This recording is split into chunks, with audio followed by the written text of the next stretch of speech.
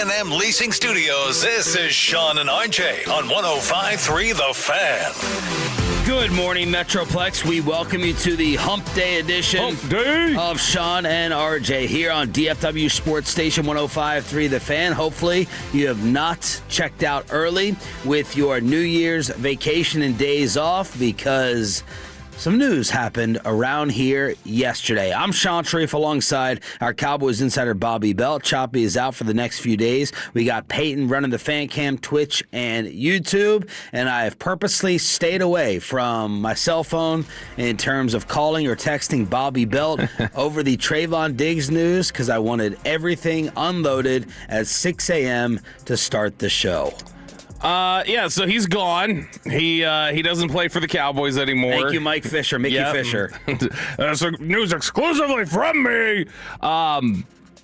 This is just it all built up. He didn't get along with Brian Schottenheimer. He didn't get along with Matt Eberflus. He played poorly. He's never really bounced back from his injuries, and all of it, apparently they were just, Bob Cratchit or Tiny Timming him at Christmas and not allowing him to see family, and we're just going full Scrooge is the way it's told. But no, it's just it is exactly the chatter that was going on yesterday. It's a culmination of things. It's a really poor relationship. It's really poor play, and it was something that they all got tired about. But the number one question that everybody is asking and wants to know is, why now?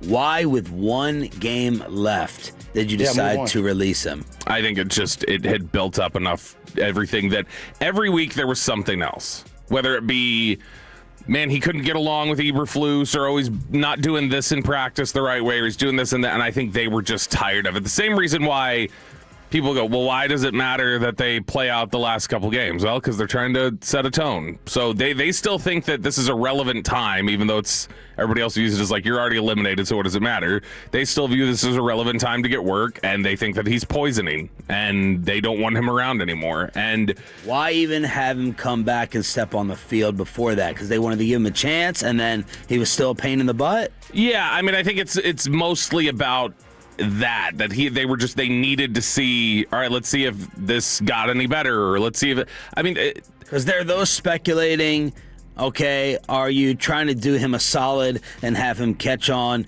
with another playoff team? Are you trying to help him go to Chicago without Harris? Go to Green Bay? This is not a solid. This is they were done. They were fed up with him, and then they're so frustrated because avoiding a final injury that you don't have to pay for in the next season. They felt like he's just not that guy anymore. Like athletically, he's not that guy. Mental makeup, he's not that guy. I said it yesterday on Twitter, but like he got the knee injury in 2023 and he came back as a different person. And everybody goes, oh, so like I had a couple people go, so what you're saying is he got paid and he came back. No, I'm saying like he literally went off for his rehab. He got isolated. He did whatever, and he came back and everybody's like, oh, this is a different dude. Like his demeanor's different. The mindset is different. The way that he approaches things is different. He's just not the same guy anymore. It changed things for him. He is no longer the guy who goes, he can't turn and run. Shut your B ass up to Dak Prescott in a competitive practice. He's no longer the guy who hurts his foot, breaks a bone in his foot, trying to make an aggressive tackle like he did as a rookie. He's no longer the athlete that makes an interception, leaps over a guy, and then scores a touchdown against New England in a big game on the road late. Athletically, just mentally and competitively, he's not the same dude anymore. I mean, it feels like the injury is one that changes and transforms his entire career. And I think the injury was something that maybe we didn't magnify enough as to the Cowboys thinking you're not the same, and Trevon's still trying to get paychecks or having the athlete mentality of going out there and battling and fighting. That he just wasn't. I don't know if he'll never be the same, but he wasn't that after he got hurt. Oh, yeah. People at the Cowboys thought that he could play well again. Most of the people at the Cowboys thought he'll never be the same again. Like that's where they got. Jerry had kind of said that a couple weeks ago. That, yeah, we're definitely looking at he may never be that same player again. He just Shouldn't you be able to recover after? I mean, we got a lot of ACL recoveries. If you do it in the building and you follow their rehab program, when you go outside the building, you're doing God knows what, maybe not. And that's how they felt about it. And he is.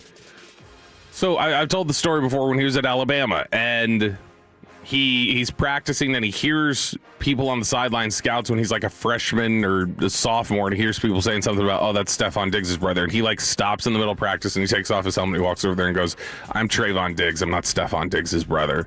And then he gets up here and Russell Westbrook, like, he fights through, like that. He broke his foot and then he stood out there for 2 more plays and played through it. And then 2021, he was so like he had this just aggressive chip on his shoulder and was one of their tone setters, and was like, as a competitor and as somebody who brings an edge, he was a big part of their secondary. Like, he kind of set the tone for the secondary in terms of just like, hey, F them. Like, he kind of had that, and then he gets hurt. It was like Dak versus Diggs in practice. Beginning in 23, he gets hurt, and he came back in 24, and that was a sticking point for a lot of people at the end. That's one of the reasons why Mike McCarthy got graded on as just like, you did that poorly, was when he got back. Like, people were like, okay, Diggs is weird now. Like I don't mean weird, but like, Diggs is not acting like Diggs has normally acted, or he doesn't approach things the same way. And that was after getting paid. Yeah, but not because of getting paid. Like, more like he got isolated from the team when he came back. He didn't seem the same. But like, that's what it was more about.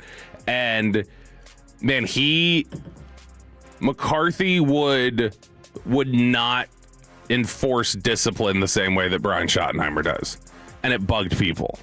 And I mean specifically with Diggs. And I think for Diggs, it was a little bit of a rude awakening that, all right, here's Shotty, who he's seen in the building and had a decent relationship with, especially because Shotty had worked in the defensive room for a year and different things like that. But I think for Diggs, it was like just a tough thing. It was going from no discipline to, like, it's like if Chop's kids had to come live with me.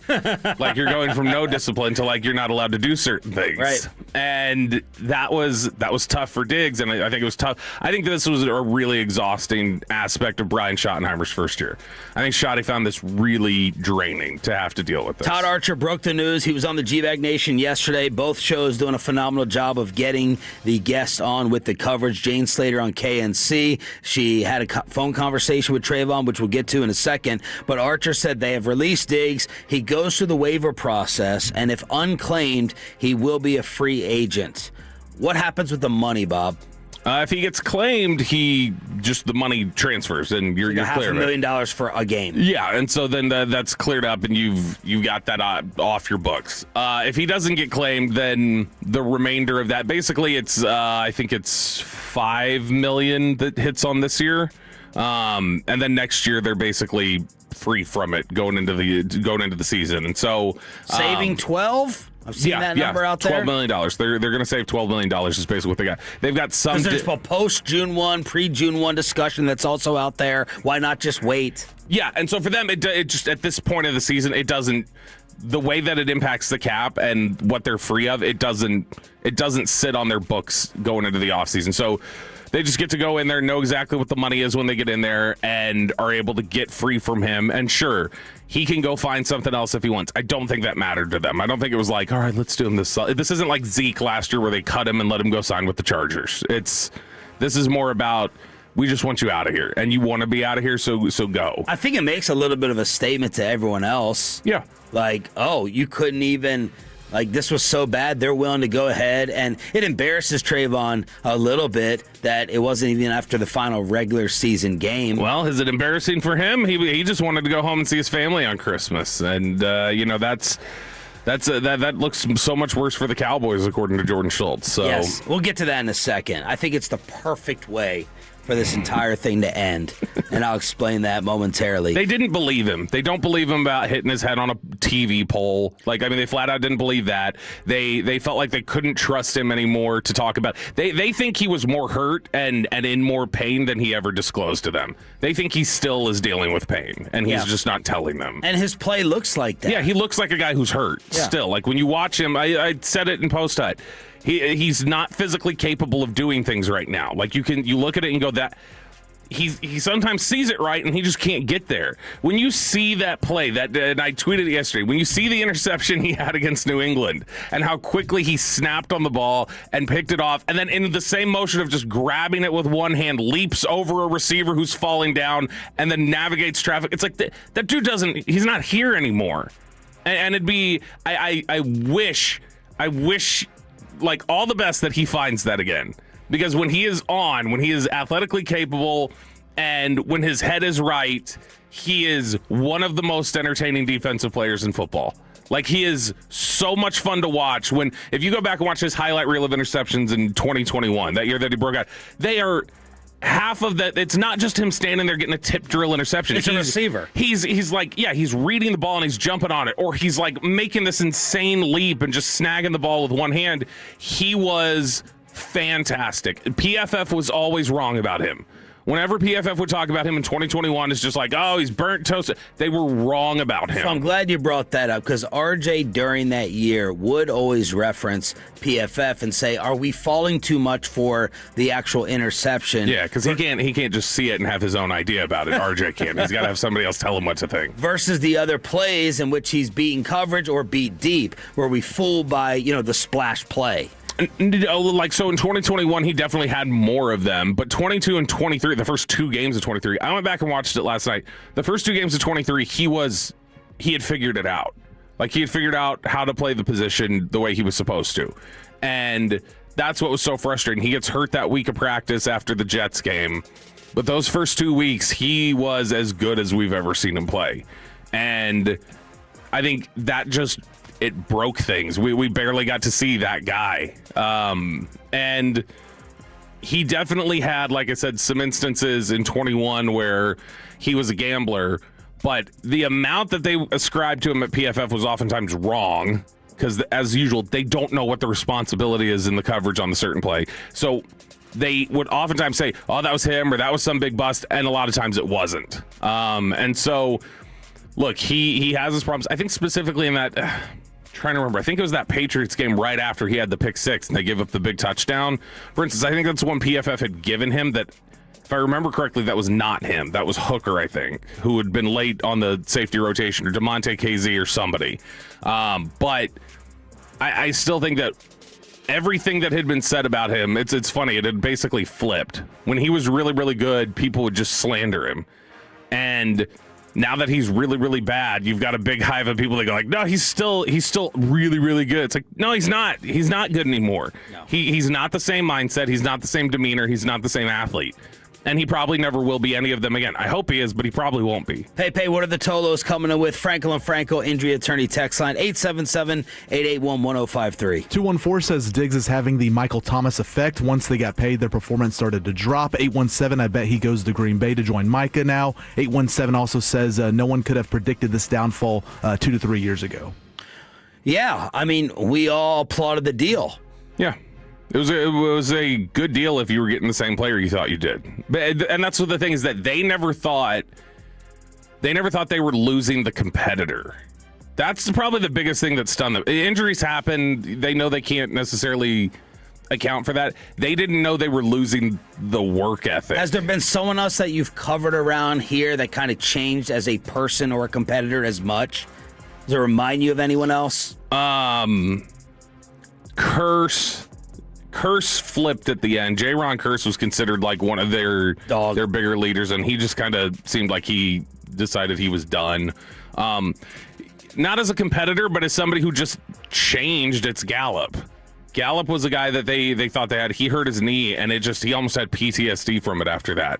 And I remember there was a discussion that was going on that was like they had to feed Michael Gallup early in games when he came back. Like they had to get him some easy looks, because they needed him to feel like confident again. Jalen Tolbert was never the same guy from who you had seen on his college tape, and that happened early on. So I don't know that we saw the transition happen because it happened when he got hurt early. But yeah, it's not many that stand out the way Diggs does. Was the plane incident the final straw? And it was a bad day for the Diggs boys because Stephon may be in some deep trouble in New England. We continue with the Diggs boys on the home of the Cowboys with Sean and Bobby next. But first, obviously, football season is in full swing, and Underdog is the best place to get in on all the action. Plus, with Underdog Unwrapped,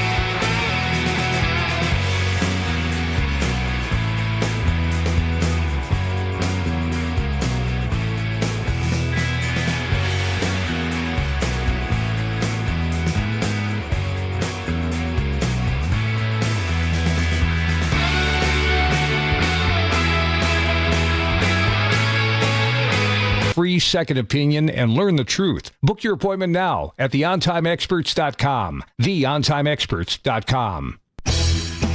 And it's back to Sean and RJ right here at 105.3 The Fan segment here brought to you by the personal injury lawyers Frankel and Frankel. If you have been injured in a car or truck wreck, call Frankel first, 214 or 817-333-3333. With Frankel and Frankel, there's never an out-of-pocket cost. They only get paid when you win. Frankel and Frankel, the go-to car and truck attorneys in Dallas. We had the poll, and now we have the plane. Good morning, Metroplex. Shout out to the 6 a.m. Club. It's Sean Sharif and Bobby Belt with you for the New Year's Eve edition of Sean and RJ. Choppy will be back next week with the release of Trevon Diggs. More and more info. These stories are going to be good. Everything that people have held on to, including Bobby Belt in his DMs. And the plane incident kind of blew up yesterday. I'll start with Jordan Schultz reporting. My understanding of the Diggs situation is this.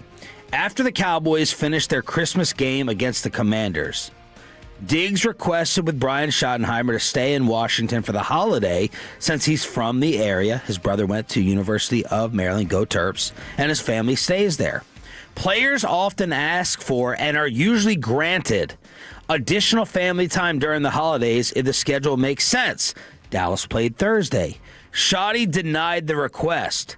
Diggs again said he wanted to be with his family and that if he went back to Dallas, he would just be flying right back on the first flight out, especially with players having several days off. The team vehemently denied his request again.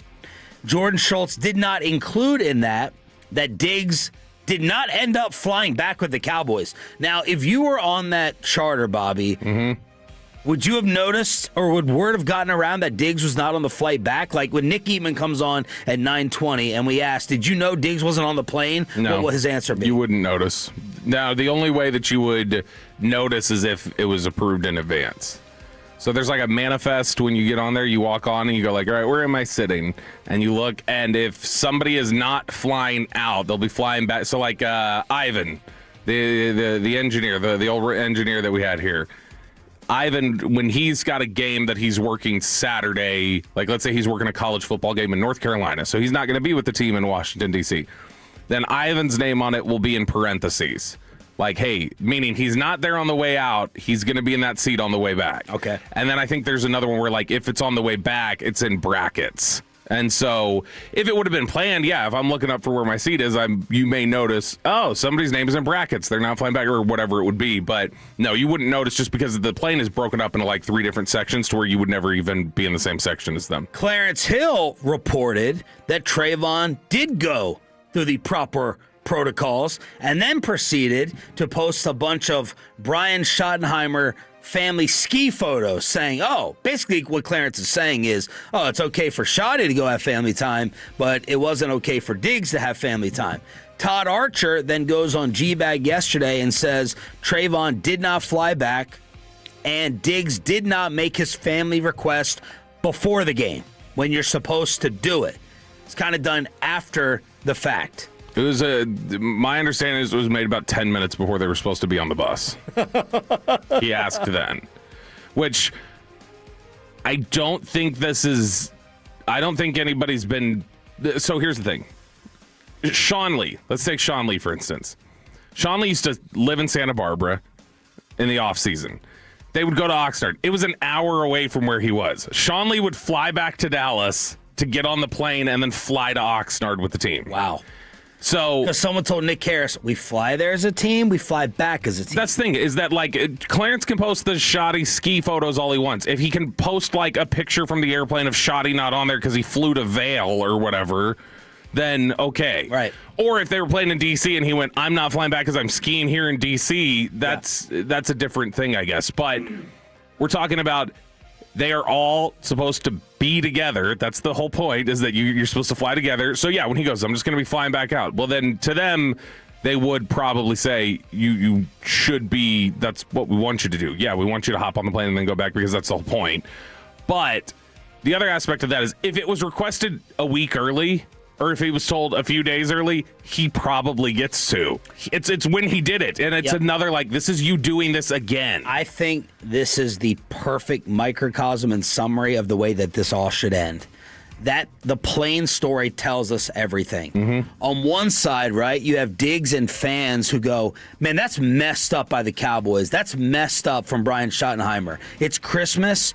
You don't have to be back for anything. You have days off, and you're not going to let the man stay in town with his family. And Schotty's point and the Cowboys is you just got to follow the protocols. You can do it. You just got to do it the right way. And something this small, something that, not that spending time with your family is a small thing, but, getting the request and the timing of it. It's like around here. I can't submit for a vacation day the week of. Yeah, that's exactly it. Or not even the week of. It's like literally saying... It's 2 weeks. I have to submit for a vacation day, and you probably do it at your work, 2 weeks ahead of time. So... if it's 3 weeks, if it's 3 days out of the day I want to take off and I go, my family's flying into town. I see them once a year. My parents are in their 70s and 90s. It could be my final time. Well, the station is going to come back and say, that's really irrelevant. You should have submitted the paperwork. It's company policy to submit it 2 weeks ahead of time.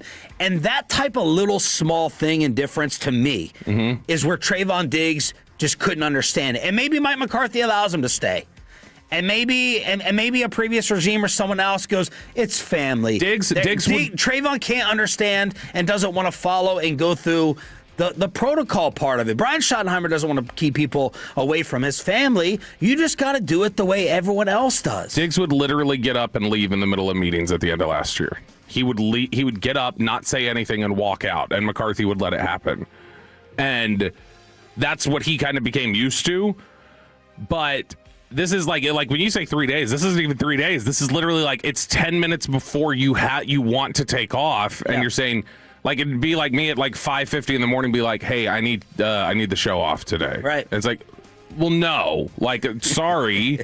and it's something that's absolutely you can plan for. Like, you've known we're playing on Christmas in D.C. for a year, you know basically. Where your family lives. You know all of this stuff. That's the way that it can, like, you've known that this is where it's going to be. Because in Shotty's mind then, right, like, well, then anyone...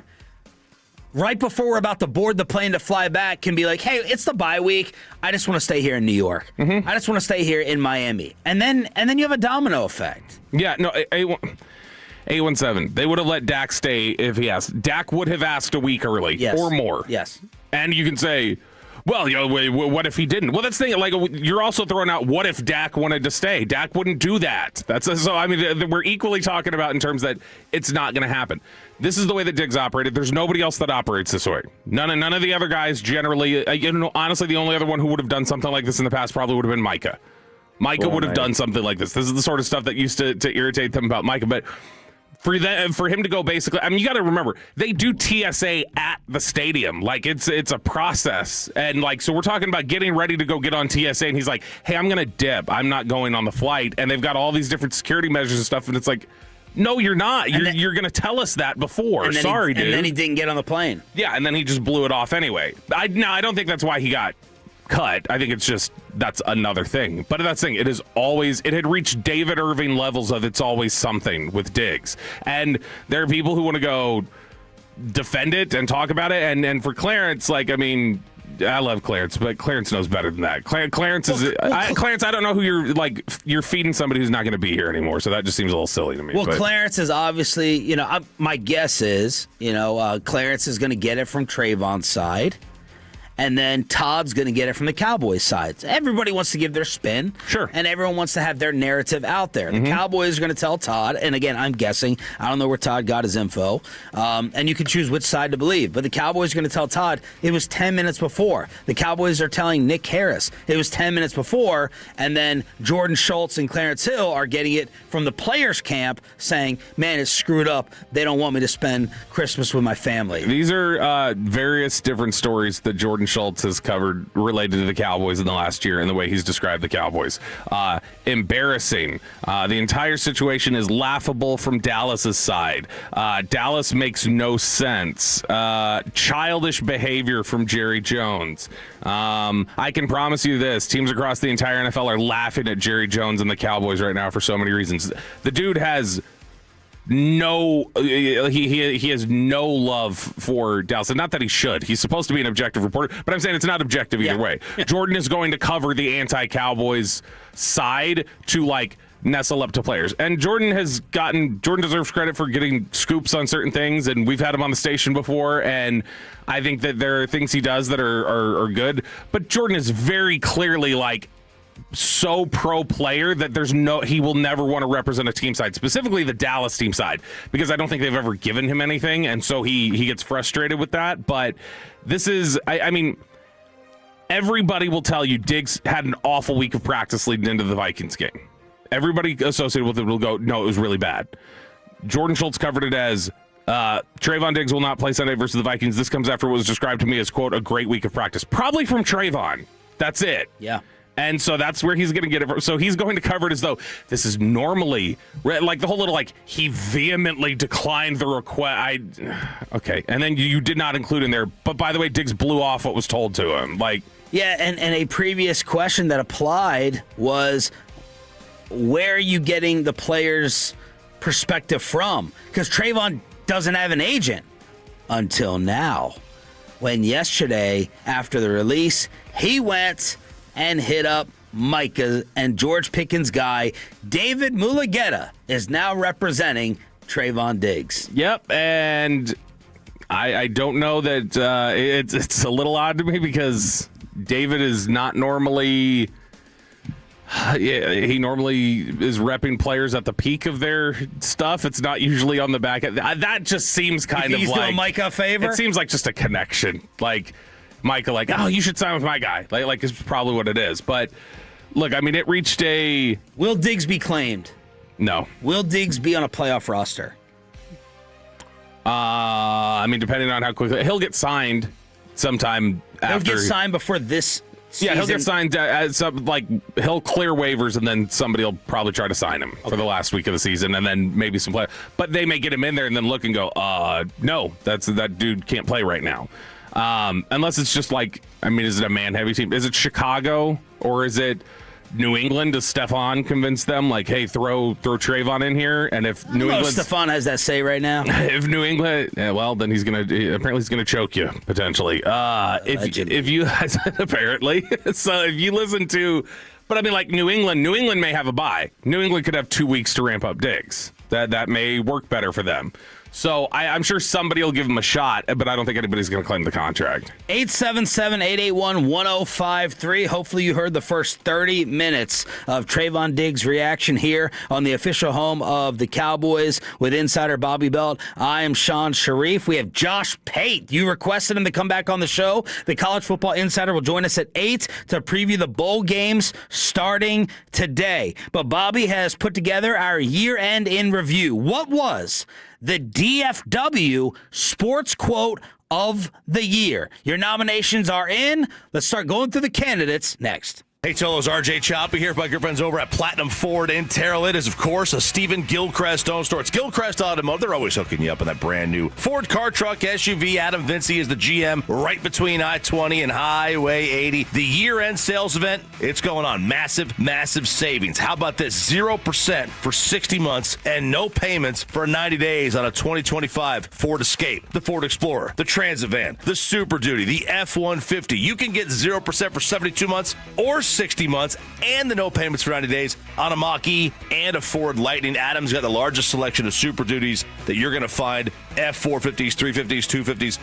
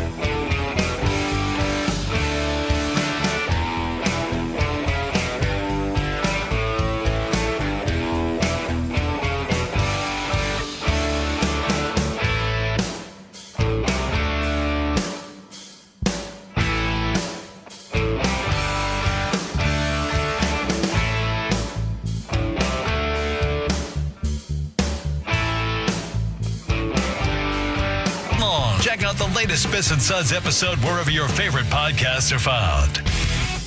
And it's back to Sean and RJ right here at 105.3 The Fan segment here, brought to you by Classic Chevrolet. If you're in the market, upgrade your vehicle, get to Classic Chevrolet in Grapevine today. The back-to-back #1 Chevy dealership in the world. More new Chevys than anyone else, all priced to sell. Visit ClassicChevrolet.com. This is Texas. This is Classic Chevrolet. Together, let's drive, relax, enjoy the difference based on new Chevrolet registrations 2023 and 2024. Good morning, Metroplex. Happy New Year's Eve to you from DFW Sports Station 105.3 The Fan. I'm Sean Sharif alongside Cowboys insider Bobby Bell. Choppy is off until next week. We got PayPay running the Fan Cam, Twitch, and YouTube. Thank you for tuning in and texting. You are appreciated. You're appreciated. All right, Bobby has been hard at work cooking up the year ends in review. Yeah, we got a couple different things that we're going to do today. We got the we always like to look back at the or not always. This will be the first year we're doing this one, but we do the worst take of the year we're going to have today. So we've got a lot of different nominees that are going to come out from that. We've been playing yesterday. We played a few different clips looking back on the year, just segments or moments from the show, and we'll have some more of those today. Probably have some more of those Friday as well. But right here, we're going to do what we've done the last 2 years, and that's the DFW Sports Quote of the Year. And I'd put up a post with like the ones that stood out to me, a couple of them the other day, and you guys replied back and had some different contributions of like, hey, make sure to include this, make sure to include this. So we ended up with 10 quotes this year, and we're going to break these up. And so we've got the first 5 that we're going to play here, and then we'll reflect on them a little bit. I had to include this one. This is not going to be, the very first one is not going to be the winner, I don't think. But it's only because there's just so many other things that we have. It was the greatest. It's the quote of the year from this station for sure. There's nothing else that compares to it. And the quote belongs to one Gavin Dawson. And a good afternoon, sir. Welcome to Texas. How the hell are you? Oh, no. I'm doing good, guys. I'm doing good. Thanks for having me. Well, yeah, it is great to have you. And they say everything is bigger in Texas, so I guess you're fitting right in, huh? Is that the story? I guess so. I mean, I'm built more like an offensive lineman than a first baseman, but Okay. I guess it works. Okay. Now, seriously, though, how many brisket sandwiches are you in right now? Had yourself a brisket sando yet, Rowdy?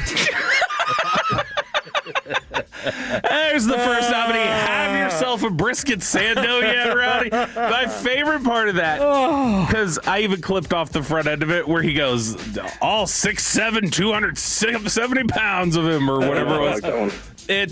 It's so funny because it's kind of joking at first, and then he goes, but seriously, how many sandwiches have you eaten? Like, play the last half of it. It makes me laugh every time.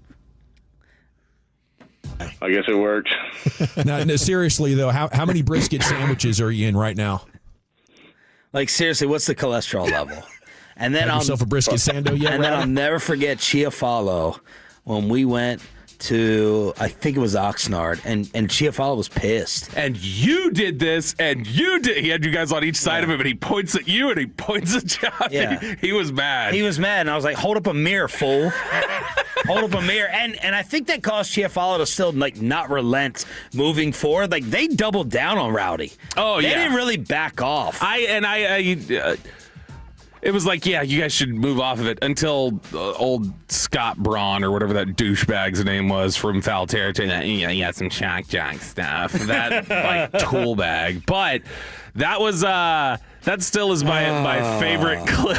That's amazing. Have yourself a brisket sando yet, Rowdy. That's amazing. Oh, gosh, it And was then we so slid good. that into every interview moving forward. And then whenever Rowdy, I called Brandon Hurtado, and I said, you need to do this as a promotion.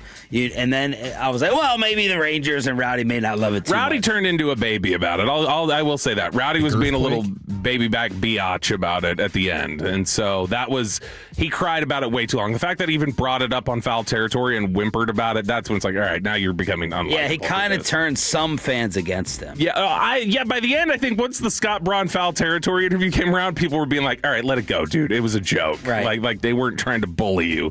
All right, next one here. And this is Terrible joke. This is the one that I initially thought should win, and you could honestly roll a bunch of these into one, but we're gonna have to split them up a little bit. This is the one that I thought would initially win. The next clip after that is the one that Sean was saying the other day should win, and then I think we're reminded of something else that we'll play in the next segment. But the first one here, this is the first of many Nico Harrison-related quotes that's up for DFW Sports Quote of the Year, and the one that I initially thought should have won after he was asked for his reaction to getting the number 1 pick.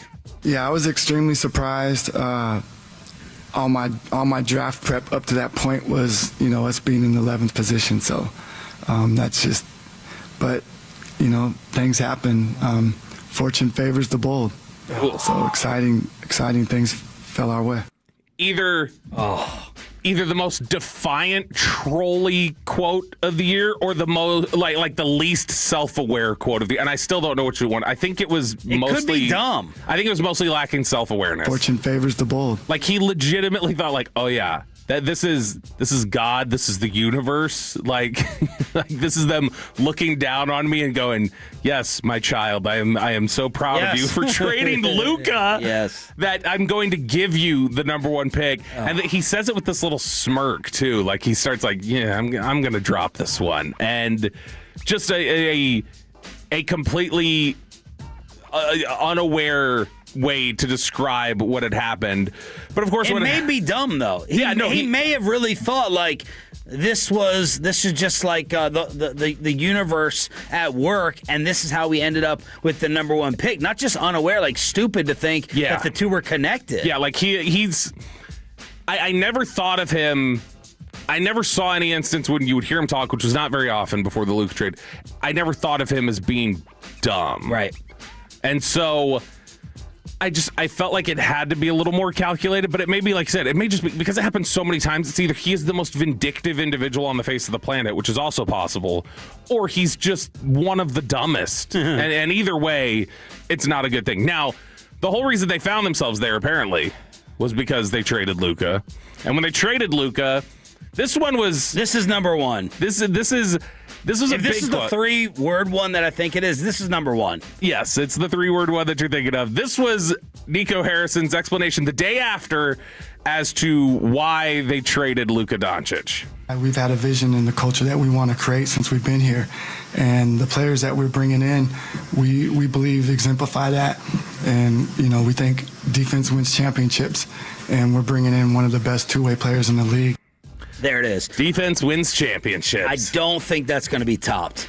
I don't think I think that's as much of a gap for DFW as in the building the Gavin Dawson one. Defense wins championships. Why is that one bigger for you than Fortune favors the bold? Because the defense wins championships carried through every Mavs game. Mm-hmm. Fortune favors the bold came up just for the reaction to the lottery, but every single game people were tweeting defense wins championships. Anthony Davis gets hurt. Defense wins championships. Yeah. Luka Doncic is averaging a 40-point triple-double in LA. Well, I thought defense wins championships. Mavs loses your defense. Every game, it was an excuse. Or, you know what? There might be one more now that I'm thinking of with Nico. Yeah. There might be. From Nico or Nico. Yeah. That'll be I think that's going to be the last one we play in part 2 of this segment later. Oh. Because I think that's I've changed my mind 3 different times with Nico. Somebody reminded me of the quote that I think you're thinking of, and I was like, yeah, that's the winner. So I think if it was not for me to remind of that quote, I would have 100% voted for Fortune favors the ball, because I thought it was a nice summation of just how unaware and clueless the Mavs had been for a year. Yeah. And it was just yep, that right there just summarizes how stupid they were about this whole thing. All right, I think defense wins championships was probably going to end up being my 2 seed. And an honorable mention, because we're not going to play this one because we already had 10 that I thought were bigger than it, but Hageland wanted us to include the Patrick Dumont one about Shaq, really, you got to have a great work ethic like Shaq. Yeah. Which there were so many this year that you could have got to. Let's go to the Texas Rangers. We all love Bruce Bochy, and this one stuck out to me just because it made me laugh when I heard it. Yeah. I had a couple listeners said Ed Payton loved it as a drop during Rangers season. Bruce Bochy gave us one of the best drops after an improbable win in August. Nate's been so good, and he just showed that, hey, you're going to have occasional games where you don't quite command it as well, and they took advantage of it, but he's picked us up so many times. So, man, what a great job by the boys. and find a way to win that ball game. That's so What good, a great man. job by Du Bois. I was cutting this clip up, and Kristen, who doesn't follow sports, she's standing behind me in the kitchen. She goes, "Who is that?" It's like Bruce Budge. She's like, he needs to be like a narrator or something. Yeah. And he does just have that Old West, like. Well, this was a little selfish one for you. This one isn't going to come close It doesn't win. to being in the running. I needed a Rangers quote in there tando Everybody's represented here. That was to me the Rangers quote, because other than have yourself a brisket sando yet, Rowdy, but that felt a little Yeah. selfish. The Sando laps, which apparently Rowdy doesn't do, but that laps by Du Bois. That's a show favorite. Now this next quote. That's an inside if you know Tolo. This next quote is, it's hard to boil it down to just one portion of the quote. And it's not necessarily that, oh man, that line just reverberated.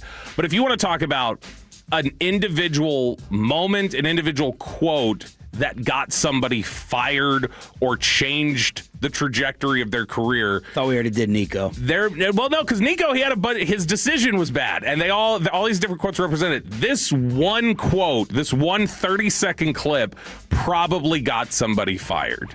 Didn't blame it all on Jake, but the reality is if you go back to last year's playoffs, he's lost 6 to 7 games to Edmonton, and we gave up 2 shots on 2 goals in an elimination game. So, it was partly to spark our team and wake them up, and partly, knowing that, status quo had not been working, and that's a pretty big sample size. Now, I had boiled that one down to that's a pretty big sample size, but that 30-second clip had everybody so stunned. Because he pulls Otter from the Edmonton game, and you remember a lot of people were like, oh, it's just a reset. He's going to go back in there. And it was something where after the game, they're expecting, yeah, maybe I should have done this differently. And he didn't. He just went straight down to, it's not all Jake's fault, but. Yeah, terrible PR awareness. So bad. And that's the thing. If it was not for a year, if it was not for all the Nico stuff, which ultimately I think I will vote for, this to me would have been, this is what I would have voted for. Because this is the one thing that was said this year that I think directly got somebody fired. Yeah. And completely changed the trajectory of where the Stars were headed. And I mean, they've had a great year to start, and so, I mean, it maybe has worked out for them in the end. And I know a lot of people are going to be like, where are the Jerry quotes? Where's that? They're coming in the next one. So we've got Cowboys quotes in there. But this to me, like I said, if not for Nico, I would have voted for this because I thought this completely changed where the Stars were headed after this. Part 1, cooked up by Roberto. What is the DFW Sports quote of the year? Pepe, what are the Tolos texting? Everything Nico is a runaway favorite right now. 214, Fortune favors the bold is my favorite sports quote of 2025. 302 says nothing beats the Sandos. And 469 says Mavs fans chanting fire Nico should be number 1. Maybe that'll come up next segment. All right.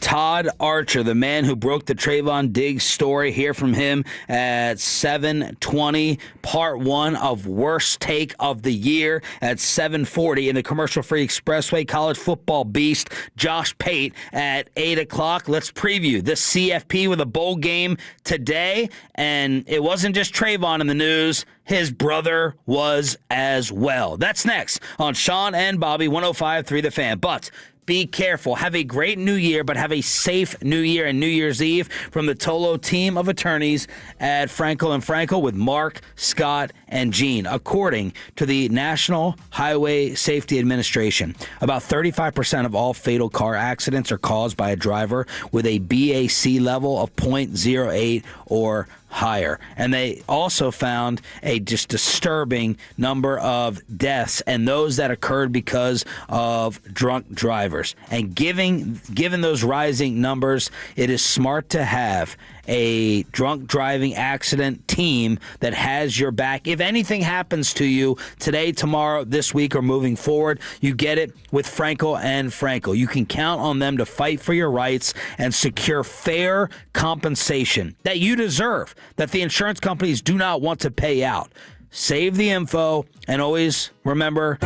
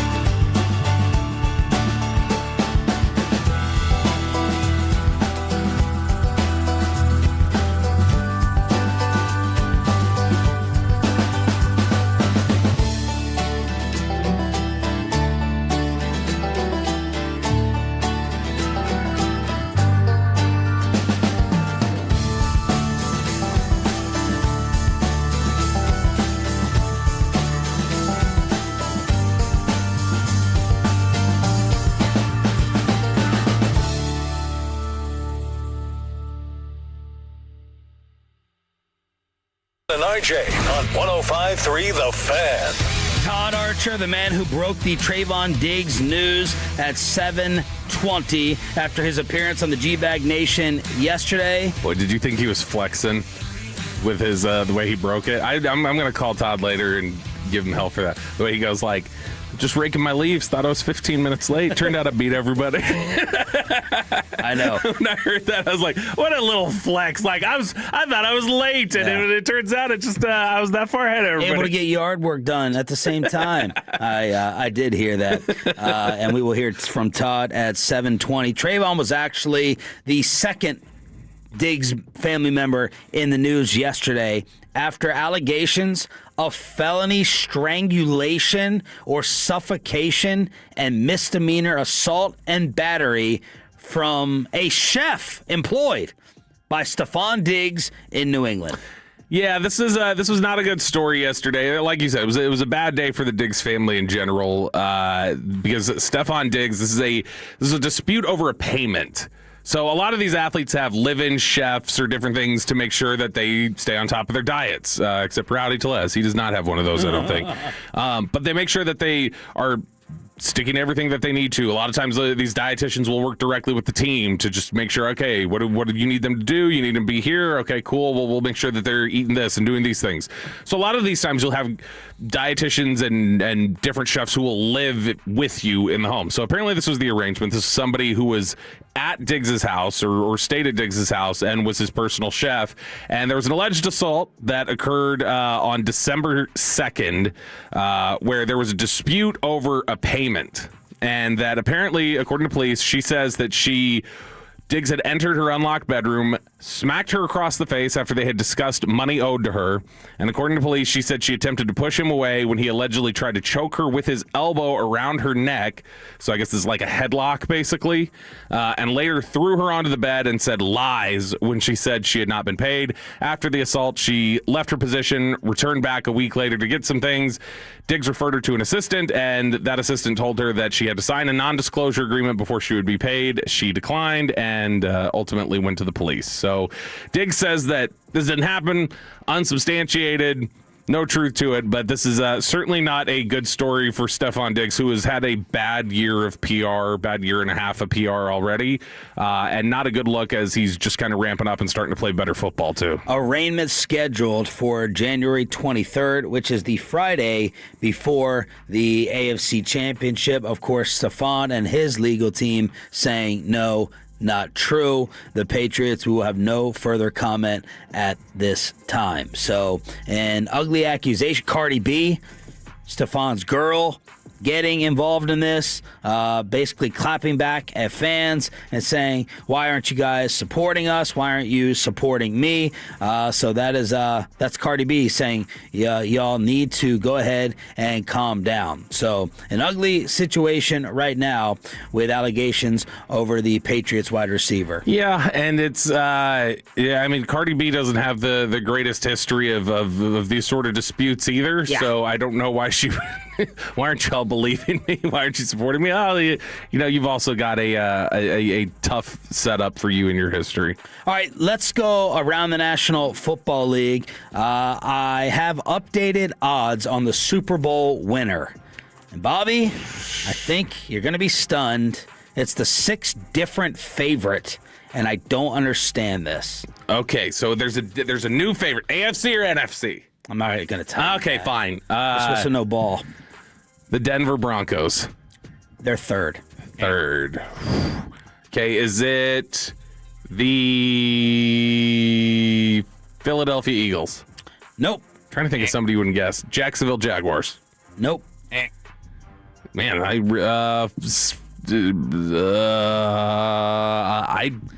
Chicago. Who, Peyton? I was going to say other side of the map than Jacksonville. It's got to be West Coast team. San Francisco. Nope. Chicago. Nope. Seattle.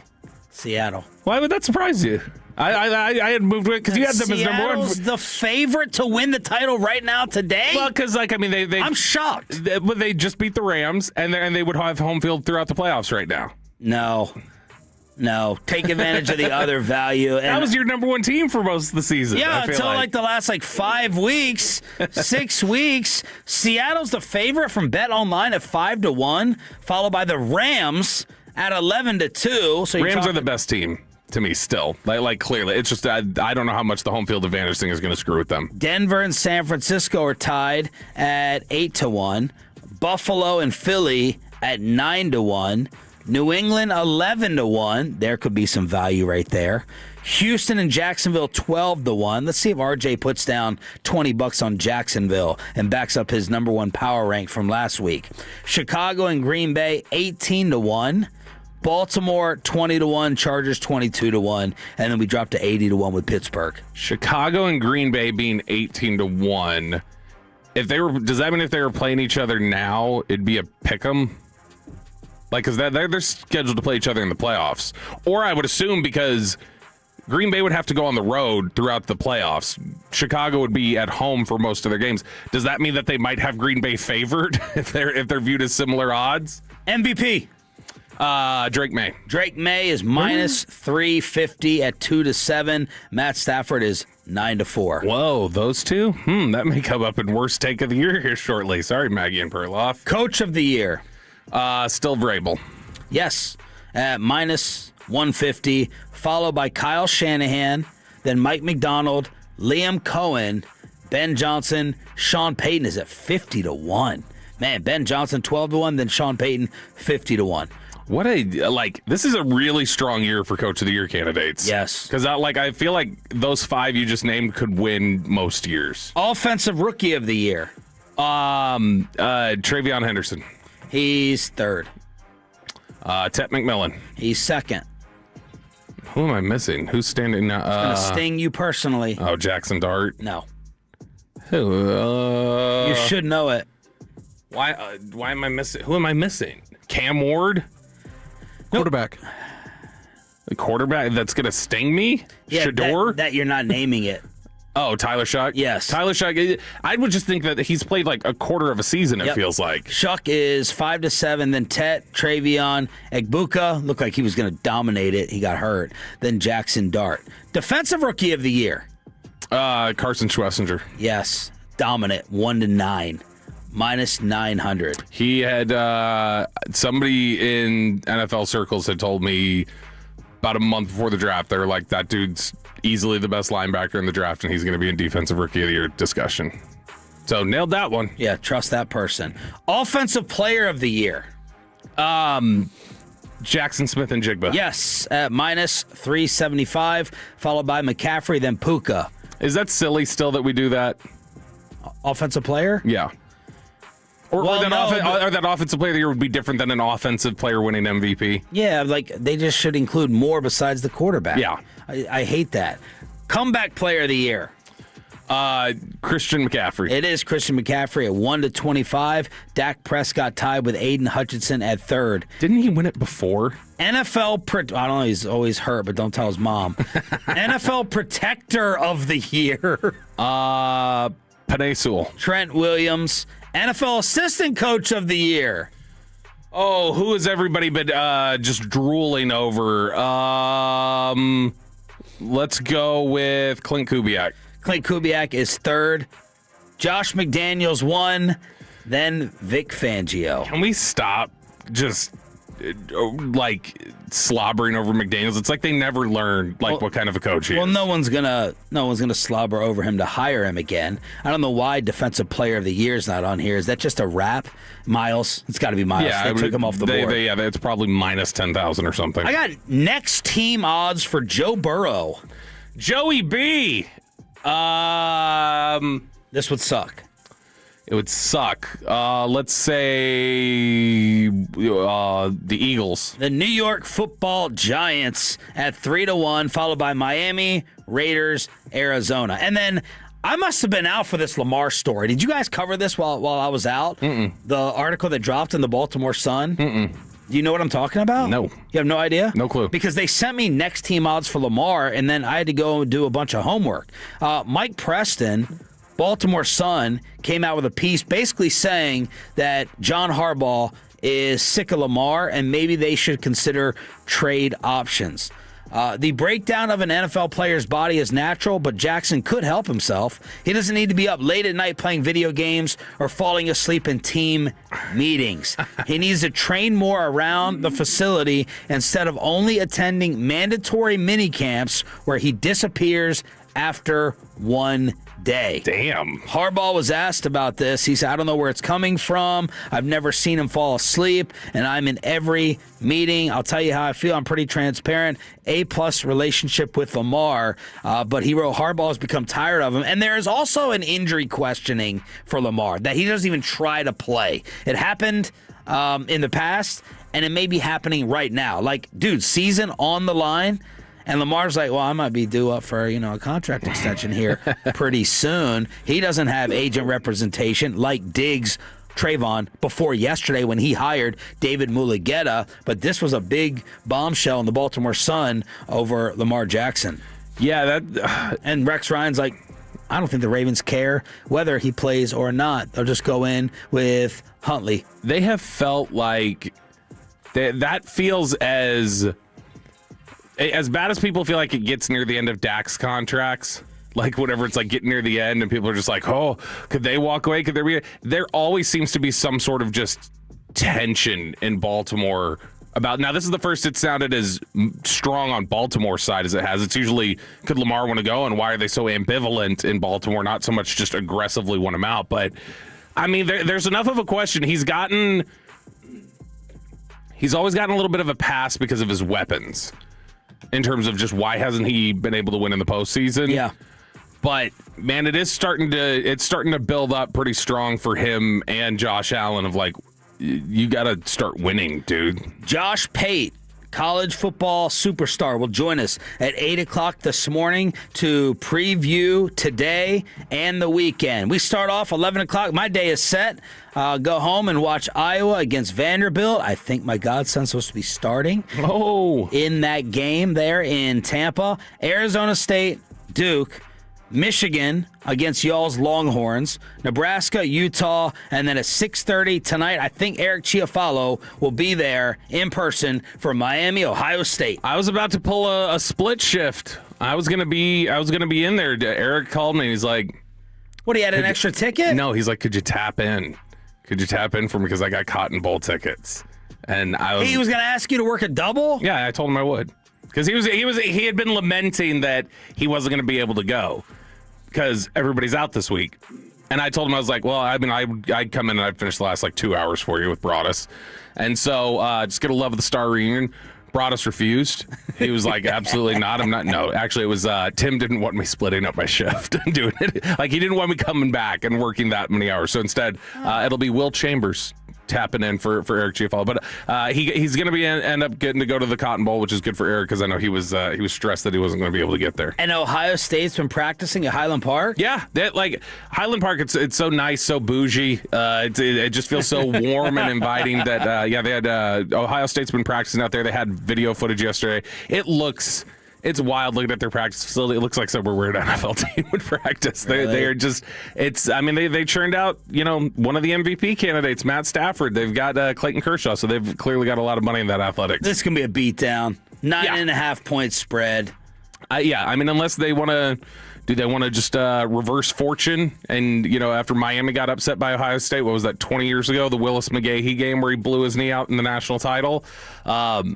I just don't think there's any chance they're on the same level. And if it wasn't for the Indiana loss at the end of the year, Ohio State would have just a flawless season. And so, to me, Ohio State easy is going to win this one. 877-881-1053 in order to get in the CFP predictions and your Trevon Diggs opinions here on your official home of the Dallas Cowboys. Josh Pate at 8 o'clock, but next, the man who broke the Trevon Diggs news. And is he blaming Brian Schottenheimer for Matt Eberflus? Todd Archer's highlights from G-Bag next on Sean and Bobby, 105.3 The Fan. Fast breaks, buzzer beaters, and block parties are back, and how...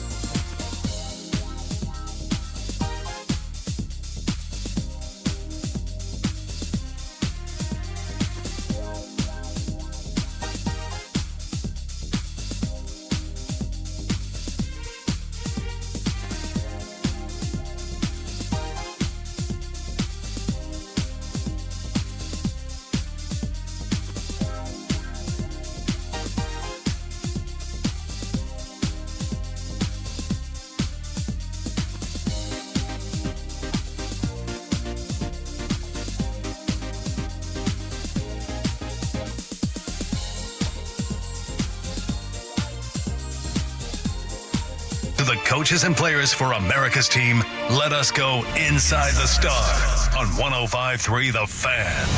KNC Masterpiece and G-Bag Nation getting all the heavy hitters on yesterday like no one else in town is going to do when news breaks. And, of course, that news was the release of Trevon Diggs before the final game of the regular season.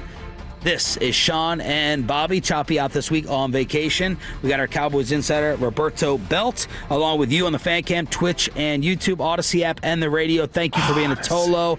That stands for Turn It On, Leave It On. Batch number 1 of worst takes of the year coming up in the Expressway at 7:40. We are officially commercial free, and Josh Pate, college football beast, will join us at 8 o'clock this morning. Jane Slater went on KNC, and she got off the phone with Trevon, and she had tweeted, while he says he will miss his time in Dallas, he assures me he is healthy and motivated as he looks to join another team looking for another piece to add this postseason. And then she said she was getting ready to call New England on behalf of Trevon to put in a good word. He didn't have an agent.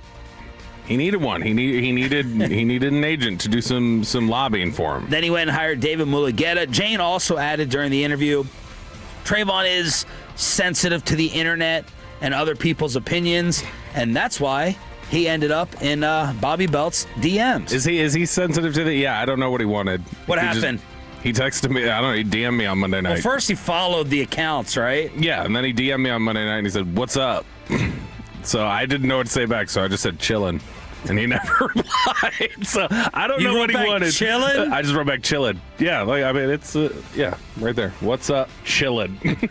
Okay. I didn't know what else to write. I replied 2.5 hours later because I don't know what to say to this. I think you were going to catch.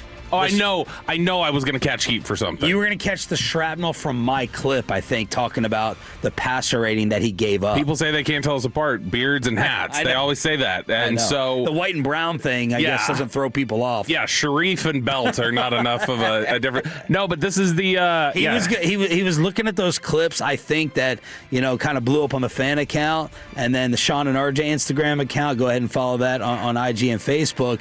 And I think he was going to assume that you were maybe saying it or had something to do with it. I had texted Machota that I'd gotten the DM, and we were talking, and he said, he asked me, he's like, well, what did you say?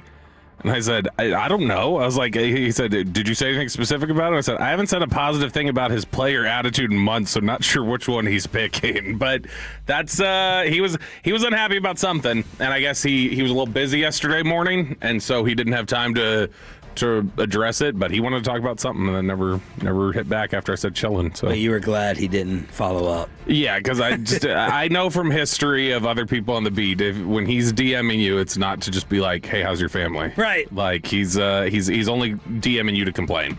Todd Archer is the one. By the way, Field Yates with the finances. If a team were to claim Diggs off waivers, he would be on the hook for the $472,000 he is due in base salary for Week 18. One game check. One game. $472,000. Plus almost $59K if he is active this week. See, for that money, just have somebody hang your TV. Well, that's Jesse Holley yesterday was phenomenal, DallasCowboys.com. I was watching him and Nate, and Jesse did a timeline breakdown, and he looked at the camera and did the TV, and I lost it out loud. I had to text Jesse. I'm like, this is phenomenal. This is absolutely fantastic. It does feel like he just went home and was like, where's a pole? Where's a pole in this house? There you go. Right there. Yes. Here it is. This is what I hit my head on. Yes. And then the Cowboys. Well, as Jesse said, if money isn't enough of a problem that you're willing to kiss off $500,000, you're probably willing to hire someone to hang your TV. You know what I mean? Yeah. Like the two don't match up. Yeah, he was willing to flush $500,000, but he's like, I really need a penny pinch here and do the Samsung myself. Well, I mean, you got to remember, it's just one game check. That's $500,000 to him. So yeah, he had become the boy who cried wolf so many times that even if that's the story, they couldn't believe it because it's like, no, there's too many other instances of just you have not been upfront about your health, about things off the field, about all these certain things. Now, all that said, I still got a dozen tweets about this yesterday. hey, this proves all those rumors true about why Diggs was really concussed and really suspended, right? It's like, no, that still is not true. But all this other stuff with him, the way he is, he was a problem, and he was not always an honest individual with them. Todd Archer on the G-Bag Nation was asked yesterday after breaking the story, was he as surprised as we all were when it happened? Just at the timing of it, right? Because I think we're all writing it down that the Cowboys would save a little more than $12 million against the cap next year when they release Diggs in the offseason, yada, yada, yada. Like, that, I think we all knew it was coming. The fact that it came with one game to go was a little surprising. And while I didn't have a hair appointment like Jane did today, I was outside raking the leaves in my backyard when I got the text message saying that this was going down. And I thought it was like 15 minutes behind everybody. So I wasn't even sure. And then I tweeted it. So I'm like, oh, okay. I thought everybody had this already. So, yeah. So I got some yard work done in addition to tweeting about Trevon Diggs. God, that is what a flex. I love that. Was a side swipe and a flex at Jane's hair appointment, and then everyone else on the beat being behind him. I wish Todd would have said he was hanging a TV. I was busy hanging a TV when I got the text. But no, Todd is like, I was doing my own yard work. I was doing manly things. And then I just, I'm 15 minutes late checking the text. That's just how ahead of it Todd is. Todd can be late checking a text and still way ahead of everybody else. The question that everyone is asking and wants to know, and I was kicking myself yesterday. I was like, we missed with Jerry. We should have asked Jerry about Diggs. But like we talked about, like we were talking about this coming in too. It's like, I blame you because while we were, I put a Diggs question in my 20. And when I went to you and I said Diggs, and you're like, nah.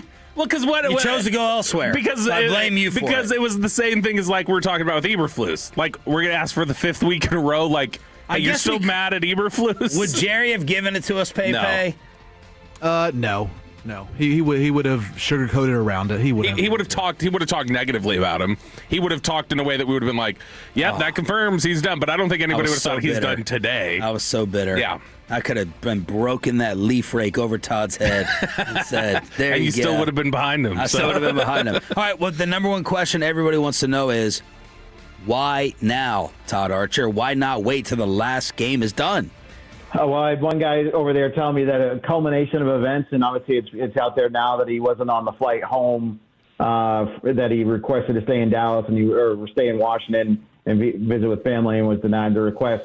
Probably a request that should have been made from well before when you're in the locker room after the game to then ask that question. Sure. I know guys in the past that have not taken the team flight home for a variety of reasons when the schedule allows it. But I know that those requests were made pretty early in a week, just so everybody would know. But he was the only guy that didn't fly home. I wouldn't say that is why he was released.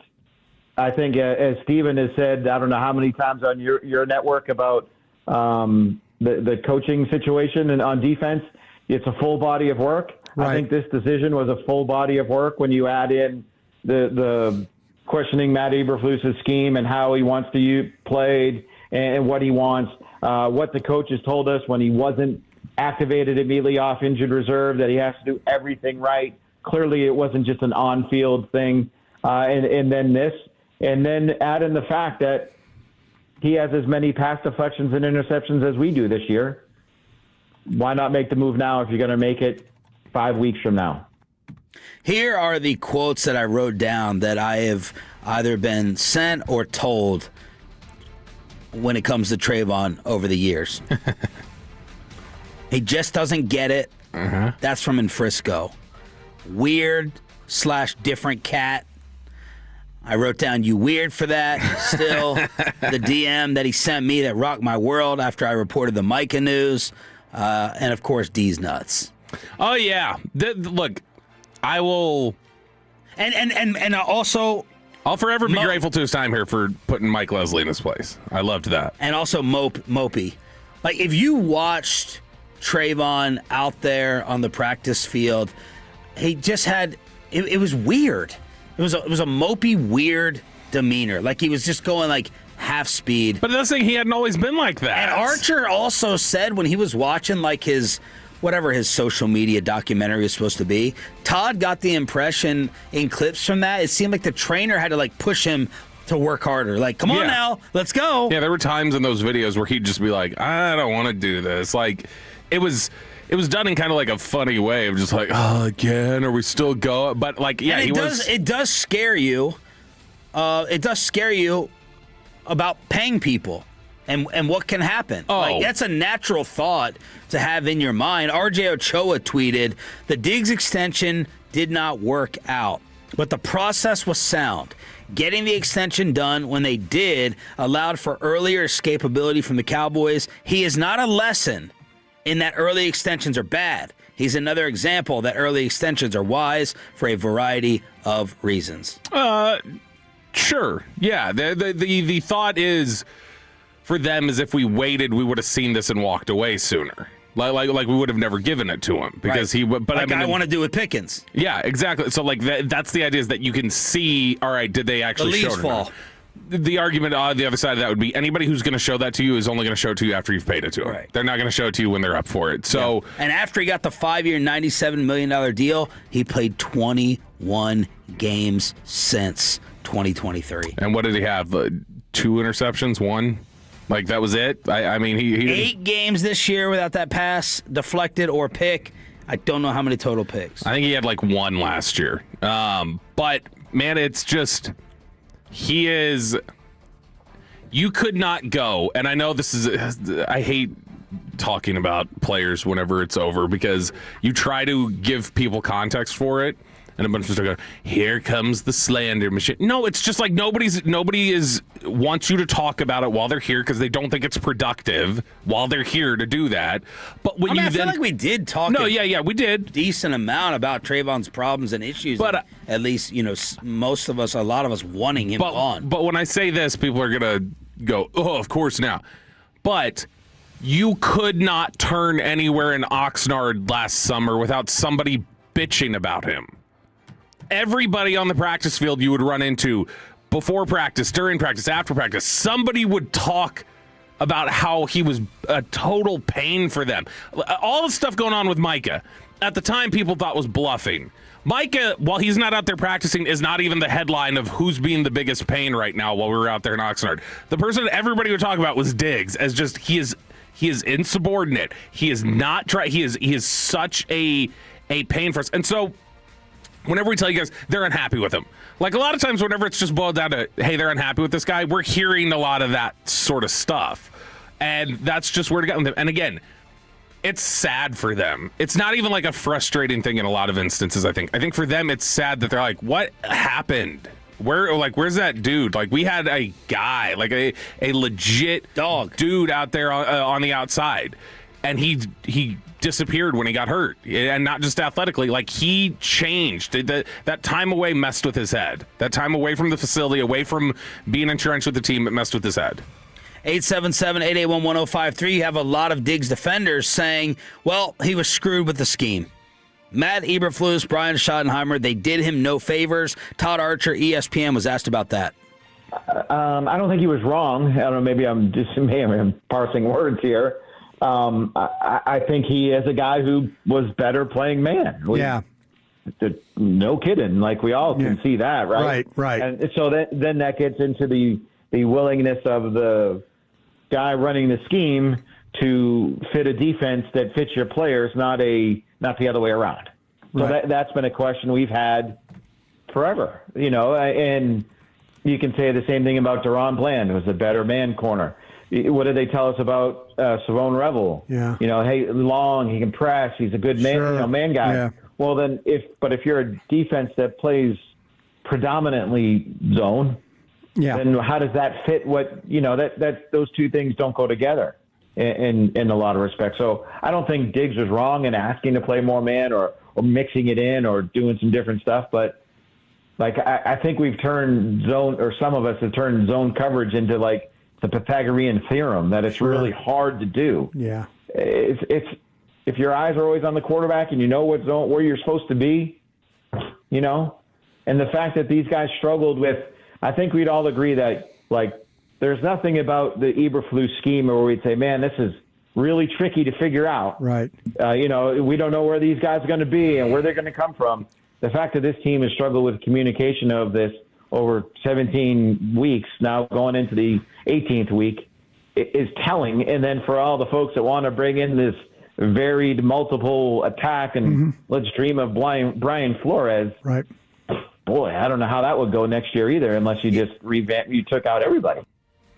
That's the problem that you're facing. But he's right that Diggs wanted to play more man. Bland has had success playing man. Revel, that is what he's supposed to play. Revel is a press man corner. That's what he was in college.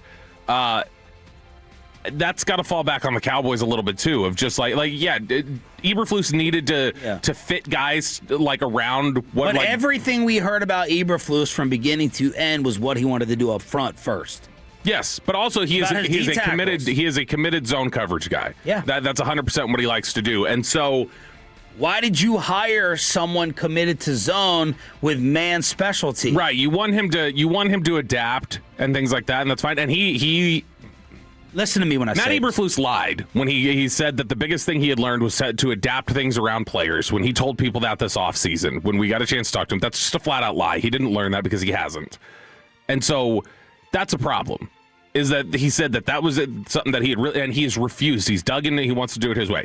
So maybe he even presented it to the Cowboys that way. It doesn't matter. Don't hire somebody who their specialty is everything that your defense isn't. Listen to me when I say this.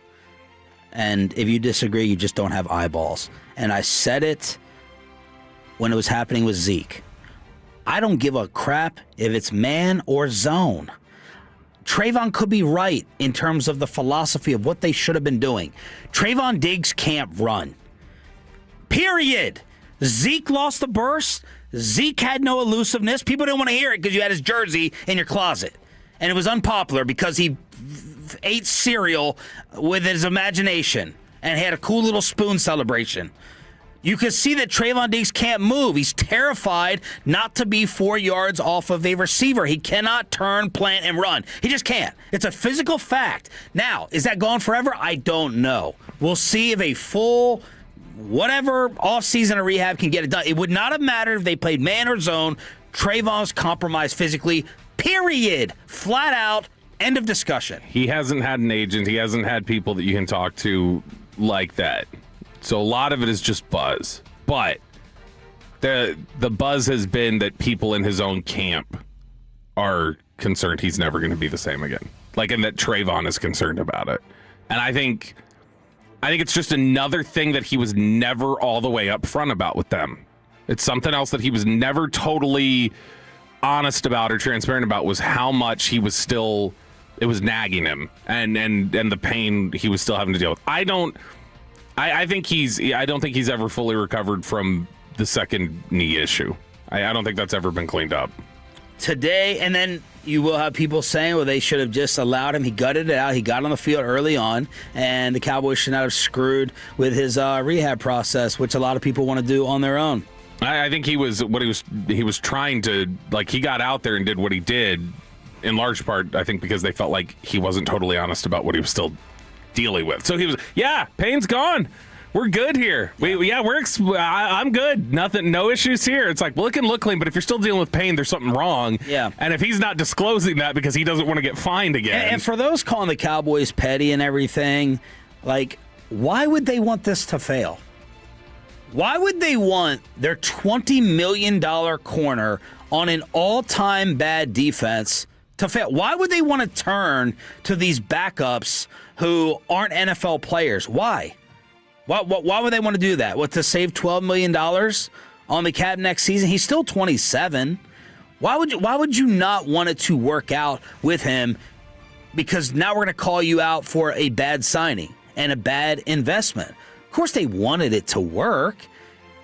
I thought he was fortunate to get a salary after the poll incident. He could have been on NFI. You know, it was the TV. I'm surprised he even got back out there on the field. Why did they even put him back out there? I think we were all surprised. Because they wanted it to work. That's the point. They did want it to work. They wanted him to be that guy again, and they were like, "This is it. Did this last break Did this last resetting of the mind change anything? Yeah, and did your knee get any better by sitting around? Did you fall in line anymore in terms of what the coverage schemes were supposed to be? Back-to-back texts we got. Can you put him at safety? Diggs should have been moved to safety. Oh, my God. This is Corey Major's suggestion. Your safety has to be able to tackle. Well, not just that. And the range required. He doesn't. If you can see it, it's helpful. But, playing that deep middle, I don't think he has the explosiveness or the athleticism to be rangy like that anymore. No. You can definitely, if you're a safety who's lost maybe a step, because you're an older player. Yes, it can work. If you're a high IQ player, because you can process quickly, and if you can see things in advance, you have time to get to the other side of the field. He's not that way, and so you would need more explosiveness out of him. It would cause just as many busts as you're seeing now. Today is the final day before 2026, and one of our Friday staples at 9 o'clock is Worst Take, and Bobby has compiled the all-time bad ones for the year. Ever met someone who is so extremely dumb that they don't know how stupid they actually are? There's been a whole lot of stupid said this week. You are made of stupid. That's right. We do Worst Take every Friday, but this is the worst take of the year. So we went back through and looked at some of the just awful decisions that have been made, some of the awful takes that were had, some of the awful things that were said, and there was plenty of them. We've got the DFW Sports Quote of the Year, which we always played. There will be very little blending over of this because they're kind of two different awards. So a lot of this is going to be just more about decisions or things that went on. But one of these is not a DFW Sports Quote, but it is one of the worst takes I've heard of the year. Now, I've been waiting to play it for Sean because he was out when we did this. He was taking Wolchuk's paternity leave when we played this one. This was back in late October. And Maggie and Perloff, who were once the lead into our show. Sean knows this. I will text once a week on my drive in about, did you just hear what the hell they said? Right. It was always something that felt like very concocted to me. But Maggie and Perloff were talking about the MVP race. At the time they were talking about this, the NFL MVP favorite was Drake May. Second, which he is today, was Matthew Stafford, which he is today. Yeah. And Stafford at the time was way ahead of everybody else in statistical categories, like he's been for most seasons. He was 26 touchdowns to 2 picks at the time. Rams were playing great. Patriots were playing great. This was so clearly the top 2 candidates.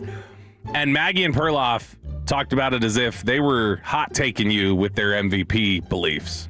I probably myself would not bet on the Patriots for a Super Bowl future, but I'm not allowed in New York to bet on an MVP future. I think that's really, really in play. I think he is going to be a surprise, strong MVP candidate. We'll see. I mean, there's a lot of good candidates. You had Matthew Stafford last week. So there's also a part of this where I think Matthew Stafford is going to end up getting it in a way that it's kind of more about the story. If the Rams keep going this way, it's kind of the only thing missing from a Stafford resume. And Stafford, to me, is going to have, I was thinking about this the other day, a little bit like Kobe, where when Kobe was playing, I don't think people thought of Kobe Bryant as like a top 5 player of all time, but almost as after his career and then obviously after his unfortunate death, people now have him like, you could get into a conversation with a sports fan, especially one in LA, but a sports fan who thinks Kobe Bryant's like the second best player of all time. Well, of course. And, I think that Stafford, it's almost like he's going to age well, I think. So there's 5 things they said there that are really stupid to me. This was not as bad as you represented this in the garage. No, you made it sound like in the garage that now no one puts Kobe in the top discussion. No, now they do, but they didn't when he was playing. Right. They absolutely did when he was playing. They talked about him as being closer to Michael than LeBron a lot of times. That, stylistically, that's more. I agree with her. Had him outside of that. I agree with her on the Stafford aging. No, Stafford aging, fine. Yeah. Stafford would not get the award of here's a lifetime achievement. It's literally only if he was blowing away the competition, which he was. They swept this the week it got nominated. It was not even close. Yeah. Everybody voted for this because here's the problem. Drake May calling him a dark horse when he was literally the betting favorite for about 3 weeks at that point. That's the problem. Matthew Stafford, they're going to gift this to him as like a lifetime achievement. Martin Scorsese, here's your Oscar because we've screwed you so many times. Instead of, he was literally statistically the best at that point.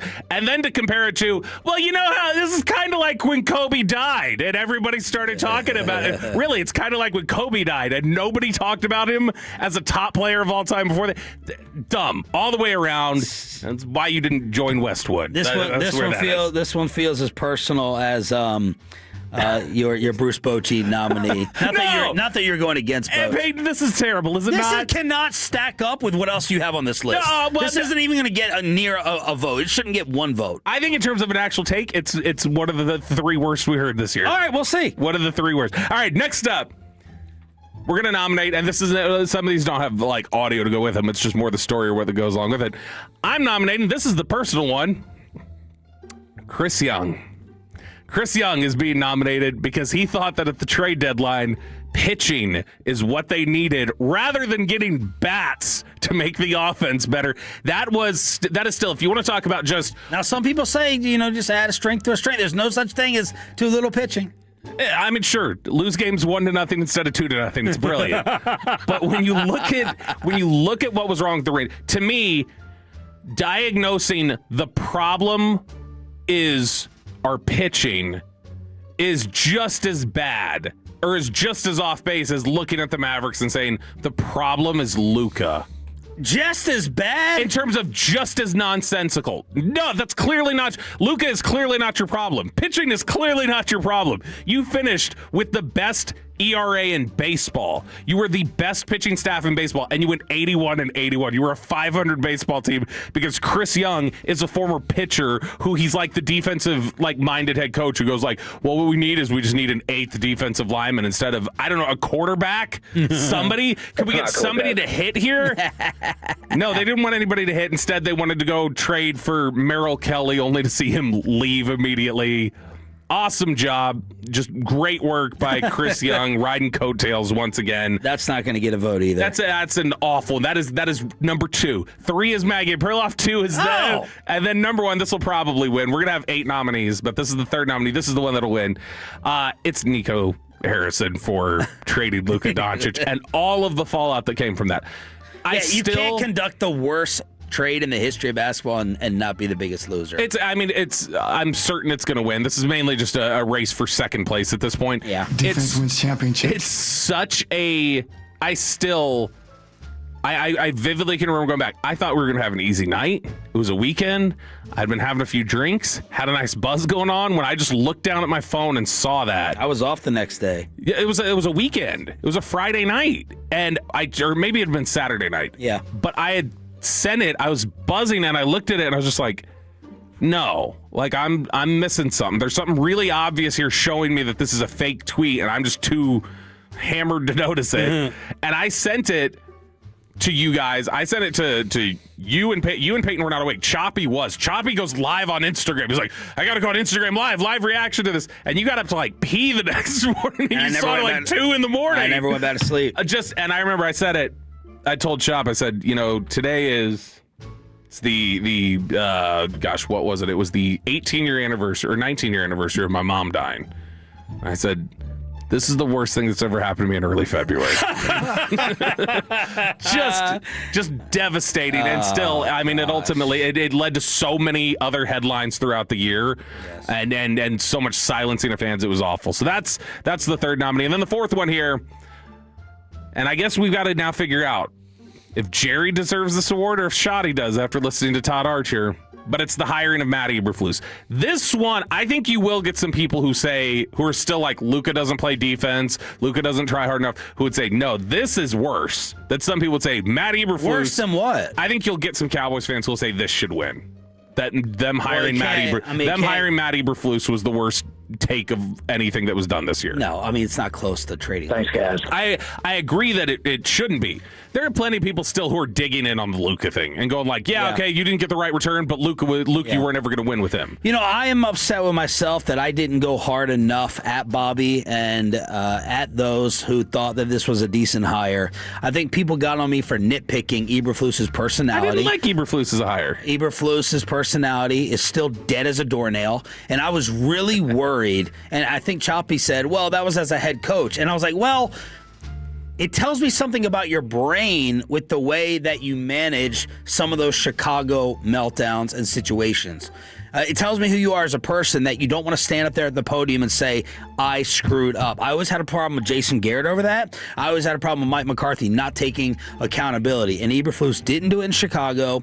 What happened on Thanksgiving was an all-time unforgivable coaching move. Yes, the Hail Mary in D.C., that was bad. But what happened on Thanksgiving, and then his handling him in the locker room, and then players going off on him and walking out in Chicago, that we didn't pay enough attention to that, and we just wrote it off because now he's here in an assistant role instead of in charge. Yeah, it was. But from a familiarity, from an experience standpoint, and as Jane pointed out yesterday on KNC, with some of the numbers of defenses that he put up there, it did check all those boxes. We know him.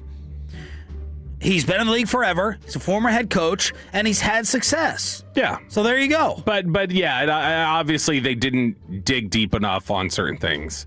Now, this is not a nominee for worst take, but it's an honorable mention maybe. Oh, why are you smiling like that? And it blends Is back. it me? It blends back to some of our best audio of the year. It can't be me. And after the Micah trade, there were a lot of people who were upset. And by the way, I'm not even, if you want to put it in there as an honorable mention, I'm not putting the Micah trade in there because I don't think it's shaken out to be the worst decision. You're not going to put the Micah deal in there? If you want to put it in there, we can. I don't think that's as bad as the Eberflus. I think the Eberflus thing has proven to be much worse than that. Because the Micah trade did turn into Quinnen Williams, and Quinnen Williams is a monster. Oh, okay, by they didn't by know. transitive properties. By transitive properties. But they use I'm the not capital. including that. So instead, we're going to go with the phone calls we took the next day when Shaw got a little too hype. No, I listening to Ernesto. People defended me on this. You guys got to stop letting Jerry off the hook. Do you listen? Do you listen to this radio station or show ever? Yes. Okay. Well, you sound like it. You sound ignorant. Put the headphones back on. Because we do it, dude. Are you kidding me? Every single. Did you hear G-Bag last week? Did you hear Gavin Dawson last week? Did you hear us with Jerry last year? Turn him down. Turn him down. I can't stand these tweets. And don't say you listen when you don't. You just expose yourself. I dealt with one listener over the weekend who kept saying, yeah, we should do this. Did you hear Clarence Hill tell Jerry Jones you're being disingenuous to his face? Come on now. Just admit you don't. I'd rather you admit you don't listen than lie. It's BS. Stop. It's ignorant. What? I was just saying, he said he was talking about the listeners who had just called in. What? I said he was talking about the listeners who had just called in.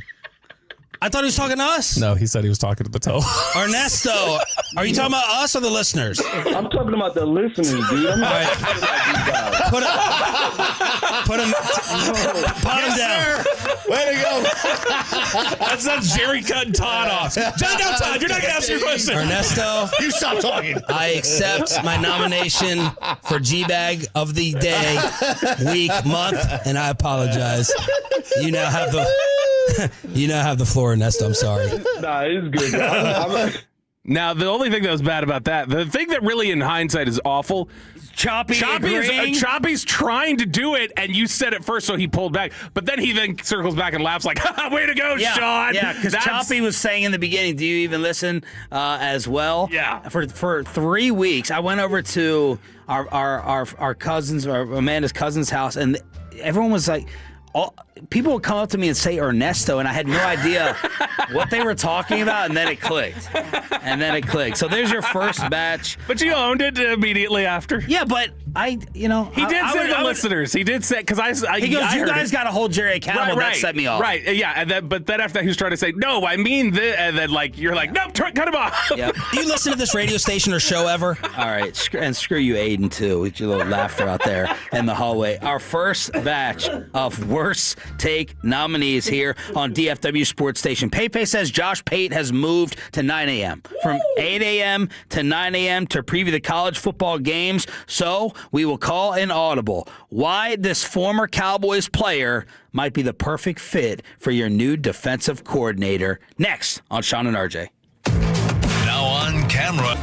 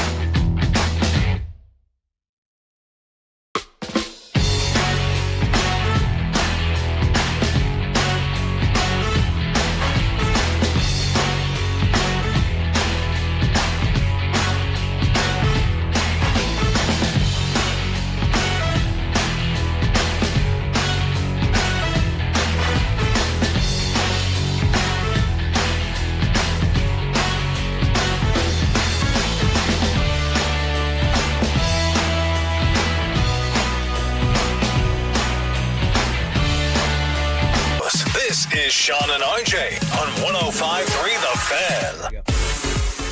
8 o'clock hour here on Sean and RJ. Choppy's out this week. We have Cowboys insider Bobby, Roberto Bell. We got Peyton and Aiden running the fan cam. We may have to come up with a name. I need suggestions for the 8 o'clock listeners.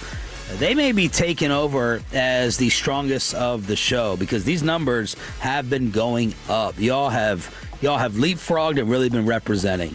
We need something creative. Yeah, what would be? We got the 6 a.m. club. We need something for 8.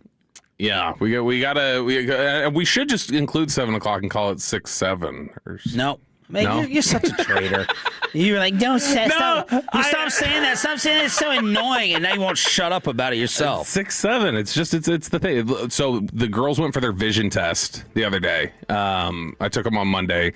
So they went to the eye doctor and they were having to read these little cards. And it's like, what's this Q, 3, blah, blah, blah. And on their card, which are just pre-printed, in a row, it's 6-7. And they deal with kids mostly there at this place. And so both times Laura and Addison were like, as they're reading it, they go, 6-7. And the lady who's standing there, she's like, yeah, I'm ready for the new year. I'm ready to get new cards. She's like, all day, every day, we're getting kids in here. And they're doing this nonstop for the entire year. What was the DFW Sports Quote of the Year? We'll come up with the number one or the worst one at 8:20. What? Nothing, just coming up with the sports quote of the year. I think we already know what it is, but it'll be good. 8:20 here on Sean and RJ. Josh Pate has moved to 9 o'clock college football stud to preview all the bowl games, including the Cotton Bowl in Arlington tonight. You got a new defensive coordinator? I'm just wondering. So, and this may not be the direction that you want to go. So I had, not to brag, but I had a tweet kind of go viral the other day, Sean. Well, it was in regards to one Aaron Glenn.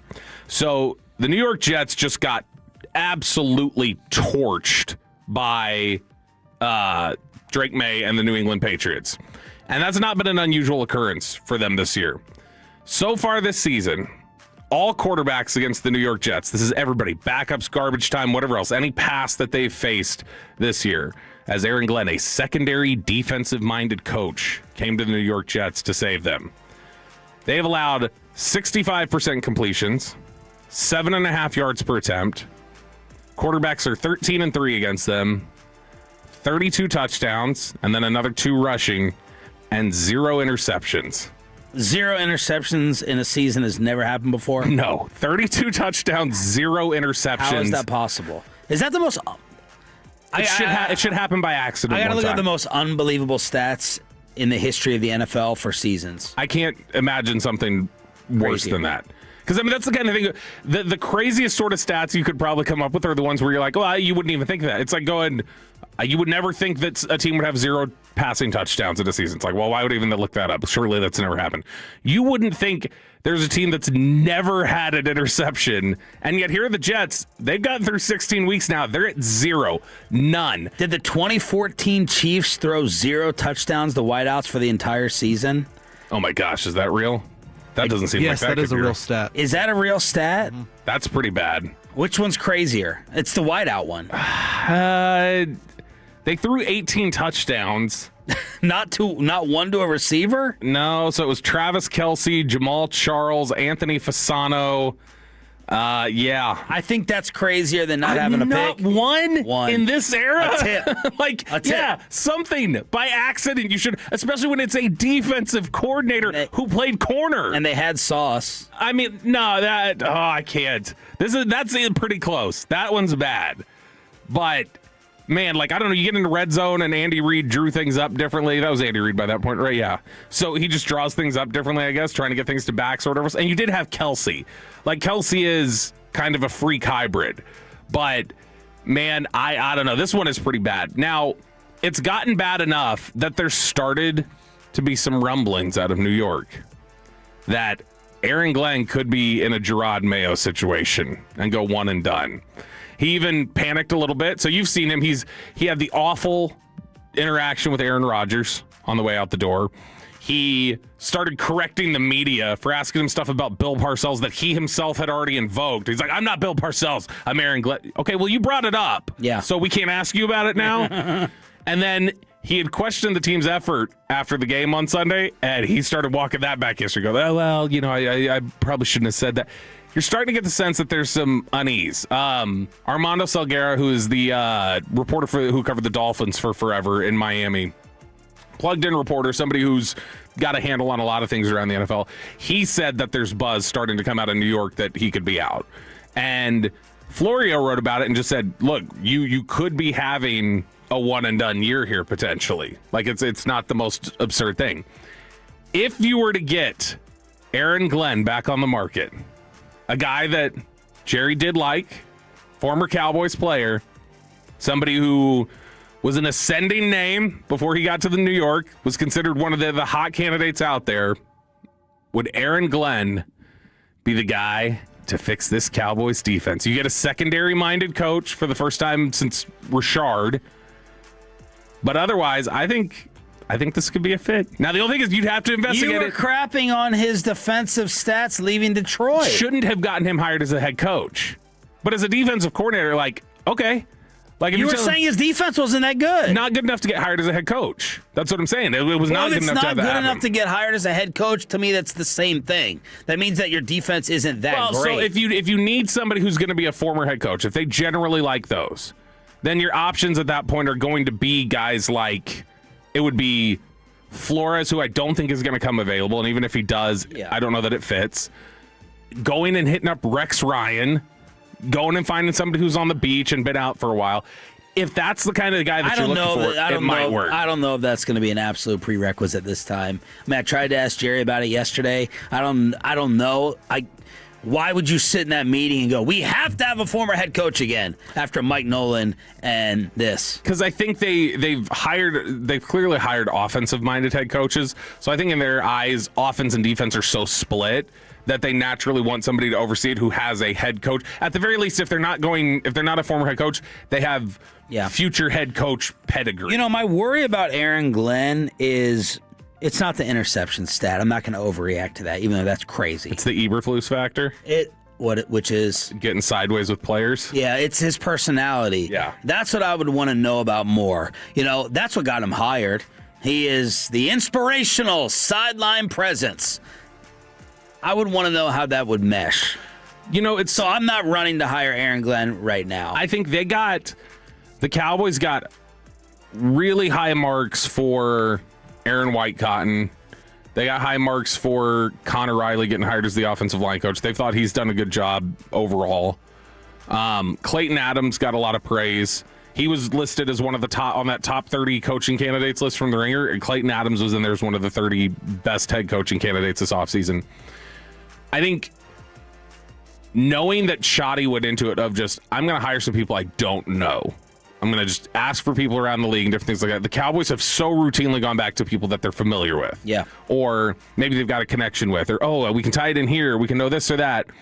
It does make me wonder if, sort of like their success with veterans that were outside the building that they've acquired, if it would give them a little bit of pause to go, let's do something a little different. Yeah. Let's try to, let's just do research, find out who's spoken well of, who can we bring in here. Now, there's another name, potentially, that could be out there as a guy who, if he gets fired, could be brought in. Would you have less reservations about Jonathan Gannon? To be honest, I don't know. I haven't watched Arizona except for the ass whipping they put on us. I don't know what his defense is like. And I really don't know that much about him. It's the cover four stuff that we talked about. It's a lot of, let's make sure nobody's beating us deep, and we're just going to play sound fundamental defense underneath and make tackles. So it's basically, we don't let anybody beat us deep. Or Wolchuk's guy. Yeah, Jim Leonard. That's the guy. Look, I mean, that's somebody who, it's not NFL head coaching experience, but he was a defensive coordinator for 5 years at Wisconsin. He had to step in when Paul Chryst got fired. He finished out the season for Wisconsin as the head coach. He's worked under Sean Payton the last 2 years, has done a job that people are praising him for what he's done as the defensive passing game coordinator the last 2 years for the Broncos. Mark Schlereth had gone on with G-Bag, talked about how good of a coach he is and how much that would be a good hire for Dallas. So that's somebody who they like here in the building, too. I know from their experiences with him at Wisconsin. So it's... What about Todd Bowles? I think that could I think that's possibly a thought now. That's somebody they know. That's somebody who was here. You put him in order. Between those three, I would prefer Gannon. Gannon won? Yeah. Over Leonard. Mm-hmm. Or Leonard included. I was thinking Gannon, Bowles, Glenn. No, Leonard included. Okay, Leonard included. Leonard, Gannon, Bowles, Glenn. But any of the four of them. Why can we? I mean, the fan choice is Al Harris. Because I don't think that would be Shoddy's choice. Why? Because I don't think that Shoddy thinks he fits. Why? Because Shoddy coached with him for a few years and let him walk out the building. And I don't think just seeing Nashawn Wright get 4 interceptions makes him think, well, never mind. Like, I think... And everyone forgot Al Harris coached Nashawn Wright here, right? Yeah, Al Harris is a... Alec Medford already has Diggs in Chicago. It's not a bad tie-in. Yeah. Al Harris can have some friction with people at times. He's a just like he was as a player. He can be a little bit of he can be an irritant at times, intentionally so. He likes to push people's buttons. Yeah. He likes to try and get the most of them. There are people who did not like him initially here, like within the personnel department and things like that, who did not like him initially, who by the end of it loved him and thought, man, he's misunderstood in a lot of ways. And then there are others who they never came around. Todd Archer was on G-Bag yesterday. They asked him, does he think and believe that Eberflus is done? It's not trending in the right direction, to steal a term from Shoddy that he's used on us about injured guys this year. Okay. Right? I think that's fair to say. Okay. Jerry's comments on your station have been kind of telling, and I think today when he's like, look, when he says this isn't all about Matt Eberflus and what's gone wrong, I think he's right because there's been some kind of disconnect between the coaching at all three levels. And some, maybe not the D-line, I guess that's been solid. But there's been a lack of communication, lack of understanding. I think the players that have been brought in haven't played up to par. Mostly, there's exceptions, Clowney and Quinn Williams and Kenny Clark. Oh, by the way, those are 3 guys that weren't even here when the season started. Yeah. So they're veteran guys that have been around. So yeah, it's on everybody, but you guys know how this goes.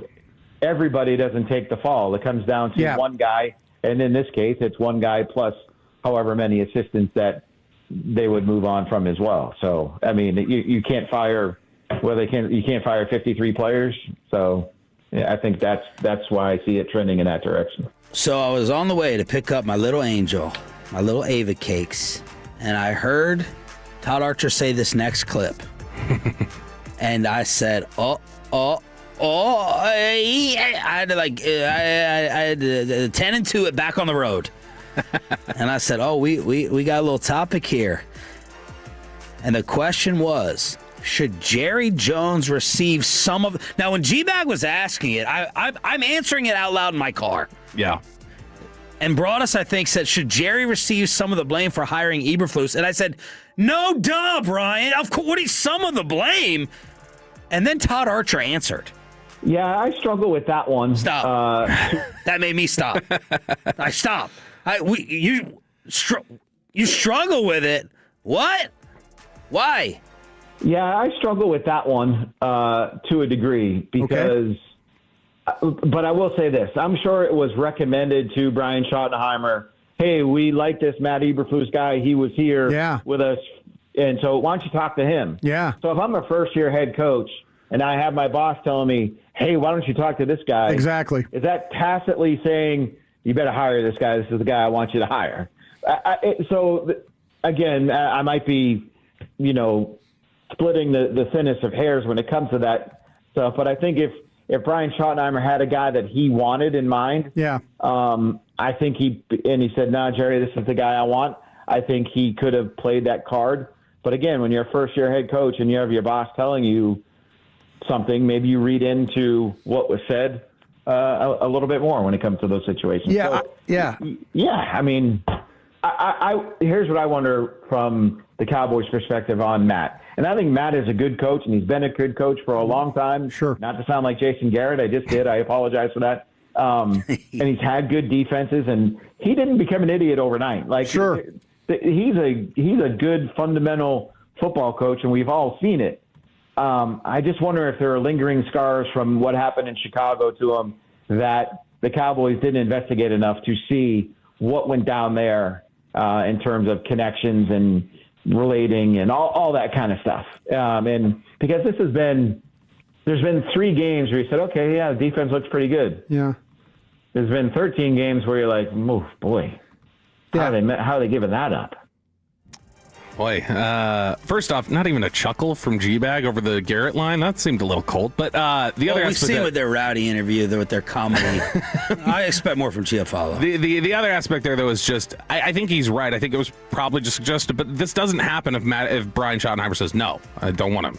So Brian Schottenheimer ultimately holds some of that. Todd Archer yesterday with the G-Bag Nation, Jane Slater on the K&C Masterpiece. What was the DFW Sports Quote of the Year? The final decision will be made with you on the fan text after this. But let me make your lunch.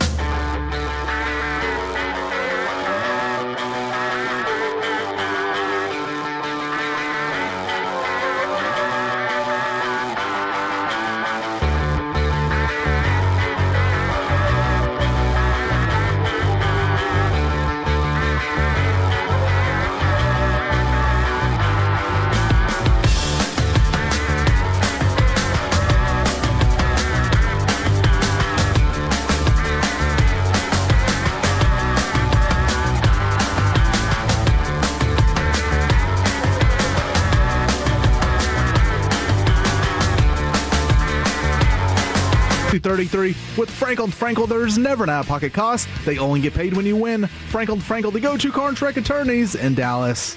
Ever met someone who is so extremely dumb that they don't know how stupid they actually are? There's been a whole lot of stupid said this week. You are made of stupid.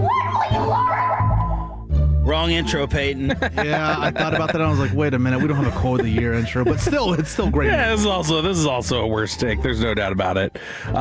This is the DFW Sports Quote of the Year, which are oftentimes also just the worst takes that we have.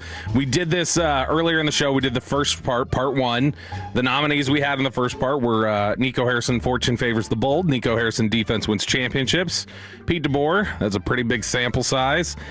Gavin Dawson, have yourself a brisket sando yet, Rowdy? Defense wins championships is my leader in the clubhouse. And then what a great job by Du Bois from Bruce Boch, because we had to get a Rangers quote in there too. All right, so we've got a couple more nominees. The first one we're going to address is one that I couldn't find the quote for it. I couldn't find the actual clip of it. And I was looking through the old Micah press conference like for an hour yesterday, and I couldn't find where he said it.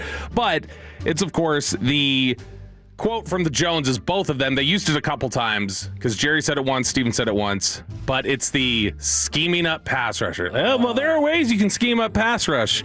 Okay? And the exact quote from Steven was, you can scheme pressure. That's the football equivalent of defense wins championships, because every time the Cowboys didn't get to the quarterback almost every game, and Russell Wilson and company could sit back for 5 seconds, on Twitter and X, there it is. I thought you could scheme up pressure. Yep. And definitely felt like it was more associated with Steven than Jerry, even though they both had said it. Right. Specifically, Steven's quote was, you can scheme pressure as well, and I think Eberflus has been really good at that in terms of using scheme to get pressure on the quarterback. Now, doesn't Brian Flores scheme pressure? Yeah, but I mean, it's also like the way that it's done is there's like a lot. It's not an impossible thought. No. It's not you like can it's do something it. that doesn't exist. Yeah, you can do it. You could every play. Zimmer schemed pressure. Yeah, I could have cover zero every play if I wanted, and I'm scheming up pressure. Yeah, now I'm going to get torched. You can scheme pressure with 4 guys. You show 8 on the line of scrimmage and only 4 are coming. Like, you're not even blitzing technically, but you can still scheme the pressure that way. Yeah. So yeah, there are absolutely ways to do it. So that wasn't a non-existent football thought. No. Now what he did say was, he said, what's tough to scheme is to stop the run. And so we're going to come back to that portion of it here in just a sec. But Stephen Jones, Jerry Jones, both nominated there for scheming pressure. We've got one more quote from Nico Harrison that was submitted by a few different listeners, and that would be this one when he was asked about, hey, do you think Cooper Flagg repairs your relationship with the fans? Yeah, I think so. I think it will help. Most importantly, I think it just, we're in win now mode, and we have a really good team, and Cooper adds to that. So I think the fans finally start to see the vision. There were so many you could throw at him. He was almost out of it. He almost escaped the soundbite. Oh, the fans finally. He couldn't have. That's the thing. He could never escape the soundbite, and maybe that's why he refused. I think the fans finally start to see the vision. Maybe that's why he refused to talk. But I don't even know how you can separate out totally. Defense wins championships. Fans finally start to see the vision, and fortune favors the bold. It's all just this. And they were said at different points. Well, Patrick DeMont wanted him to get PR training. Yeah, that was one of the things we had heard in the report was that like he needed him to get better at that, which is wild to think. A Nike executive who worked with athletes as long as he didn't understand PR. It's absolutely insane. But there's the third Nico Harrison quote, the final one from Nico. It's not the final one about Nico. Let's go to 2 Cowboys clips, 2 Cowboys quotes of the year before we get to that. We just mentioned, hey, scheming up pass rush. You can do that. It's hard to scheme up the run.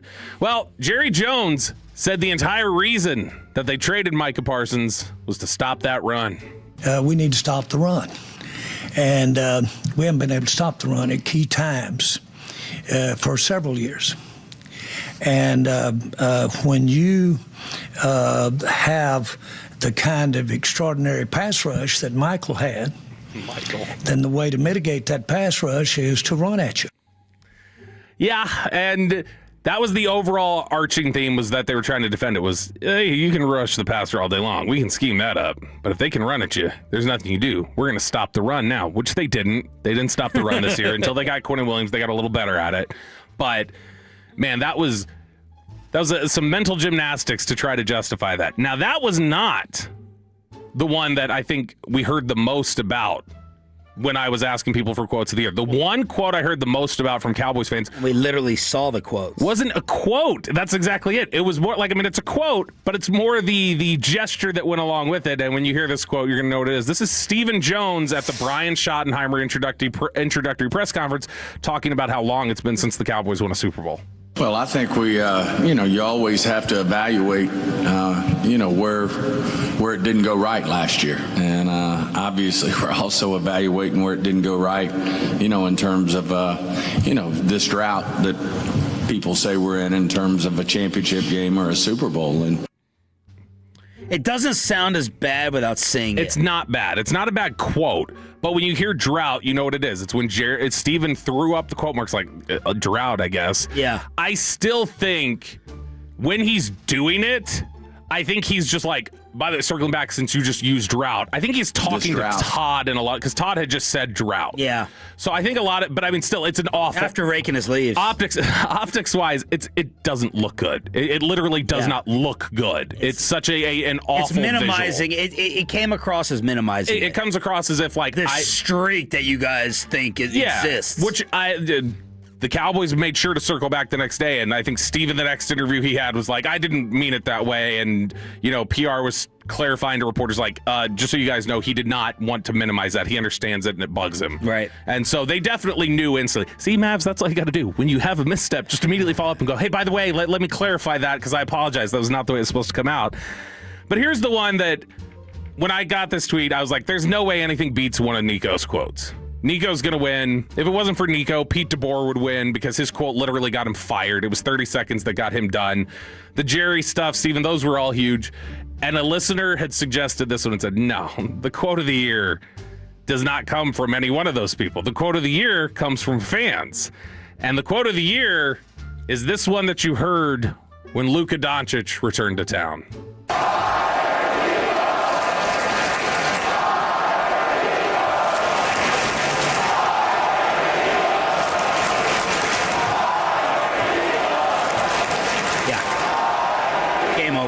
It's so, when we say it's hard to separate out Nico Harrison's quotes, you don't have to separate them out. You can cover all of it with that. Yep, and it literally got him fired. That is such a, those chants. The chants, if you don't believe in the power of the fan base to put pressure on front offices or anything else, the Luka thing is evidence that if the fan base screams loud enough, there's no amount. That when the reports came out from Tim McMahon that Nico Harrison had blocked off anybody from communicating with Patrick Dumont and kept them from being able to talk about the way things were running in the organization, you could not block the entire arena screaming to fire him every night. And that's the thing. He tried to throw people out of the arena. He tried to silence all that. It shows the power of fans here in DFW that they ultimately are still the ones who can control things when they band together and want to. All right, so everyone put in your 1, 2, 3. Fire Nico is 1. Yep. I think my 2 is defense wins championships from Nico. And then I think my 3 is, I might want to go fortune favors the bold, or you can scheme pressure.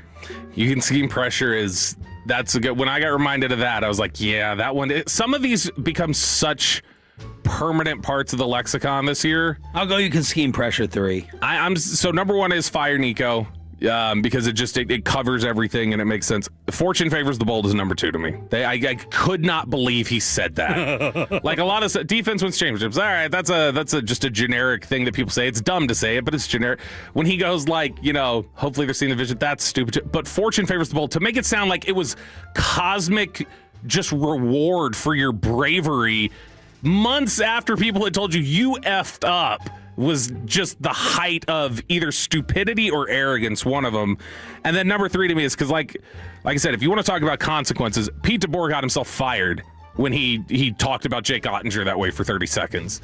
And so, to me, though, that's 1, 2, 3. 1 would be fire Nico, 2 would be fortune favors the bold, and then 3 is, that's a pretty big sample size. My 3-1 might shock you guys. 1, fire Nico, obviously. Defense wins championships is number 2. Number 3, I gotta go with my guy Bruce Bochy. Du Bois, man, Du Bois. I mean, there's no way on your bingo card in any year, any decade, do you have Du Bois as something Bruce Bochy would say. So it's Du Bois number 3 for me. Some of the we got a couple of extra ones thrown in here. Somebody said put Dumont in there for asking Rick Welts if the boos were for him. That was Kid Muse tweeted that one or sent that one in. What about Kid in the Babe Ruth trade? Oh, yeah. He's like kind of cool, right? Yeah. Kind of cool that the Luka deal's being compared. He was totally clueless. Yeah. Well, that one should be thrown in there. That was pretty He's bad. like kind of cool it's being compared to Babe Ruth, right? Somebody said. Yeah, but you're being called the Red Sox. 469. Quote of the year should be the guy that told Luka we all still hate, or told Nico we all still hate you at Twin Peaks. Yeah. I mean, if you want to go visual of the year, because it's not a quote. I still think the one that stands out to people that they were just like gutted all over again was when they cut to the bench during the tribute when Luka returned and he's just got the eyes welling up. That's up there with the little quote marks of just an awful one. No, the vision of the year is Nico's side eye towards Anthony Davis getting hurt. That one too. That's the vision. That's my shot of the year. Somebody else threw in here. Somebody had tweeted this one to us a couple days ago that said Micah saying I don't have to be the highest paid. Or Micah laying on the bench. I cannot believe there are so many things. This was a wild year. I cannot. Or believe Jason Whitlock. We forget about old Jason Whitlock. That big rack of hers. That whole interview. Is there anyone who thinks that Trevon Diggs could come back to haunt the Cowboys? Next, and below the belt, then Josh Pate on college football right here on Sean and RJ. But I got the protein-powered New Year's resolution.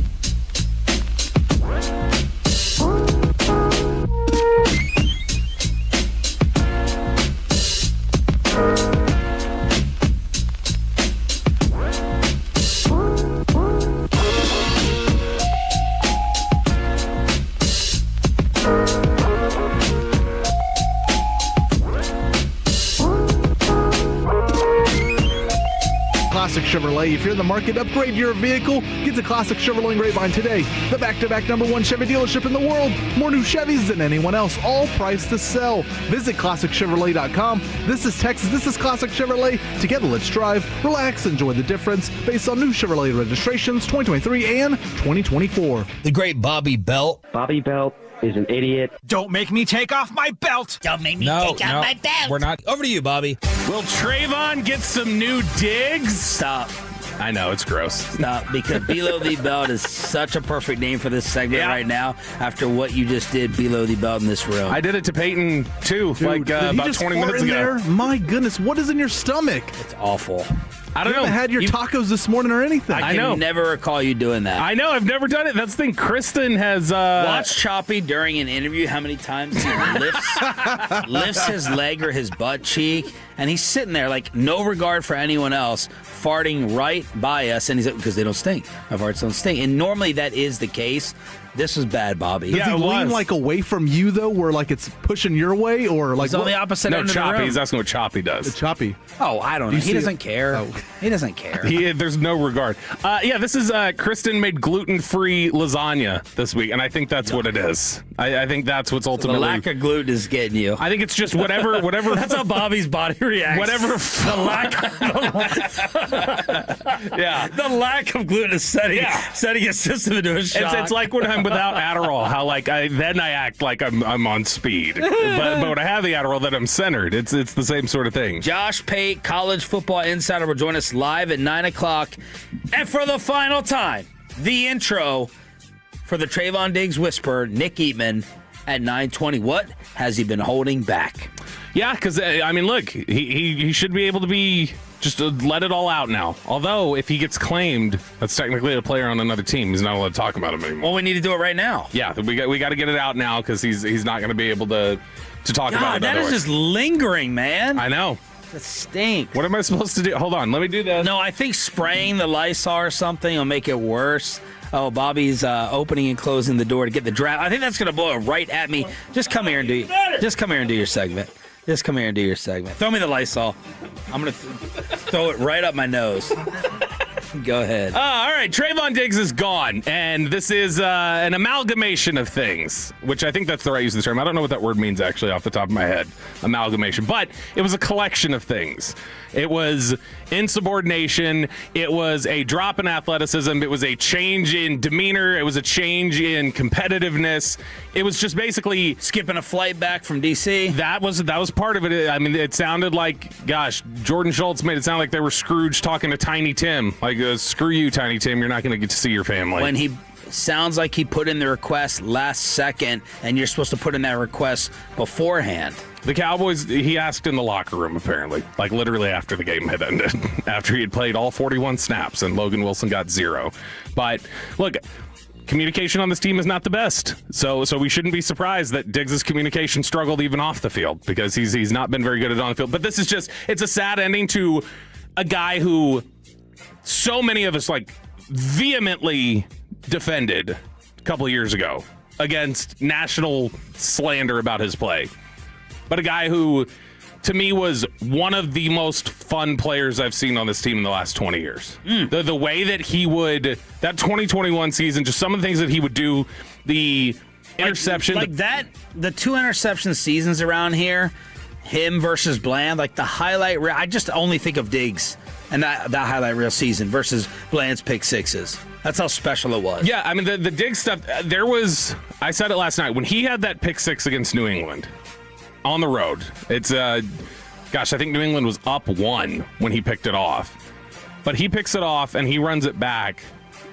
And I remember thinking, and it's wild to see the replay from the All-22 where you see Micah out front, like lead blocking for him. And you're just like, this is gone. This is gone now. And when you saw it in the moment, it was like, gosh, Diggs' second year. He's 23 years old. Micah's 22. He's out here. He's this freak rookie. And you're looking at it and go like, this team is not only a Super Bowl contender right now, like they may be a Super Bowl contender for the next 5 years, 6 years. And look, they're gone. And your 2 new leaders. Yeah. Out with the old Jordan Lewis, Tank Lawrence. Give it to the new young Bucks. Besties out there together. gone. Total, like, oh my gosh, Diggs has this edge about him. Micah, at that point, you heard none of the stuff about Micah that you would end up hearing. Like, all you heard at that point was he embraces being a Cowboy more than anybody else does. The Lion, oh, he's hungry. We saw him on Hard Knocks, and Dak just going like, oh my gosh, that guy's so good. Like, everybody was blown away at the time. And you felt like there's just so much hope and optimism for what could be. And this is the complicating factor that exists in the NFL when you're looking at extending people and how much they can change in terms of locker room culture, how much they can change after injury. And it's such a bummer because I do think that the next time Jerry is asked about delaying on a contract, he's gonna bite back. Oh, yeah. He already name-dropped Diggs and Steele last training camp, right? No, this is Diggs had an opportunity to be the defensive version, and you know, in a lot of ways, I guess you could say he did end up being the defensive version of Dez Bryant, where it was like just jaw-dropping highlight reel plays, kind of an attitude, but in a good way, like the way you want, like, and somebody who just embraces everything about being a Cowboy. Talked about growing up a Cowboys fan, cried when he got picked by them because it's like this was Dad's favorite team growing up. It meant so much to all of them, and I remember the rave reviews he got at the end of the year, his rookie year, heading into 21, where they were like, he's going to be so good. He's going to be so good next year. He's going to be so good into the future. I remember Will McClay, we're in training camp 2022. All of us at the station were hanging out there. And Will McClay gets called for it's like a press conference media session with the beat writers. And I'm sitting in there and he gets asked about Diggs and saying, there's a lot of talk about Diggs and like maybe he's kind of overrated and stuff. And they're about to hit a contract negotiation. When the Cowboys hit contract negotiation, what do? They start looking at it going like, ooh, was the timing belt changed on this? I heard a rattle in the engine. I don't know. This looks a little dented over here. That's why it really jumped out to me the other day when Steven told the guys, oh, yeah, I want to be on the phone with Clowney's agent tomorrow. Instantly. Yeah. I was like, what? Brian Flores needs veterans, guys. I mean, that's what that's about. But Will McClay got asked about, there's some discussion about Trevon Diggs and what he does or doesn't. And Will, I think it was John Machado, cut him off. And he's like, he's an elite player. He's an elite cornerback. That is, you will not find a better corner across the league than they were just effusive in their praise. And as much as LaShawn McCoy and others tried to blow it up as like, oh, look at them disrespecting Dak. Dak loved it. The way they used to mix it up in practice, the way they used to just chirp at each other. There was competitive energy there that you just didn't feel with him on the field the last 2 years. And it's more than anything, I know there's a lot of people today who are going, good riddance, he sucked. There's a lot of other people who go, you guys screwed him. I'm good riddance, guy. I'm bummed. I'm not bummed that it had ended. He wasn't that player anymore. I'm bummed that it got here because everybody gets to this point in terms of their ability at some point. Not everybody gets here in terms of just changing their demeanor and their personality as a player. But if you would have told me this was going to happen, I would have never said it was going to happen 4 years later. From that guy who ran back that pick in New England and just put a finger up to his face mask of like, shh. And the way he played that whole season and the competitiveness and just the kind of dog mentality that he had, I would have never in a million years thought that would be the guy that we'd be looking at today at the end of the season getting cut and just trying to find a job. So now CBSSports.com Nashawn Wright has come back to haunt us badly. And could it happen with Trevon, who's 27 years old? And we'll see. Brought us yesterday, started G-Bag saying it's a very, very, very, very, very, very long shot. But the Cowboys are hoping someone does them a favor by claiming him. That would take, $500,000 for Week 18 off their books. Commanders, obvious connection with Dan Quinn. Chicago, Al Harris. New England with his brother. They have their own Diggs problems to worry about with the allegations of slapping around his female chef. Yeah, we did get a text here from 214 who said, man, y'all telling these stories, you're making Stefan all choked up. It's good. Come on. San Francisco, Green Bay with his boy rehabbing. Those all make sense. You definitely believe, because if I'm watching his tape, I'm not picking him up this year if I'm a playoff contender. But I seem to be in the total minority, no pun intended, where everyone thinks he will be on a roster before this year ends. Yeah, I don't think claimed. I think he'll get signed. Just because I don't think he'll get signed through the end of the year. I think he gets signed for this game and then next year. And it's a team just trying to say, So yeah. you don't think because I would have him go into the offseason as a free agent. You don't think so? No, because I think depth-wise, it's good. Like, any team could throw him on there for depth and get him familiar with things early. Because Jesse Holley is like your Cheetos of the world and your who was the loudmouth Bengals corner whose mom had a Eli Apple. Your Eli Apples, they always end up somewhere, so Diggs will as well. Yeah, and so, like, I mean, I would imagine that a team will snatch him up and say, let's get him in here for the rest of the year, get a sense of him, and then we'll have him in here for the entire offseason program. And then we'll get to see what he does. But, like, I think teams want to get a handle on where he's at right now so they can then plan for the offseason, too, of, like, how to get him up to speed and where he needs to be. But it's a bummer because that was one of the most exciting players we had seen here in several years, and he gave us one of the best seasons that any individual defender has had for the Cowboys ever. And it's a bummer that this quickly it's gone. 877-881-1053 to hit us up on the Franklin Franco Injury Attorney text line. The Trevon Whisperer, Nick Eatman at 920 DallasCowboys.com. After college football superstar, you asked for the encore, and PayPay booked him. Josh Pate previews the college football bowls, including the one in Arlington today. Josh Pate joins us next.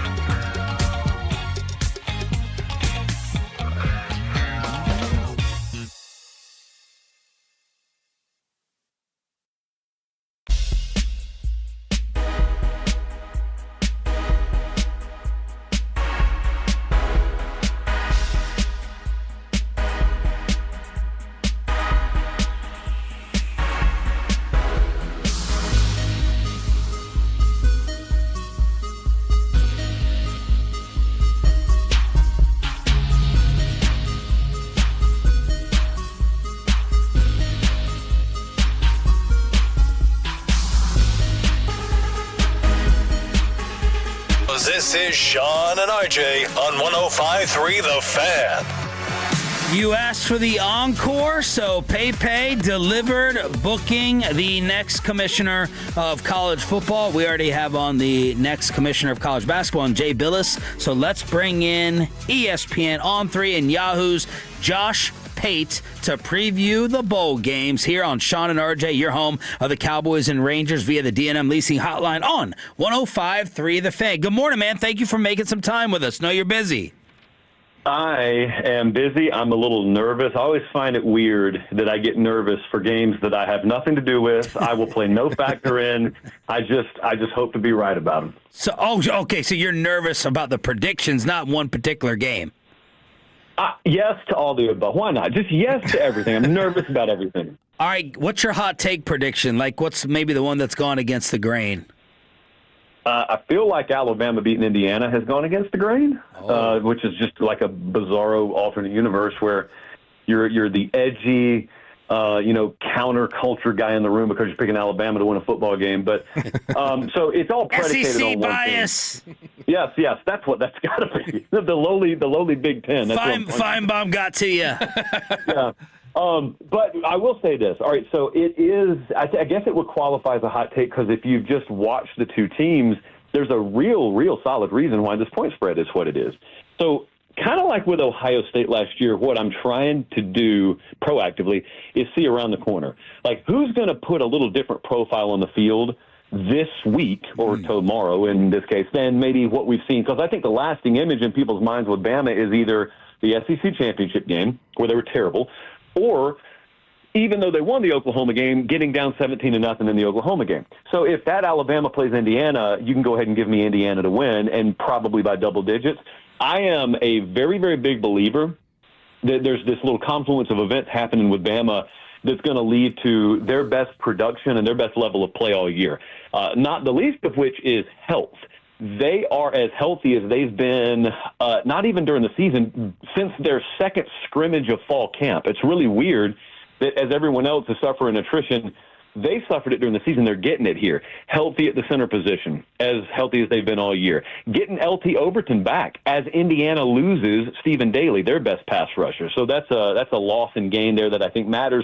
But overall, just in the aggregate of things, I think Ty Simpson and I think that Alabama team had something click for them in needing to come back against Oklahoma. So I think they're going to win the game outright. I took the points. I think they're going to win the game outright.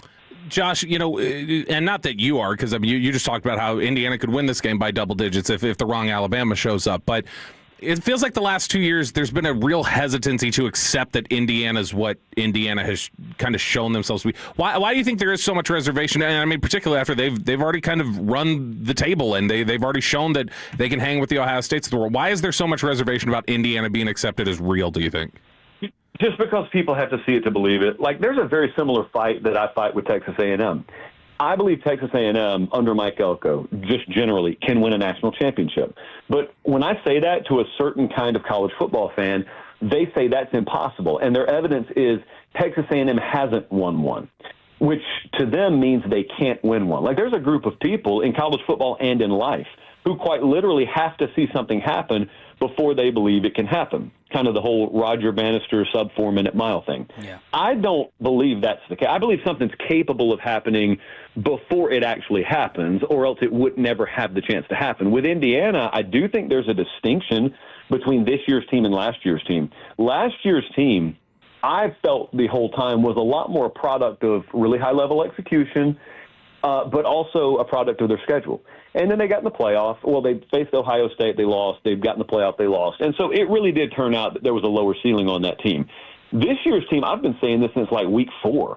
This year's team is very, very substantially better, I think, than last year's team. It has a lot of more meat on the bone. It has staying power. And luckily, we got to see them go to Oregon, and they proved that. People can crap on the Penn State game all they want to. I thought that was a huge feather in the cap of that team to be able to go on the road. They played a Penn State team that clicked that day, which meant they played a top 15 caliber team that day, and they came from behind and won. They did what they did to Ohio State. Last year's team's not doing that stuff. So, I mean, I said I picked Alabama to win the game. That has nothing whatsoever to do with me thinking you can see through Indiana. I think Indiana is and deserves to be the number 1 team in the country right now. They're favored, and they should be. I don't think an ounce less of Indiana than anyone else does. Maybe I think more highly of them. That just goes to show you what level I expect from Alabama. But, yeah, there's no seeing through Indiana. They are every bit as legit as they look. Ohio State 25 years ago was not down or had never surfaced the way that Indiana had. But is there a comparison here to maybe say that what Cignetti's done here, kind of coming from a smaller school like JMU, is similar to the explosion that we got with Tressel, where Tressel comes from Youngstown State and kind of revives Ohio State after a couple down years? I mean, it feels like Cignetti has quickly become one of the coaches that everybody talks about as being a top 5 coach in college football. Yep, which brings two thoughts to my mind. The first is what you're talking about. How do we compare it? I've tried to do this, and what I arrived at is just stop doing it. Just stop trying to compare across eras, because we're in a brand new era, the likes of which has never existed. So even with Tressel, or if people don't buy that comparison, pick your comparison historically. No one existed in an era where they could come to a new place and bring their team with them, or import a large chunk of their team, and then go and import other players from all across the country. And that's not to knock what Cignetti's done, because everybody has that at their disposal. He did it better than anyone else. And also, he didn't go into Indiana and then take players from Michigan, Penn State, and Ohio State. He brought a lot of James Madison kids over, and he won with them. And he's won 2 years in a row with them, and he's shown 2 years in a row that they eval the heck out of the quarterback position, and they're about to do it again. I think they'll get the TCU kid, Josh Hoover, I think. I'm not the biggest on portal rumors, but I think that's what will happen. So, I just think he's the first glaring example in this new era of the blueprint to do it. But then also what it makes me think is for all these places that have job openings or coaching searches, and we look around at all the hot boards and all the reported names in the mix, and it's the same 5 or 6 names. I can't help but think whether it was Auburn or Florida or LSU or Penn State or Michigan, I think people are kind of missing the boat at 50,000 feet of understanding there are way more qualified candidates out there to lead a program to success than we ever thought. It's just that you've got to have a trained eye, like Indiana did. Indiana, now, to their credit, they understood they probably weren't fishing in the same waters as the big boys do, so by necessity, they had to have a different lens on their coaching search. But it behooved them, because they went and found Curt Cignetti, and it didn't take 5 years. Like when Frank Beamer came to Virginia Tech, it took over half a decade before he even started to bear fruit. Curt Cignetti started to work immediately, and with every one of these coaching searches, I asked myself, certainly there is another Curt Cignetti caliber guy out there, in that there is a guy who could come in off the radar and just kill it at this place immediately. It's up to them to find them, and you can't find them unless you have your criteria and your search factors properly calibrated. College Football Insider Josh Pate here on 105.3 The Fan. Do the Hurricanes have any chance tonight? Yes. Here's what has to happen. With 9.5 points?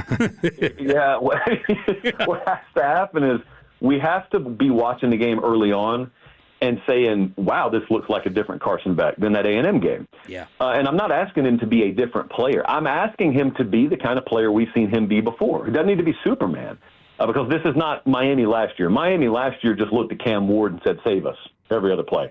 Oh, that is not the way this team's built. This is a really, really well-built team. However, they can't win despite Carson Beck. They have to win because of him in a game like this. Ohio State doesn't let you hide the quarterback against them. So I was on the field at that game last week, and it's extremely, extremely windy to the point where I think it fundamentally altered play calling, and especially when Miami understood what they had on the field defensively, I don't think they were willing to give the game away potentially by throwing the ball. So I do believe very early tonight we'll see some decisions made in play calling. We'll see some plays made by Carson Beck that makes us say, okay, maybe I still do like Ohio State to win this game, but it's very obvious a different level of play has shown up for Miami at the quarterback spot. But then on the other side, I mean, Miami's relying on defense to win this game, and that's where, again, early in the game, I'm watching, is Ohio State having success running the ball? Are they, in other words, sort of rendering the Miami pass rush irrelevant because they keep getting in 3rd and short, 2nd and manageable, and they keep balancing play calling, which is being done by Ryan Day tonight, by the way. If they do that, Ohio State will win this game. But if either of those factors start tilting, then it can quickly look like the Indiana-Ohio State game did. Miami absolutely possesses that ability. So it's very funny that the line on this game is the biggest line out of all the quarterfinals, and I'm the most intrigued by it because it's so rare that we see nearly a double-digit underdog where you could theoretically say, I like them on both lines of scrimmage better, and they got more experience at the quarterback spot. Josh Pate with us here on Sean and RJ on 105 through the Fan. Okay, Josh, the big matchup here, not just the Cotton Bowl locally that people are paying attention to, but a lot of people are going to be paying attention to the Oregon Ducks versus the fighting Cody Campbells of Texas Tech. And there's been some chatter. We've seen it out there of just people going like, Texas Tech, they're one of the things ruining college football, the way they just go out there and buy things. But it's clicked for them. Oregon's a favorite in this one, a slight favorite. How do you see that one shaking out? Well, so let's just... I'm not talking to you. I'm talking to the people that you're speaking for. Let's just hold on a second, and let's make sure we remember there's a pretty healthy investment in the portal at Oregon, too. Yeah. There's a pretty healthy NIL investment. I don't think guys just woke up one day in Vidalia, Georgia, and said, I think I want to go to the Pacific Northwest in the next 4 years. Cody Campbell versus Phil Knight. That's what we want, and that's what Cody wants. I guarantee you he doesn't mind that marquee. All right, I picked Oregon to win this game, and the whole reason I picked it is because I think their O-line tailback room and mobility at the quarterback position is a different animal than anything that Texas Tech faced in the Big 12 this year. And that just means that what they did to stifle other teams' ground games may be a little less effective here. I think the most intriguing prop bet, if you look at that stuff out there, of this entire quarterfinal round is Oregon. I think they're over or under total rushing yards. Is it like 140 or something like that? And I think the over is the play there, and it kind of coincides with how I think the game's going to go. I think Oregon's going to have success running the ball, and not just 4 or 5 yards at a time. I think there may be a couple of explosive runs here where they just crease Texas Tech and gash them, and you're looking and saying, wow, that didn't happen all year. If that doesn't happen, Texas Tech can suffocate this game. So I am very much rolling the dice that I'm right about that, because if I'm wrong about that, it seems like the entire world, for a point spread that's under a field goal, is on the same side. And that's a very, very dangerous proposition, especially when you find yourself on the same side as the world. Like, we've all seen how that works out. So, yeah, that one, that's another reason I'm nervous. Wouldn't you be nervous if you looked around and everybody was standing shoulder to shoulder with you? And it's normally people who you correlate with losing tons of money betting this sport. Yes. And do I have it correct that the Georgia Bulldogs are your eventual champ?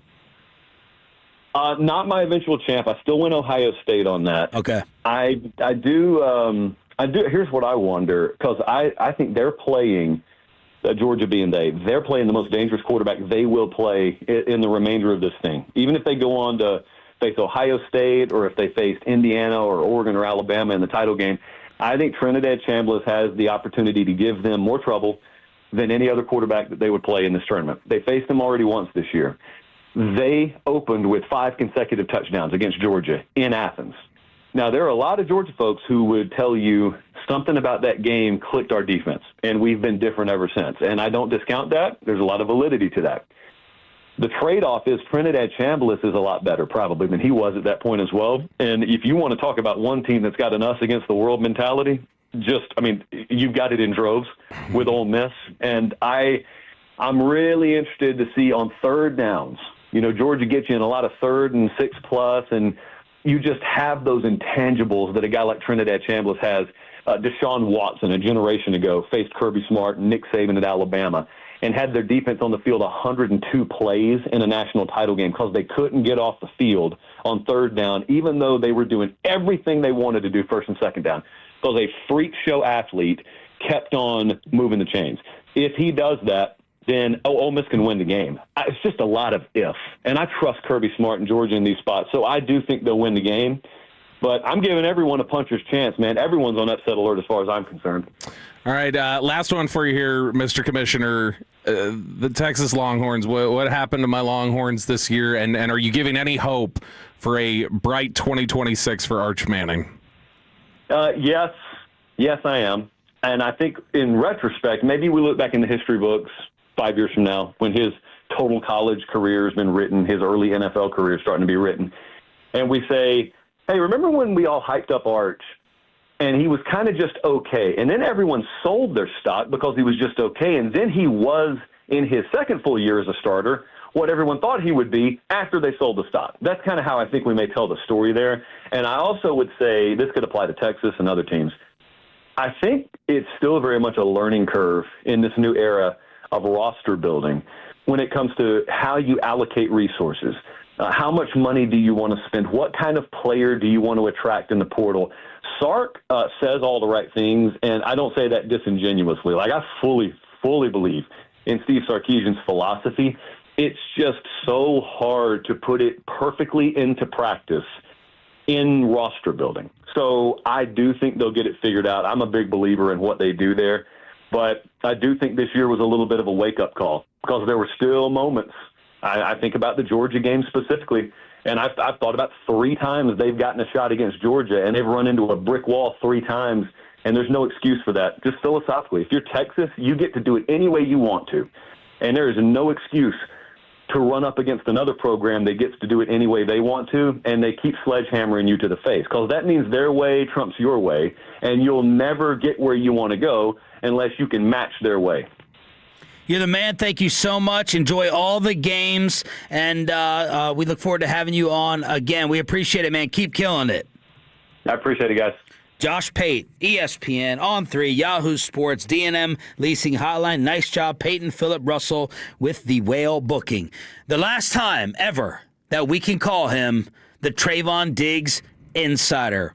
What happened that we don't know? Nick Eatman, DallasCowboys.com is next. But let me get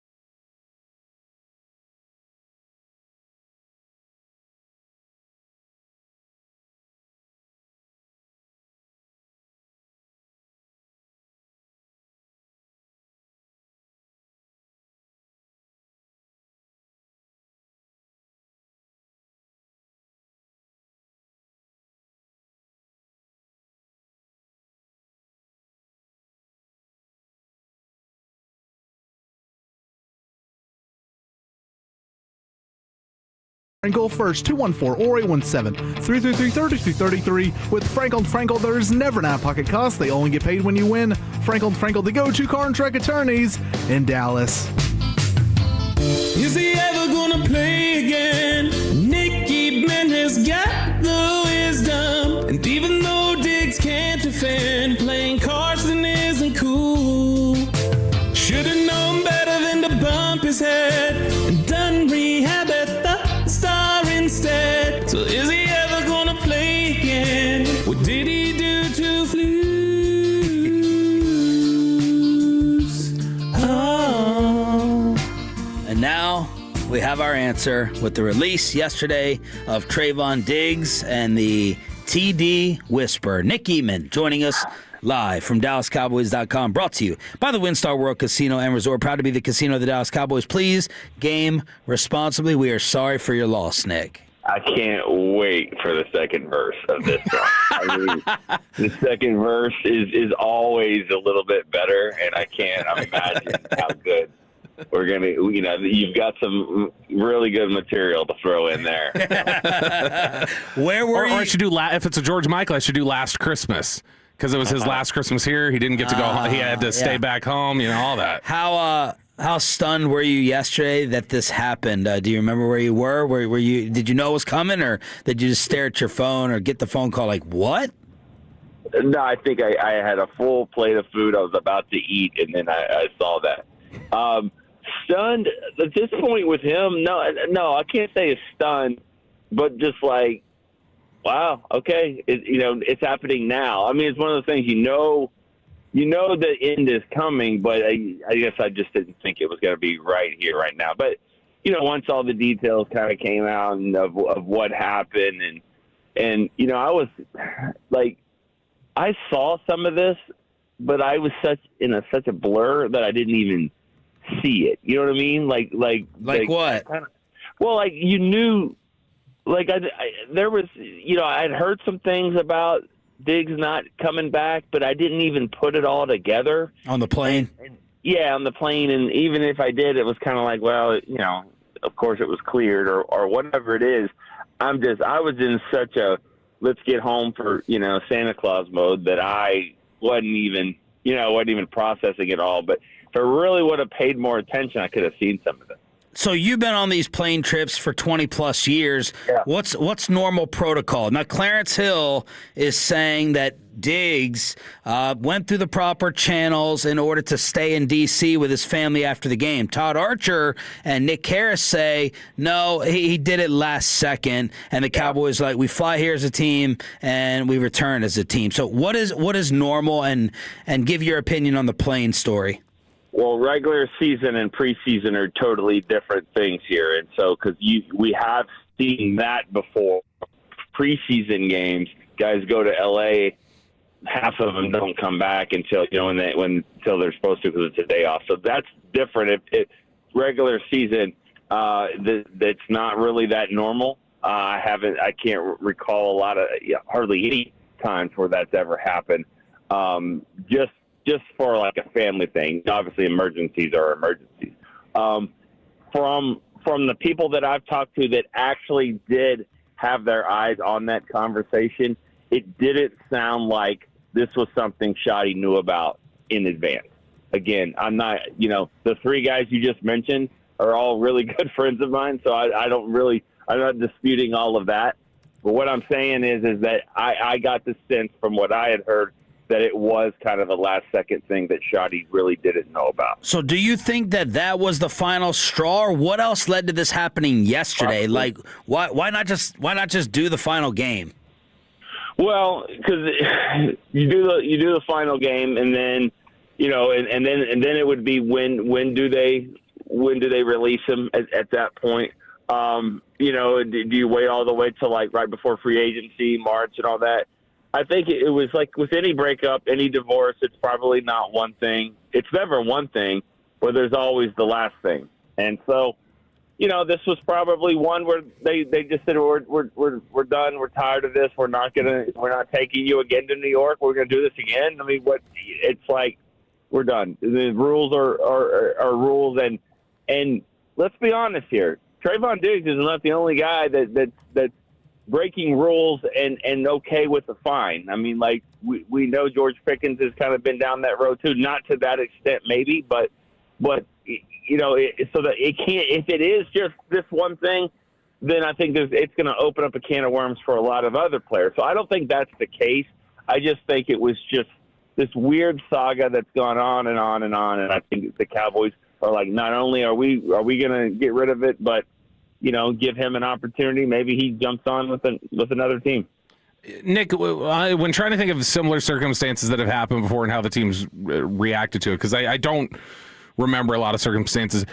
Do you recall if last year when Brandon Cooks stayed behind to have his knee worked on after the New York game, was that something the Cowboys had cleared, or was that something that was an issue for them? Well, you know, I mean, I'm sure it was cleared, and you know, this is, you know, and medical second opinions, things like that. I do, if I remember that one correctly, I don't know if everybody was in agreement that he needed that procedure or second opinion, but I think from a medical standpoint, it wasn't something that was surprising to anyone. It was just more about, hey, you can do that or you don't have to. But wasn't there the bye week? I can't remember what. It was ahead of Pittsburgh. Yeah, that was the game that everybody got hurt, right? Yeah. Okay, I'm trying to get my years straight there. You got me on that one. I don't remember it being a situation of a surprise. It was probably more about talking to maybe the medical team, and not everybody thought that you know, because think about it. Anytime you go get a second or third opinion, it's probably not sitting well with your own medical team. You know, I mean, like who loves that? You know, and so. Because, you know, we all know what they're really saying. So if there was any kind of issues there, it was probably because of that. But you think is that when this whole thing started to go south? With what? With Trevon. Like, when did the Trevon story turn? Oh, I mean, off season, I'm sure. I mean, it turned. Well, it turned last year. I mean, it was bad last year. I remember. I mean, it didn't. I don't think he's ever rehabbed his injuries in the proper way, according to the Cowboys. So that I think it went bad last year, and then he came back, he played, he got hurt again, and then obviously this offseason, you know, the interview with Micah was definitely interesting because. You know, you know what the Cowboys are dealing with him, and so now you put him on that boat, and now they're talking about the money that the Cowboys took from him. So this whole thing started, I believe, you know, more last year, but it's just it all comes down to communication and lack of communication. And if you look at a lot of these issues that Trevon's had with the Cowboys, it's not communicating properly. Where you're going to be, when you're going to rehab, when you're going to come back, what do you need to do this for? You know, when are you telling this and why? All of these things come down to communication. And if you look at the things on the field of what's happening on the field, from who's playing zone, who's playing man, what we're playing, it's a lack of communication as well. Clearly, communication was the biggest issue in the downfall here of Trevon Diggs. Nick, do you think that Shoddy's way of doing things is so different from Mike McCarthy that it kind of sent like a shock to Trevon's system? Or are the two that different with the way things are done? I don't think so. I really don't. I don't think it's that different. And if it is, no one cares, you know, because one guy was 7-10 and one guy is 7-9-1 or right now, or 7-8-1.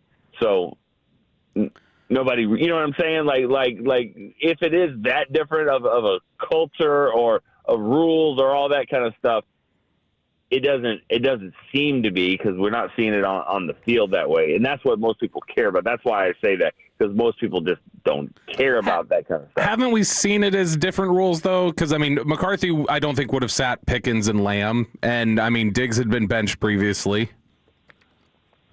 Yeah. Okay. Sat for what? Yeah. No, I just mean in terms of like, it seems like there's more exposure. There's more, even if it's not like an actual punishment in terms of like repercussions. It feels like there's more like a light being shined on. These guys are not doing what they're supposed to. It does. Okay, you're right. It does there, and I'm not saying that Shoddy's the reason why Micah got traded or any of this kind of stuff. But from what I have been told, that Shoddy was completely on board with all of this. So yeah. It does feel like he has a different standards when it comes to these kind of things. Certainly, because one thing we've always known about Mike McCarthy is that he was definitely more player friendly in a lot of areas, a lot of ways, keeping them off their feet, keeping them comfortable, all that stuff. Where I don't think Shoddy wants them to be that comfortable. So yeah, there are changes, and there's different ways that they've gone about it. But from our side, it's hard to really see all of those changes. Nick Eatman, DallasCowboys.com here on 105.3 The Fan. Do you think Diggs gets picked up, and do you think he could be on a playoff roster? Yeah, I would think he would get picked up. My understanding is that if you could claim him, I guess no. Sorry, if he's not claimed, if he's just signed by anybody, then yeah, because I think that's a comp pick probably waiting to happen if he's signed, not claimed, but signed. And then if he is claimed to a playoff team, sure. I could see that working as well for them. Could Trevon Diggs be Nahshon Wright 2.0? I don't think so. He's going to have to. This is going to have to be a humbling experience for him, or he's going to have to be humbled one way or another. He's going to have to figure out what's going to drive him to go and do the things necessary to go be good again, because he's not right now. He's not a good player, and he's not doing the things that NFL players have to do to be a great player. So whatever it is, whatever the driving force is going to have to be, because, you think about it, and I know Trevon Diggs is that's his brother, and he's got his own issues right now too. but they're different. It seems like it. Trevon Diggs has continued to be a really good football player, even through injuries, even through, getting older. He still has been crafty in his ways of being a really good pro. And we haven't seen that from Trevon. So that's what he's going to have to do. If Trevon's committed to being a really good player and finds the right coach and right team and culture for him, then yeah, he can be. And let's be honest, Nahshon Wright is not a good football player right now either. He's really not. Like anybody that watches the Bears will tell you that Nahshon has made some plays for both teams this year. And he's better than he was. There's no doubt about it. But I'm just saying, I don't know if he's necessarily turned the corner. If he lines up opposite of the Cowboys tomorrow, you would throw at him all day long. Great stuff, brother. We appreciate it. Thank you. All right. Thanks. See you guys. Nick Eatman, DallasCowboys.com. We have the final say with KNC on the worst take of 2025. Who's the ultimate loser? What a loser. Next on 105.3 The Fan. But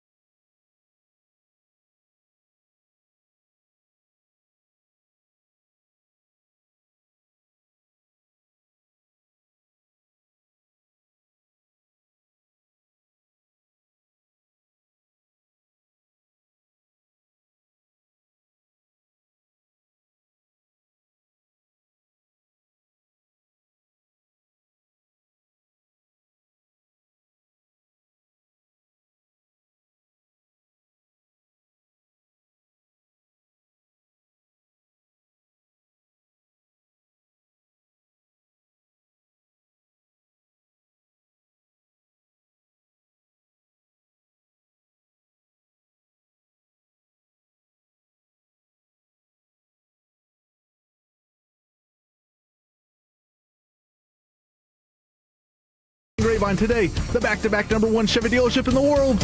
More new Chevys than anyone else, all priced to sell. Visit ClassicChevrolet.com. This is Texas. This is Classic Chevrolet. Together, let's drive, relax, enjoy the difference based on new Chevrolet registrations 2023 and 2024. Ever met someone who is so extremely dumb that they don't know how stupid they actually are? There's been a whole lot of stupid said this week. You are made of stupid. That's right. For one more time in 2025, and for the entire year, we're doing Worst Take. You guys missed DFW Quote of the Year as we crosstalk with the KNC Masterpiece. It's actually the A and K Masterpiece, AK-47 or something. We don't have time for all this, Bobby. Oh my God. We got a lot to get to. Okay, and the winner of the DFW Sports Quote of the Year was the DFW Sports Fan for Fire Nico. Now we're going to figure out Worst Take of the Year. In the first half, the original nominations. Despite Sean's objections, Maggie and Perloff, the unemployed Maggie and Perloff for their MVP takes, which were awful. Chris Young for thinking pitching was what they really needed at the trade deadline. Yeah, that's fair. Nico Harrison for trading Luka Doncic. And Jerry/Shoddy for hiring Matt Eberflus. He didn't even nominate them for trading Micah.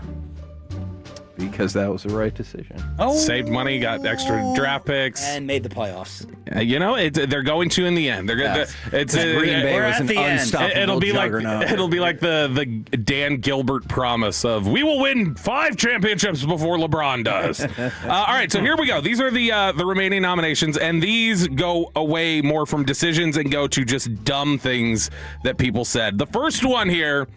And one where Stephen A. Smith, I think, would nominate himself. He sort of did nominate himself a couple weeks later when he talked to us. This was Stephen A. Smith before the NBA season. If Kyrie comes back healthy and Anthony Davis is healthy, I think Dallas should be the favorite to win it all. It was dumb. It was a bad call. He came on our show and took it back. Yeah, immediately we were like, would you like to take that back? He goes, yeah. He's like, they're awful. They're really, really bad. They're a bad basketball team. He tried to qualify it. That was never a good take, though. They were not going to. A favorite? With the Thunder in the conference? There's a lot of people that had them like going deep. Crap, now I forgot to look it up. Who's the Nimrod who said Cooper Flagg would have been 6th in this draft? Oh, yeah. It was one person. I just always default to Richie Witt with those kind of things. Holy moly. But I don't actually know if that was him. Okay, next. Yeah, we could just call this the Richie Witt Worst Take of 2025 award. All right, next up on this, and this is the one that Peyton wanted to nominate. In fact, Peyton, why don't you set up your skip clip that you would like to nominate? Because this one just disgusted Peyton originally, and he said he made sure to save it for the end of the year. Well, yeah, this was one I nominated not too long ago, and it was Skip Bayless. He went on the internet, and he's doing all these videos and stuff, and he's talking about Travis Hunter getting baptized on a Sunday before NFL game. I was like, this has got to be one of the worst takes in the history of sports ever. And so this is Skip Bayless for about a minute here. There was no way that Travis Hunter should have chosen to be baptized on the morning of a 1:00 game in Jacksonville, where he plays, obviously, for the Jaguars. Not under normal circumstances, but here's the point.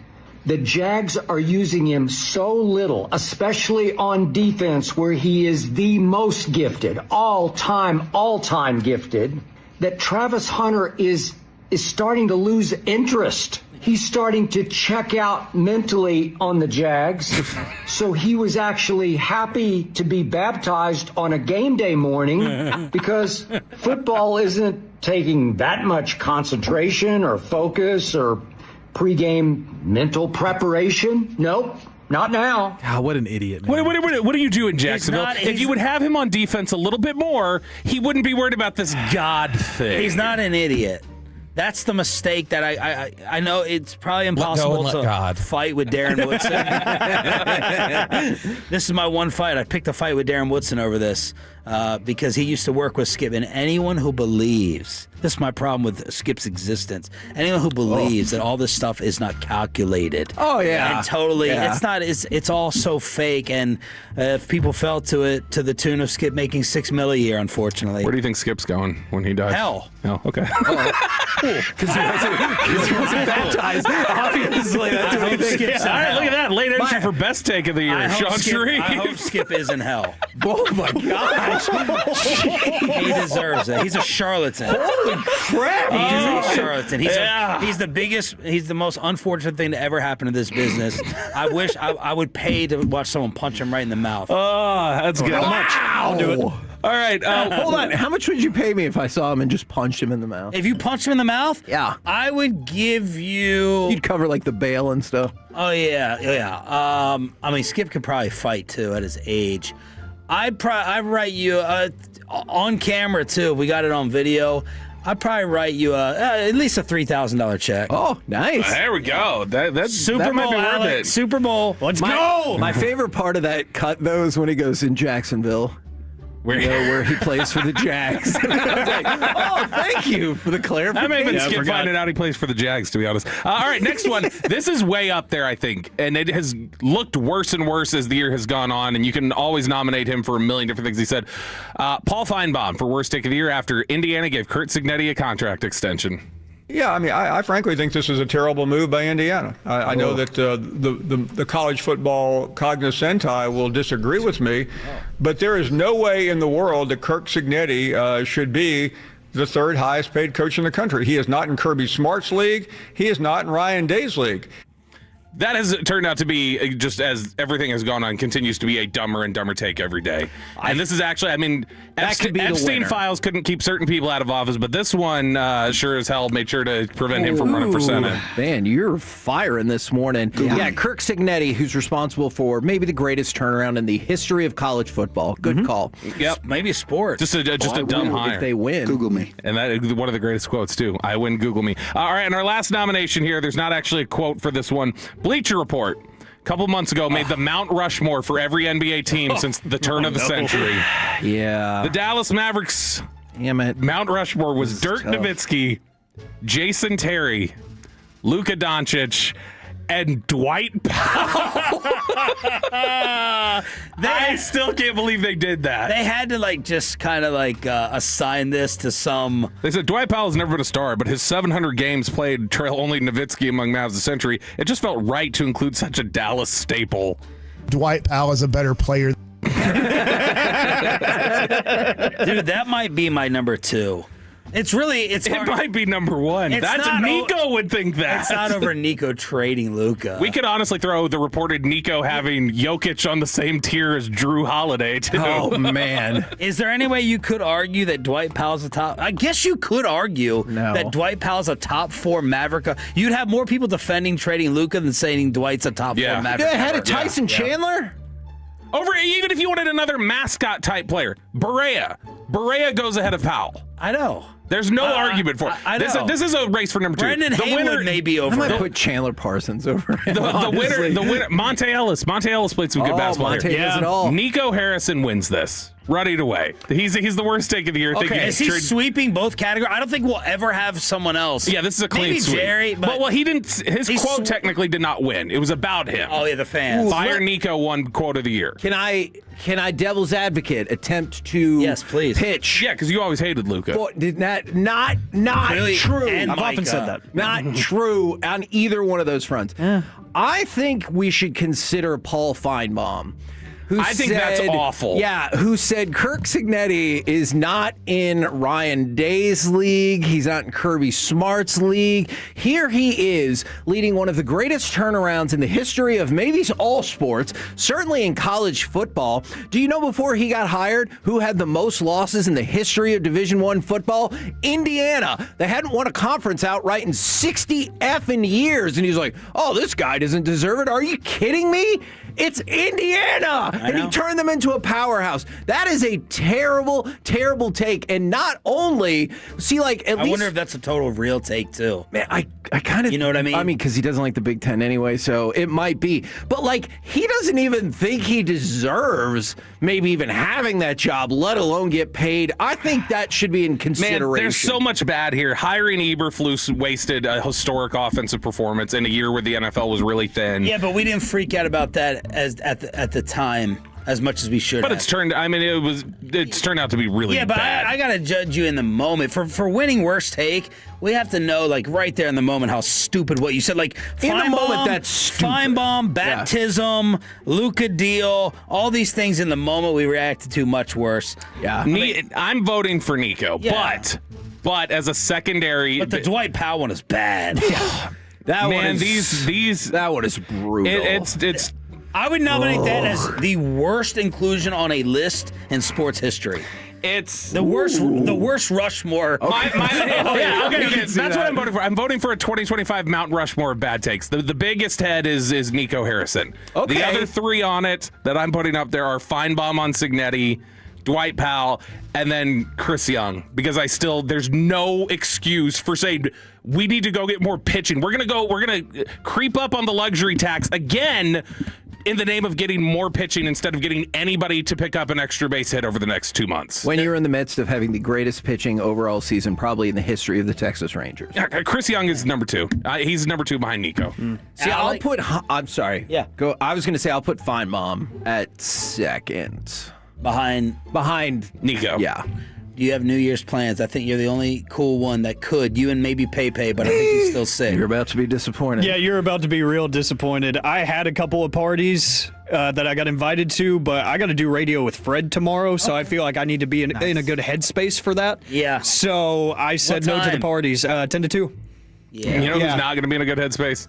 Will Chambers is hosting at 6 a.m. tomorrow. There's zero chance Will Chambers is going to bed before midnight. Yeah. That's going to be elite radio. He'll probably walk in his tuxedo. Like, that'd be neat. Like, will it be like Jared Sandler on Peace-a-thon when he would lay down on the couch, smashed out of his mind, and he'd be like, hey, Jared? oh, yeah. Wow. He would be so drunk. Shows you what he thinks of your charity. Well, he wasn't on the show. I've been drunk he was at his doing the charity, show the next so. morning. Happy New Year, everybody. Have a great one and be safe. The KNC Masterpiece is next. Hey, thanks for starting your day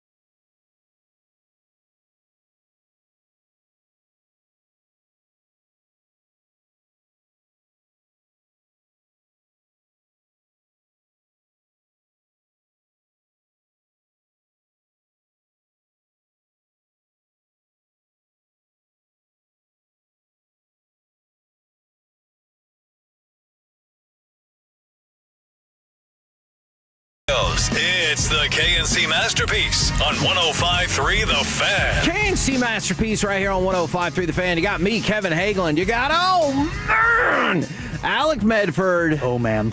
And the famous Jacob Ray. Gentlemen, welcome to the program. How the heck you doing? How the heck is everybody out there listening doing? 877-881-1053, Franklin Injury Charity text line, or the Twitch, or the YouTube. Let us know. Kevin, I'm doing great, man. Hell doing yeah. great. Is it because you found out that it looks like Athena is going to be in person with us at Taco Bueno on Friday, 1419 Collins? Oh, absolutely. One, because that is right down the street from me. And two, Athena's the best. Like, she is one of my favorite wrestling interviews that I've gotten to take in my time here, because she is so insightful. And especially now that she's involved in the booking and the promoting side of things, like, her mind is just perfect for this. So as a dork and a purist of the sport and entertainment that is pro wrestling, I'm just like, I could listen to her talk about the inner workings of it all day. One more reason to drive everybody out to Taco Bueno of Collins on Friday. We're going to have maybe the coolest tangible giveaway item we've ever had. What? We have 2 Tolo whiskey sets. What? They come in these, I'll post up pictures and stuff. They come in this fancy wooden box. It's like a whiskey bottle and a couple of whiskey glasses etched with Tolo. They're incredible. So what I'm hearing is I am going to be there on my day off. I don't know if you can win those, though. But hear me out. Clarification. Hear me out. Okay. I'm not going to win them. Whoever does win them is going to have to meet me in the parking lot and joust for it. Oh, well, that sounds like a threat, but I like it. See, if I win them? I don't think you can either, is the thing. So, yeah. You can bring a friend. Yeah. And then if your friend wins, they have to joust me in the parking lot. Or you have to joust both of us. Well, 2v1 action. I don't really like that, because I don't think that's mathematically fair. Oh. So I would choose one or the other, and then we would joust outside the building, of course. So the company's not liable, and Taco Bueno is not liable. That is our decision, and our decision only. I like it. By the way, from the 817, Kevin, I know it's not Friday, but it's my birthday, and Corey isn't there, so can I get a shout-out? Yes, shout-out to Adam in Arlington. Happy birthday to you. Normally, I feel like Corey would put the kibosh on that, but we're not doing that. In fact, let's talk about other things we're not doing. Here's one of the segments I had planned. You guys know that sometimes I make notes on the run sheet or audio cuts that aren't necessarily suited for air. Sure. This is probably one of them, but I'll tell you anyway. Next up, scouting the Giants. And then I put ... or do you even give a damn? Here's the thing. That message was pretty much for me, because I feel like I did the work. I did the research. You know, I can tell you about Deonte Banks and his kick return, or Wan'Dale Robinson getting into rare territory for the Giants. The fact that Abdul Carter has been really disappointing most of the season. But if you look at the last 4 games, he started to uptick, and he leads the league in quick pressures, which is getting to the quarterback in 2.5 seconds or quicker. Ooh. Obviously, you know how good Brian Burns is. He continues to be a wrecking machine. I could tell you about all of those things. But then I thought about it some more. And look, maybe I'll email out my research if you want to take a look. But then I realized I don't really care. And normally this is what we would do, is we would scout the team coming up for the Cowboys on Wednesday. Thursday, talk about which particular players you fear from that team and where the Cowboys hold a distinctive advantage. And honestly, it could pretty much be all of the offense, because the Giants defense is freaking terrible. If you're like, oh, how terrible? Well, they give up the 3rd most yards in the league. They give up the 7th most points in the league, and they give up 75% of their 4th down attempts against their defense. Well, take a look at how much Dallas went for it on 4th down last week. But then I thought, but who cares? Like, I know we're supposed to care, and Shoddy cares, and I'm glad he cares. I'm sure a lot of the players care. Jerry cares. Steven cares, and that's great. I don't care if the Cowboys win this weekend. And so I'm finding it really difficult to get jazzed up for this game. For good reason. All right, so I'm not alone on this, There's right? nothing to play for. There is nothing that is going to motivate me as a fan of the team. I'm not looking for momentum because you got months and months and months until you play again. Right. If you wanted momentum going into a playoff game, sure, I'd be amped up. There's nothing that could excite me. Unless Joe Milton wants to throw one of those 80-yard moonball touchdown passes that's going to make SportsCenter top 10 the next day, then I will get excited. Outside of that, there's not many reasons I'm really going to be intrigued. So we can go a couple of different directions. I can tell you why putting anything that's not sports on TV is now stupid, or I can give you another Trevon Diggs update. You want to start with the Diggs update? Yeah, let's do it. This is from NFL Network's Jane Slater, who we had on the show yesterday while all of this was transpiring. And you knew this was going to be the case. It wasn't just going to be like, Trevon Diggs got released, everybody moved on with their life. That's not really how the world works. So what has transpired is the story that Trevon Diggs, and I don't mean to say story as if it's untrue. Archer talked about it. I believe it. I think multiple people have corroborated that, is that Trevon Diggs asked for permission to stay behind in the general Maryland, Washington, D.C. area because he had family who lived there. And then Archer talked about it, and that request got denied. I know some people think that's cold-blooded, but other people would be like, in the organization would say, well, sure, players get that permission all the time, but they usually ask before the morning of or before it's time to get on the plane. And so that was the discussion, that was the final straw. And then I believe on Instagram,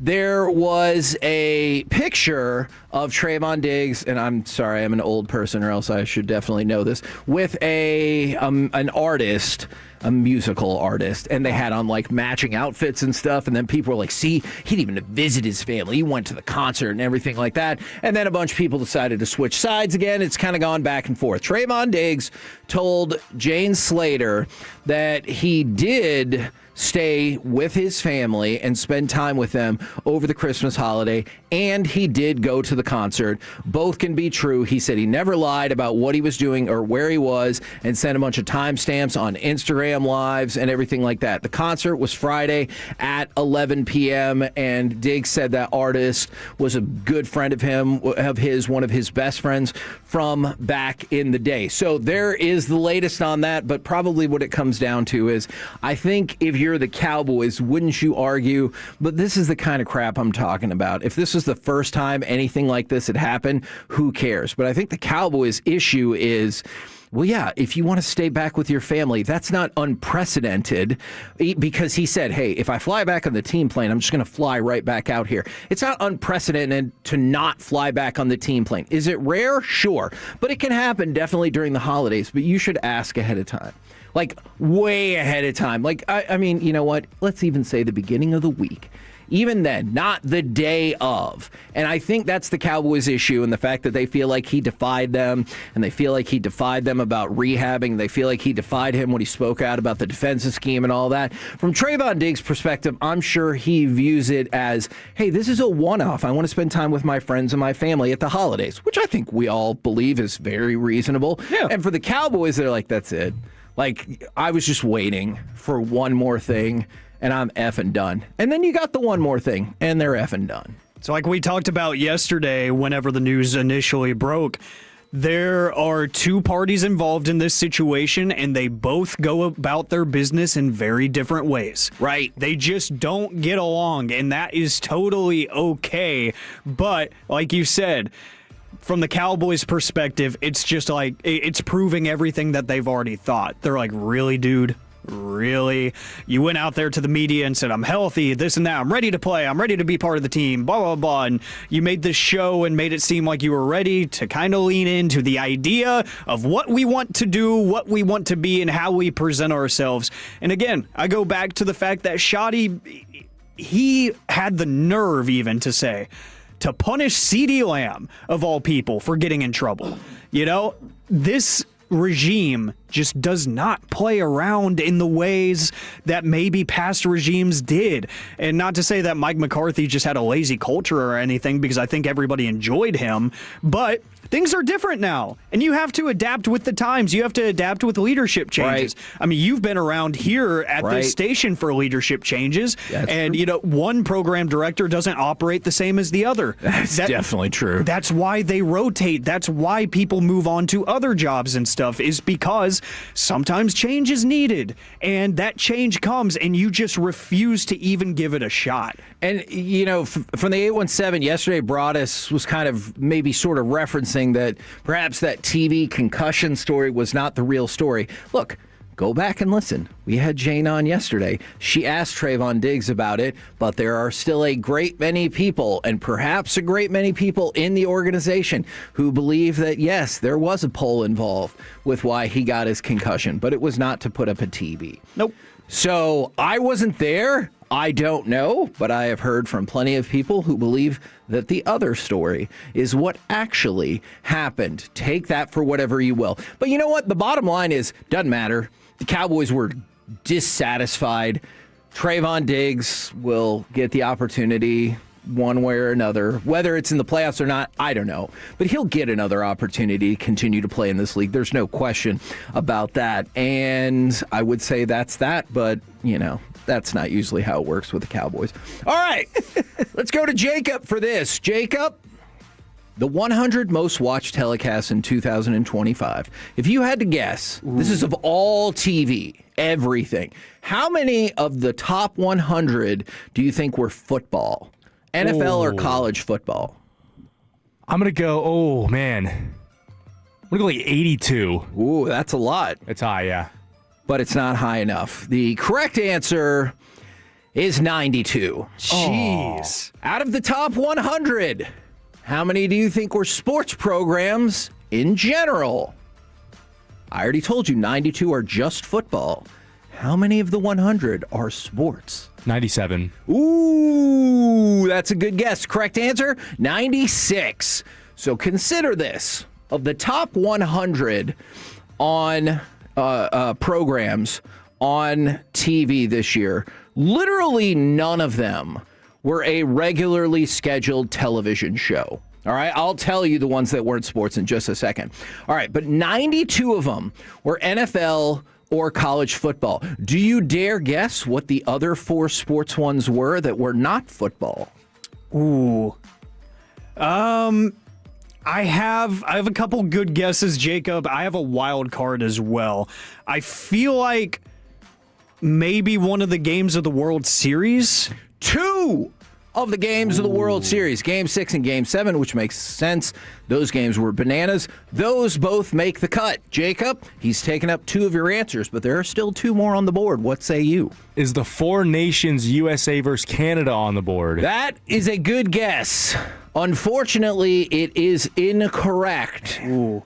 But there's one basketball game on the list. It is the NCAA championship game between Florida and Houston. And then also, you want to talk interesting, listen to this. The Kentucky Derby, for the first time since 2022, the Kentucky Derby made the top 100. So think about this. Whenever people complain, they're like, nobody cares about horse racing. I hear you. I cannot say I'm a horse racing enthusiast. But I care about these races. I think they're fun until the winner of the Kentucky Derby doesn't win the next one. Then I quit caring. Only if they win the second one am I back in. Like, what's the point? Yeah, for the third one. And I'm sure for the trainers and everything, millions of dollars. Good for you. Don't care. That means that the Kentucky Derby, the horse race, got bigger ratings than any NBA game in 2025, including the NBA Finals. That's just how you know we are still degenerates. It is. That's pretty interesting. Because people are putting money on that. They don't actually care about the horse racing. They care about making some money on something that they have zero knowledge of, which I totally respect and I enjoy as well. I've yet to put money on the Kentucky Derby. I will at some point, so I'm not blaming them, but It's very indicative that this country is still full of degenerates, and I love it. And I'm going to give you one more opportunity, but I'm glad this person brought this up because I'm actually caught up on this show. From the 936, the most recent Landman episode, Tommy tells Rebecca, I don't give an F who you hop in the sack with if you're a top performer. And that relates to Trevon Diggs in a way, because I saw multiple people saying, well, if he was still really good, they wouldn't care. Fact. 100%. If he was performing, hell, even at a Pro Bowl games level, let alone an All-Pro level, they wouldn't care. If he's an All-Pro, oh, they'd be mad about it, but they wouldn't do anything about it. So, yes, I think that is very fair. Now, somebody said Mike Tyson versus Jake Paul. This is on linear TV. So this does not factor in, I do believe, certain streaming services, especially Netflix, because at times they make things complicated to get their ratings and they only selectively release. All right. So I told you, 92 of the top 100, football. 96 of the top 100, sports. Can you guess the other 4 non-sports entities that made the top 100. By the way, this time last year is when I learned that the show Tracker was really popular, because that was like the only thing that wasn't sports that made it in there. I think I might be able to guess all of these. Oh, I bet you can't. Oh, really? Okay, I will start with Trump's inauguration. Correct. I think you can get 3 of the 4. Okay. Give me the Academy Awards. Correct. Give me, because this is a staple of my childhood, the Macy's Thanksgiving Day Parade. That is also correct. That is a staple of my mother-in-law's house. I did not realize what a powerhouse that thing was until we had some conversations. All right, you've got 3 of the 4. You've got the 3 that I thought you might be able to get. This next one, I don't think so. Okay, I'll ask for a quick hint. Is it political or is it entertainment? Ooh, it is political. Was it the Congress session? Yeah. So essentially, I think it's State of the Union. I think that's what they're going for, but because it says Trump's joint session of Congress, and so I kind of assume that was State of the Union, but it doesn't specifically say State of the Union, so I might be off base about that. I'm sure the fan text can help me out. But yeah, 2 political things, Macy's Thanksgiving Day Parade and Academy Awards. Think about it. Those 4 are in the top 100. Everything else is sports. Everything. And that is freaking crazy. And as you can tell by my enthusiasm, I cared way more about that list than I did about scouting the Giants. Yes. We're the KNC Masterpiece right here on 105.3 The Fan. Coming up next, It's Definitely Not Tuesday tailgate, preseason polls, Pop-Tarts, and getting you ready for the college football playoff quarterfinals. Next right here on The Fan.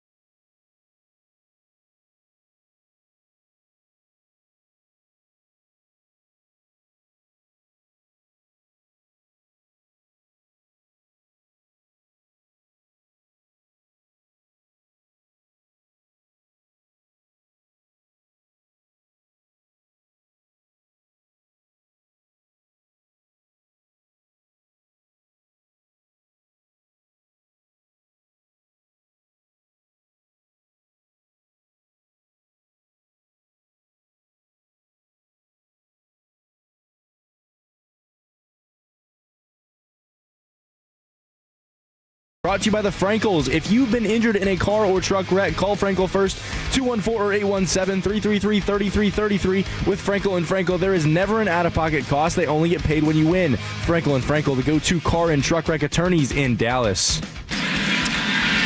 Wigman to the air, and the pass is picked off by Rodriguez. And then he hurdles a Cougar and is still going. And finally brought down inside the 25-yard line.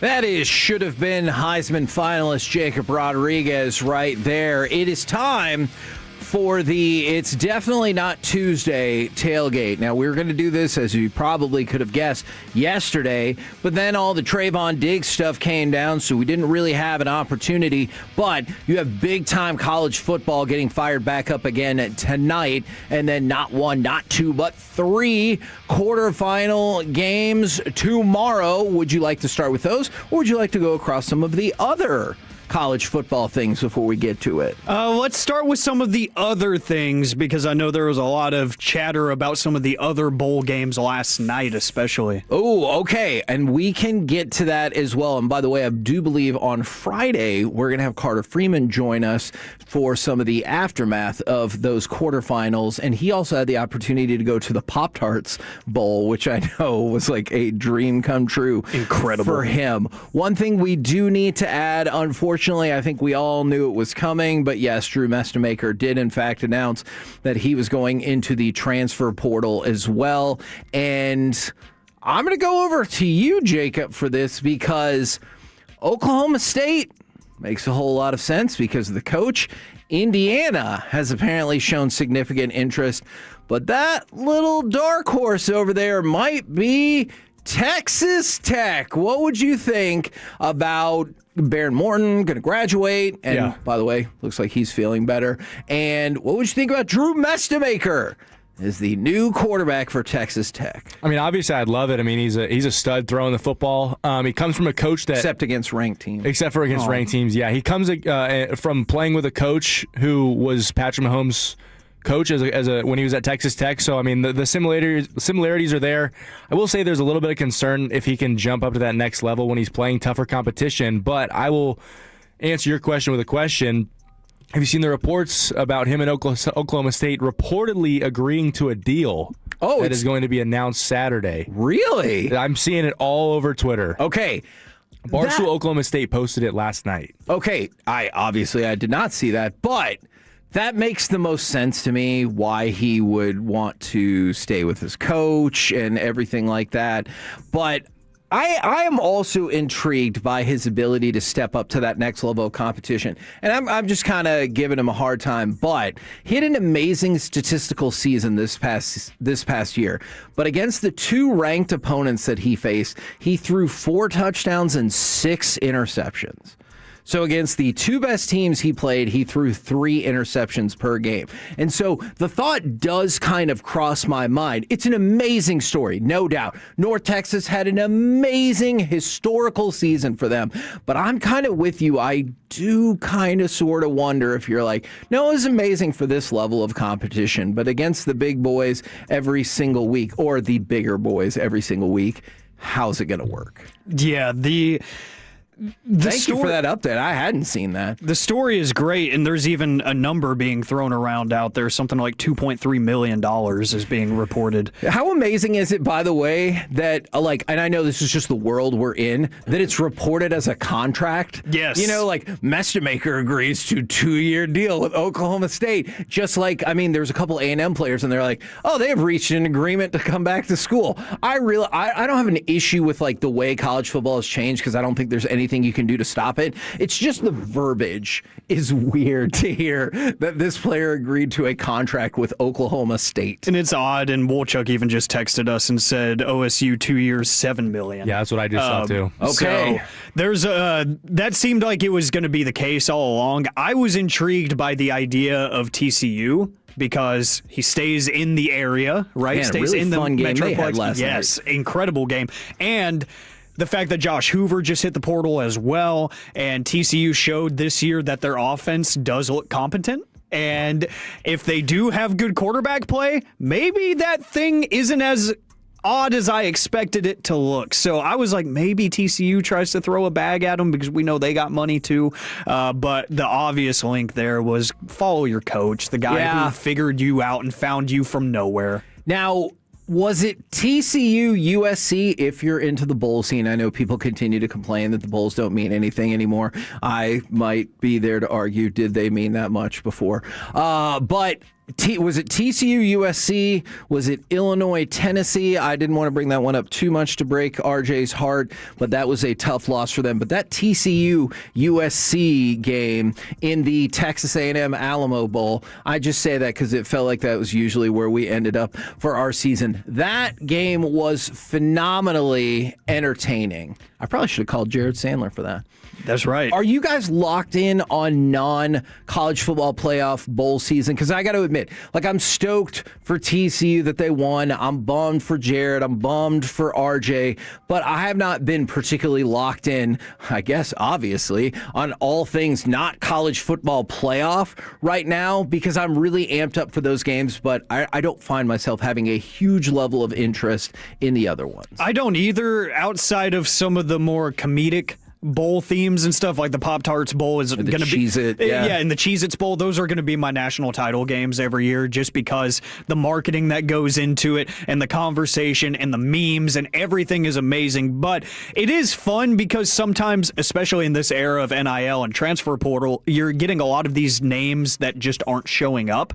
Right. So it's leaving opportunities for, like you mentioned in the TCU game, Ken Seals, the quarterback that played for TCU yesterday, his final college game to make his first start for the school, and you could see the emotion when the touchdown was happening right in front of his eyes. He falls to the ground on his knees, and he's just like clutching the back of his head like, I can't believe this just happened.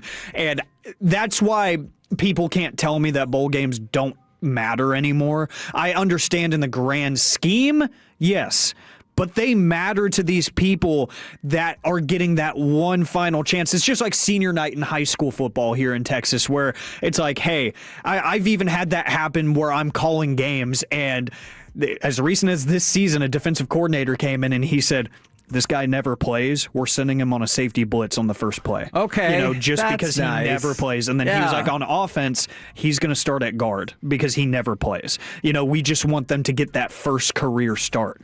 And we're going to give them that one play where they're going to be the lead blocker.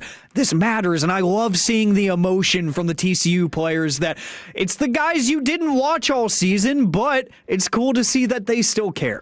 If you want to hang out in front of the TV, or if you want to hang out in front of the TV, put it on mute and listen to the fan all day, obviously. That's right. I think that is the way to go. I hadn't really thought about this matchup, but in the Tony the Tiger Sun Bowl, it's Arizona State versus Duke, which means Sun Devils versus Blue Devils. Ooh. If you're looking to do a little New Year's Evil, is what I'm going to go with in the Devil Bowl right there. I'm sure a lot of our audience is interested in, we referenced it, the Cheez-It Citrus Bowl with Michigan and Texas, one of the more marquee non-playoff matchups. But then I think most of the focus will go to the Cotton Bowl. Miami, Ohio State. This is also known as the Heartbreak for Kevin Bowl because I was hoping to plan my New Year's Eve around Texas A&M against Ohio State, but we couldn't make that happen. How are you guys feeling about Miami, Ohio State? Because on paper, I think folks think this is not going to be a particularly competitive game. Yeah, I don't think so either. Your face, Miami. I've just seen enough of the bad from Carson Beck to where I'm like, I can't trust him in this situation. And then I know that Ohio State has the perfect formula figured out for Julian Sayin every single week. He doesn't throw a ton of downfield passes, but he's still good at leaving the pocket. They know that if they can just give him the time to dump something off 10 yards or less, they're probably going to move the chains every other play. So Ohio State's a juggernaut. But they are incredible, especially on first and second down. They're going to dominate the game early, I think. Now, my question for both of y'all, Jacob, I'm going to throw it over to you if you can help me determine how I should feel about this. Let's say Miami defeats Ohio State 16-13, something like that. Should I feel better about that as a Texas A&M fan, or should I want Miami to lose by 21 and I can be like, oh, it was never going to work out anyway? Even though I know sports doesn't always work like that. It's very matchup based. No, sports always works like that. I'm of that same thought process. I think the only way it makes you feel better is if Miami wins the national championship, because then you can technically say you're the second best team in the country. Hell yeah! That's right. We did it! Which means in 50 years, we'll just claim that national championship. Exactly. All right, now the slate tomorrow. Triple back of the New Year's days of old. What is the game tomorrow you are most looking forward to? I have a feeling at least one of you will say Oregon, Texas Tech. For me, it is Ole Miss and Georgia. Alec, which game of the triple header for the playoff tomorrow are you most locked in on? I mean, I know you can watch them all because you'll be on air. That's right. And I think I'm going to be, honestly, give me Ole Miss as the most interesting team to watch in general, because Will and I were talking about it on Friday, and I think that Ole Miss team is kind of galvanized after Lane Kiffin departs, and I don't think they're totally dead in the water. I still think that's a very talented offense specifically. I love watching them play. I love their quarterback. Trinidad Chambliss is awesome.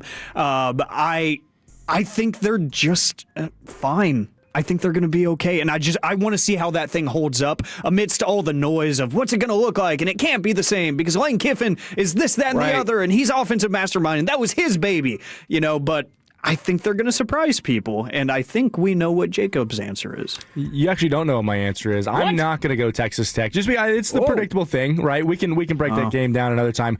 I'm actually very intrigued by Indiana and Alabama. And for pretty much one reason. I am anxious to see if the way Kalen DeBoer coaches this game a little bit more free now that his mind is washed of the idea of him going to Michigan, and that's kind of already ran its course. I kind of like Alabama in this game. Is that kind of crazy to say? Oh, fascinating. I don't think it's crazy, but man, I feel like Indiana, they were mowing people down, and then when they got a big time competition, they're like, we can hang just fine. I like Indiana in this game, but I also am a super big Mendoza fan, but I don't think that's crazy. Yeah. I just wonder about the people who, can you imagine if you just quit watching college football for 3 years? And you're like, oh, it's the college football playoff. It's the number one seed, and you got Indiana against Alabama, and you're like, oh, how the hell did Indiana get in there? But makes sense that Alabama's still number one. You're like, wrong.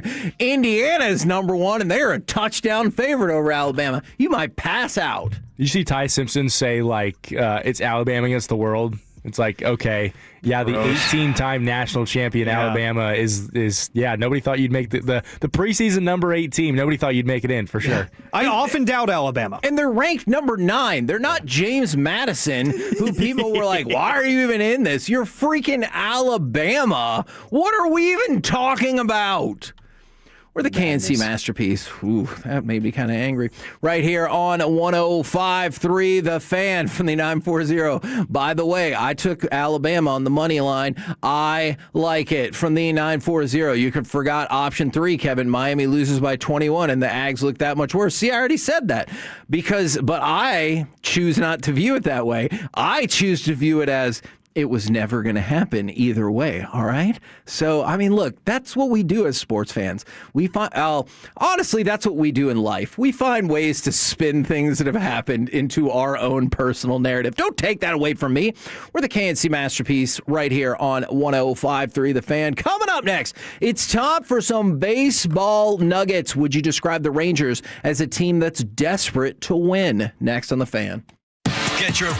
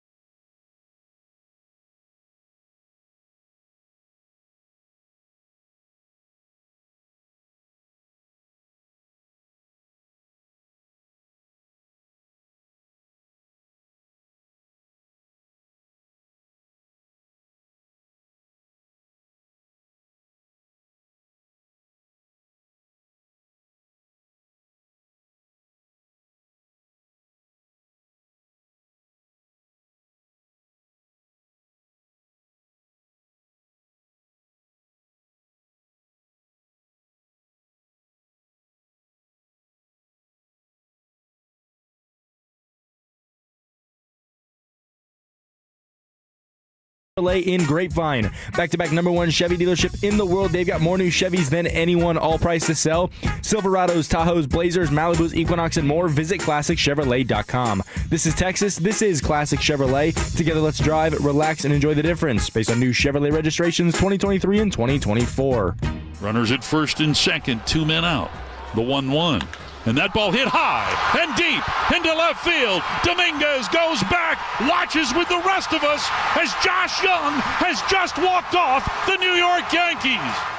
KNC Masterpiece right here on 105 through the Fan. We're going to get to baseball nuggets in just a minute, but I had a couple more college football notes. There was a lot to get to. Now, Alec, you already know this, and if you didn't, that would be troubling. Is you can listen to Alec Medford tomorrow. What? In the midst of the Tech Oregon game. So I would advise people turn on that game, push mute, listen to Alec and Fred rocking and rolling, and that's how to optimize your sports viewership. I like it because this is the point where I would tease something for tomorrow's show, right? To get you amped up. Yeah. It's Fred Davis. I can't tell you what's going to happen. You just got to tune in and listen. That's all. It could be something about Jacob Rodriguez's hair for 35 minutes, and it would make total sense because it's Fred. And maybe we'll elaborate more on this on Friday, but Oregon coach Dan Lanning has just been the latest person to jump out and say that the college football playoff needs to wrap up by January 1st. I know that has been a big talking point for a whole lot of people, whether it's consolidating the off time between the end of the regular season or the college football or the divisional conference championship games, there's the word, and when the playoffs actually start, whether it's starting the season just a tick earlier or maybe it's eliminating a cupcake game off of your schedule. He is another person that is added to that. And then behind the scenes information about Brendan Sorsby. So I had erroneously tried to get Texas Tech hopes up with Drew Mestemaker. But for Brendan Sorsby, the former Cincinnati quarterback, word is that he was thought to have had a deal with Texas Tech. Then old Lane Kiffin and LSU reached out and said, what if we pay you $2 million more? I mean, look, it's tough to say no to $2 million more. And that might be the way it plays out. But the Tech people seem to think that Sorsby wants to be at Tech over LSU, and that eventually they will match or get close enough to that extra $2 million to bump it up. And so Brendan Sorsby could end up at Texas Tech after all. But yeah, Texas Tech and LSU looks like those are the most viable choices right now. Yeah, it's a weird world where I could think of somebody outbidding Texas Tech. You know, at that point, it would have to be a preference of I want to go elsewhere. I don't want to play there because Texas Tech has a lot of money available. Man, they've been spending it, right? And they've been spending it like crazy. So I don't think they're going to get outbid. It would have to be some sort of promise of like the talent around him is going to be better or something. Whatever. I don't know.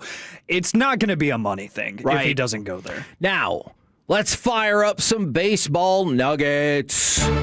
Look, Alex, since you and Fred are going to be on tomorrow, and I am not. I'm sure you can tell I'm trying to cram some extra content into, absolutely. I love it. Some of these segments. So let's talk about Kazuma Okamoto. He is traveled to the U.S. and he's meeting with MLB teams in person as his posting window nears something to keep an eye out on. I haven't seen an update on this yet this morning, but supposedly he's going to host the Padres, Angels, Pirates, Blue Jays, and Red Sox. He's 29 years old, comes from the Giants in Japan, where last year he hit .327 with an OPS of 1.014. So obviously some phenomenal numbers.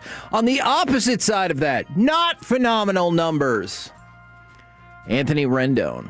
Now, I've already told you, perhaps my favorite statistic of all time, the first 5 years of Anthony Rendon's contract, he played fewer games than Ted Williams did in a 5-year span, when Ted Williams spent 3 of those years fighting in World War II. That is a statistic that I think is freaking amazing. for Ted Williams, not so much for the Angels. Yeah, for the Angels, not so much. And so the Angels and Anthony Rendon have agreed to restructure the rest of the contract, which is a nice way of saying he was going to make $38 million of that craptacular deal. And the Angels are like, we don't want to pay that. And Anthony Rendon goes, that's fine. You owe it to me either way. And they said, all right, will you go away if that's what happened? Will you go away if we give you the $38 million over, quote, a few years? Now, I don't know how many years that is, but they have paid Anthony Rendon to go away and will pay out the rest of that just god-awful contract over the span of a few years. I bet he did his best Coach O impression. You know, the story where he was like, you know, they said, we want to move on, and, you know, I tried to fight it, but they're like, we'll pay your buyout. And he's like, you're paying me how much? Which exit? Yeah. You know, like, oh, hell yeah. I bet that was the case there because, I mean, Rendon has said some stuff on the record even that just shows that his heart is not in it anymore, where he's like, I want to play less games and blah, blah, blah. Like, the season's brutal and this, that, and the other. All of it, like, the league is getting everything wrong. He just doesn't want to play baseball, it seems. Yeah. I don't even think it's an organization thing. I think he's just done mentally, which, hey. It does seem like that. He looks like he might be done physically, too, though. Oh, yeah. He definitely is, but I think up top he's just checked out and he's done, and it just makes me even more glad that the Rangers did not pull the trigger on that when there was mutual interest. No freaking kidding. All right, I might talk about the Rangers' desperation to win another time because I got some other things I want to hit. The breakout prospect from each team in 2025. For the Rangers, MLB.com selected Caden Scarborough. Now, if you're curious about why it wasn't somebody else, I think everybody was already familiar with our shortstop extraordinaire prospect, and so I don't necessarily think he had a breakout season, and so instead we focus in on Caden Scarborough. He was a 6th-rounder 2 years ago. He had a lat strain, and that kind of slowed down his progress. But since then, he has now recorded a 2.45 ERA with a 181 batting average against and 114 strikeouts versus 21 walks in 2 stops at Class A in 88 innings on his way up. So 114 strikeouts in 88 innings, 181 batting average against. I think that's really promising. I know a lot of people are concerned that around AA is when the progress stops historically for a lot of Rangers prospects. Hopefully that will not be the case for Caden Scarborough. Yeah. Go ahead. No, but he's a guy that's intrigued me a little bit. For sure. Because he has a lot to work on, right? He's still young, but 6'5", massive dude that has elite extension. So he's got the ability, not saying that he will, he has the ability to have one of those elite fastballs that it's not even touching triple digits. He's topping out at like 96 right now. Yeah. But that 96 with his size and extension looks like 106 at times because of the spin that he puts on the ball and how quick he's getting down the mound. His delivery, just watch some of his tape. It looks like he's just flicking the wrist when he throws the ball. Yeah. Like it Which looks makes you think he can dial it effortless. up even more. Yeah, if he wanted to risk that elbow, sure, he probably could touch 100, but he makes it look easy. So I'm rooting for him just because he's so intriguing. He's not a textbook guy with anything. He's got a good changeup that he doesn't throw much. His slider is good. His slider's really good. He's got a 12-6 curve as well. So he's got a pitch mix that a lot of people are kind of moving away from at that development, at that stage of development, but everything he throws is pretty good. Well, and if you look at the gap between peak fastball, which can get up to 97, and slider in the low 80s, that's the gap that you want for your fastball on off speed. And then if you really wanted to know, and I know that you do, the favorites for American League Rookie of the Year, not surprising, Trey Savage from the Blue Jays, who had an incredible World Series appearance, and then Murakami from the White Sox, the first baseman there. Those are the 2 favorites by a good margin. And then on the National League side, pitcher for the Mets, Nolan McLean, and Sal Stewart, the infielder for the Reds. Those are by far the two favorites. Now you're all caught up on baseball. We're the KNC Masterpiece right here on 105.3 The Fan. Coming up next, we will talk with our Dallas Cowboys insider, Mickey Spagnola, right here on The Fan.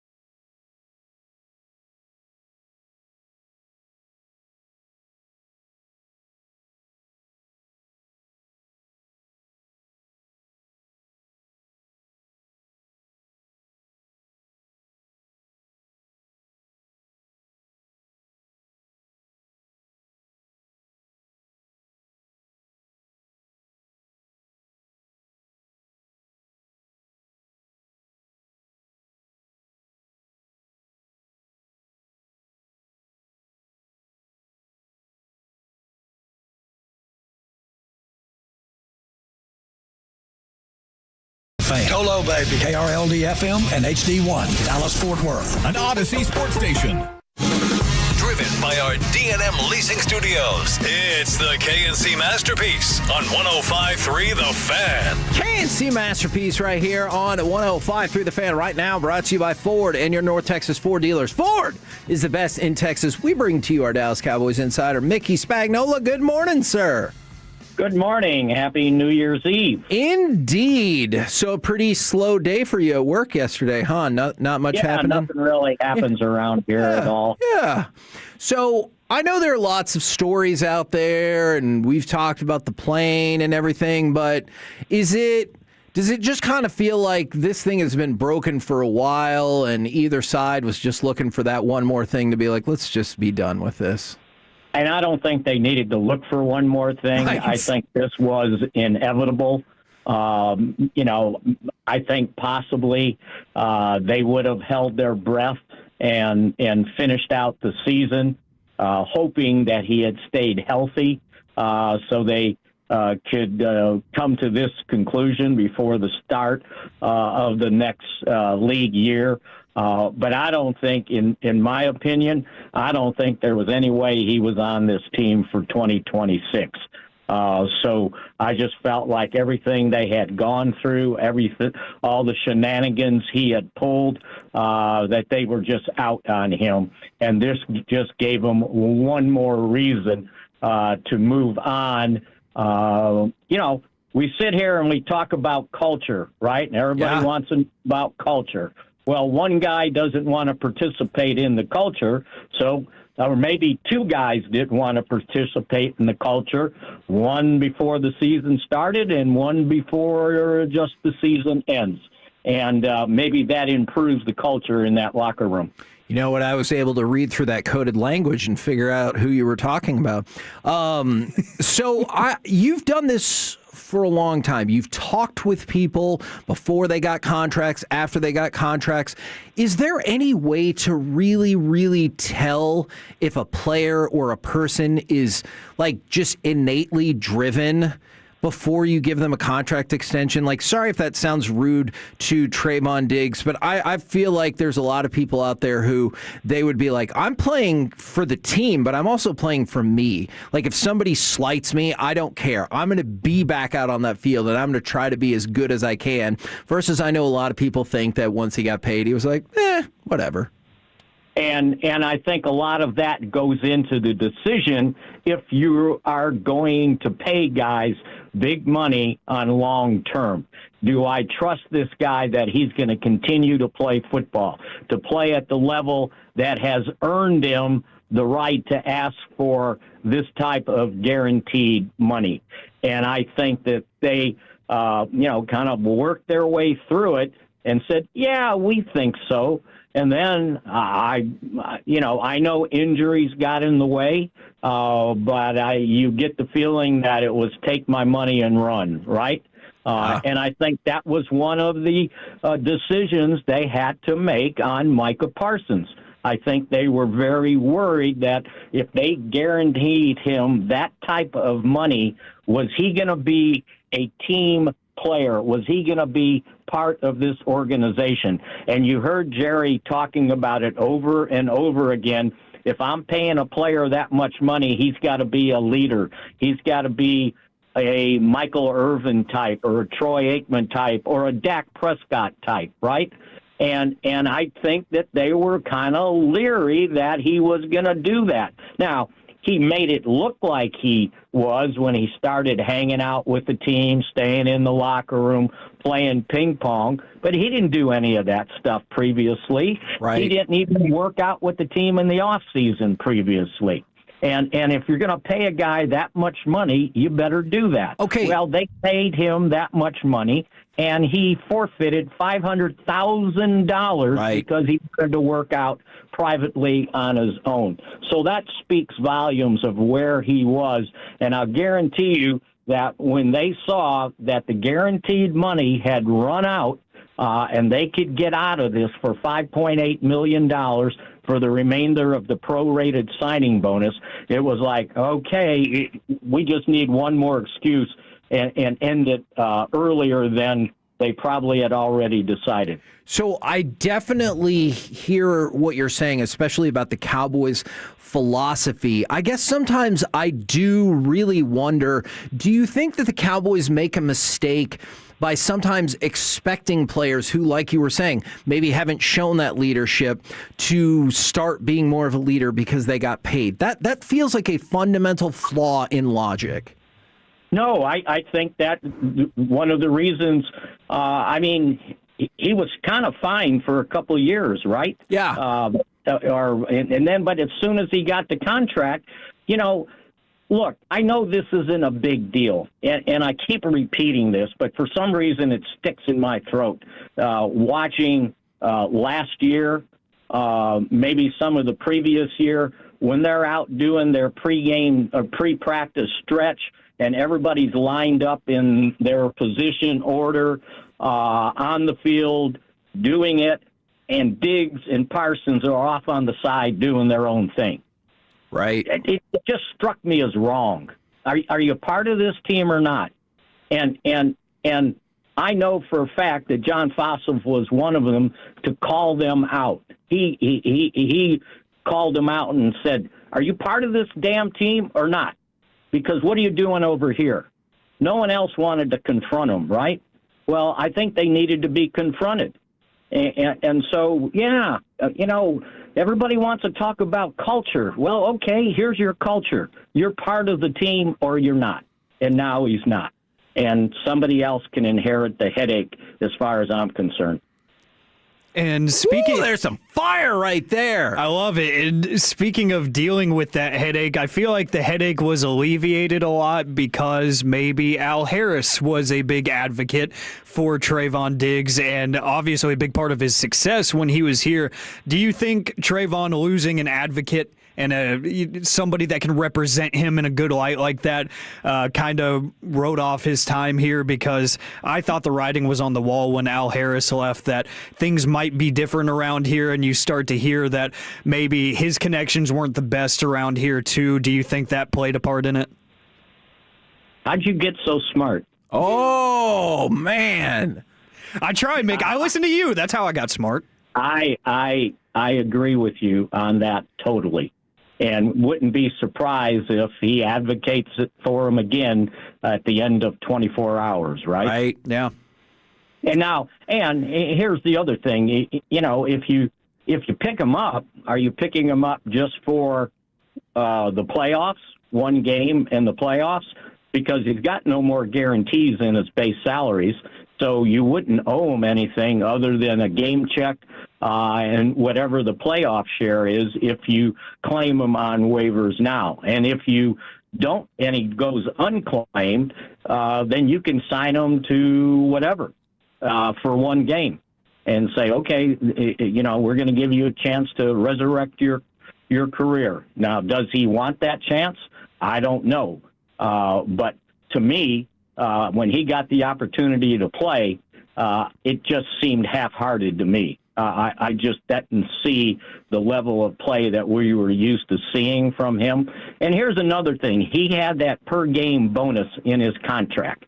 He would make $58,800 per game being active. Right. Right? Yep. He ended up being inactive now, counting this week, 9 games. Wow. And that comes to $529,200 that he didn't earn because it was going to total $1 million. So they gotta pay that at the end of the year, and I believe it goes on next year. And fine, and then the $5.8 million of the prorated signing bonus that they still had to account for over the next 2 years, but they're off the hook on $14 million base salary. Yeah. I think all that goes together. But when you look at it in totality, I agree. I think Al Harris was kind of the buffer between him and whatever else was going on with the Cowboys. And let's remember, Brian Schottenheimer was here, right? He just didn't have a voice. He was a consultant. Then he was the kind of offensive coordinator, but only in title only. But he saw stuff that was going on. He saw stuff going on with both of those guys. And I guarantee you, knowing him and just seeing how he's kind of portrayed himself to not only us, but the team, that had to bug him pretty badly, knowing how those guys were behaving. Sure. Yeah. No, that. So the whole thing about, not on the plane, okay, fine. It just, saved him $58,000. Yeah, and honestly, Mick, that's why I think this became a bigger story. I have assumed for some time that he would not be on the Cowboys in 2026. It was just the timing of it before the last game. Otherwise, I don't think most people think the roster move itself is a particular surprise whatsoever. No, and you know what? I think had Deron Bland been healthy enough to finish out the season, they would have left him on injured reserve for the rest of the year. Right. Because when Jerry talked about health being part of the decision, it wasn't bad health. It was to keep good health, so when they released him, they didn't have to account for any injury lingering on into the offseason. They wanted him healthy. For sure. We talked a lot about quarterback situation. I feel like we all have a good handle of how that's going to play out on Sunday. Is there anybody else in particular on the Cowboys that you think either A, is lined up to get more playing time, or B, you would want to see get maybe a few more snaps, a little bit more playing time on Sunday? I think maybe the two rookie running backs. Okay. I wouldn't mind take a look at them. Now, a lot has to do with, I don't know if it does or not. Williams has had a wonderful season. I think he's already proven that they would like to re-sign him for next year, and he's got a shoulder. So do you move on and say, okay, Malik Davis, we think your eye's okay, that you can see well enough to play, but we're going to need another guy or two at the running back position, and maybe take a look at those guys, give them a series here, series there. I would like to see that, because I still think, if Jayden Blue is growing up and understands the responsibilities of being in the NFL, he's got something to offer you. And it's something they need, I think, at the running back position, or just on the offense to add more speed. And I think we saw it in training camp before he got hurt, saw it briefly in some practices. Now let's take a look. Let's see. And I don't mean to use it at the detriment of trying to win the game, because I still think it's important. And I know you guys don't, but that's okay. I just think if we're going to do this and you want to see, then let's see with something like that. Let's see the young linebackers out there. I'm good with that.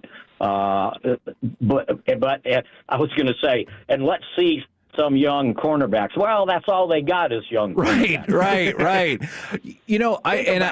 I know we've had the De'Aaron Woodson conversation until we're blue in the face. We're in total agreement on that. To you, is Jason Witten a first ballot Hall of Famer? Because now he's in the finalist group as well. Yeah, I think the only thing that would get in the way of Jason would be if Woody gets in and somebody's going to, we're not putting two Cowboys in the same year. That's kind of how those guys think. Right. Even if it's wrong, if you deserve it, you deserve it. Right. Yeah. And you're right about Woody. I'm just so tired. It's like I'm blue in the face of arguing that deal. And it's like, I don't want to give up. But I just don't know anybody's listening. Right. I'm with you. And if you look at Witten's career compared to other tight ends that got in, okay, so if he's not a first ballot Hall of Famer, he's a second ballot Hall of Famer for sure. And I think he's had that type of career. And if you look at some of the other guys, part of the 15 in there, both of those guys deserve to be in. And I'm sure some of those other guys too, but some of them you just have to wait. Yeah. I think Woody, in his 18th year of eligibility and fourth time into the top 15, It's time now, and somebody needs to recognize it, because if Steve Atwater is in the Pro Football Hall of Fame, then Woody should have been in 5 years ago. Damn straight. I agree with that. Thank you very much, good sir. I do believe you'll get to talk more with Alec tomorrow. All right. Well, I always enjoy talking with Alec. There you go. Thanks, Mickey Mick. Spagnola from DallasCowboys.com. Now, Alec, we can have a conversation about this another day. You get a max, I believe, of 5 modern players into the Hall of Fame. I think Drew Brees and Larry Fitzgerald are locks. Yeah. My concern is Willie Anderson, Torrey Holt, Luke Kuechly, and Adam Vinatieri were all in the final 7 last year. And so I'm like, ooh, so if even if 2 of them make it, yeah. So then you got 1 spot left. I think this is just criminal. I believe Darren Woodson will have to wait until the senior committee votes him in. I think it's wrong. It just feels like that's the way that it's going. And then the Cardinals signed tight end Rivaldo Fairweather off of the Cowboys practice squad. We're the KNC Masterpiece right here on 105.3 The Fan. Coming up next, it's time for AM on the FM. We got the question of the day, plus what is a butt stunt double, and why did this world-renowned actor turn it down? Next on The Fan.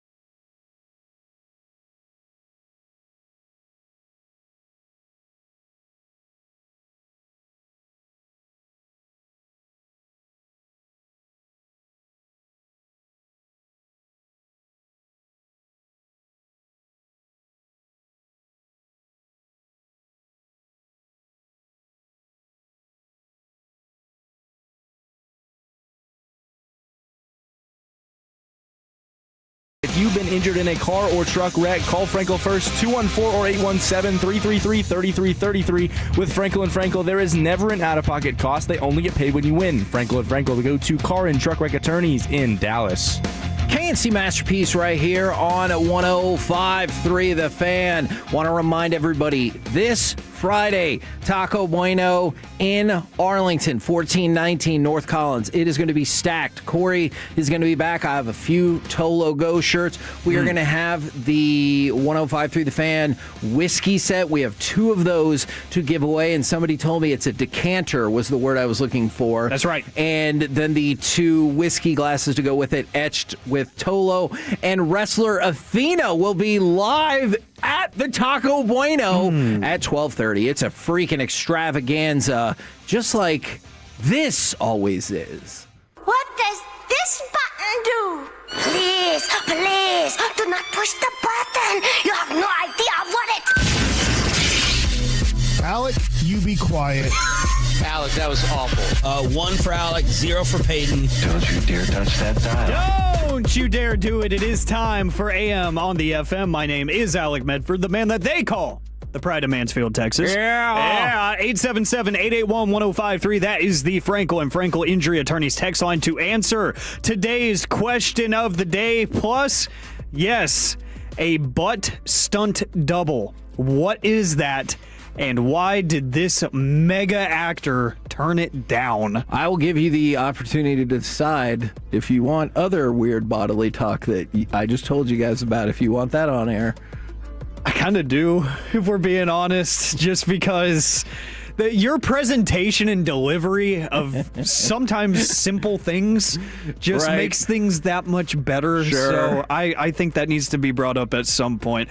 877-881-1053. It's about my little son. Yes, and Noah's stories are always the best stories. Sure. Because he is so young and innocent that he doesn't realize sometimes that he is the most unintentionally hilarious person. He just be saying things. He really does. The National Day calendar, gentlemen. There's a lot going on today. If you didn't know, it's New Year's Eve. What? Yeah. Get out from under that rock. We got one more day. Do you guys generally like going out on New Year's Eve, or is it too much pressure, too much chaos? I like it. I am not this year because, as you mentioned in the previous segment, I will be doing radio tomorrow. That's right. Which is new. So 10 a.m. to 2 p.m. with Fred Davis. And working with Fred, I figured I better not be halfway drunk or hungover, because that would just make it. Yeah. That would make it even more difficult to contain. Sure. So I said, you know what? We're skipping it this year. So this is actually the first time in a while that I'm not really celebrating it. So it's different. Just going to chill and watch some old wrestling matches until midnight and then say, haha, time for bed. Clearly, I support that as well. Of course you do. And I appreciate that because nobody else is going to. Today, ladies. That's right. It is also Make Up Your Mind Day. Because we got one day left in 2025. If you haven't made up your mind, do it. What's your deal? Just make up your mind, man. Is there something you guys are waiting to do or on the fence about? Or if you've waited this long, isn't the answer probably no? Probably, but maybe you're just a chronic procrastinator and you're like, oh yeah, I can still do that. And then you go do that today. Maybe, like for me, one thing that I've been needing to do for a while, part of it is money, but the other thing is it just takes time, is I need a new suit. And because I realized the other day my one from college does not fit me anymore. You got too jacked? I did put on some size, and so my elbows cannot bend in that jacket anymore. Okay. So, all right. And I cannot button it. So I need a whole new suit, and I'm like, well, suits are expensive, and yeah. But at the same time, I got to get measurements done because my old ones are nowhere near accurate. So I'm like, that just takes time. I could go do that after the show today, theoretically. Am I going to? Absolutely not. So you're already having to give up New Year's Eve. Might as well knock out some boring stuff. Exactly. Yeah. May as well just be productive. Oh, on New Year's Eve, we're being productive. Interesting. I know how to party. But it's National Champagne Day as well. Very fitting for New Year's. But today is Unlucky Day. Oh. Unlucky Day. So what is something that you just have the worst luck in? 877-881-1053, because... Alec, I'm sorry. I'm going to answer this question first. Okay. Because I'm going to use somebody else for the story I was about to tell you off air. All right. So I won't use these people's names, but there's somebody who works with our company that you know. They bought a box of Topps Chrome basketball. Okay. And they got it off of the Fanatics website. So they got it for the cheaper, still expensive, but cheaper price.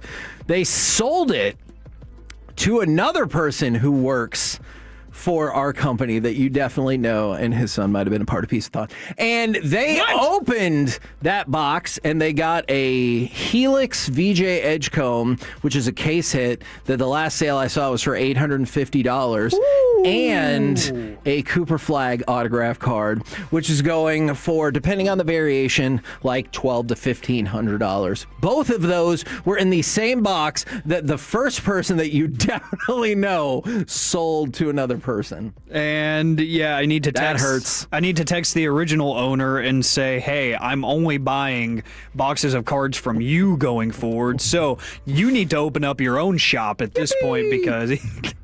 Jeez, that was my favorite thing ever. Derek's face whenever he heard that for the first time was my favorite part of Peace-a-thon. It was not an audio thing that you could hear over the radio, but Derek gets this smile and just looks at me like... Oh my gosh, this is amazing. I loved it. So yes, for Unlucky Day, what is something you are absolutely unlucky at in life? 877-881-1053, because there's a few things.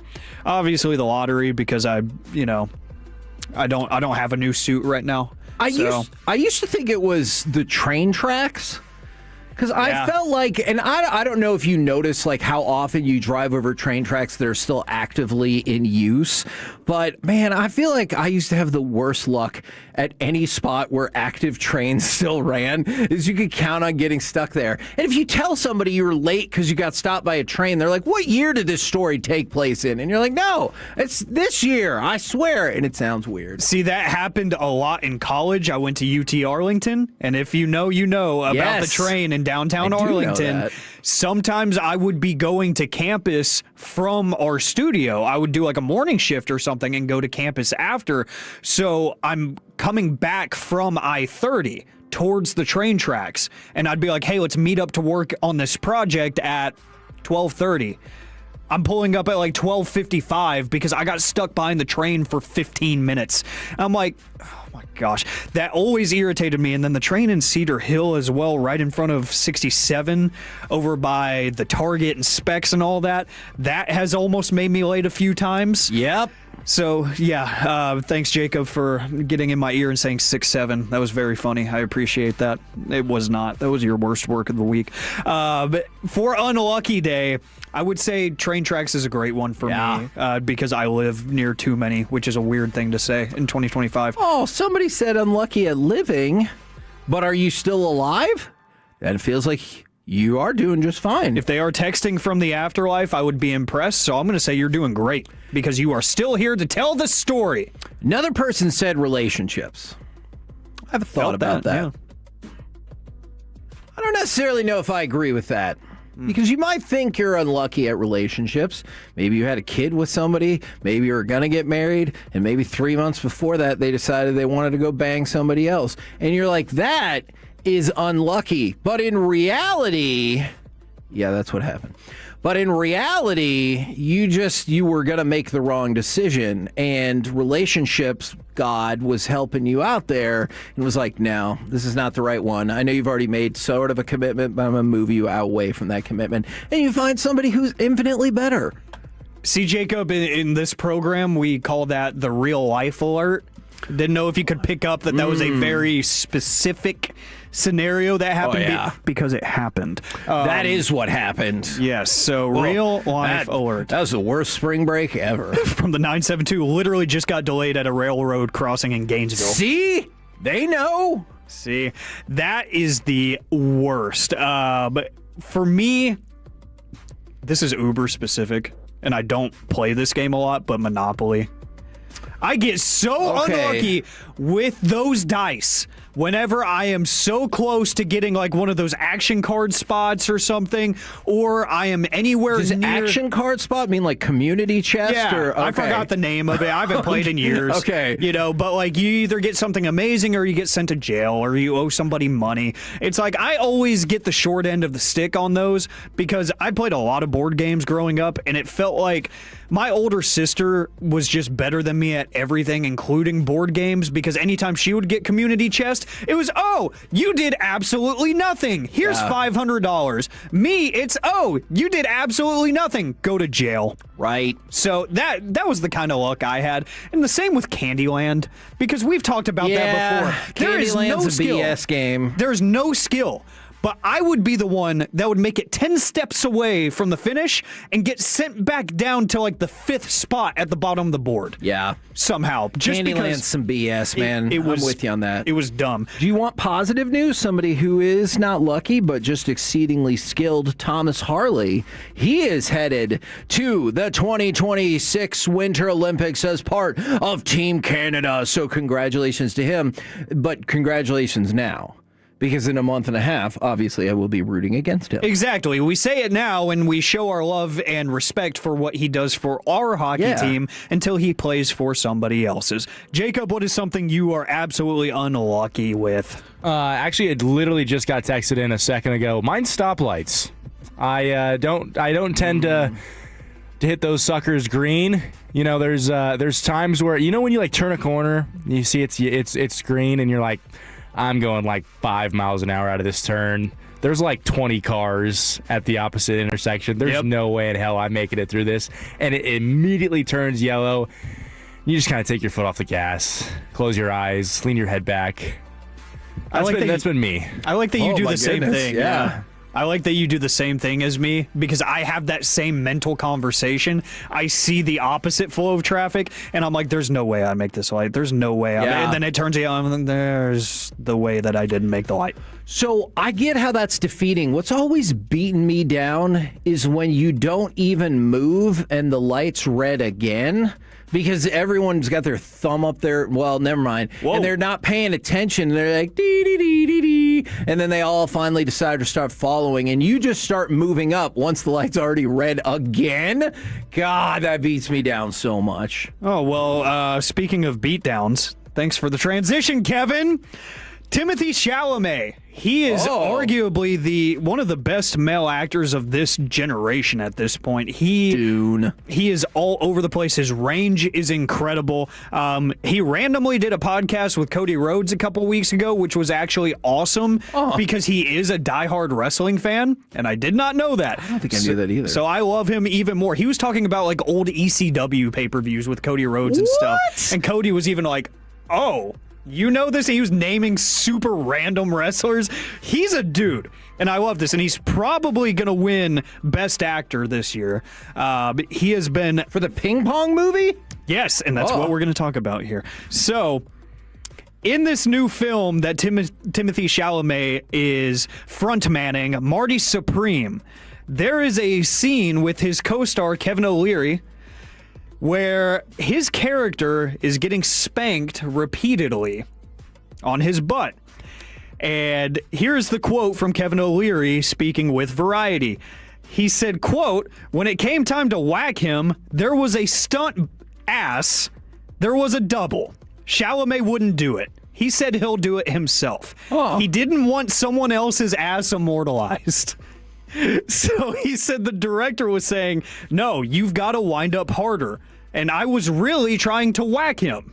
But he kept on saying, you have to go harder. You're not getting that sense of realism.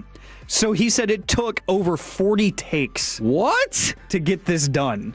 And they finally got the look that they wanted. And Chalamet would not take a stunt double to get spanked in place of him because he wanted his rear end to be immortalized for the rest of time.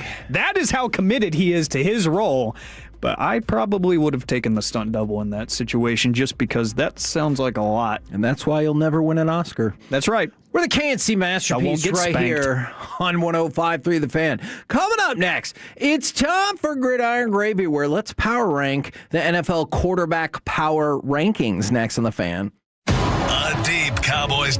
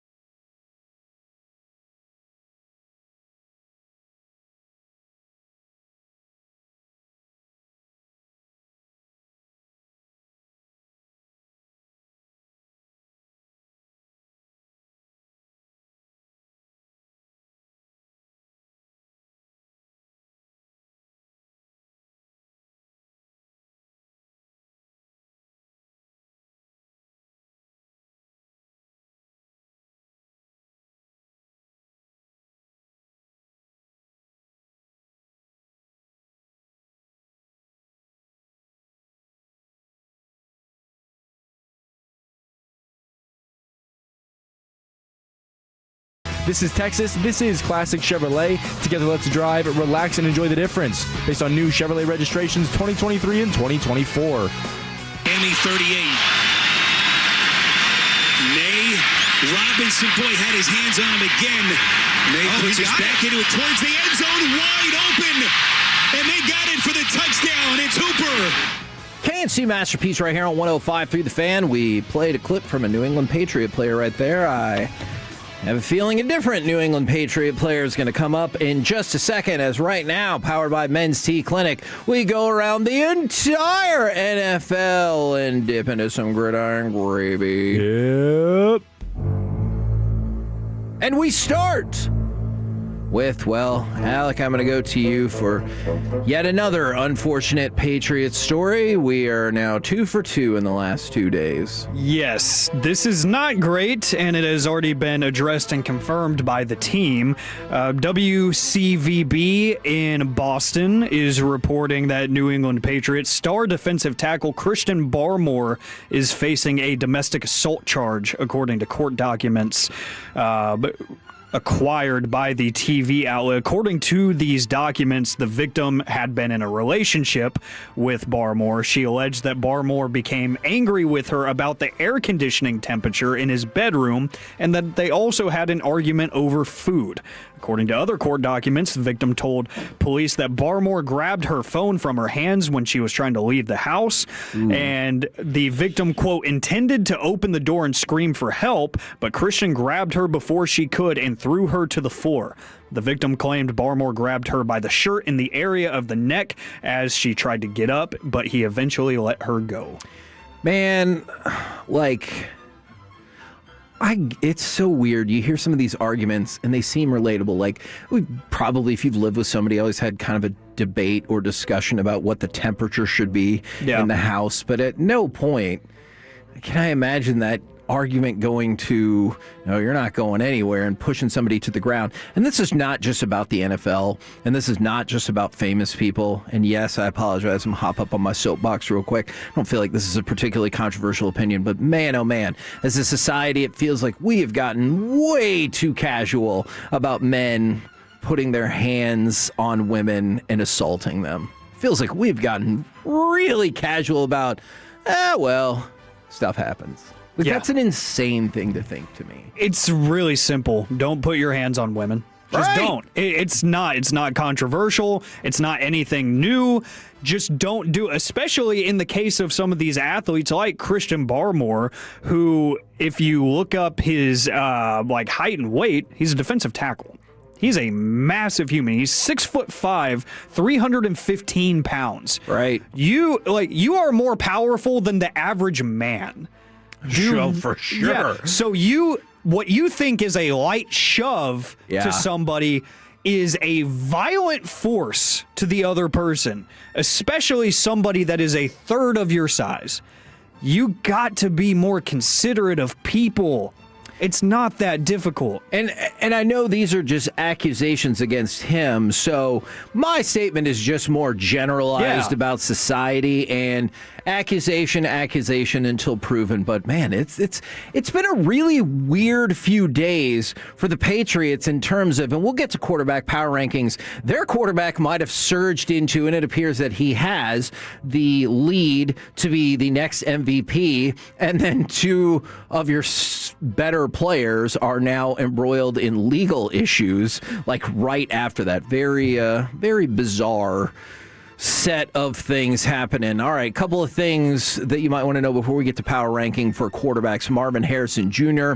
will not play this week. Jalen Carter was named the NFC Special Teams Player of the Week, and this probably doesn't surprise anybody.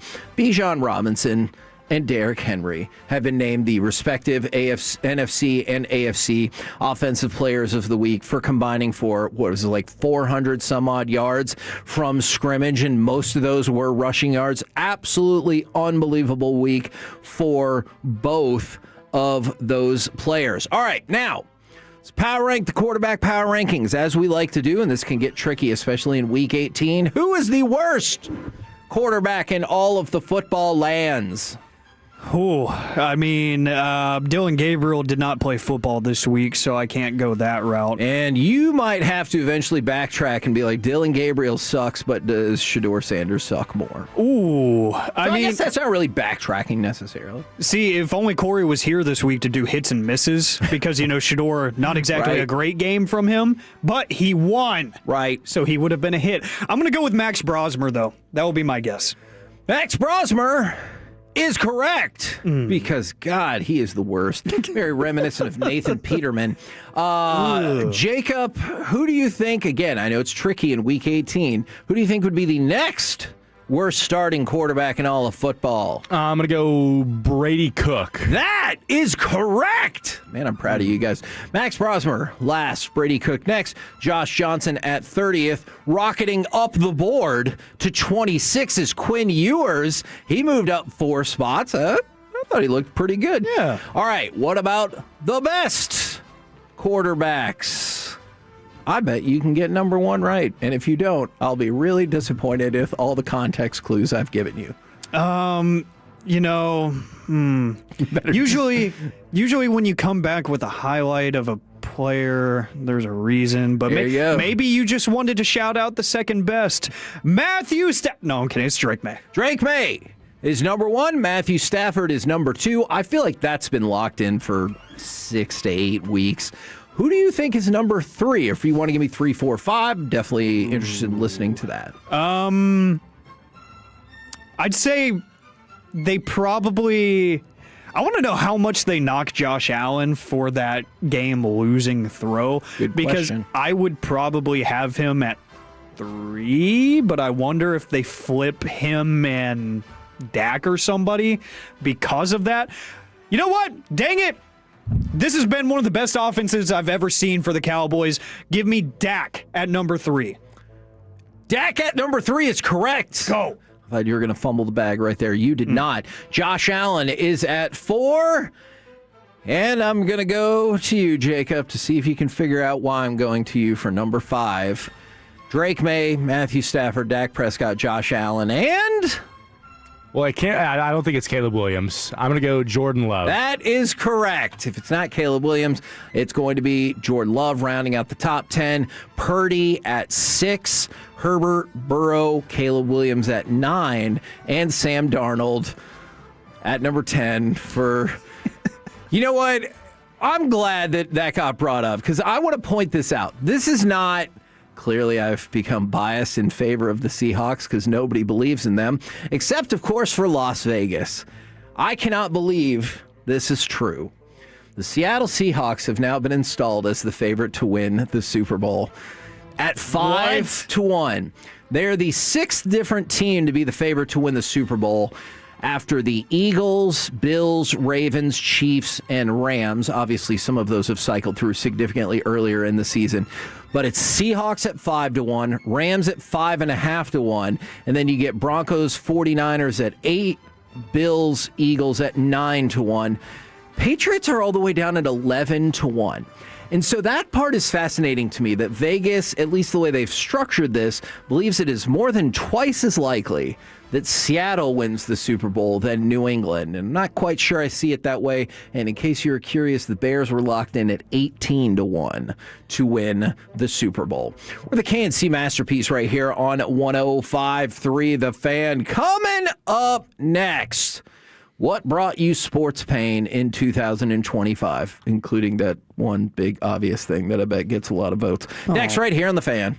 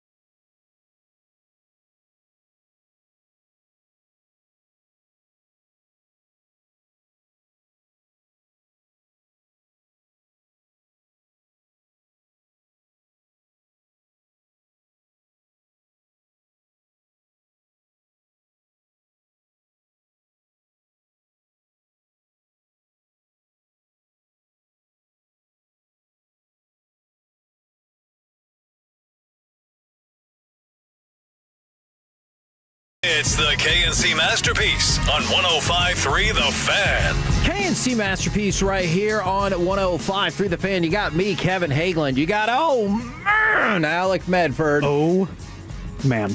And the famous Jacob Ray. Now, I want to remind everybody, Friday, we're going to be off of Collins in Arlington at Taco Bueno. Got confirmation that Athena, the forever Ring of Honor Women's World Champion and Metroplex native, she's from Garland, just saying, is going to be there at 12:30. We've got the opportunity for you to win one of the 2 Tolo whiskey sets, which they look incredible. It's so fancy, instead of getting sent a picture, we got sent a video of how cool it is. And so it's unbelievable. I didn't even drink, and I think it's super duper neat. Plus, I have a couple more Tolo Go shirts. And I'm going to try to give Corey one that might not be his size because I accidentally gave his away. Now, I want to see that. Yes, me too. What brought you sports pain in 2025? I'm going to go to cut number 4 because most years I feel like this could be competitive. It could go in a whole bunch of different directions. I'm willing to bet overwhelmingly this will be the answer, so we might as well just throw it out there right now. Yes, this is real because it didn't feel like it. Dallas sending Luka Doncic, Maxi Kleber, and Markieff Morris to the Lakers for Anthony Davis. Max Christie and the Lakers' first-round pick in 2029. The Utah Jazz had to get involved to make the whole thing happen. They land Jalen Hood-Schifino and a couple of second-round picks. Look, I've already seen it from the 817. You know what's interesting? It's being reframed, though, not as Luka, but as Nico. So I've seen some that are like, nothing hurts more than Luka getting traded this year for a broken down minivan. But a lot of other people from the 972-214, 2 from the 817, Nico brings me sports pain. And so they're like not even referring to the actual deal. But fair to assume that for the Metroplex, it would overwhelmingly be Nico Harrison's trade of Luka Doncic. Yeah. For a disappointing return. That's the other thing. So, I'm so sorry, Alec. No, you're fine. For jumping in there. It's the trade itself would have always been really, really devastating for Metroplex fans. But it's the return that, somehow made it even worse. And I wouldn't have thought it could have felt worse. Sure, it would have, just as a fan of the player and the homegrown thing, it would have sucked to see him go. But if you said, there was 5 first-round picks and 2 other players, and blah, then you're like, okay, they got a return. It still sucks because our guy is gone, but they did the right thing in terms of exhausting all their options and yada, yada. They didn't do that. They literally made one call and one meeting at a coffee shop, and that is about it. And I've been reminded of this recently because there's a new TikTok trend that's going around where it was like, it's somebody laying in bed and they're knocked out of sleep, and it was like that fateful night that your Dallas Mavericks diehard fan friend called you at midnight, and it's just them freaking out on the phone and you're just trying to figure out what's going on. That's all over my feed. So I've been reliving that experience because I was not asleep. I was watching the Royal Rumble post show afterwards because it was the same night. The post show was on, so we were just watching Triple H talk or whatever at the house, and out of nowhere. So you're saying Jey Uso winning the Rumble was the most disappointing thing of the year? I mean, at the moment, I didn't hate it. I really didn't. I know. But yeah, I've been reliving that moment a lot recently thanks to social media. And I'm reliving it again because of Kevin Hageland. So I didn't make the trade. You didn't, but you reminded me that it happened. So can I tell you my experience then is I did go to sleep as everybody in my house had been sick. And I was just so freaking tired at that point. And I woke up I don't know, a couple hours later, and I looked at my phone and it was like, you have 18 text messages. I was like, what the hell? Everybody in my family is home right now and I don't understand what's happening. And so of course I looked, I was like, oh man, something bad. And then I just opened, I opened one randomly. It wasn't even the top one. And it was like, oh man, is this real? And I saw the Luka trade and I was like, That's stupid. I'm so tired of people just seeing things on social media and spreading it around. And then I opened like 3 or 4 more texts and they all said the same thing. Then I sat up in bed. I'm like, what the hell? And then I was up for like the next 2 hours. So I get it. Hey, and I like this from the 972. I forgot I should be mad at the Jazz as well for helping in this heist. Yeah, Justin Zanuck, screw you, buddy. Why did you get involved in that? Stay over there in Utah, man. Very fair. And then what made it just like it was so bad. And then AD gets 3 quarters in and gets hurt. And then Kyrie gets hurt and is out for the rest of the year. And has been out for this season. And so like any semblance of hope it ever was to see that group together, you're like, no. Hey, those first 3 quarters of AD, though. Oh, boy. See, oh, boy. I know, you're right. But Nico can't go. Did you see those 3 quarters? You like those 3 quarters? Yeah, you did. Yeah, 75 cents for you. For me, that's obviously number 1. But unfortunately, there are other answers, too. Oh, no. Can you go ahead and give me cut number 5? This beat me down pretty hard this sports year. A stunning loss by the way it turned out early in this game. 2 goals early. Jake Ottinger pulled Dallas trying to claw their way back in. Twice they get it to 1 goal. Twice the Oilers pull away again. And they are the Western Conference champions. I'm glad that guy sounds as sad as I am. Yeah, I was about to say. Because what I wrote was the stupid Edmonton Oilers. Look, I've talked about it. Sometimes subtlety is not my forte. But beating the Stars in the Western Conference Finals for the 2nd straight year, then it was the 3rd straight year that the Stars just in general lost in the Western Conference Finals. That sucked. And transactionally, obviously, it's Luka. On the field, the court, the ice, man, I feel like this is pretty damn high up there. It's high up there for me, too, because it feels like a more rooted in reality version of what people joke about Cowboys fans to be on social media and stuff. That this is our year. This is our year. Like, I feel like most Cowboys fans aren't even like that and never really have been. But for me, the Stars, they are that good and they are that close every single year the past 3-4 years where I'm like, okay, this is the year that Jim Nill makes that one move where they have negative $15 million in cap space, but he does his magic, and at the deadline, he gets that one veteran that pushes their defense to the next level or their power play or something, and it just makes them 3 steps ahead of everybody else, and they get that close. Yeah. Last year, I seriously thought after the Mikko trade and seeing how quick he integrated himself with the team and how his role evolved, I was like, this is the year that they put it all together. And especially when we took Hellebuck out of the playoffs. Oh, man. You know what? That should have been my favorite from yesterday. Should have been that Connor Hellebuck song. Oh, God. That's Connor Hellebuck, buck. I hated every time you looked at me with that look, which I knew it was. There was a look. There was no communication. It was just a look that was get the stupid song ready and figure it out. And of course, I got to hit spacebar. I got to play it, but I hated every second of it. But I just hated all the conversation around him being, he's unstoppable. He's the best player right now in the playoffs, blah, blah, blah. And we made him look very, very human. And his dumbass laying on his back after that one goal. That was incredible. I still have that picture that I think Choppy tweeted the second after when they got the overhead shot and he was just laying sprawled out on his back. He was like, look how dumb he looks. Best player in the playoffs, my ass. From the 214, A&M giving us hope by going 11-0 and then going 0-2 to end the season. You know, and so that's interesting, and I very much respect everyone's point of view on this.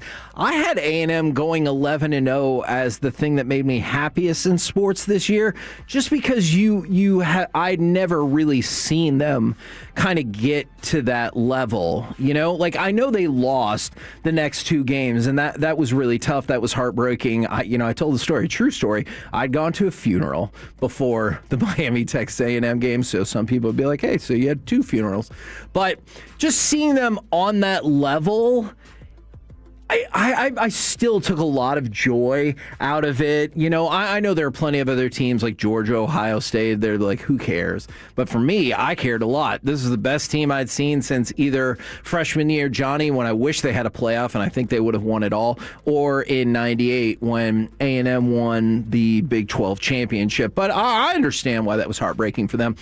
Now, we've gone through a lot already, Jacob. Do you have anything else, anything that particularly brought you sports sadness this year? Or if there's any other audio that you want to play, you have all the options in the world. We want the Stanley Cup, cup, cup. We want the Stanley Cup, cup, cup. We want the Stanley M-O-R-I-S-S-E-Y. Josh Marcy, yeah, he's our guy. Lardy, Lowry, Mark Scheifele, Building. Connor Ehlers, and the MVP.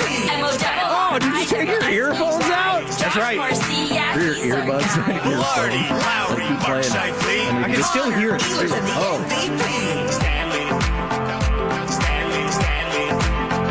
How long do you think they worked on these lyrics? How long Good enough? question. Wait. That's Connor Hella Buck, Buck, Buck. Yeah, Connor Hella Buck, Buck, Buck. Yeah, Connor Hella Buck, Buck, Buck. Yeah, Connor Hella Buck, Buck. Well, I think we just learned what brought Alec the most sports pain in 2025. Is that last 45 seconds or so? Yeah, I guess it probably was me. Yes. Thank you very much, Jacob, for playing that. That brought me a great deal of joy. But outside of that, is there anything else that brought you sports pain? Yeah, it's going to be me is what it's going to be. I'm going to go on the football side. And it probably just because it's like one of the most fun I think I've had watching a team. And it was the Cowboys on that 3-game win streak. I was so bummed out when they lost to the Lions because I was fully in the mind space of like, if this team squeaks their way into the playoffs with the defense just playing a little bit better with how good that offense is, they could really make some noise. And I was totally excited to possibly cover a Dallas Cowboys playoff run, and then they crashed and burned, and that was such a bummer. Yeah, I mean, that is very fair. If you want to play the cut, and you can decide if you want to say what it's labeled as. This is cut number 6. Essentially, I put the Cowboys playing yet another irrelevant slate of December football, let alone January and February. Two tight ends. Eagles show a blitz. They give it to Turpin, and he trips over the 30-yard line and fumbles the ball. At the 35, and the Eagles have this one. That's a great wow from Babe Laufenberg, as I essentially said, get me a cut of the Cowboys doing something effing stupid. And that play right there might be the epitome of it. And I'll just address this real quick instead of texting back. The thing is, Texas A&M was never on that level, Kevin. They're fraudulent. That's just a foolish thing to say. Look at everything going into it. They were 11-1. They beat three ranked teams on the road. They had one of the best wins all season in that win over Notre Dame. Their strength of schedule was 15th in the country. That's not from me. That's from ESPN, and their strength of record was 4th or 5th. I know they lost because somebody almost got concussed on what should have been a targeting penalty, and they would have scored a touchdown right there, but whatever. We would have lost. We lost, and so that's okay. But just to say they were never there, that's just silly. Like, that is just provably untrue. What about yet another season of mediocre Rangers baseball? Bingo. You know how many winning seasons the Rangers have had in the last 9 years? Not enough. 1. When they won the World Series. So if you want to argue, at least they did get back up to 500 this year. I suppose that is a small victory. But think about that. In 9 seasons, you have a winning record once. Once. Luckily, you did win the World Series that year. But yes. That's crazy. My thought process, because I knew it was going to be Rangers for me, was going to be my main answer outside of Luka. I was like, what can I really pinpoint about them? Because there were so many disappointing aspects to really the past couple seasons since the World Series run. But then I thought about it like this. I visioned it in my head all over again. I'll take you back to a game on May 21st as a great example against the New York Yankees. And I just hear the RSN postgame show on these airwaves starting. Jared Sandor says, well, Jacob deGrom tosses a gem of a game, 7 innings, 9 strikeouts, and the Rangers lose 4-3. Why is this happening? And it felt like it was happening way too much, where it was a Nathan Eovaldi start. It was a Jacob deGrom start. Heck, even when he was healthy, Cody Bradford, even. You could throw his name in there. Like, there were so many great opportunities for your offense to say, let's be 1 run better than the other team. We're the KNC Masterpiece right here on 105.3 The Fan. Coming up next, we can do some collectible corner, perhaps My Buddy's an Idiot, but also we will hear from Brian Schottenheimer. Here's what I want everyone to consider. How many questions will be asked about Trevon Diggs before any question about any other topic comes up? We'll find out next on The Fan.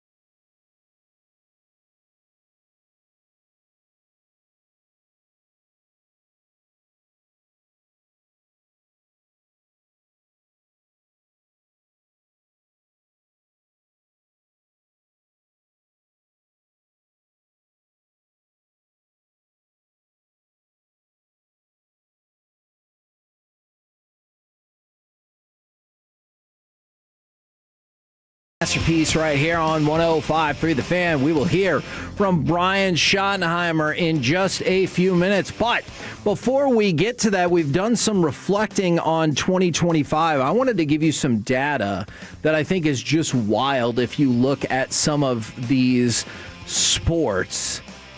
The players that were the most searched by each league. Ooh. So for the NFL, it's Jaden Daniels 1, and then J.J. McCarthy, Caleb Williams, Bo Nix, and Drake May. All right, so all contemporary, younger players, quarterbacks. All right, makes sense. I get that. But then you get to the NBA, and it gets a little wild. Let's start at 5. Shai Gilgeous-Alexander, then LeBron, then Kobe, then Wemby, and number 1 is Michael Jordan.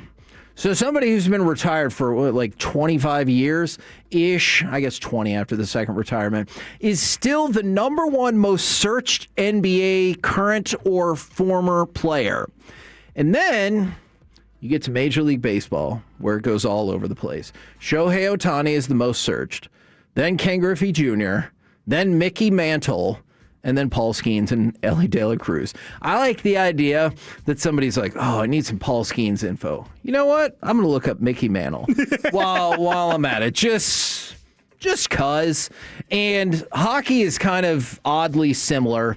Number 1 is Wayne Gretzky, then Connor Bedard, then Sidney Crosby, Patrick Waugh, and Mario Lemieux. So we go all over the place as well. But we've talked a whole lot about cards this year. Yes. So, Alec, if you had to guess, which sports or sports-ish do you think have seen the biggest uptick in popularity this year? You love giving me hints, and you saying ish tells me one of them: professional wrestling. More specifically, WWE, because I know people get really bent out of shape when we bring that up on the show. But interest in search values and average sales of WWE cards are up 125%. compared to last year. That is ahead of the NHL's third at plus 40% and F1 at plus 35%. So just think about it. Like, those are big jumps, 35%, 40%, and then it goes all the way up to 125% for WWE. But that is only second. So what sport saw a bigger rise than 125% in search levels and sales? Well, it's the WNBA, because Shotty's ready to talk right here on The Fan. Burns are really good. Like that quarterback? I do. Yeah, good player, man. What's your name? Calvin Watt. Okay, good. All right, here we go. Where you work? The Dallas Morning News. Nice. What's the reasoning behind releasing Trevon Diggs? Yeah, I just, in looking at it, we came up with the decision. It was really a culmination of multiple factors, performance, other elements. He's been an incredible player for this organization, and I truly do. I like Trevon a lot. I wish him nothing but the best, and I'm, excited to see where he lands and watch him continue his career. Seems as if that he wanted to stay in the D.C. area, and apparently you said no. How was that play a factor into what ended up doing? Yeah, it was one of many factors. It was not the only factor. I'm not the Grinch that stole Christmas. Okay, I love Christmas. I love my family. But at the end of the day, we have a protocol that we go through, and the process was not followed. First time I heard about it, Trevon, grabbed me after the game, and I'm celebrating a big win, and I explained to him the protocol, which has always been the protocol of we go up as a team, we come back as a team, and he decided to make a different decision. But I'll say this, Calvin, it was not the only reason that this decision was made. Clarence Hill, Dallas Cowboys. Regarding that protocol, so it didn't matter when he asked. You go up the team, back to the team. If you asked Monday, if you asked before the game, it didn't matter when it was. Yeah. It was my protocol, unless there's a family emergency or something specific, the protocol is we all go up. And other players had asked earlier in the week, and they were told the same thing. And I made that very clear to Trevon, and he certainly didn't agree, and that's okay. That's his prerogative. But at the end of the day, I want to make this very clear. That was not the only reason that this happened. This happened for multiple factors, performance, other elements over the course of time. And I truly do wish him nothing but the best. I told him that yesterday when I talked to him. I said, I'm excited to see you continue your career. Why did things not work with him? Did he not buy into the coach outside of the performance? Was there a disconnect all the time, or when did it become a disconnect with him? No, I mean, I think, it's one of those situations when I look back on it, like I said, I really do like Trevon. I want what's best for him. I think at the end of the day, maybe he doesn't like some of the things that we did. I don't know. You guys have to ask him that. But again, I thought he was trying to do better. And like I said, I wish him nothing but the best of luck. And we'll see where he lands. I'm sure he'll land on his feet and continue to play good football. Shifting to the Giants game real quickly. Any different decision made on Dak Prescott? Will he play? Will he start? How long will he play? Where are you in that process? Yeah, Dak will start the game. Dak will certainly play. We're playing to win the game. I talked to the team today just about the importance of us, trying to finish strong and get to 8-1. And as we build a championship football team, I think we're learning that you have to dominate your division. And a chance to go 5-1 in the division is, I think, something that would be really cool for us to be able to have that. But again, we're going to play the game and see how the game goes. And I certainly can, adjust my thinking if I deem it, fit and reasonable to do. Ryan Todder with ESPN. Other stops that you've been at throughout your coaching career, have players been allowed to stay or take different modes home after games, or is that a rare instance? Again, I can't. Most places I've been, you go up as a team, you come back as a team. That's certainly what I believe in. Why? We're a family, and these guys had 3 days off, and you guys know it's been talked about. I flew home with the team, and the next morning I jumped on a plane. I was going to go get away. I wanted our guys to get away. But, just something that's important to me. You guys know how important culture is, and when you win, it's fun to be together and celebrate. And when you lose, it's good to be together to talk and discuss and try to, work through the problem. So I'm not saying other teams do it differently, but that's very clearly been said to our guys. That's the way that we operate here as the Dallas Cowboys. And then with Dak and the season that he's had, do you look at it as a missed opportunity that he played this well and then your season ends Sunday? I don't know. I think, he played very well, Todd. I mean, he did. He had a really good year. And we did not win enough games. He didn't play perfect. I didn't call a perfect season. We've had our ups and downs, but, the only reason it's a missed opportunity is because, we're not getting into the playoffs, and there's a lot of reasons for that. And I think Dak still has a ton of great football ahead of him. And then, that was my next question about how much longevity do you see for Dak? Obviously, he's battled some injuries, but he's getting through this season. How much longer does he have left? Yeah, I see a guy that keeps getting better and better, Todd. I think some of the things that we did from a footwork training and stuff, we've talked about that throughout the year. I thought he has really bought into that and excelled at that stuff. And any more of these quarterbacks, I'm amazed. You watch what Brady did, and I'm not saying he's going to play till he's 48 or whatever Tom was, but even watching Aaron Rodgers play, these guys, as their brains develop and they just continue to learn and see so much, I think you're seeing quarterbacks play more and more. So, I think he has a number of good years left. John Show with The Athletic. When you take this job, you have Trevon Diggs, you have Deron Bland. They're obviously going to be a big part of your defensive backfield. No more Trevon. Deron's dealing with another foot injury. Just kind of what's your outlook for that cornerback position going forward? Yeah, again, it's certainly an area that we'll look at, and we've got a guy in Siobhan Revel that we like. We like Kalen Carson. Triquez Bridges is a talented young player that needs development and seasoning.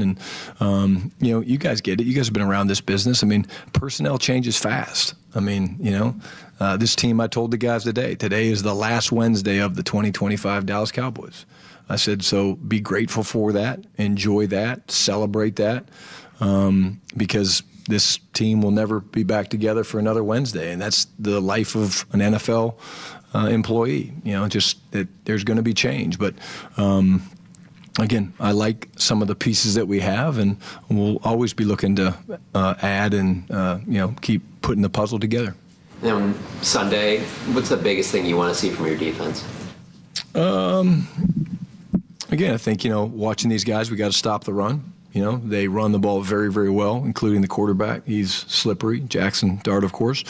I think it starts with that, and then you got to take Robinson away. I mean, they're doing a great job. I think he had 12 or 13 targets or something last game. But I think it starts with stopping the run. And if we can stop the run, make them one-dimensional, I think that's a good place to start. But, they're coming off a big win in Vegas, and obviously the defensive front is an elite unit. What's your New Year's Eve plans? Be doing some third down. If you guys would like to come up and spend some time, maybe when the ball drops clearance, we can come and embrace. That would be nice. Yeah, have a little embrace, dap it up. Shh, don't tap it. I won't do that till I leave the building league office. But no, I'll be here with the guys working. Good answer. Nick Harris, Forward Star Telegram. I know you've talked a lot about consistency with guys. Obviously, Trevon didn't give you guys that throughout the course of the season. For some younger guys that you've talked about and you've challenged, how can this kind of serve as an example for them, just to kind of show, like, hey, this is one of the highest paid players on the team, had a big status, but yet it's all about buying into that consistency? Yeah, again, I think, I'm not going to use just Trevon because, again, I respect the hell out of Trevon. I really do. And, when I've seen what he's done here and the impact that he's had for this organization. And honestly, he was rewarded for that, which was great and was deserved. But to me, it's each individual is part of the team. And the team requires consistency because the team wants to win, John just asked me what do I want from the defense. And I was going to say, honestly, let's get a win. Because that's what you say when you guys ask me about Dak. What do you want? Well, I want 5 touchdowns from Dak. No, I don't. I want to win, But consistency is part of sustaining success and winning and developing a great team. And, I think the young players that are around us and some of these veterans, when I talk about veterans, Dak Prescott, Jadeveon Clowney, Kenny Clark, those guys are consistent. They're great players. But damn, they're consistent. I mean, they give us everything that they got every day.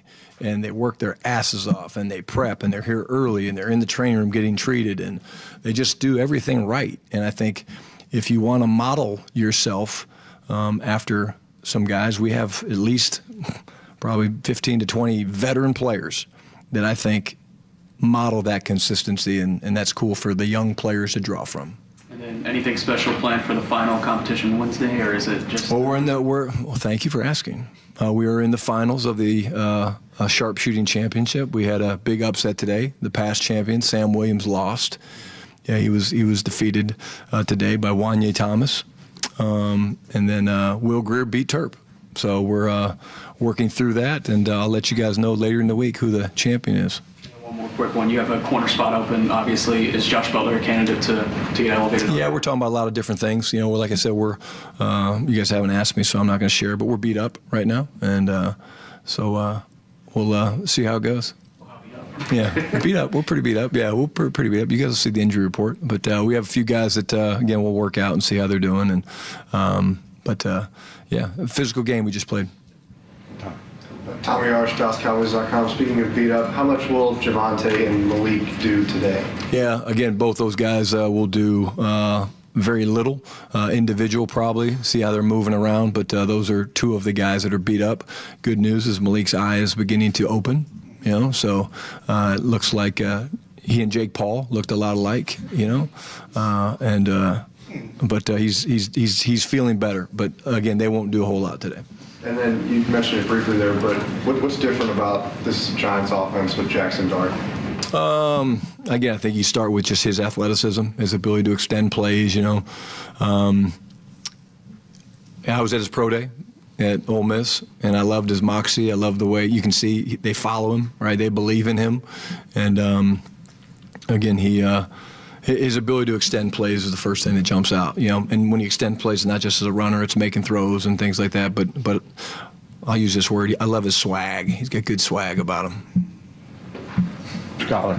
Saturday seems to be trying to read between the lines a little bit on your answers over the last couple of months on Trevon. It seemed like maybe you didn't connect with him like you have with a lot of your players. Is that fair or unfair? No, I don't think so. I think Trevon and I had a lot of hard conversations, and it wasn't always me, the one having the hard conversations. And I think that's why I have a soft spot for Trevon, because we had some real difficult conversations, and sometimes we agreed to disagree. But again, I don't think I didn't. I don't think I did not reach him. I think at the end of the day, I look back on my time with Trevon as times that I enjoyed, and that's why I do, truly. These are not just words. I wish him nothing but the best, and I hope wherever he lands, I expect him to go and play well. What can you take from interactions with him going forward, sort of things you learn or whatever as a head coach? I just think that it reminds me, Skyler, that I'm not going to change. I'm going to have hard conversations, and sometimes people don't like it. And I'm not saying Trevon necessarily. I have hard conversations all the time. This is one of the toughest decisions of being a head coach, is these roster decisions, right? You're not just affecting, one person, you're affecting his family, you're affecting a locker room. I mean, these are difficult decisions that are hard to make. And believe me, I don't make these things casually. We didn't sit down and say, hey, Trevon didn't take the plane. No, it wasn't that. It was a culmination of multiple factors. And, hey, this might be great for Trevon. Go find a permanent home. I mean, that's my hope for him, is that he does that. But none of these decisions are made casually or without taking into account that it affects people's lives and in a very competitive environment. And that's the way I at least look at it. And I don't think some people do as head coaches. So, of course, it's hard to make those decisions. Joe, Waived, Dallas Morning News. You mentioned the locker room as a component of that. When you make a move like this, do you talk to the locker room? Do you convey the explanation, or do you just kind of help that in? No, again, my door's always open, and if guys have questions, again, they get the business side of football. Our players do. There's a lot of love for Trevon from this podium right here to our players in that locker room, and I think everybody, wishes him well. But, again, that is the nature of our business. Coaches, you get hired, you get fired. Players, you get released, you get traded. I mean, it's part of the deal, and you don't address every decision. Some you do, and some you don't. But in this case, didn't feel like we had to. And then earlier this season, he asked Eberflus to play more man coverage. He talked a little bit recently about zone. Do you think maybe it was one of those things from a performance standpoint where the zone system and him just never really acclimated this season? I don't know. I don't want to. I don't want to question, Trevon. Again, none of us have played or coached well enough on defense at times this year. And again, I think your job when you play in the National Football League is whether you call a run or a pass on offense, you call zone or man, is to do your job. And that's coaching, that's playing. And again, I think that's, one of the shortcomings that we had this year was overall we didn't do enough of all those things good enough to get into the tournament, because you can't win a championship without getting in the tournament. Is Rebel still in concussion protocol? Yes, working through the protocol and making progress. Garrett Podell, CBS Sports. You mentioned some decisions you do mention to the locker room. You said with this one with Diggs, you didn't feel you needed to address it. Why is that? Yeah, again, I think the biggest one that we probably addressed was the Micah trade, and that was the start of the season and all of that. And I've had conversations with a couple of players, but I didn't feel like, I had to stand up in front of the room. And guys can come talk to me. I talk to you guys every day. They know my door is always open. And if they have questions or concerns, I would love to talk about. But I'm going to say this again. This decision that was made was very difficult. This decision was not made because he chose to not get on a plane. That was not the only factor involved. And I think that's important because to me, this team and what we're building, this culture that we're building, is about that. The 53 strongest, most connected group of people. I believe that. And that's why the team element to me is so important. How do you feel like this move helps or impacts your culture going forward? I haven't given that much thought. My culture, our culture here is going to always be based on people. And, when you bring people in. You guys know we're looking for a certain type of people, and when we release people, it's not just because they're bad people or they don't buy into culture or they're not good players or whatever it is. You're only allowed, a certain amount of people on your roster. So, again, I haven't really thought about it, to be honest with you. Christy Scares, Cowboys Radio, 105.3, The Fan. Giants, obviously a familiar opponent, but so much has changed in 3.5 months, not just personnel-wise, but with their staff, and even change at defensive coordinator. Have you seen, is the new coordinator had time to put his own stamp on anything? Yeah, I think Charlie's done a really good job. I think what you've seen them do, Christy, is simplify some things. Shane Bowen, I have a ton of respect for Shane, and he built some great defenses in Tennessee, and but they were very exotic and very multiple, and what looks like Charlie and Coach Kafka have done is just kind of simplify things and unleash their studs up front and let them try to impact the game and just kind of try to keep the ball in front of them. But, you definitely see his fingerprint, and it looks a little bit different. And the biggest thing is it looks like they've just tightened up their volume. Clarence. Jerry Jones said on the radio yesterday, or whatever day it was, Monday, Tuesday. Tuesday morning. That he will make decisions, want to make pronto decisions on whether you guys will make changes on defense. How fast do you want to get that done? Yeah, again, you would understand the answer, and it is, Clarence. I want to get through this game, and then everything's going to be evaluated. You guys know that. But the biggest thing that we want to do is we want to make right decisions in everything that we do. And so, again, my focus right now is really not on New Year's. Right, it's on figuring out how to block Dexter Lawrence. Sexy Dexy. He is a big man, and that's where our focus is on right now. After 15 or 16 games, can one game make a difference?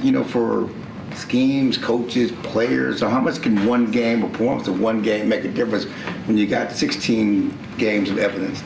Yeah, again, I think the way I would answer that question is all the games matter to us.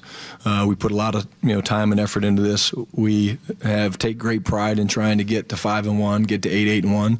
But when we look back at this season and everything's evaluated, it's not just going to be about the outcome of the New York Giants Week 17 game. It's going to be going back to Philadelphia and going back before that to training camp and the way we trained. And it's an exhausting process, but as a guy that loves to work and do after action reports, it's one of the things I love about the job. That it? Good. Thanks, guys. See you out there. There you go, Brian Schottenheimer right here on 105 through the Fan. Huge upset in the room as only 4 consecutive Trevon Diggs questions were asked before there was a pivot to the Giants.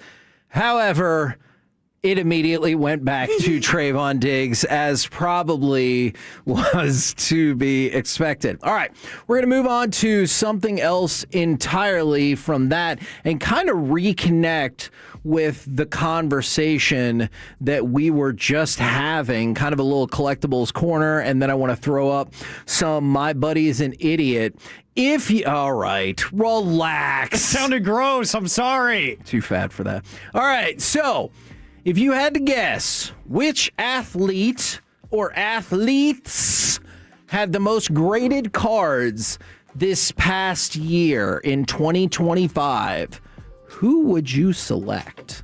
I've got the top 10 on the board. Ooh, most graded cards. I would say Paul Skeens is in there. Paul Skeens is number 9. He is one of 2 Major League Baseball players on the list.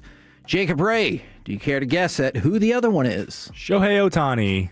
Shohei Ohtani is correct. Now, keep in mind, there are no more baseball players on this list, but you got 2 of them.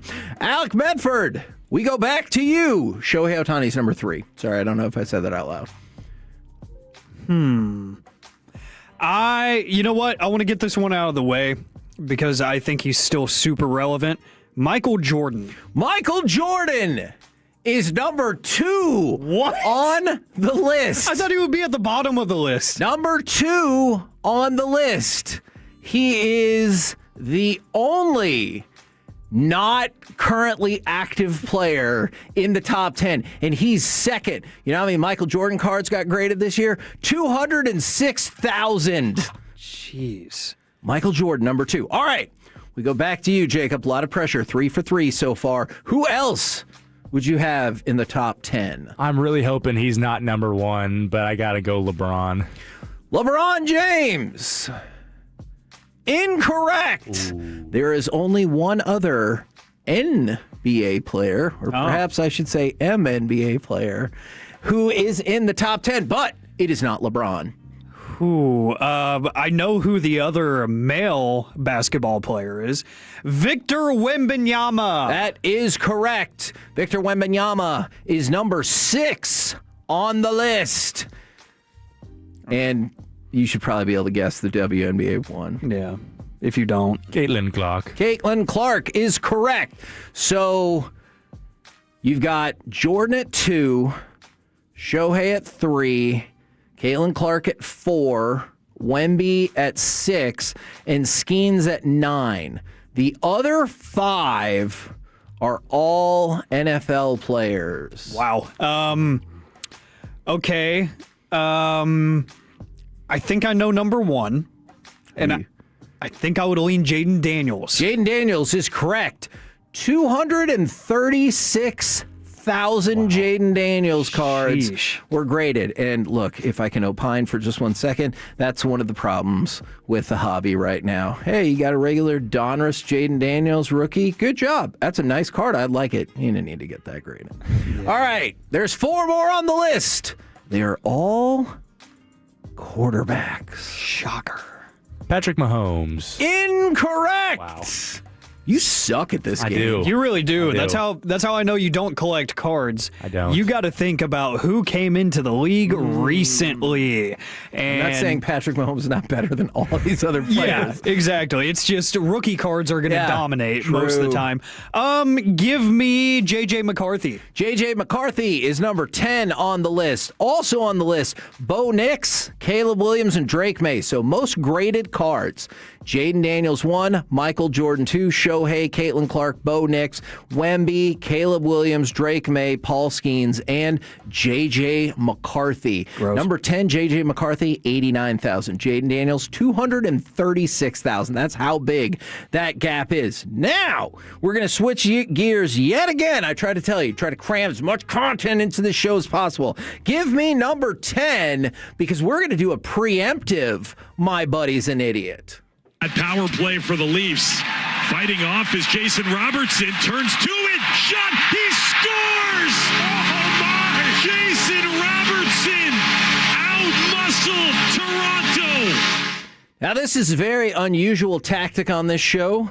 Usually, My Buddy is an Idiot discusses things that have already transpired. However, I am preemptively angry about Jason Robertson being left off the United States hockey team because it looks like that's the way it's going. And that absolutely sucks. There is no American-born player in the NHL right now who has more goals than Jason Robertson. They're going to take 10 forwards. You're telling me we can't find a spot for him on that group? But that's what Yardmarker seems to think. That's what Sean Shapiro seems to think, or Shapiro if you love fire. Oh. And that's probably not.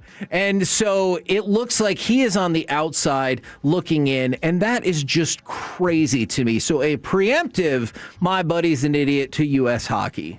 That just blows because I get it. There might be this like preconceived idea that he is still soft. What he used to be, which is soft.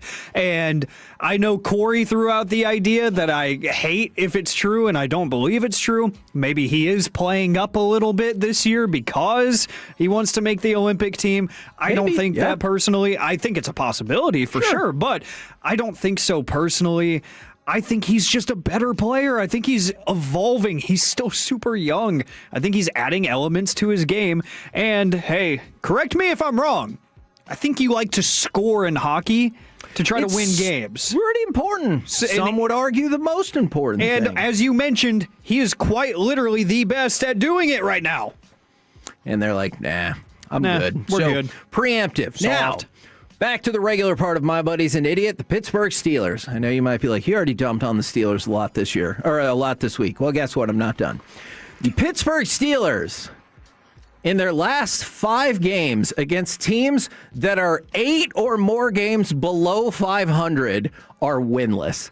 The last 5 times these Steelers have played a team that is 8 games below 500 or worse, they have not won. That ties the longest streak in NFL history. They just lost to the Browns at 3-12. 2 years ago, the 2-10 Patriots. That same year, the 2-10 Cardinals. 2 years before that, they tied the 0-8 Lions. And then in 2020, they lost to the 2-10-1 Bengals. So, good news for the Steelers is if they beat the Ravens, they'll be playing all good teams. So perhaps that's where they'll thrive, because when they play the worst of the worst, they don't win. And because of that, they're idiots. We're the KNC Masterpiece right here on 105.3 The Fan. Coming up next, let's do some NFL overreaction or reality right here on The Fan.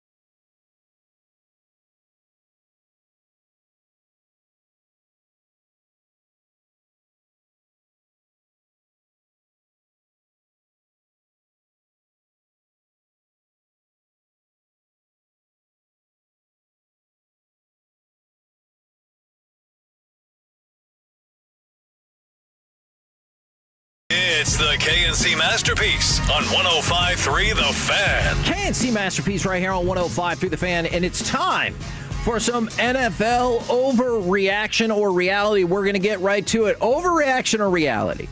You will remember Trevon Diggs' time with the team and his Cowboys legacy in a positive light. Overreaction, I will not. There's a lot of factors that go into it if I'm going to steal Shoddy's verbiage there, because I heard he that, wanted to make very clear it was not just the plain thing. Yeah, he wanted to clear his image real quick, which I didn't see many people demonizing Shoddy for that. So, I don't know, maybe I just missed that side of the internet that was like, oh, that's evil. No, he's just following the policy, like he said, that's always been there. And other players got told no too. But, yeah, I've just never been a fan of taking the money and then disappearing. Yeah. And especially because Mickey brought it into great light. This is not a new thing. This is stuff that's been happening. He said Bones Fossil was the guy who called them out first, him and Micah. Bones Fossil is not coaching this team anymore. Right. So this was something that went back at least to last season, and I guarantee you went back even further than that. I know how talented he is, and I want the absolute best for him. I just think sometimes he doesn't want the best for him, and it irritates me. I'm not mad at him. I'm just mad for him because I know it's just like the Johnny Manziel conversation. I know a lot more extreme in his case, but it's like you have all the talent in the world, and you just choose to not display it. You choose to not give it your best effort. I wanted him to be so good, and I wanted him to stay here his entire career because I think he, and keep in mind, I'm younger in terms of Cowboys fandom. He's one of the better ball hawking secondary players that I've ever watched.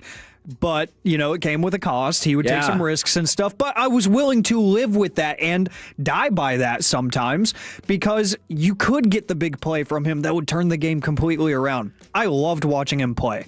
I didn't get to watch him play a lot recently. Yeah, I'm so disappointed in 2021. First team All-Pro, 11 interceptions, most in the league since 1981 with Everson Walls. And I thought the next year that he was back out there, you saw an improvement in some of those gambles, and he was looking all the better. But then injury, and it just continued and continued. All right, overreaction or reality? After all the insanity of the season, the Ravens are still going to make the playoffs. That's so weird. I hate everything about that situation. Yeah. It's a reality. It is. I hate everything about it because, again, it goes to the idea that just the way the structure is right now, non-deserving teams are going to get playoff shots just because they finish on top of a pile of garbage. Right. I hate the structure. I understand why it exists, and I understand that still, rivalries and stuff, it's very fun. It's very, very cool. But they are the team that I would say would scare me the most just because I don't think they are what they were. Yeah. Comparative to even just a few weeks ago. But I saw Ian Rappaport, I think, said Lamar was at practice today for the first time on a Wednesday in over a month. Yes, that is true. And so that leads to the bonus question. Jacob, I'll throw it to you. Bonus question. Baltimore will be a tough playoff out. Ooh, I'm going to say reality because their defense has kind of been humming a little bit lately. I mean, it's really hard to look past a team, and I'll start with the defensive side of the ball, obviously, that's got Roquan Smith, Kyle Hamilton, guys like that are anchoring your defense. It's going to be tough. And then on the offensive side of the ball, I know Lamar hasn't been great this year, and there's been a lot of times where him and Derrick Henry have had issues fumbling the ball, and that will come back to bite you in the ass in the playoffs. But, I mean, when you have two dynamic runners like that, and my brain immediately goes to the read option game with Lamar Jackson and Derrick Henry, which I do anticipate seeing a little bit more of in the playoffs after Tyler Huntley had success. But they're such a wild card with the players they have. I think they can beat anybody, but I also think they can lose to anybody. Well, that might actually feed into our next one. Ooh. Overreaction or reality? I will admit, this is probably my opinion. you still think the Broncos are fraudulent. Yeah, that might just be a tiny bit biased, maybe just a little bit. I'm going to go overreaction. I'm really close to joining that boat with you, though. Yeah. Very, very close. The only reason I say no is because that defense is legit. And especially when I keep on mentioning it, I sound like a broken record. The AFC is so competitive and so weird this year that you could get matched up against a high-power offense and still say that Bo Nix, go score 14. Right. Go get 2 touchdowns on the board. That's all we're asking you for, because we're going to hold an elite offense to 10 points because we are that good. My name is Nick Bonito, and I'm going to take down anybody that lines up in front of me because I'm just that good, and I still don't get talked about enough. And it should probably piss him off a little bit because he is one of the best pure defensive players in football that we just kind of look at and say, oh, yeah, he does the football thing. Good for you. Yeah. Jacob, overreaction reality. You still think the Broncos are fraudulent. Yeah, I'm going to go reality. I know that defense is really good, and Vance Joseph's, been one of the best play callers on the defensive side of the ball this year. I just don't know.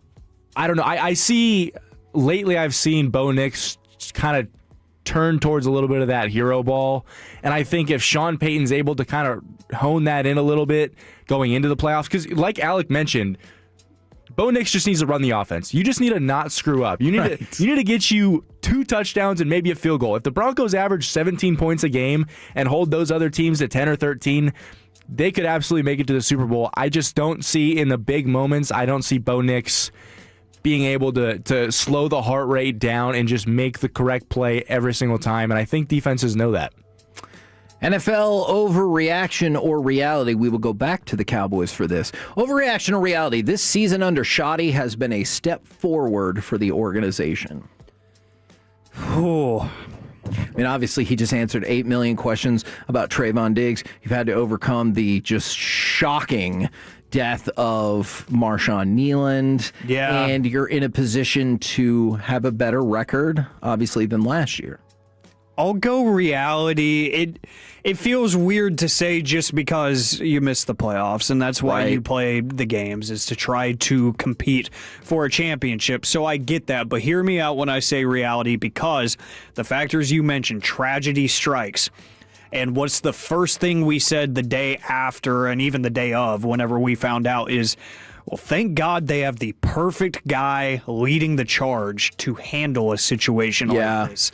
Because Shoddy, he knows his guys. He understands people better than most. And I think when you said a step forward, what I thought of was just as recent as the last regime. And I was not a Mike McCarthy fan. I am still not. But I think even as emblematic as the Trevon Diggs situation and how that happened in season when nobody expected it to happen in season. This no nonsense, we're going to run this my way. And I think it was Garrett Podell that asked during the presser that you just heard, that was like, how does this change your culture or impact your culture, this move? What does this say to the team? And he said, I don't think it changes anything. My culture is my culture. I'm not changing that. Nothing about it is going to change. You didn't hear that kind of stuff from Mike McCarthy. That's true. You got him calling out Nick Harris for being too dramatic and hurting his feelings. I just think they took a step forward because they have the right guy in place. Jacob, what say you? Yeah, I'm going to agree. You said they took a step forward with Shoddy, right? Yes, as an organization. Yeah, I'm going to say true, just because I think this shows that I think the front office is finally starting to put a priority on culture. And yeah, McCarthy was an X's and O's guy, and I think you kind of found like a little bit of the best of both worlds, right? Because you really wanted to find a guy that could be leader of men, and it's kind of hard to figure that out sometimes with an offensive coordinator. But so far this season, Shoddy's done a great job calling plays. It seems like he's got a good culture, and he's also got the ability to speak up to the Jones, which I don't know if a lot of head coaches have had. I don't know how many head coaches would have spoken up to Jerry and said, hey, there's a possibility that Trevon is a negative impact to this team's culture. That ship might have sailed, right? And his ability to speak up to the Jones kind of shows his relationship with management of the organization and that he's got a say. So I'm going to say, yeah, I think it's a nice step in the right direction for Dallas. I know the odds have moved heavily in his favor, but that is not my question here. My statement. Overreaction or reality? Drake May should be the NFL MVP. That's a reality. Ooh, okay. He should. In your face, Matthew Stafford. I think that I would listen to the argument for Stafford at this point, but Stafford has had a couple of those games, even just his last time out, that made you say, oh yeah, he is older and he is still very human and he makes his mistakes. That offense with the Patriots does not run the same way without Drake May. And the poise that he has shown over an offseason of learning and growing, I just don't see that team being anywhere near as successful, even with the easier schedule that they had. I know people keep on bringing that up. The strength of their schedule was definitely in their favor. It's a legitimate point, though. It is. It's a legitimate point. But I feel like if you plug in a guy who's been there, done that with New England, Jacoby Brissett, you're not doing any of that. Right. If you plug in Geno Smith, another veteran, just throw him out there. You're not getting that same result. Exactly. So, I know it's not exactly apples to apples comparing Drake May and Geno Smith, but I don't see that team winning double-digit games with pretty much anyone else at quarterback that would have been available. So it's the whole, most valuable player in my mind. I know it's a quarterback in this instance, but he is more valuable to the team than Stafford is. NFL overreaction or reality? Jalen Hurts is the Eagles' fatal flaw heading into the playoffs. Now, I know that sounds weird. He won the Super Bowl last year. I just wanted to point this out. We talked about it a little bit earlier in the week. Sunday marked the second time Jalen Hurts has won a game without completing a pass in the second half this season. No other starting quarterback has attempted to pass without a completion in the second half in a win over the last 2 years. Hurts became the first quarterback to do it twice in a season since 1991. So overreaction to reality. Jalen Hurts this year is the Eagles' fatal flaw heading into the playoffs. Ooh, that's tough. I'll say reality. I think they have multiple that will give me concern as a true playoff threat. But when you say fatal, I'd probably lean reality here because it seems like ever since Kellen Moore left, he's lost some of his decisiveness and he's lost some of his confidence. And there was even a clip that I saw from Hard Knocks last night where it seemed like he was getting frustrated in the meeting room whenever one of the coaches was like, we aren't doing enough. And he was like, we, right. So I think he's adapting to change, and that change has not exactly sunk in with him yet. He doesn't seem as comfortable as he used to be. A.J. Brown hates him every other day. Devontae Smith is still great and everything, but again, when you're not passing the ball, it doesn't really matter, does it? Saquon Barkley has taken a half stride backwards from last year, I would say, because he's still great, but it feels like he gets up limping every single drive at this point. He's beat up. The offense is not where it needs to be, but the centerpiece of that is Jalen Hurts not having the confidence to let it fly anymore, because his best trait as a quarterback, not that he can squat 800,000 pounds, it's that he can throw a beautiful deep ball. He really can. He's not using that enough. Jacob, overreaction or reality? Jalen Hurts is the fatal flaw for the Eagles heading into the postseason. Yeah, I'm going to go overreaction. Ooh. And it's only because I think the fatal flaw is Nick Sirianni. And the reason I say that Top 5 coach in the NFL, Nick Sirianni? Yeah, that one. The reason I say that is because I think when Nick Sirianni was hired, I think he did a really good job at building a culture of a team that had kind of a balance of an ego and a chip on their shoulder. But I think the ego was, for the most part, held in check when they had so many veterans on that team, like a Jason Kelsey, who could kind of lead them in the right direction. I mean, we saw how good the chemistry was. They even made a Christmas song together. It was beautiful. Now that was beautiful. Now that those people are gone, I feel like we're seeing kind of that dysfunction that I think was held down to an extent by the veterans, it's rearing its head, right? Yeah. You see the issues with A.J. Brown and Jalen Hurts. You see the issues that Saquon Barkley clearly had, but like he's unlike some of those guys on that team, PR trained and kept it somewhat in his Right. head. But I think that the way that team's built, obviously they have the championship DNA. They know they've been there, they've done that, and I think that's why if there's anybody that can get them to a Super Bowl, it's Jalen Hurts. But I think if there's anybody that's going to stop them from getting to the Super Bowl, it's Nick Sirianni. Well, I appreciate y'all's feedback on this. I think we might fire up another NFL overreaction or reality on Friday at Taco Bueno. I dare you.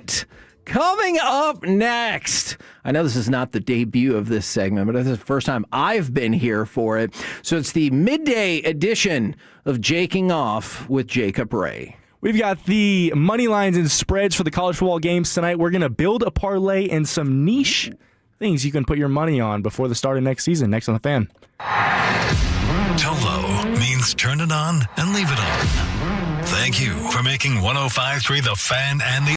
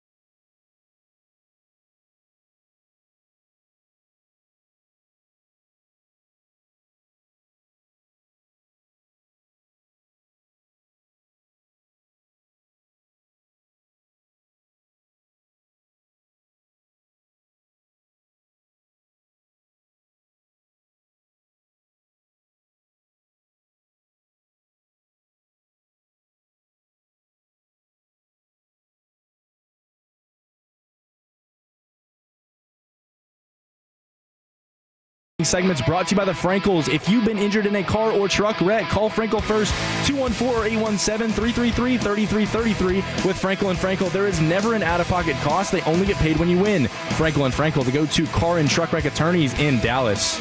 K&C Masterpiece right here on 105.3 The Fan. One more reminder for you as college football's popping off. You've got Alec and Fred holding it down in this very same time slot tomorrow. And then on Friday, we will be at Taco Bueno in Arlington off of Collins. We're going to have 2 of the Tolo wood box whiskey sets to give away. Got some Tolo Go shirts. The wrestler Athena will be there in person at 12:30. Corey's going to be back. It's a freaking extravaganza Friday at Taco Bueno, but the extravaganza continues right now because it's time for Jaking Off.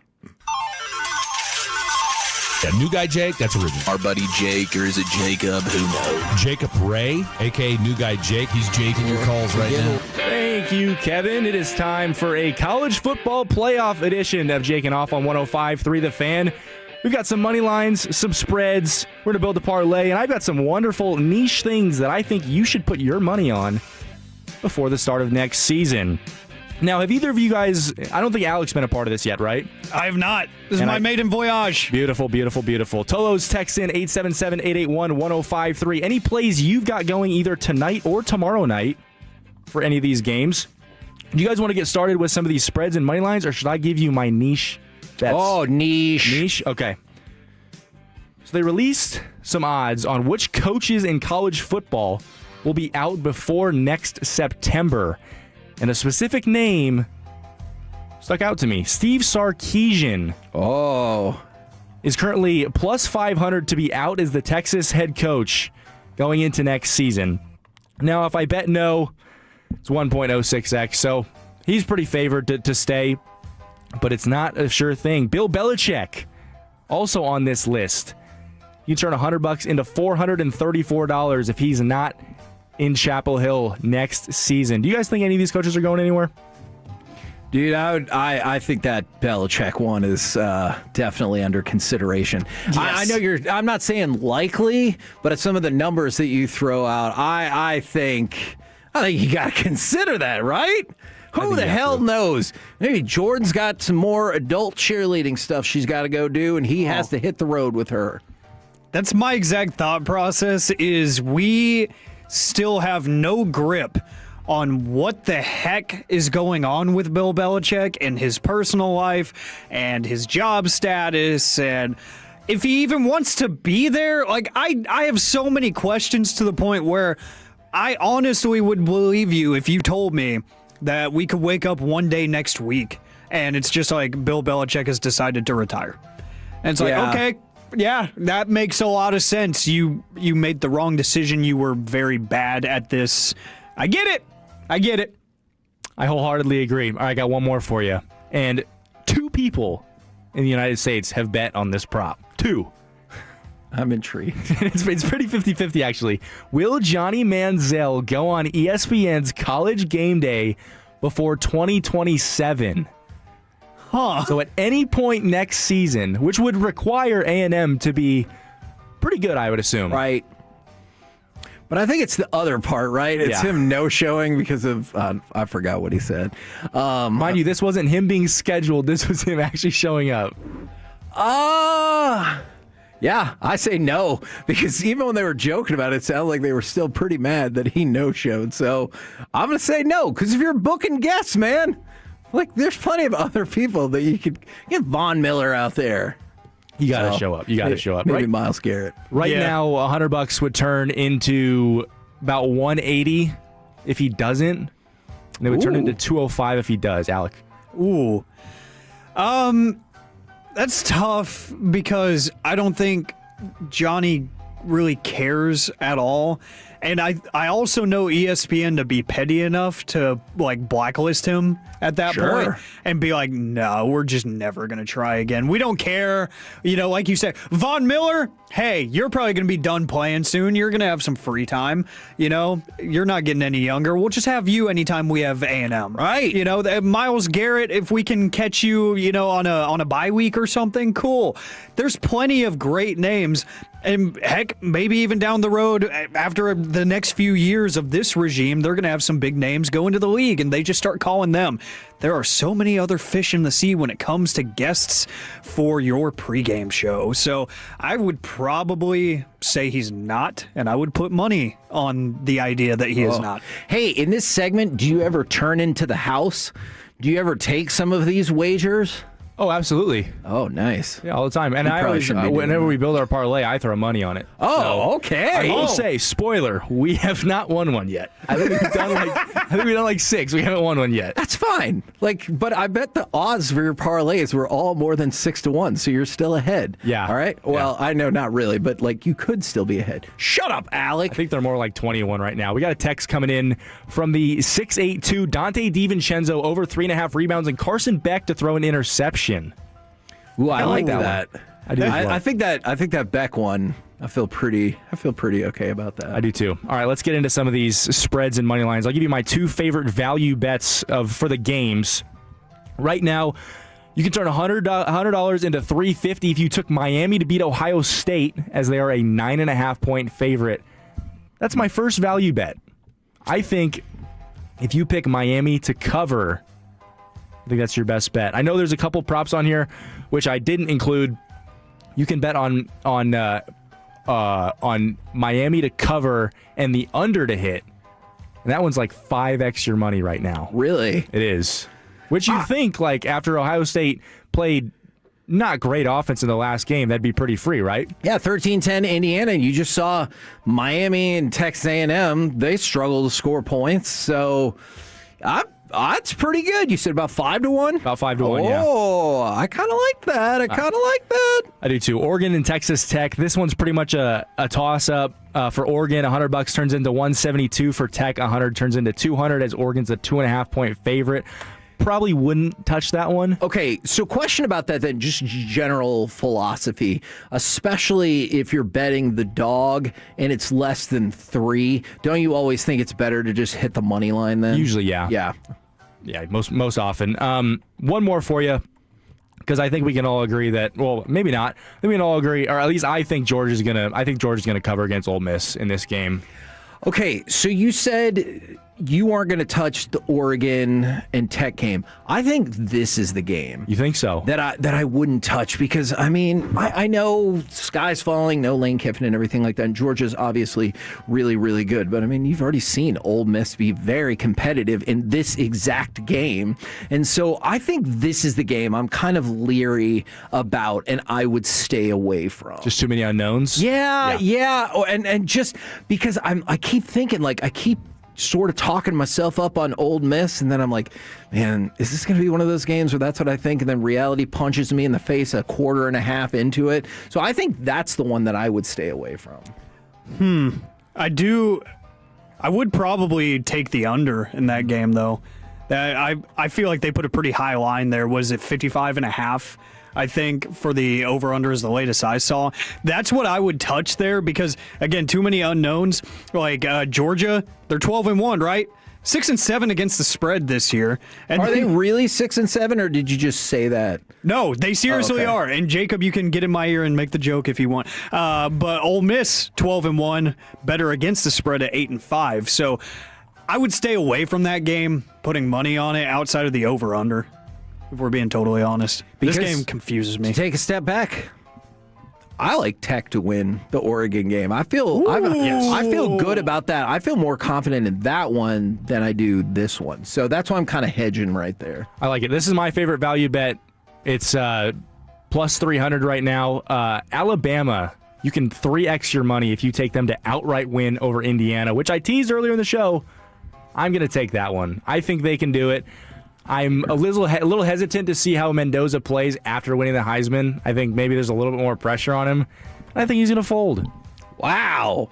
He's trying to show that he should also be the number 1 pick in the draft. That's right. That's true. I think Indiana's going to kick Alabama's ass. All right, gentlemen. Or win by like 10. We got about 4 minutes left in the segment. Let's build a parlay real quick. So the way this works is I've got 13 of my favorite player props, and I'm going to go through them, and you guys speak up when there's one that you would like to put your name next to. I can make a 6-leg, so we each get 2 picks.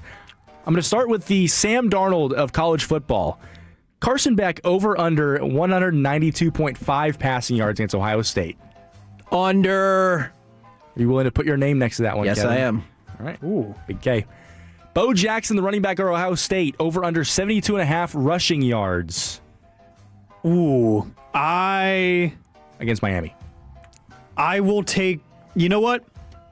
Because I think they're going to have the ball a lot. Give me the over, and I'll put my name on that. Alec. Okay. By the way, Kevin, I was going to take the under for Carson Beck, so that's a good pick by you. Fernando Mendoza, over under 220.5 passing yards. I'm actually going to take the over on that one. Oh, yes! Because I think they're going to be losing, and he's going to have to be throwing late in the game. I don't know how I didn't see that coming. I've got 2 Jeremiah Smith props here. So I've got over under 80.5 receiving yards and over under 26.5 longest reception. Ooh, can I take... I want the over on the 26.5 longest reception, but I feel like this is going to be a weird dichotomy. I know I'm out of picks now. I think he's going to get the big reception, but I think they're going to figure out a way to keep him in check outside of that one big reception. But yeah, I'll take the over on the long reception. I like it. I wanted that one. Which I really one? wanted that one. The longest reception? Yeah, the over on it. I had that same thought process. That was the last one I put on the list, too. I saw that. I was like, ooh, that's a good one. All right, I'm going to take this one. This is my last pick. Cameron Dickey, over 65.5 rushing yards at Texas Tech running back. Oregon's rush defense has been a little suspect this season. Yeah. And I don't know. I think that offensive line rested coming off the bye. I think they're going to impose their will. And I think he's going to cash. I think he's actually going to get over 100 rushing yards. Whoa. Baron Morton, the quarterback for Texas Tech, over under 233.5 passing yards. Any takers?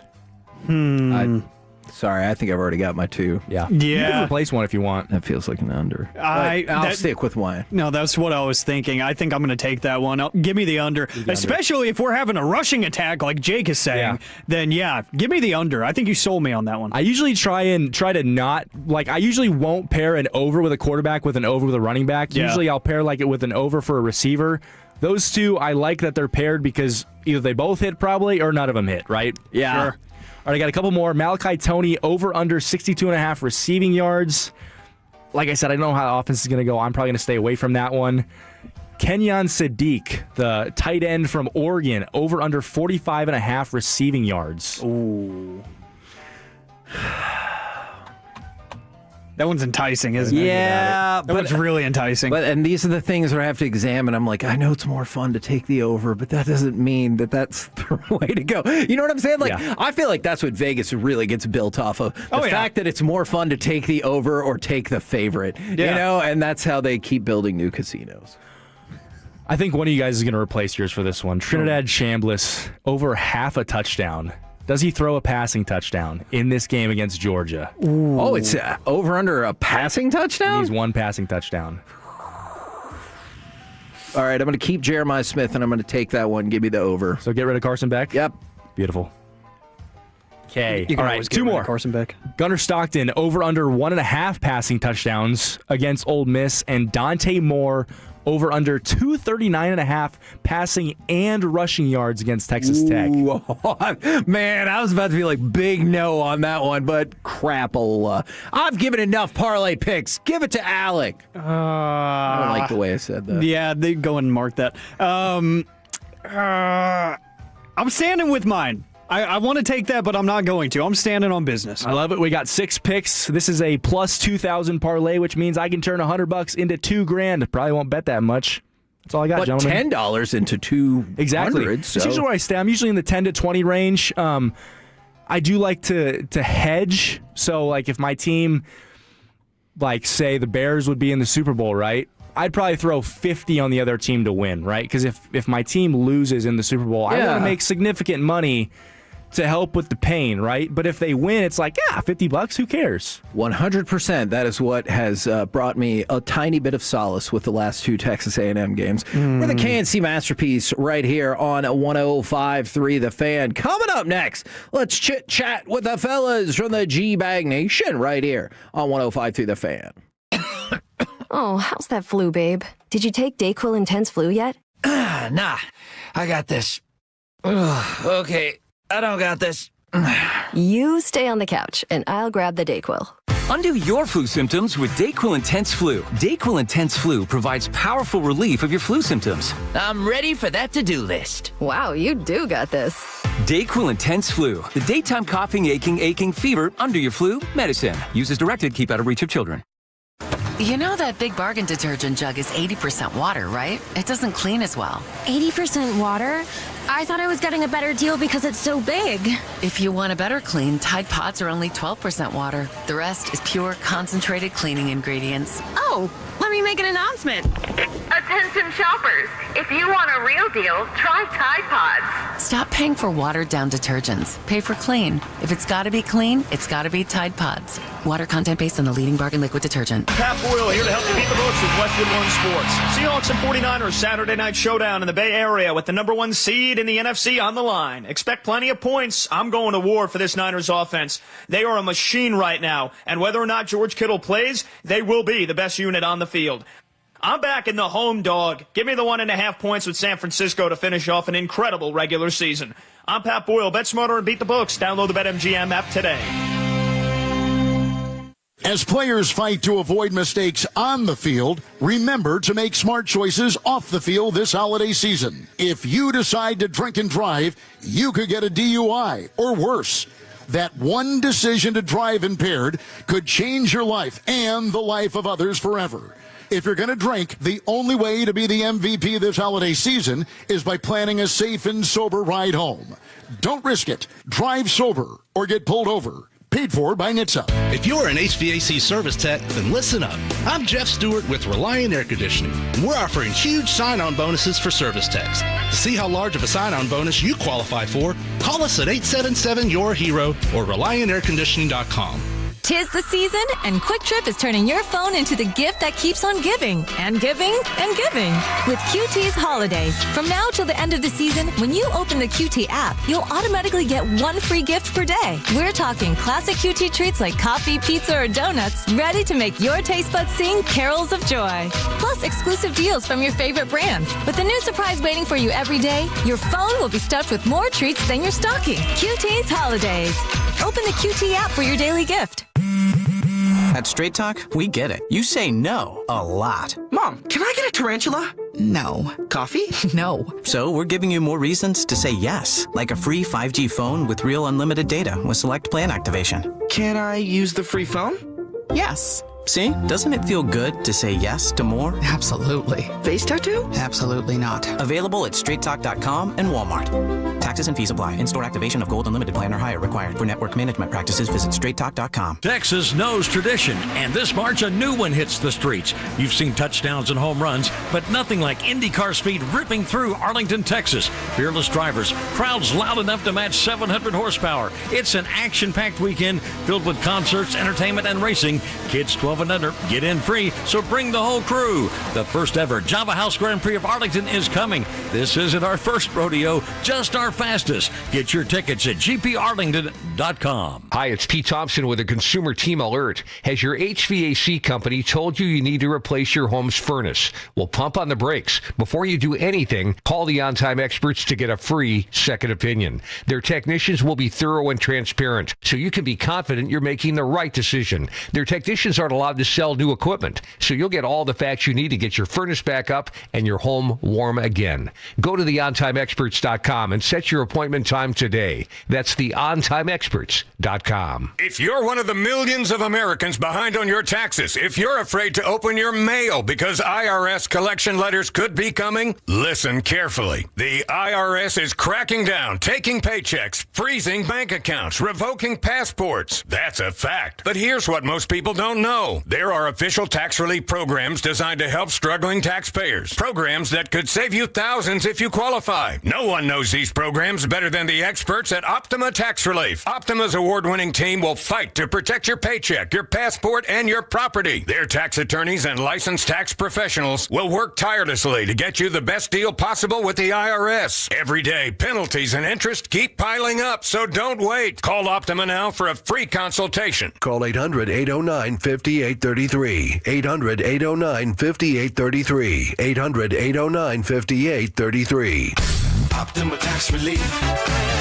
Some restrictions apply. For complete details, please visit OptimaTaxRelief.com. My name is Whitney Allen. I am a widow. My husband, Ryan, died. We never thought in a million years we'd have to use life insurance. The unexpected happened. With Ethos, it is so fast and easy. It's 100% online. You can get a quote in seconds, apply in minutes, and get same-day coverage. No medical exams, and you can get up to $3 million worth of coverage through Ethos. Get your free quote at ethos.com/radio. That's ethos.com/radio. Time spent on application may vary. Online health questions required. Hey, it's Brian Baldwin here. Makita knows that pros never settle. Get tools that perform at the highest level on every job without compromise. When you shop Makita at the Home Depot, these tools don't just meet expectations, they redefine them. Makita is for the most detailed pros, expertly designed to deliver precision job after job. When the job calls for the best, call on Makita. Makita, built to be the best, available at the Home Depot. How pros get more done. Hi, Babe Laufenberg here at Classic Chevrolet and Grapevine with sales manager Joey Wilhort. Joey, how's it going? It's going fantastic, babe. It's time to close out the year and time to close out our race to finish the year as the #1 Chevy dealer in the world for the 3rd year in a row. It all comes down to this. A strong close is the key to every winning drive. We going Hail Mary with these savings? You know it. Closeout pricing on new Chevy Silverado 1500s with $15,000 in total savings. Win big when you upgrade with the final closeout savings of 2025. That's right, babe. Thank you for helping us try to win the championship for the 3rd time. Hurry in for the best in the world savings on your next upgrade. We won't miss any deal. Visit ClassicChevrolet.com or go see Joey in the truck building today. This is Texas. This is Classic. Together, let's drive. Based on new Chevrolet registrations 2023-2024. Stock number TZ204181. Classic discount $72.50. Customer cash $32.50. GM bonus cash $1,500. Chevy Select Market bonus cash $3,000 plus tax, title, license $225 dealer doc fee. Expires 1/2/26. Baseball is back, and so is Texas Rangers Fan Fest on Saturday, January 24th. You'll have a chance to get autographs from Rangers players and alumni. There'll be a baseball card show, run the bases, enjoy Q&A sessions, and much more. Tickets just $10 for kids, $20 for adults, and parking is free. For more information, go to rangers.com/fanfest. If you're in the market to upgrade your vehicle, get to Classic Chevrolet in Grapevine. Back-to-back #1 Chevy dealership in the world. They've got more new Chevys than anyone, all priced to sell. Silverados, Tahoes, Blazers, Malibus, Equinox, and more. Visit ClassicChevrolet.com. This is Texas. This is Classic Chevrolet. Together, let's drive, relax, and enjoy the difference. Based on new Chevrolet registrations 2023 and 2024. K&C Masterpiece right here on 105.3 The Fan right now. Courtesy of D&M Leasing, it is time for our chit-chat with the fellas from the G-Bag Nation. Gentlemen, how is you today? Fantastic, Hagee. How are you? Man, I'm doing awesome, and... this damn Vanderbilt team. What are they doing? Sean's drunk and angry right now. My nephew's playing like ass right now. What the hell? All year long have to deal with Vanderbilt. And now they're getting beat by a team, Iowa. They don't have a damn offensive coordinator. What the hell? Thought you thought they were going to be a college football playoff team. I think I'm gonna go outside and cook something on the pit. Wild Fork's probably got something for me they want to give me. Vanderbilt. Huh. You know, I'm really sad that there's going to be a regular crosstalk after that because that was just my favorite thing ever. The Sharif character that approaches out of Broadus. I'm telling you, my man has to be sitting there right now at his home, and the kids are probably running around, and Vanderbilt's getting smoked in this game. He probably thought, I will tell you, at like 6 a.m., him and Bobby, he was already talking about, I'm going to plop down, watch the Doors play a little bit. I think my nephew's starting. Watch the Doors play. Exactly. I was thinking realistically of an old Jim Morrison concert or something. I was like, oh, he means like the Commodores. Okay. The Doors, man. Don't you know anything about football? It just means more. My Doors.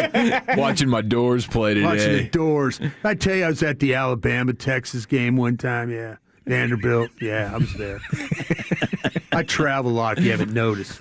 All right. I thought the entire Josh Pate interview this morning was just going to be about Vandy. Yeah. And he's like, do you want to talk about the college football playoff? Not really. I want to talk about my Doors. No, I want to talk about my Doors playing Iowa, no offense. All right, so this begs a question that we have discussed off air a whole lot, and in fact have discussed doing an event based around this. Ooh. Who do you think at the station is the most imitatable? Because we have been pitching for a fan event where people show up to do impersonations of other fan hosts. I like this. I think it would draw huge. It would. That is Huge. huge. Yeah, that's a fantastic idea, man. That's a good one. I think Sean. Obviously, everybody likes to go with the Sean. Yeah, but then there's plenty of Hagee impersonators. I get it. Yeah, for you sure. know, Yeah, for sure. It's just like the unique sound, like where it's just pretty obvious. The high Oh, pitch. I know what You you're know going who might for. win that is RJ. He's a really big. Yeah. He does good impersonations. He does. Yeah. I think I would probably be up in the mix. Is there anybody else that you think? I mean, I think Choppy, like people would just get real. Yeah. You just have to be as masculine as you possibly can be as a human. That's all you have to do. And just imitate one of his live spots. It's pretty easy. You know what I had to eat? Protein bar. Save for the next meal. Why would you not have a protein bar? Coaches are stupid. Coaches are stupid. Something. Yeah, I think. But okay, so you'd be in support of the 100%. 105 through the fan All right, who can you do the best imitation of? Yeah, that's a good question. I think Broadus has got Sean on lockdown there. That's Does it sound like Sean? Do I sound like Sean? Yeah. See, and you sounded close to Sean, but it was the imitation of his diction that I thought was just spot on. And it's gotten better over the years, too, because Broadus will go impromptu with it. Yeah. Sean will give you every once in a while, well.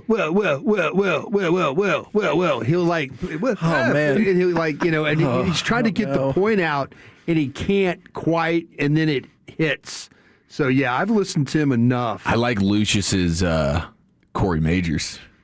Yeah. Oh, I need to hear more of that. The grits. He starts talking about grits and cinnamon grits, and Lucy loves the grits. I don't know, dude. Lucius does it really good. Lucius could do a lot. He could probably do every single one of us up in here. He always does. Yeah, he'll do my. He'll do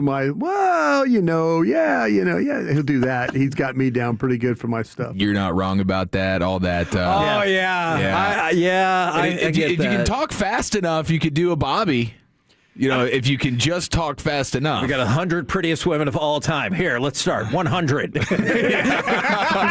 can't believe I love Bobby.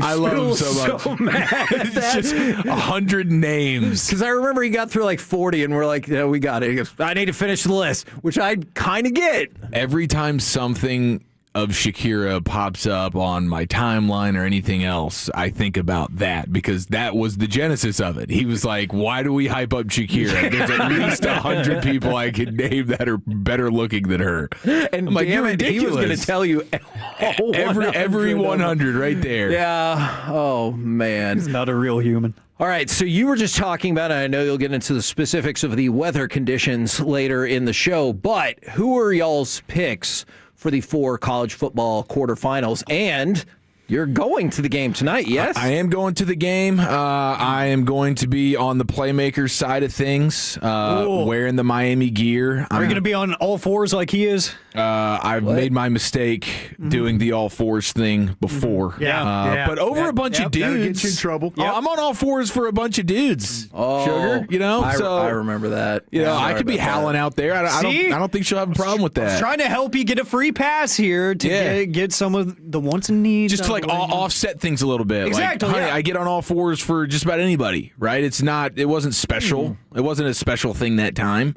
So I want to point out my question was, who do you think will win the quarterfinal games? I take blame. I do, as much as I'm going to be pulling for Miami today. I do think Ohio State will win the football game. They are legit, and we saw them just last year. If they lose to Michigan, they get it figured out. They go on the run. Like that loss to Indiana, and maybe they don't go on the championship run here because running through Georgia the next week will be pretty tough for them. But I do think they'll be.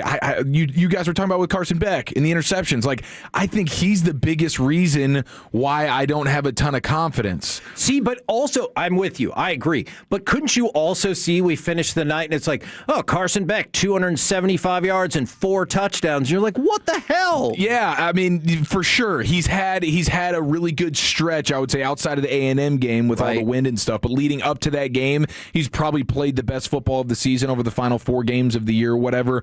But my gosh, this Ohio State defense is ridiculous. Matt Patricia's talking about all the different wrinkles that he's going to throw at these guys. It's just first-round picks all over the They got place. skill at wide receiver, too. That's a problem and have to cover these guys. Yeah. Talk about Smith and Tate and those guys. Jeremiah Smith might be the best player in college football. The quarterback's playing really at a high level, too. They're a hard team to defend. But Miami's got a front. Oh, they do. They ever. A&M saw that firsthand. And Ohio State's offensive line did not look right versus Indiana, so that's really the best chance right there is winning in the trenches and just Carson Beck, please just take care of the football. Don't lose us the game here. But, I just think that Ohio State's probably going to be too much to handle. And Ryan Day calling the plays, you're going to see them uncork things that they haven't all year. Brian Hartline was pretty conservative. You got the freshman quarterback. Just scored, man. How about that? Back in this thing. Oh, there you go. I never had a doubt. Never had a doubt. You know me. I'm a never doubt guy. Oh my goodness I gracious. also don't really trust Baron Morton for Texas Tech either. So I do think Oregon will win that game, but that's going to be a really, really fun matchup. So I'll go Ohio State, Oregon. See, I like Tech in that game. And that's a coin flip. I mean, that's close, man. That's close. But I do think Oregon is probably a little bit of a different beast offensively than what Texas Tech's had to deal with. Ole Miss? I went Georgia, Indiana, Ohio State, Texas Tech. Okay. All right. Okay, well, then I see eye to eye, except I was just thinking the Ducks will probably get it done.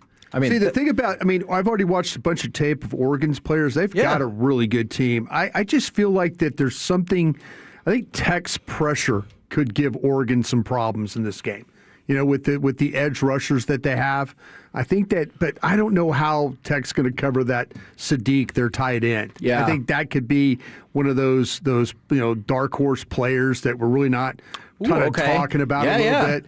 So how Tech plays at safety, I think, will be a really, really, or linebacker. They're good at linebacker with Rodriguez and stuff like that, but I'm gonna say that people probably thinking Oregon might win just because Oregon has the experience of doing this. You know, the quarterback, I feel like people know. Yeah, but give me the Red Raiders who are in the upset. What do you find fellas got coming up on the program today? Pure Gold. Half show today. Half show. The partner's leaving to go to the Miami game, if you hadn't noticed. Yeah, Will Chambers is going to step in and pinch hit at about 4:00. Do you think he'll be dressed like in a tuxedo to be ready for New Year's Eve? I think there's a real chance of that, or it's just full out He's a Bears well-dressed gear. guy. Oh, yeah. No, absolutely. He's very well dressed. Absolutely. He'll probably be wearing a bow tie with a Bears jersey. He'll find a way to pull that off. Let me tell you a very underrated thing real quick, Heggie. If you have a chance to go to the hockey game, the New Year's Eve hockey game for the Stars is an absolute. I have been to that at least 5 times. You're right. It's awesome. It is. It's happening in the square right outside. Yeah, it's a good deal. 1,000,000%. I'm with you. Roll home with the G-Bag Nation. Remember, tomorrow, Alec and Fred from 10 a.m. to 2 p.m. And you can catch us again on Friday at Taco Bueno off of Collins in Arlington. Or right here on 105.3 The Fan. See you next year, Kevin. Hell no. The more time you give, the more our crush grows.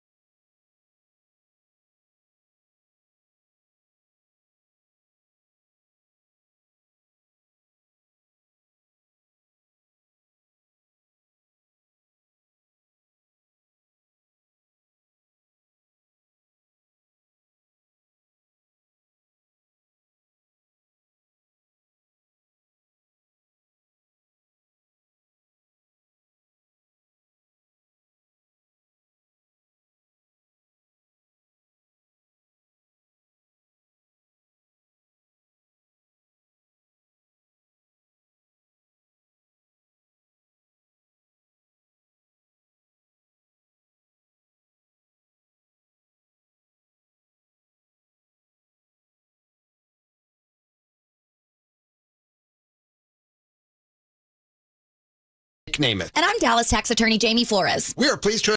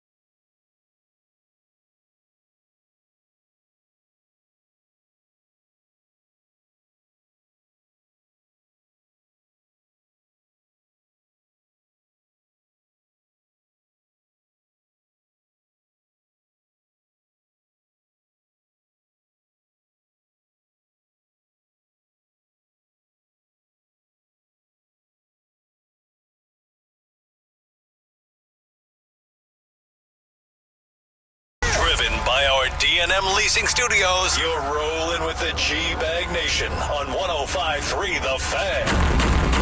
Hello and welcome into the G-Bag Nation for the final time this year, ladies and gentlemen. Great to have you in. Eric Chiafalo, the Super Bowl champion, Brian Broaddus, and the return of Lucius Alexander. Just in the nick of time to send you into the new year the right way. We'll have Will Chambers pinch hitting in the 4 o'clock hour. He might be, he could already be in the bag a little bit. New Year's Will Chambers, that's a different animal. You're right. I think Hagee was talking about he might have a tux on. There's not a better dressed member of this station than Will Chambers. You could go through. He's like a suit model. Yeah, the way he is. He is. He's one of those guys that's kind of embarrassed to say this. You buy the clothes off the rack, and and it's going to fit. He's not trying them on. No, he just he puts on the 40 short jacket, where you and I have to that doesn't really fit well. Maybe have to tailor this up. Yeah, especially me. But Will's he's buying it right off the rack. Throw it on, let's go. Yeah. That's a guy who knows how to party, and it's a New Year's party here in the G-Bag Nation. And man, I'll tell you what, yesterday felt like a bit of a party. I'm still recovering from yesterday. You were so deep in your bag yesterday. Broaddus reading the text for the first time in 6 years. 6 years. I've never did a whole show. And listen, I want to say thank you to the folks that didn't completely go after me on some stuff. By and large, it was a good time, right? It was a really good time because there's been times where the text has been up when I'm getting ready. I'm kind of like Lucius when I take it, wipe down the area and make sure everything's okay with the cleanliness of it. And then the text is up. and it's like, yeah, Broadus, you're a bag of, and I'm like, okay, it's going to be one of these days. One of my favorite things that happens almost daily is when you get into your broadcast position, you pull up to the desktop, the previous host had the text up, and you go and click the X button, and you say, bye, effers. You kind of call me out. You're not wrong. I love that so much. I'll do it in the voice where I go, bye, effers. It is so good, man. It is so good. But we are back to regular Broadus programming today. Yeah. He will not be looking at the text. I will relay as much as I possibly can. You'll draw me off sides for sure. I know what's about to happen. There's you never know. You never know what we got up our sleeves here, but we do have 5 hours of fun for you. Man, I'm excited about you and the Canes tonight. I am too. I'm excited for your uncle. Your uncle came all the way from Florida for this one.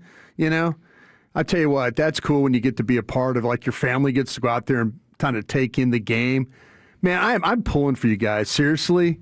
It'd be a fun upset. I think it'd be great to sit there and maybe you guys get on the news just like as those Ohio State fans are just kind of streaming out of there and you're just taunting every one of them. We're throwing up the U. Yeah. We're going belt to ass on the trash cans at AT&T Stadium, Michael Irvin style. Yeah. And he says, he's like, that's his thing. Like, he's got that. He's got it ready to go. He apparently reached out to some of the Ohio State alumni because, Miami does a really great job of getting the former players to be on the sideline. They get them involved. And it's like, there's Michael Irvin, there's Edgerrin James, there's Andre Johnson, there's Ray Lewis. They're on the sideline, and I'm sure Ohio State will have something similar. So Playmaker was talking about how he reached out to plenty of the Ohio State alumni, and they're like, he was like, hey, bring me a Buckeye jersey because I'm going to need to put it on the trash can at the end of this game. So we'll see if it goes well. But Miami is definitely a big-time dog. Playing with house money, right? Playing with house money for sure. Ultimately, I'm going there to just hope that we can keep it close. And if we go into the fourth quarter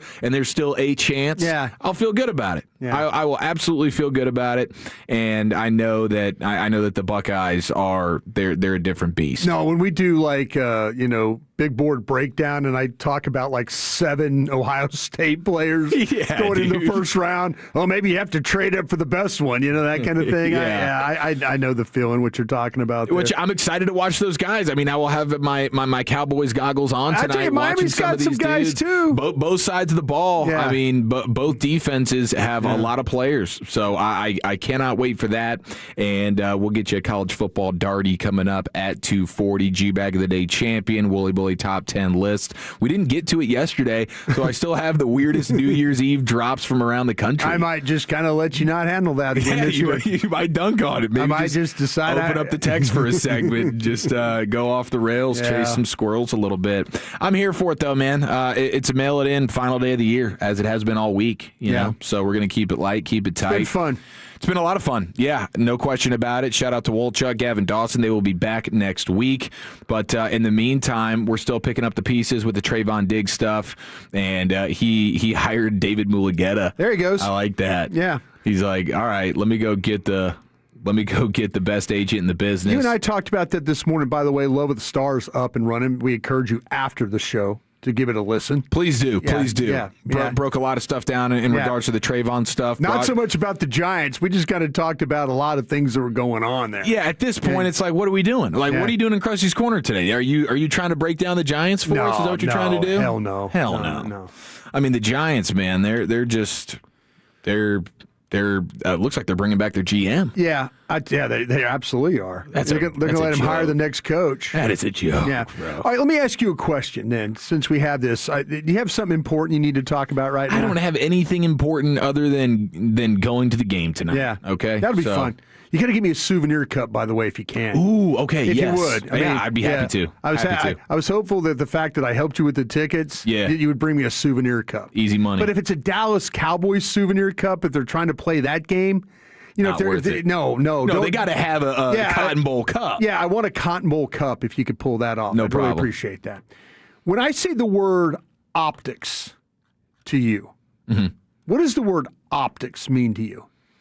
Just like the visual perspective of something, what you can see with your eyes. This is what it looks like. It may not be what it is, but the optics can be good or bad in any given scenario, right? So the optics it's the way you see something. It's how the Dallas Cowboys are playing this game this weekend. It's pregame brought us. This is an optics game. That's what it is, huh? It's an optics game. Their optics is the 8-8-1 as opposed to the 7-9-1.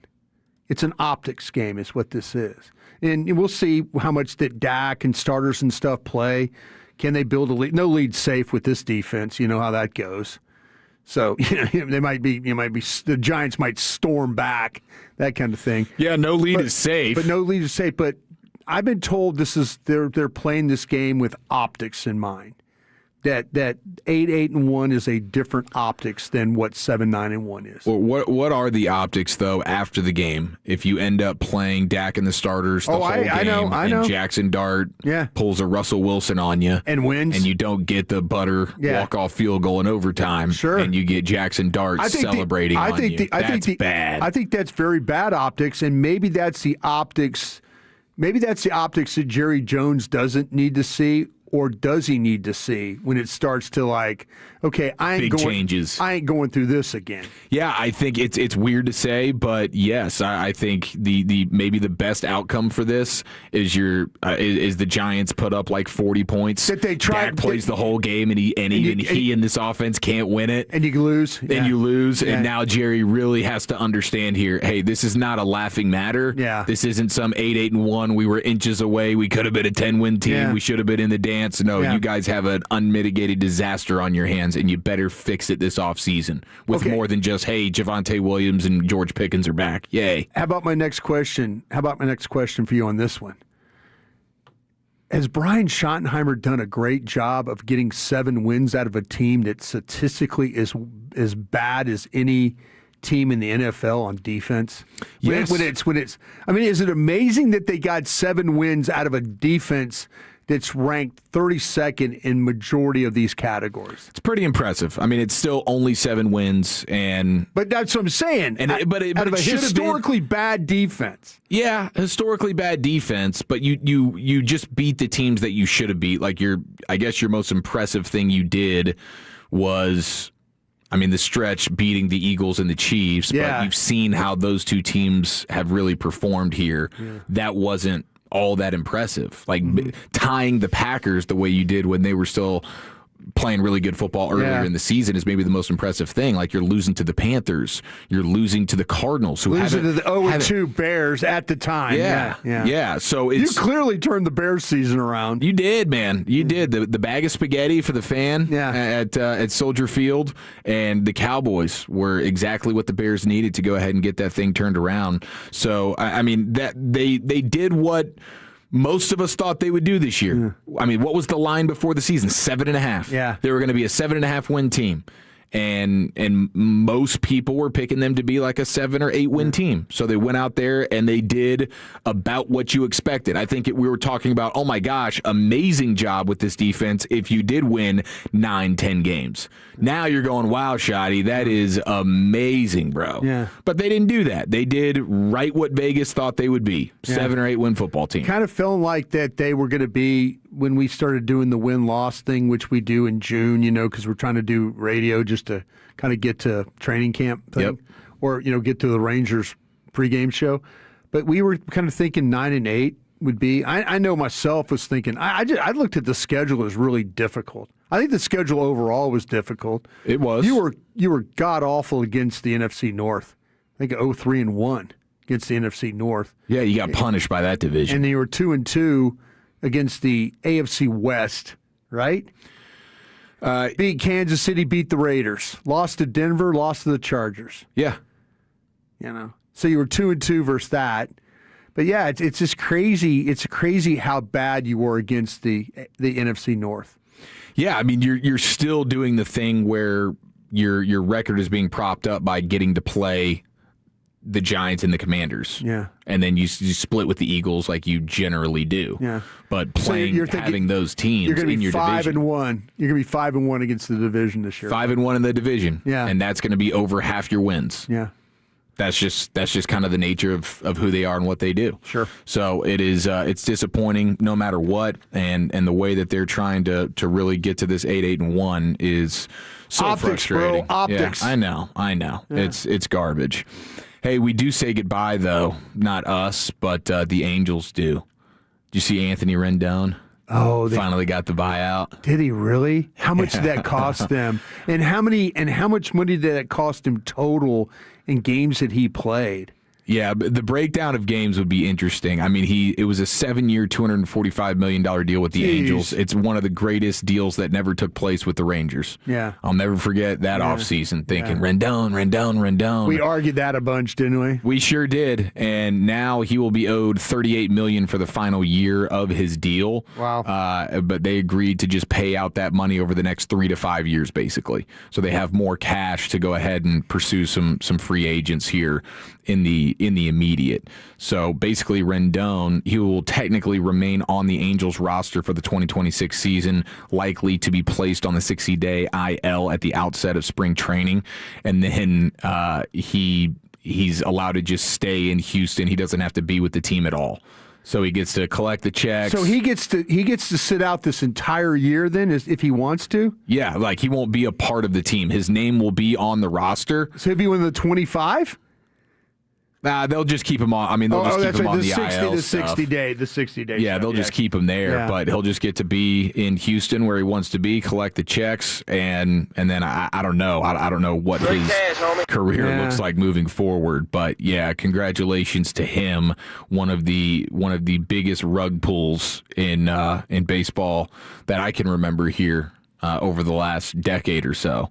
Just a disastrous contract, and it all finally comes to a bit of an end there with Anthony Rendon and the Angels. All right, just getting started here in the G-Bag Nation. Final day of the year. Let's hit you with the G-Bag of the Day champion and the Wooly Bully top 10 list of the day. The weirdest New Year's Eve drops from around the country. That's next year in the nation. But Tolos, let's go ahead and take control of that financial future, just like Wolchuk and I did. And good news for you, you can look no further than Trajan Wealth. That is our trusted partner for all of our financial needs. And they have offices conveniently located in Frisco, Arlington, Southlake, Fort Worth, and McKinney. I'm a Southlake guy. Wolchuk's a Frisco guy.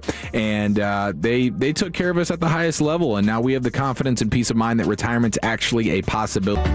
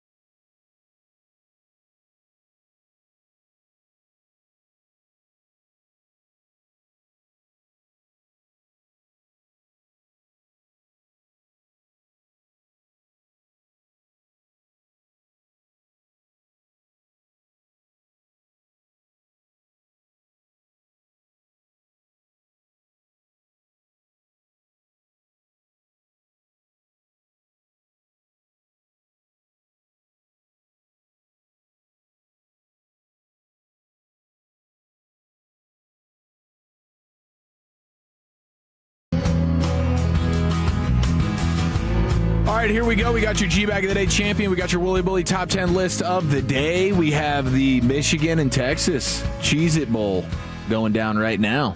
How about that? Bennett brought us any picks from the sidelines. Yeah, Bennett's right down there. He's with Smokey the Cannon. So, yeah, if Texas scores a touchdown, I don't know the field goals. I think field goals, they fire the cannon too. So if you're listening to the game and you hear the boom, young Bennett Broadus is down there firing the cannon for the Horns today. So he's excited. He's really in a good spot, man. He's sending me pictures from the game. It looks great. I love it. I love it. All right, segment here in the G-Bag Nation is brought to you by the Frankels. If you have been injured in a car or truck wreck, call the Frankels first, 214-333-3333 with Frankel and Frankel. There's never an out-of-pocket cost. They only get paid when you win. Frankel and Frankel, the go-to car and truck wreck attorneys in Dallas. Here's Lucius. Oh, yeah. Can I be heard? Mic check 1, 2. Do I sound good to you, Mr. Broadus? You sound outstanding, sir. Glad to have you back. I hope everything's okay at home. Yeah, everything is great now. The cleaning crew, they just wrapped up. That's why I was kind of late today, running a little late, because they wrapped it on up. But, yep, now we're done. Now it comes for us to, do what we have to do. But, yep, we have modern amenities now in the Alexander residence. Modern amenities. All right, so our winner and champ of G-Bag of the Day so far, looks like you guys voted for Mr. Theo Vaughn. Taking a call? Yes. Yeah. On his pod? That's right. All right, let's check this out. Is it gay? Okay, wait a minute. I'll leave for one day, bro. Oh, my God. I blame Khaki Kevin for this one. I'll leave for one day. The sentence starts off, is it gay? Yeah. Well, all right, here we go. Is it gay to sleep with a shirt but nothing below the waist?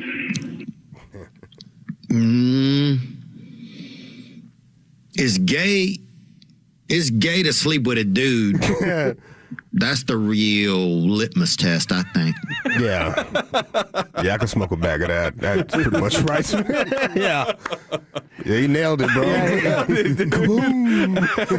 that's a knowledge bomb right there. That is too damn funny. The T-shirt with nothing downstairs. How often are we actually doing that? That Winnie the Pooh vibes? Yeah, the Winnie the Pooh Never, situation. because I don't want an emergency to jump off and I walk out there looking strange. Yeah. Right. It happened to Bun B. He was taking a poo, and somebody broke into his house. Oh, no. So he had to grab his gun and, chase him down the street whole time. He left his pants in the bathroom. Had to. Oh. Quicker to take off the pants and try to put them on, put the belt on, and all this other stuff. Just took them off. And he's running out there, dangling with a gun, bro. Oh, my God. Unwiped. That is unwiped. That's unhinged. Yeah. That is crazy. There's no that's instincts. That's like a police report that's describing that. Yeah. That is instinct right there.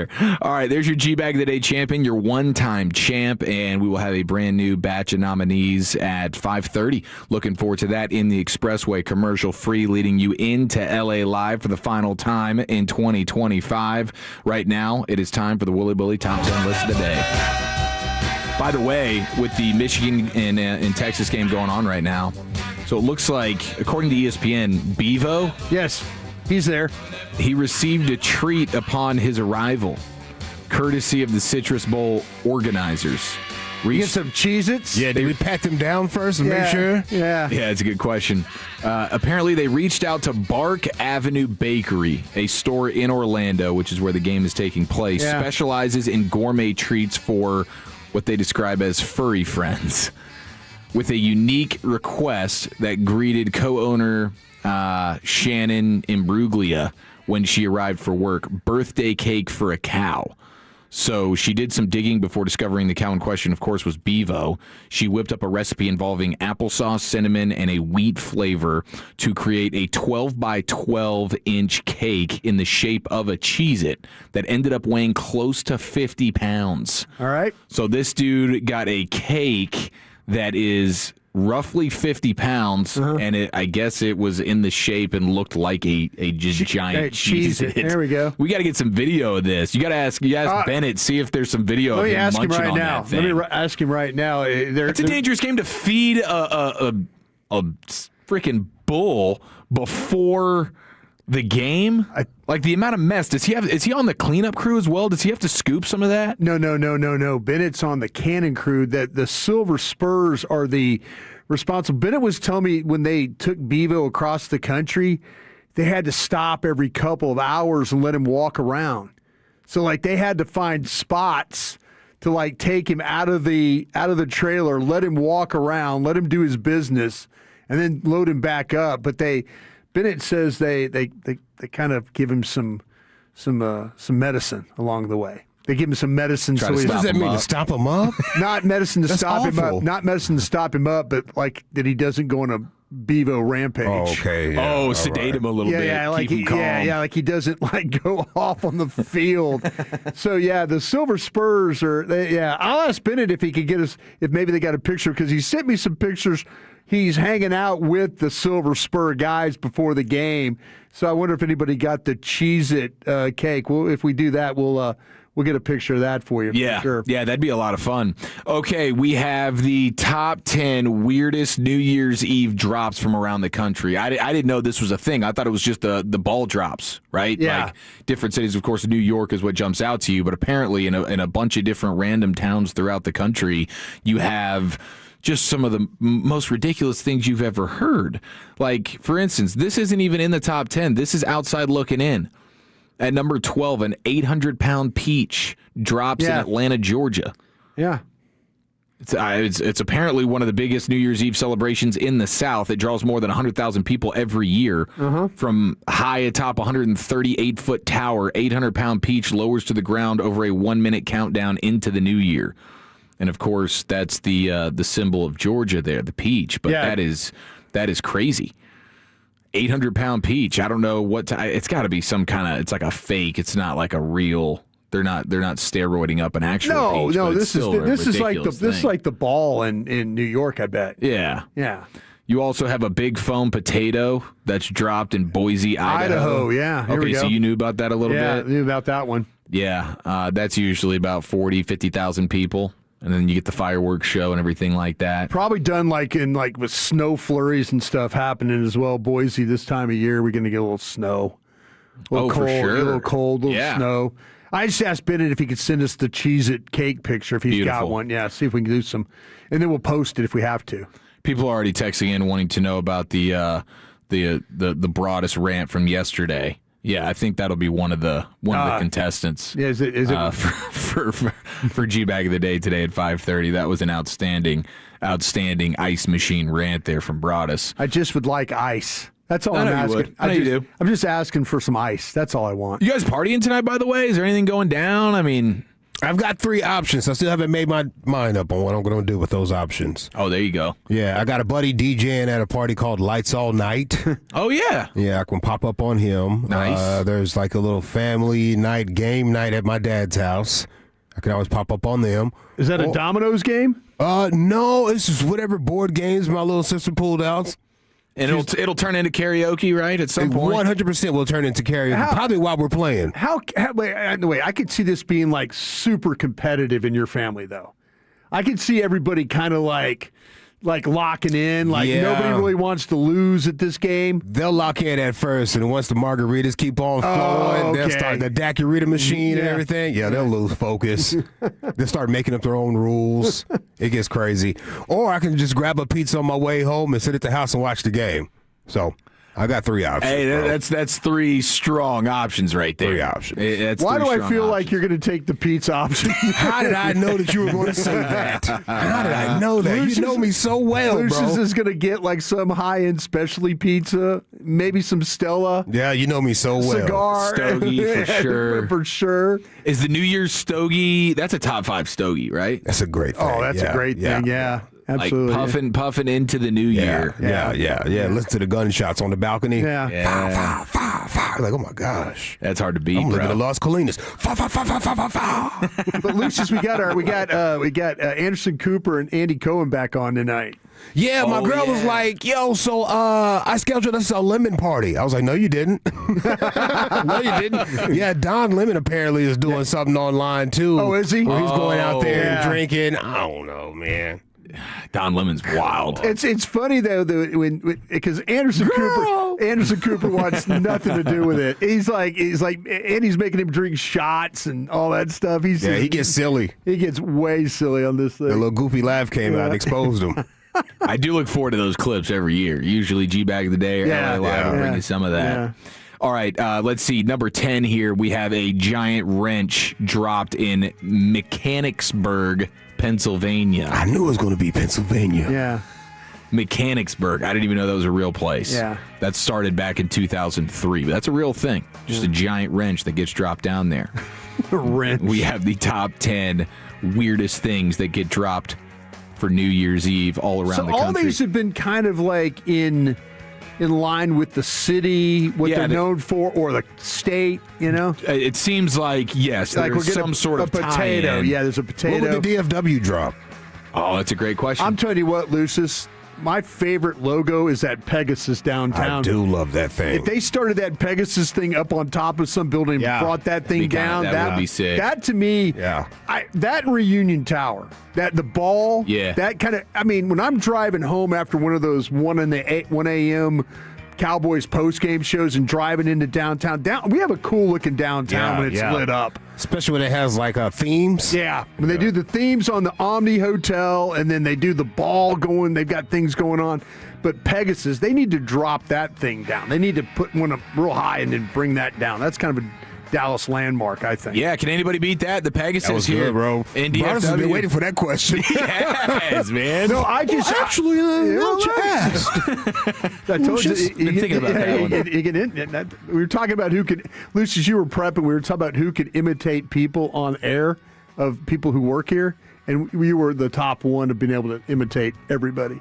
Well, KNC's trying to put together like a fan event where the Tolos get to try and do like their impressions of us. That's hilarious. That would be great. Be a lot of RJ Choppies. It'd be a lot of choppies. And then I think I could do Sean. Yeah, Broadus I think has I the had Sean down pretty good. Yeah. Yeah. But yeah, that would be a ton of fun. I put in for your Corey Majors though. Yeah. Like if I got one from you, it would be the Corey Majors. Let's see here. 877-881-1053. We have a gun being dropped in the DFW, according to the 214. No, do we really? Says Texas. Brisket Sando's getting dropped. The brisket Sando would be good. A brisket. You see a brisket coming down. The brisket Sando. Yeah, that would be hard to beat. Hard to beat. We do know that.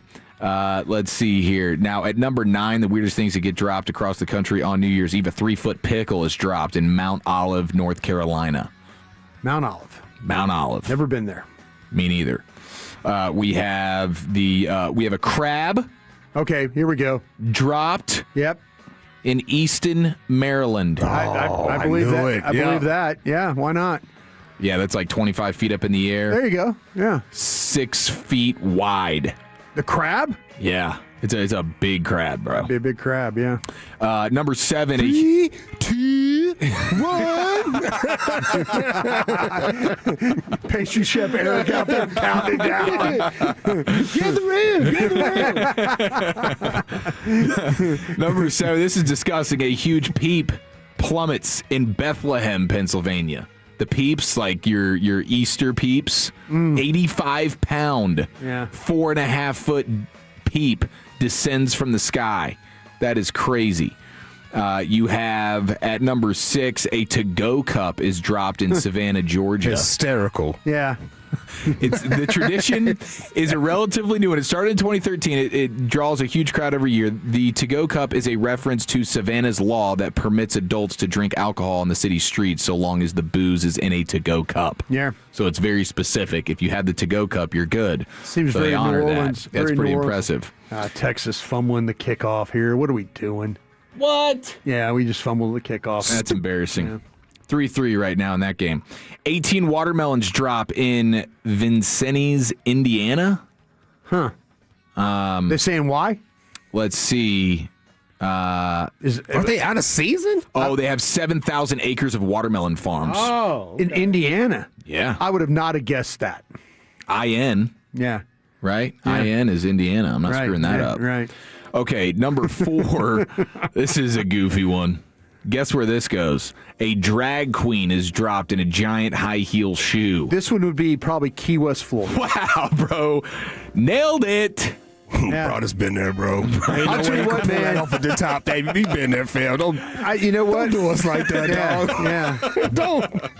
We remember about what happened in Vegas. No. I'm telling you this, that Key West. Yeah. It's a wild place, man. There's a lot that goes on in Jimmy that. Johnson? Yeah. Shirtless Jimmy Johnson? Sipping on some beers? He's in Isla Mirada, which is in that same area down the coast down there. Okay. The Keys is the furthest south you can get. Mm-hmm. But man, their Mardi Gras parade, their Halloween parades, they've always got something going on crazy at that place. Buck wild. Always something going on. Well, that's a symbol of the insanity. Yeah. Number 3 here, we have bologna dropped in Lebanon, Pennsylvania. Starting in 1996, 200-pound slab of bologna at the stroke of midnight. But I hope they drop it onto a grill. Yeah, seriously. Fried bologna sandwiches are good. Wasting that What are thing. you doing, bro? It's the home of the Lebanon bologna, I guess. So that's why they do it. Yeah. Okay, it's actually given to charity afterwards, so it doesn't go to waste. Somehow they take that 200 pounds of bologna and divot it up to some charities. I like a good fried bologna sandwich or barbecue bologna. That's good, man. Lucius is right about that. Just bologna plain is bologna. Yeah, right. And you barbecue that thing up, grill it up a little bit. Now you give it some character. Number 2, a ginormous ceramic flea drops in Eastover, North Carolina. That is crazy. Started at the Townsend Corporation in 2010. Flea Drop is not a regional brand of flea dip for cats and dogs. I don't know. Weird one. Yeah. If you got Lyme disease, it's kind of insulting. That's definitely not a place you want to be. Number 1, though, we have possums dropped in Tallapoosa, Georgia. Sounds like chaos. It's ridiculous, bro. Possums. Yeah, there it is. The weirdest things that drop to ring in the new year all around the country. Welcome into the G-Bag Nation for the final time in 2025. Let's hit you with the college football darty. Everything you need to know to get you set for the quarterfinal next year in the nation. If you're an HVAC service tech, then you know that the winter usually means low hours and low pay. Well, not anymore.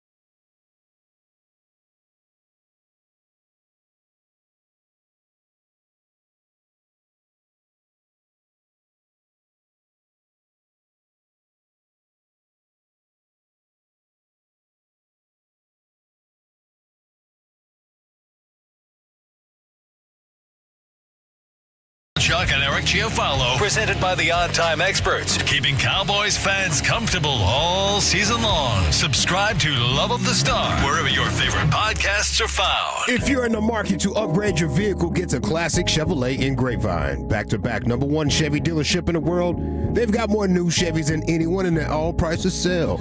Silverados, Tahoes, Blazers, Malibus, Equinox, and more. Visit ClassicChevrolet.com. This is Texas. This is Classic Chevrolet. Together, let's drive, relax, and enjoy the difference. Based on new Chevrolet registrations 2023 and 2024.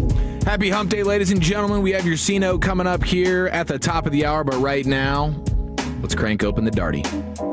Oh, looky here. Mr. Cold Turkey put a mini booze bottle in his headset? I've never filmed any of you guys when you're using the bathroom, so I don't know what faces you make when you're doing that. Special teams, fucking joke. I want them now to say our name again. Well, I don't get the brain man call. Don't get me started, love. I've had too much drink. Lucius, grade the culinary experience that Bennett Broaddus just had at the Cheez-It Citrus Bowl. Yeah, Bennett, he said he didn't get the Bevo picture, but what he says, Dad, I just ate a Cheez-It crusted chicken leg. Oh, my God. Is what he said. Chicken leg? A chicken leg. Man. You want that to be a turkey leg? Yeah, Lucius? I do. Yeah. Yeah, he said, Dad, I just ate a Cheez-It crusted chicken leg. I'll give it a shot. Yeah. I would definitely give it a shot. I'd give it a shot, too. Cheez-Its are one of those things that you open the box and then you don't even realize it. You've just punished an entire box. Yeah. For sure. You could just go forever on it. It's amazing. And that's the beauty of the bowl games, man. They pull out all the goofy tricks right there. Yeah. So I'm sure he's having a ball right now. You have Michigan leading Texas 10-3 going into quarter number 2. Yep. Epic touchdown catch there from a Michigan player. Yeah. And TCU with an amazing moment last night. I'll play that coming up at 3:20. But they had a great walk-off overtime touchdown that was next level. USC, huh? USC, yeah, in the Alamo Bowl. But we do have the college football quarterfinals going down. It's crazy how cheap some of these tickets are. Like the get-in price tonight, like you could go see Miami and Ohio State for like just over $30 if you wanted to just get in the building. Yeah, is that a standing room situation? Yeah, that would be, I would imagine, or just the furthest nosebleed seat up in the 400s, rafters. right? Yeah. Yeah. Oregon, Texas Tech, Orange Bowl in Miami. For $50, you can get in the building to watch that game. Indiana and Alabama, the Rose Bowl. Well, the weather's supposed to be horrendous. Yeah, there. I got the weather report there, and that's going to play a huge role in that game. $117 you can get in the door in that game, and then for the Sugar Bowl, Georgia and Ole Miss, $220 is the get-in price. See, that's a little bit more, but I mean, $30+ bucks, $50+ bucks, you can go see some of these games. It's pretty crazy. You know why the Sugar Bowl one is the highest? Do you have a feeling on that one? Why the Sugar Bowl is the highest? Yeah. Think about it for a minute. Is it? I'm trying to think about where that game. It's played in New Orleans. Oh, that's why, because it's proximity. Just proximity. You got plenty of Georgia and Ole Miss fans over there. If you're a Mississippi fan, you do not. And this is a nightmare for the Sugar Bowl because what happens is it doesn't. Like when LSU used to play in this game in the Sugar Bowl, no fans show up at the hotels. It's always so what it's a home game for everybody. It's a home game. So what happens is you got these fans at Mississippi. They could drive over the day of the game and not have to deal with hotels and all that stuff. So yeah, that's why theirs is probably a little higher because the fan base is just. Yeah, we're just going to make the trip over from Mississippi and go to New Orleans, park the car, get back in after the game, and head on home. You know? Crazy, dude. Yeah, I didn't even consider that aspect. Proximity to Atlanta is not a bad drive either for those Georgia fans. They're probably more willing to stay and get the rooms and stuff, but the Mississippi fans aren't going to buy those rooms.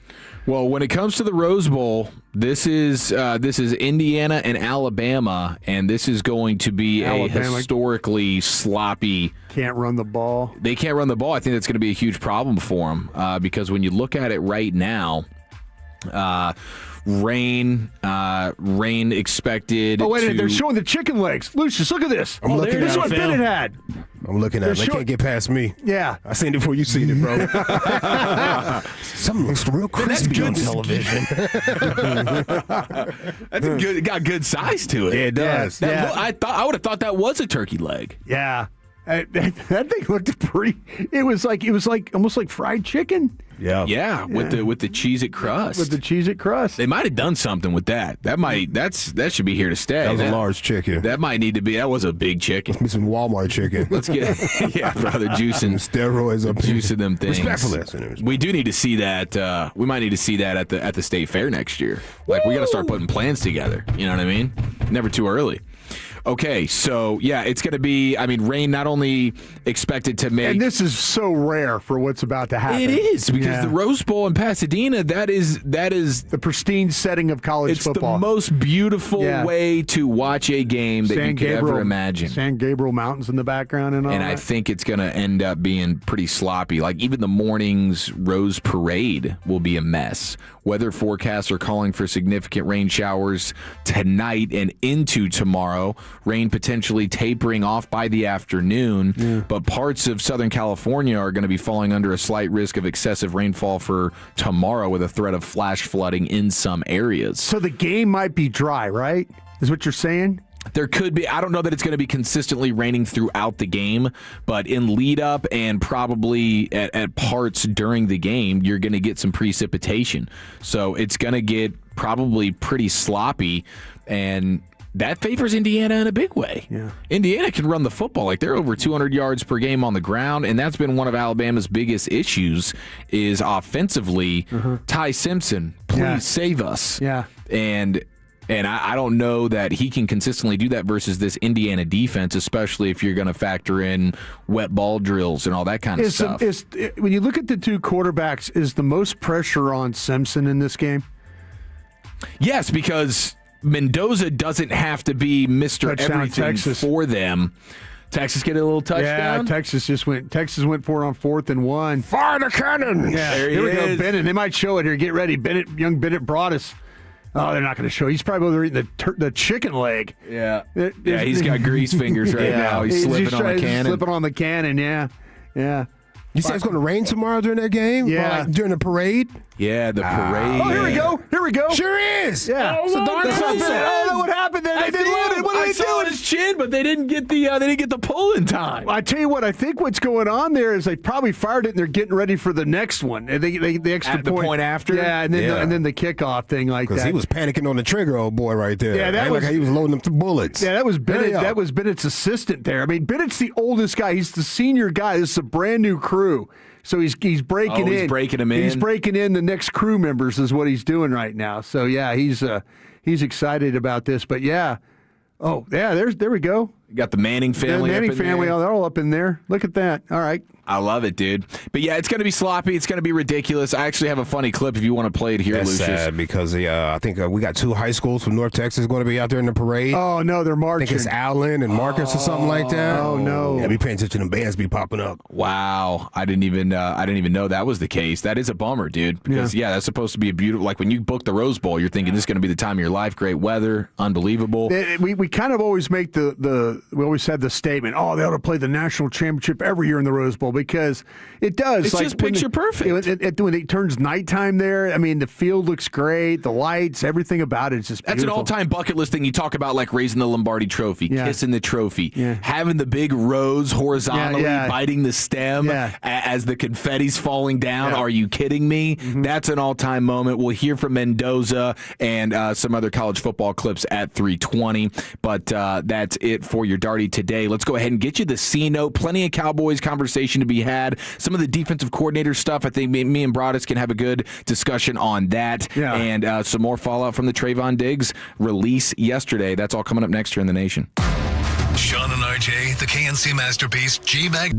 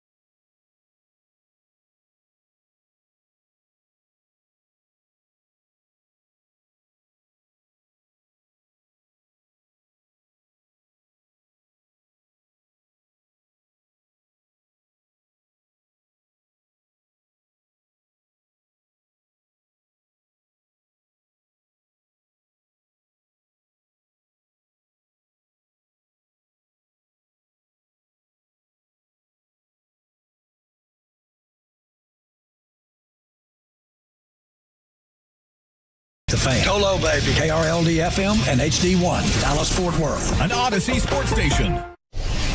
Driven by our D&M Leasing Studios. You're rolling with the G-Bag Nation on 105.3 The Fan. Welcome to the nation. All right, here we go. Hour number 2 of the G-Bag Nation. Final day of the year. It is fantastic to have you with us. We greatly appreciate it. I'm Eric Chiafalo alongside the Super Bowl champion, Brian Broaddus. We got Lucius Alexander holding it down in the Pimp Cup. And we got your C-Note with a little Cowboys Twitter up in here as well as we watch the Texas and Michigan Cheez-It Citrus Bowl going down in Orlando. The college football bowl game, just starting to get some fun ones up in here. And then, of course, we have the CFP quarterfinal kicking off tonight at AT&T Stadium. Looking forward to that one as well. If people are out there with it, just say hello to you, right? Yeah. Buy a beer. Hey, Tolos, you see me out there tonight? Come on. Let's. Eric's been known to shake hands twice. Yeah, I'll double shake on you. Like if he put her there. Yeah, I'll go in for the hug. Yeah. You know, I mean, we'll make ourselves having a good time. I'll be on the Miami side of things. I know Tolo Allen's going to be out there. Tolo Ripple is going to be in the party. So I got a couple of guys I know are going to be there, but for sure would love to meet you, see you, greet you, and hopefully we're partying with Michael Irvin by the end of the night with a Canes victory. Okay, so I want to talk about the defensive coordinator stuff here a little bit because we were talking about it a little bit on Love of the Star today, and credit to Fred, who really kind of sparked this the other day, Fred and Fan After Dark, and I think he makes a great point here because you're talking about replacing Matt Eberflus. That's inevitable. How do you go about approaching that? You hear about the Brian Flores and those type of rumors, probably not very realistic, but of course you hear Brian Flores. You saw what he did when the Vikings came to AT&T just a few weeks ago, and they make you think. They put it on you, and you can have quarterbacks head spinning, offensive line head spinning with the way he dials it up. I think that's pretty far-fetched. But when you think about guys like Brian Flores and maybe some other young up-and-coming guys, like I know Walchuk, and I'm with him on it, he likes Jim Leonard. Yeah. Assistant head coach and assistant defensive guy for the Broncos right now, learning under Sean Payton, defensive coordinator in college at Wisconsin for a half decade, was the interim head coach there for a few games for sure. So, and he's got familiarity with Brian Schottenheimer because he was a safety under Rex Ryan for that Jets team when Schotty was the OC. So there's definitely some ties, and he's a young, rising type of coach right now, and he will get a defensive coordinator job here in the near future. And then that's a guy there when he is leading a defense and that defense is awesome, guess what's going to happen? He's going to get poached to become a head coach. Yeah. You have him for a couple of years. Wow, I love what our defense is doing. And then bang, he's gone. And same thing with Brian Flores. He's another guy that'll be a head coach candidate maybe this offseason, but every year for the next few years, Brian Flores' name's going to be thrown around as a head coach. And all of these guys want to be a head coach, understandably so. But I think Fred makes a great point when you're talking about getting one of these defensive coordinators that maybe has already been a failed head coach once or twice. Not really a head coach candidate at all. You see what Steve Spagnuolo's doing with the Kansas City Chiefs. You see Dick Fangio with the Philadelphia Eagles. Guys that have already failed. Teams aren't really considering them for head coach positions. So when they get in and they turn your defense around, you can actually have some continuity and sustainability with the same guy running your defense, something that the Cowboys have not had much of at the defensive coordinator spot. So when you get a Brian Flores, when you get a Jim Leonard, you see it with Jesse Minter right now in the Chargers. He's probably going to be a head coach here real soon. Chris Shula with the Rams, young, awesome defensive coordinator. He'll be a head coach before you know it. Then they got to pick up the pieces and figure out how to replace him. But man, can you imagine having a Steve Spagnuolo or a Fangio type guy who is rock solid defensively and nobody is trying to kick the tires on him to become a head coach? And now you've got 5, 6, 7 seasons of continuity with a really good defensive coordinator. The name that I can't get out of my mind is Jim Schwartz. Yeah. If Stefanski ends up getting let go by the Browns, which is very much so on the table, and I do think Stefanski would be a guy that could probably turn around and still get another head coaching job. Sure. But like immediately this offseason. But Jim Schwartz for the Cleveland Browns, defensive coordinator, been a head coach before, consistently over multiple eras now has put really, really good to great defenses on the field. Yeah. He's tough. He's like no nonsense, aggressive style defense. Mm-hmm. He'll blitz if he has to. If he's got great pass rushers like Myles Garrett and company, he'll rush 4, no problem. Mm-hmm. But he'll dial it up and put some heat on you. And he's got a secondary that'll bump and run and get aggressive. And that's the type of defensive coordinator that I would want. So Jim Schwartz is just one name to throw out there. Todd Bowles could maybe be another one. There's multiple names that you could go through right there, but that's sort of the archetype that I think would be a no-brainer style. Hey, I don't have to worry about this guy being a head coach if he turns our defense around in the first couple of years and then bang, he's gone. I don't want that. I want a guy that's going to be here for a while. Okay, this is what I'm going to do for you. I'm going to look at this in a way, and I totally agree with you. But I'm not going to hire you unless I know who your defensive coaches are that you're bringing. Who are the guys that you're bringing with you? Because you know what? I would only hire a guy that I believe if my Jesse Mentor or Jim Leonard or one of those guys was going to leave, I want somebody in place that can coach the scheme. I want somebody in place that can like we just transition from one guy to the next, not have to worry about anything. Like for example, Dick LeBeau was at the Steelers for a long time. Keith Butler was a coordinator, was a linebacker coach. Transition from him to Butler was really smooth. They played really good defense. That kind of thing. Yes. See, so you have the plan B already on staff. Yeah, I don't. If you're bringing along a bunch of friends that just can't coach, I'm probably not going to hire you anyway. But I totally understand. I want the continuity. I absolutely want the continuity.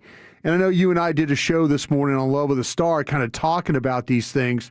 But I'm kind of to the point, too, where I believe that if you get the good young coach that still has head coaching aspirations, I don't think that's necessarily a bad thing because you're trying to that guy's trying to go up in the world. So he's trying to do the job. Yes. Yeah, it's not the worst thing in the world. It's not the worst thing in the world.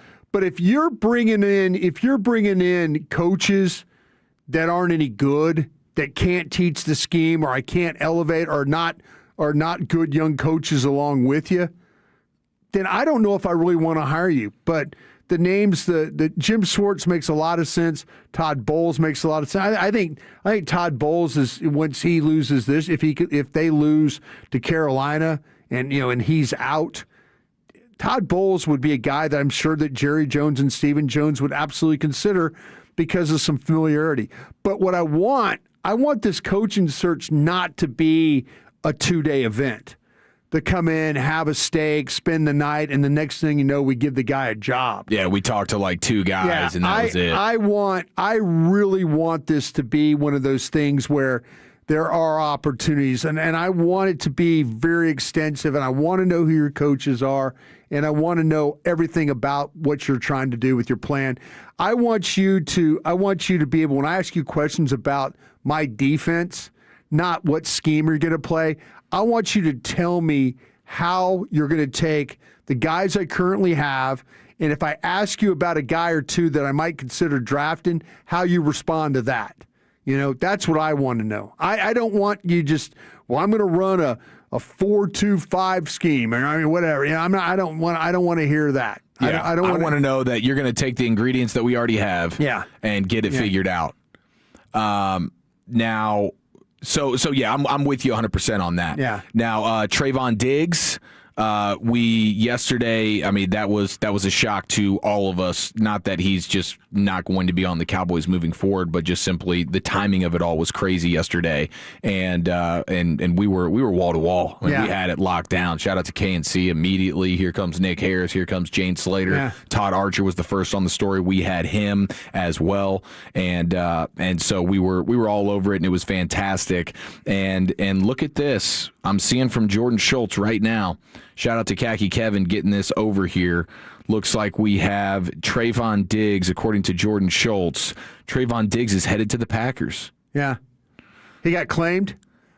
He doesn't. I mean, I guess it's still in that window, so it would have to be a claim, right? Like he hasn't already cleared waivers, has he? Yeah, well, at 3 o'clock would be the waiver claim. Let me see. Okay. Let me see if I can pull this up real fast and see if in fact he got claimed. It might take a minute. Let's see if somebody will answer me over there. Wow, Trevon Diggs, breaking news, goes from the Cowboys to the Packers in a matter of just over 24 hours. It might be a situation where he cleared waivers and he was and David Mulugeta, being the agent, probably had a deal in place. If in fact he cleared waivers, then he immediately can go. And Mulugeta might have been talking, with Brian Gutekunst and those guys.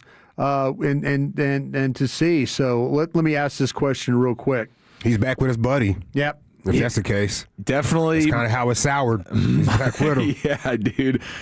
This is irreplaceable. Yeah, those two, man, they are attached at the hip. Micah Parsons was immediately on the phone, and especially when Trevon. Parsons not playing though. No, not playing, but still, just get him back in. I mean, he can sleep and rest and rehab a little bit easier now, knowing that Trevon is in the same area code as him. So I'm not seeing anywhere about whether or not this was a claim or if he cleared waivers and then signed. I'm getting the feeling that this was he cleared waivers and then they've signed him now. Yeah, this to me would make a lot of sense because, and again, I asked a couple of people in the organization to see if they'll get back. But yeah, my gut feeling was the fact that Mulugeta, who negotiated the deal with Brian Gutekunst for Parsons, now takes on the role of negotiating, and now that the first call that that David Mulugeta makes is to Green Bay, and they've probably hammered this deal out. So let me see if like I say, I'm just kind of waiting to see if I get any response back from my text message. Okay, it is a reading situation here. Okay, so, Adam Schefter, Packers claimed Trevon Diggs on waivers. Okay. So so that would be that. So that's exactly what the Cowboys wanted. See, the people over there, the Cowboys, are telling me the wire's not out yet.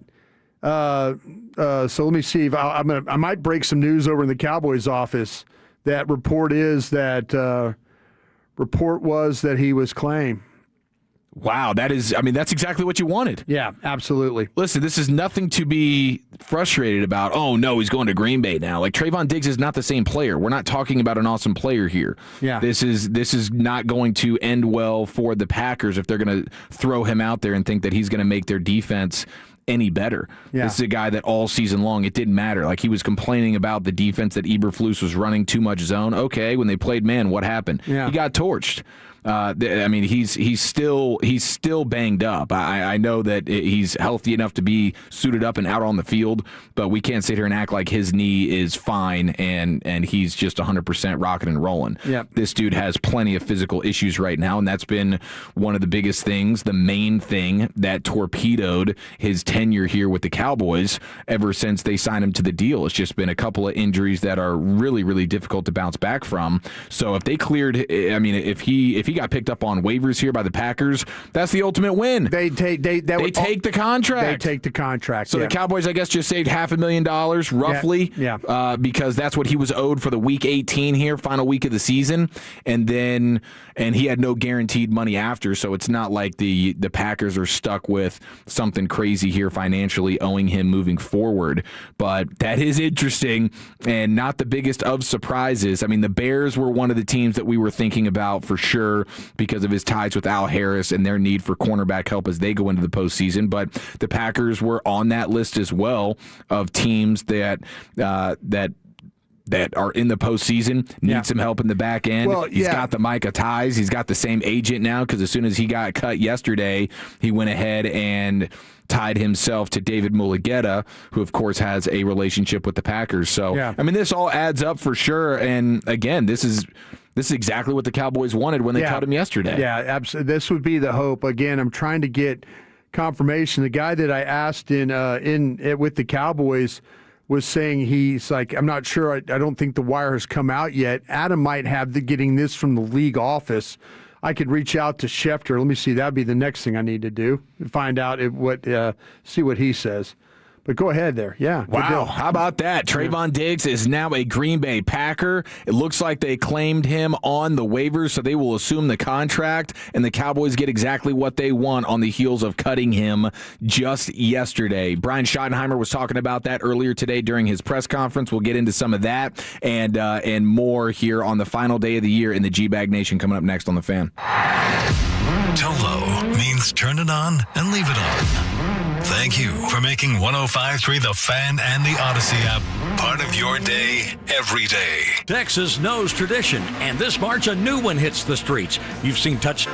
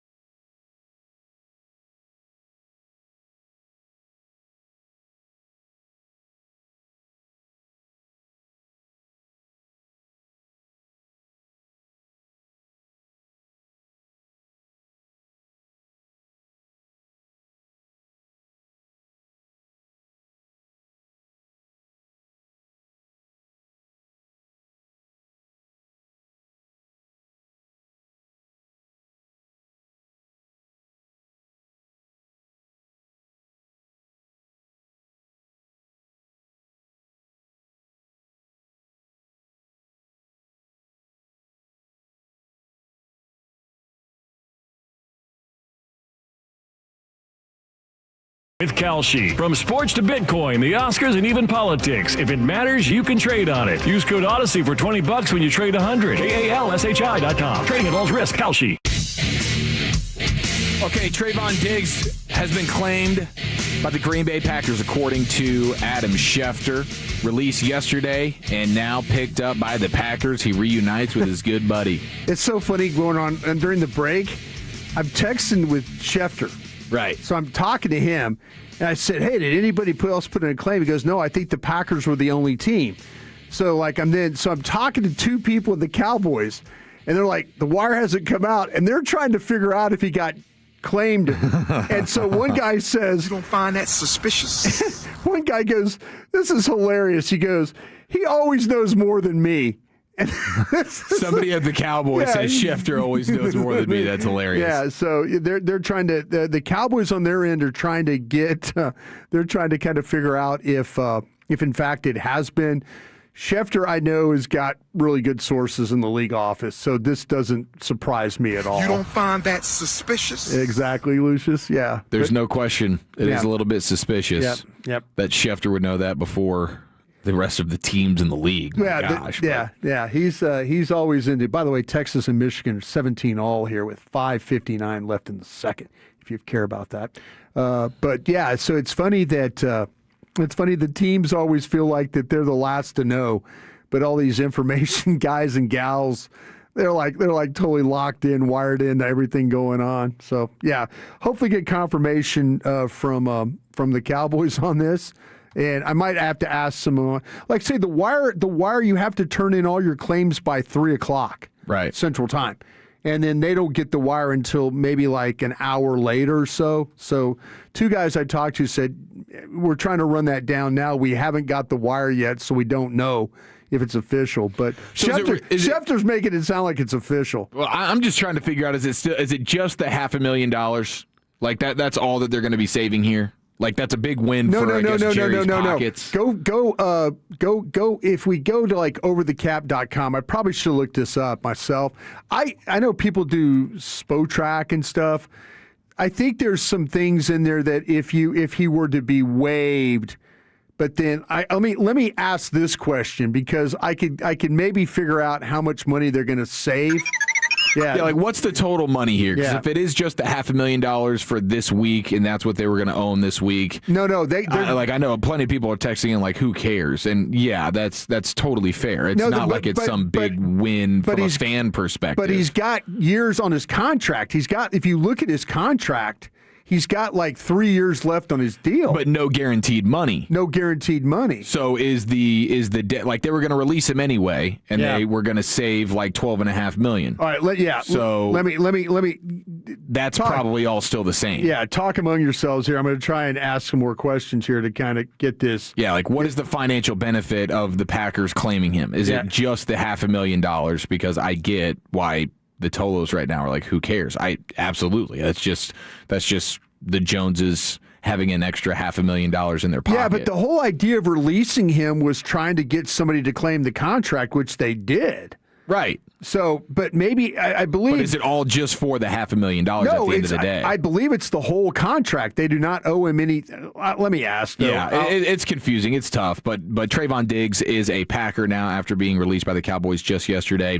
And this segment of the G-Bag Nation is brought to you by the Frenkels. If you've been injured in a car or truck wreck, call the Frenkels first, 214-333-3333. With Frankel and Frankel, there is never an out-of-pocket cost. They only get paid when you win. Frankel and Frankel, the go-to car and truck wreck attorneys in Dallas. Okay, so we will be working to figure out what the real financial implications are here. Is there any real benefit to the Cowboys salary cap, or is it the same thing other than the $500,000 that they were going to have to owe them for this week? No, I think there's some significant stuff. Is like, but they're saying you're saying about the guaranteed contract. I understand all that too.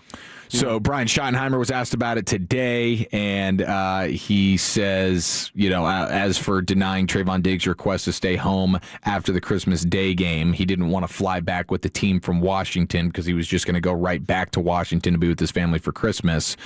Shoddy said protocol wasn't followed, but that wasn't the only factor. Shoddy was quoted as saying, "I'm not the Grinch that stole Christmas." Schottenheimer said other players asked to not return with the team after the Christmas game, but were also denied.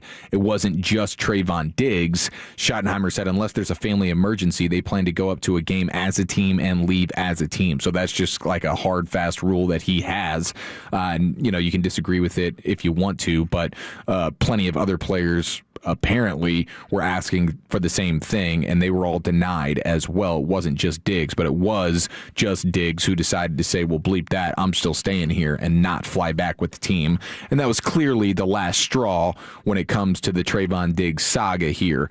It has been a tumultuous last couple of years, and especially this season, so much unprofessionalism, getting the concussion at home, all that kind of stuff. It was never going to work. So he was inevitably going to be gone. But it just happened, I guess, a week earlier than we anticipated. And now we get to see, it'll be fun to watch him in a Packers uniform and just see, is he still the same well below average player that he's been all season long for the Cowboys? Because, that's just the truth of the matter.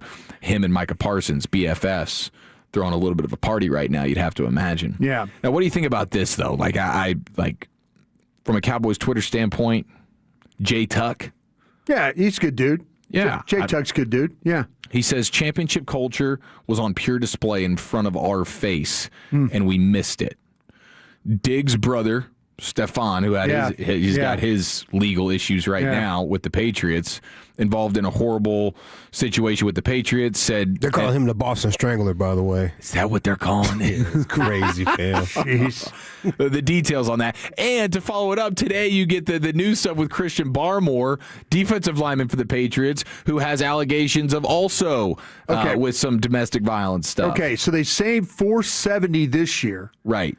And then 11.5-ish next year. Okay, and would that have been different if the Packers didn't claim him? I think that would have been the exact same. Yeah. I think the only real difference financially here with the Packers claiming him is just simply you saved the $500,000. Yeah, they're saving there's no guarantee next year. Right. So, but what they're saying is that they saved the $470 now, and then 11.5 next year. So, but yeah, and Spittle just texted us. He said they inherit his contract if he's cleared. That's different, So the Green Bay's got his contract. That's the thing I was trying to kind of figure out. If he cleared, then it's different. Then there's the $470 and something else that they don't, that they lose on that. Well, so, what do you think about the idea here of where you have some people, Jay Tuck included, where they're talking about just the culture aspect of it, and Stefon Diggs is in all sorts of trouble in New England right now, but they're obviously supporting him and keeping him on the team as they go into the playoffs. Trevon is, he's talking trash about the coordinator and the defense. This goes back 2 years. Is when this goes back. It goes back to the Mike McCarthy administration. Remember when he first had his surgery on his knee, and he really didn't attack the rehab until it came time to be ready for training camp. Then all of a sudden it became a sense of urgency. Like they were not happy. Remember, like 2 years ago when we were at training camp, they were talking about, he needed to work more. He needed to be more diligent. He should have worked harder at this. So all of a sudden, what happens is they go last year or 2 years ago. There's no diligence on the knee. Then the next year he has a similar problem, and then he says, you know what? I don't care about your $500,000. I don't want to work with Britt Brown, and I don't want to be there. Because Britt is going to push you through this stuff. He's going to be a pain in the ass about it. He's going to make you work. And Diggs didn't want to do that. And so obviously he said, I don't need the $500,000. I'm going to work in Miami and do what I want to do. That's kind of a middle finger to the training staff for sure. Well, and you know what? Listen, all Diggs had to do, you know what the biggest problems with Diggs is, and we're seeing this now? It's communication. He doesn't communicate. He didn't communicate about the trip. They could have let him out of the trip if he would have said a week or so before the game or 2 weeks before the game, hey, I'm interested in staying over for the game if that's okay. It's not as simple as get on the plane and do all that. They have to have manifests and all these things that they have to do for the trip. You know, they let players fly in for training camp without going with the team. Dak does it every single year. So they'll work with you. This is all about communication. If Diggs, they had no problem with Diggs going and working out with his own guy. If that's what you want to do, but there's no communication.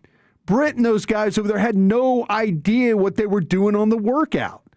So this is the biggest problem. I think what everybody's missing the point about Diggs is they got mad at him because he just doesn't communicate. It's about being a pro. It's the same damn thing. You know, just be a pro, handle your job, handle your business, communicate with your employer. It's like us. It'd be like us leaving and like saying, you know, we're just going to take 2 weeks off and not tell Odyssey what we're doing. You know, that like the day of, I'm not going to work. I'll be gone for the next 2. What? What are you doing? Mm-hmm. If we don't communicate, things, don't work out. And that's the problem with Diggs. He doesn't communicate with anybody. And the whole thing, how about the thing that went down with the concussion and all that? The communication. Why initially when this went down, there were 3 different stories? Why were there 3? Why the organization was trying to figure out, well, really what happened? You don't find that suspicious? Yeah. Like they're trying to figure out, no, did what? Like, Jerry goes, well, Diggs needs to tell you what happened. They had a story. There was 2, 3 different stories. Then there was another story. Then there's a story that they're like believing, like, did he get hit by something that he shouldn't have been doing? And we talked about that. Was there exotic dancers involved? Was there stripper poles involved? And then the TV thing comes out. Oh, I got hit by a TV. Well, why didn't you say that in the first damn place? That seems pretty reasonable. Hey, I was trying to put up a TV. He got hit in the head. Okay, we could believe you. Instead of waiting 5 weeks from now, right? It seems ridiculous. There's where's the communication with this guy? I think they just got tired of it. For sure. I think they just got tired of this guy. It was always something. So, that's the kind of stuff that gets out. You wonder, Jane Slater, well, he got hit with it. There's a lot of rumors. A lot of speculation what really happened, Mm-hmm. That's to me, what to believe. And I think they just got tired of it. Yes. And the difference between him and Stefon Diggs right now, his brother, is Stefon Diggs is producing. Stefon Diggs is actually performing, and Trevon Diggs no longer is. So it's a completely different scenario when you have people on Twitter that are talking about, hey, if you really want to be championship contenders, you have to deal with big personalities, big egos. Not everybody's going to fit in a cute corporate box. It's like, I understand that. I'm sure not everybody in that Cowboys locker room is doing everything 100% professional and buttoned up. But if you're producing enough, then you're gonna tolerate it. Pickens clearly, and Lamb, those, like what are you talking about? If Diggs was still getting interceptions every game, they'd probably be more willing to tolerate it. Yeah. But he's not that same player. You don't have the same type of leeway. It's a totally different story. It's not the same. It's not apples to apples. When you produce, they'll tolerate crap. When you don't produce, like Trevon Diggs has not, then all of a sudden, you better be pretty buttoned up in your professionalism and your communication and all that kind of stuff and your rehab and taking crap seriously because you're not performing on the field. It's the easiest thing to understand in the world right now. If Stefon Diggs was dropping passes every Sunday and sucking, then when this news comes out, maybe the Patriots say, all right, we got no use for you. You're not actually performing well, so why am I going to deal with all this crap that you're doing? And that's where it is with Trevon Diggs right now. He is a Green Bay Packer. Micah Parsons is super pumped. It's the G-Bag Nation here on a hump day, final day of the year. And coming up next, it's time for Krusty's Corner. Yeah, I got some questions for my guy Eric. We'll do that next. It's the holidays, the festive time to play.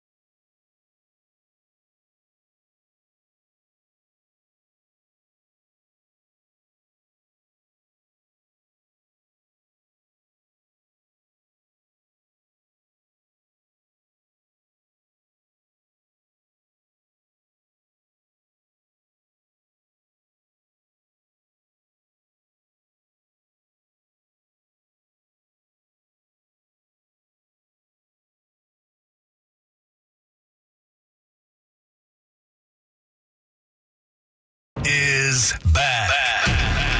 And so is Texas Rangers Fan Fest. Saturday, January 24th. You'll have a chance to get autographs from Rangers players and alumni. There'll be a baseball card show, run the bases, enjoy Q&A sessions, and much more. Tickets are just $10 for kids, $20 for adults, and parking is free. For more information, go to rangers.com/fanfest. If you're in the market to upgrade your vehicle, get to Classic Chevrolet in Grapevine. Back-to-back #1 Chevy dealership in the world. They've got more new Chevys than anyone in their all-price of sale. Silverados, Tahoes, Blazers, Malibus, Equinox, and more. Visit ClassicChevrolet.com. This is Texas. This is Classic Chevrolet. Together, let's drive, relax, and enjoy the difference. Based on new Chevrolet registrations 2023 and 2024.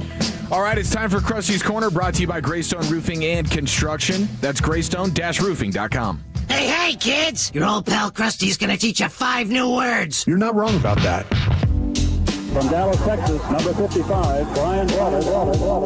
Thank you very much, Lucis. Appreciate that. Thank you to Greystone for being a part of that as well. You do a great job with that. Looks like Texas and Michigan might be going to half 17-all, Eric. Here we go. And Michigan trying to drive here, but Texas seems to be kind of holding their own. So let's see. I just love looking at Biff Poggi on the sideline. Biff looks like that he is. I wonder if Biff. Do you think the headset's connected? Do you think he's? He doesn't have it plugged in. You think he's got it plugged in to what's going on here? I think he's just freestyling this thing. You think so? Well, I mean, what type of freedom do you feel like you have at a game where it's like, you're not the coach moving forward. You're just out there with your boys. Yeah. Like, let's unplug this thing and do what we want, man. Backyard style. Bryce Underwood, take the snap and do what you want. Yeah. There is such. Get some Cheez-Its. How many Cheez-Its do you think Biff Poggi has put down over the course of the last 48 hours? I bet he's set some level of a record. Like those, I'm surprised there was even enough chicken legs with the Cheez-It crust to get to Bennett with Biff Poggi in town. Do you think that, like, double fisting those things? He's got one in his back pocket. I saw him roaming the sidelines, calling plays, and he's snacking. Wrapped him napkin, greasy ass napkin in his back pocket. He's trying to flip over to like make a challenge, but his fingers are too greasy right now. I don't blame him. Do you kind of feel like that Biff might be in a situation where like when I used to go to weddings and I'd get like really hammered and I'd put like shrimp and stuff in my pocket. I'd be standing there just eating like the shrimp. Oh, yeah, when you had the wedding shrimp in the pocket. It's a legendary story. You think Biff's got the coaching slacks on and he's like 100% got Cheez-Its just kind of popping them in? He's probably going Cheez-Its and Haagen-Dazs in the locker room right now at halftime. Is that his thing? Is he a Haagen-Dazs guy? He's a Haagen-Dazs guy. I heard you kind of talk about that quite a bit. Well, he hit the post game like when he had to be the interim coach for a couple games earlier this year. After one of their wins, he's like, I'm going to go home and have a cigar and have some Haagen-Dazs ice cream and try not to go to the hospital, I think was basically what he said. Yeah. And I saw in the Fun Facts page that I'm on Instagram now, Haagen-Dazs apparently doesn't mean anything, by the way. Like they freestyled that? It's just they totally came up with that. Yeah. Sounds elegant. It does, dude. It's a brilliant name. So it has nothing to do with the brand, or I mean, it doesn't like guys' names, gals' names, or something like that they named it after. No, I'm going to try and find it here so I can read exactly what they say about it. But it's they have it means nothing. Haagen-Dazs is not like some German word that means something of like significance. Really good ice cream. Yeah, it does like, not translate to anything. Badass dessert. Yeah, you would think, right? But no, I would love to know the story behind how the heck they came up with that, because it apparently doesn't mean anything. You don't even trust Chat GPT, whatever. You don't even trust that to do that. Yeah, it's a made-up name, no real meaning in any language. Yeah. The founder created it to sound Danish and sophisticated. Wow. Evoking old world quality. Got us. Even adding the Z's for effect. Michigan just missed a field goal right before half. That thing looked very makeable, wide right. So we do go to the half of the Cheez-Its Bowl, 17-all, Texas and Michigan. Love it. How about that? When I say Diggs, what are you going to remember about him? Well, the D's nuts stuff for sure. We talked about this a little bit, but Is there more to it? I mean, you said about the D's nuts and stuff like that. The stripper pole concussing him on a Thursday night is all-time legendary, bro. Yeah. All time. I think that'll be the thing that's most synonymous. And then I'll never. He didn't have the thing secured on. He had it secured on the ceiling and the floor, real tight, man. Yeah, I got some really strong strippers in there. Yeah, yeah. Either one of those. Athletes. Yes, got athletes on that. You pole. gonna get up there, girl? Yeah. We can't discriminate. Let her get on up there. Let her do it. But you gotta step away from that thing, man. You gotta be at a distance a little bit. Yeah, that is hilarious. I mean, the at-home stripper pole falling down on your forehead, and now you're concussed and going on IR. This isn't funny. It'll be hard not to just be the most synonymous thing for him. But yeah, I mean, him whiffing intentionally, clearly on Kittle in that postseason game, I'll never forget. He was a good draft pick. You got him in the second round. Well, a lot of the problem was giving him the deal, signing him to the extension. And after seeing what he did in San Francisco with the season on the line, and not only whiffing on Kittle, but then dropping the interception, which is supposed to be his superpower. Sure. And then time and time again, like you can count on one hand. You referenced the Bengals game a couple years ago when he made tackles. Back-to-back tackles to save a game. Come on. Yeah. Did you see him versus Debo on Christmas Day? Wanted nothing to do with him. Yeah. And I know that's Debo Samuel. I wouldn't want anything to do with him either. But come on now. It's just one of those things where, hey, you got to be glad you got him in the second round. You got some juice out of him. Let somebody else pay him. You knew him better than anyone.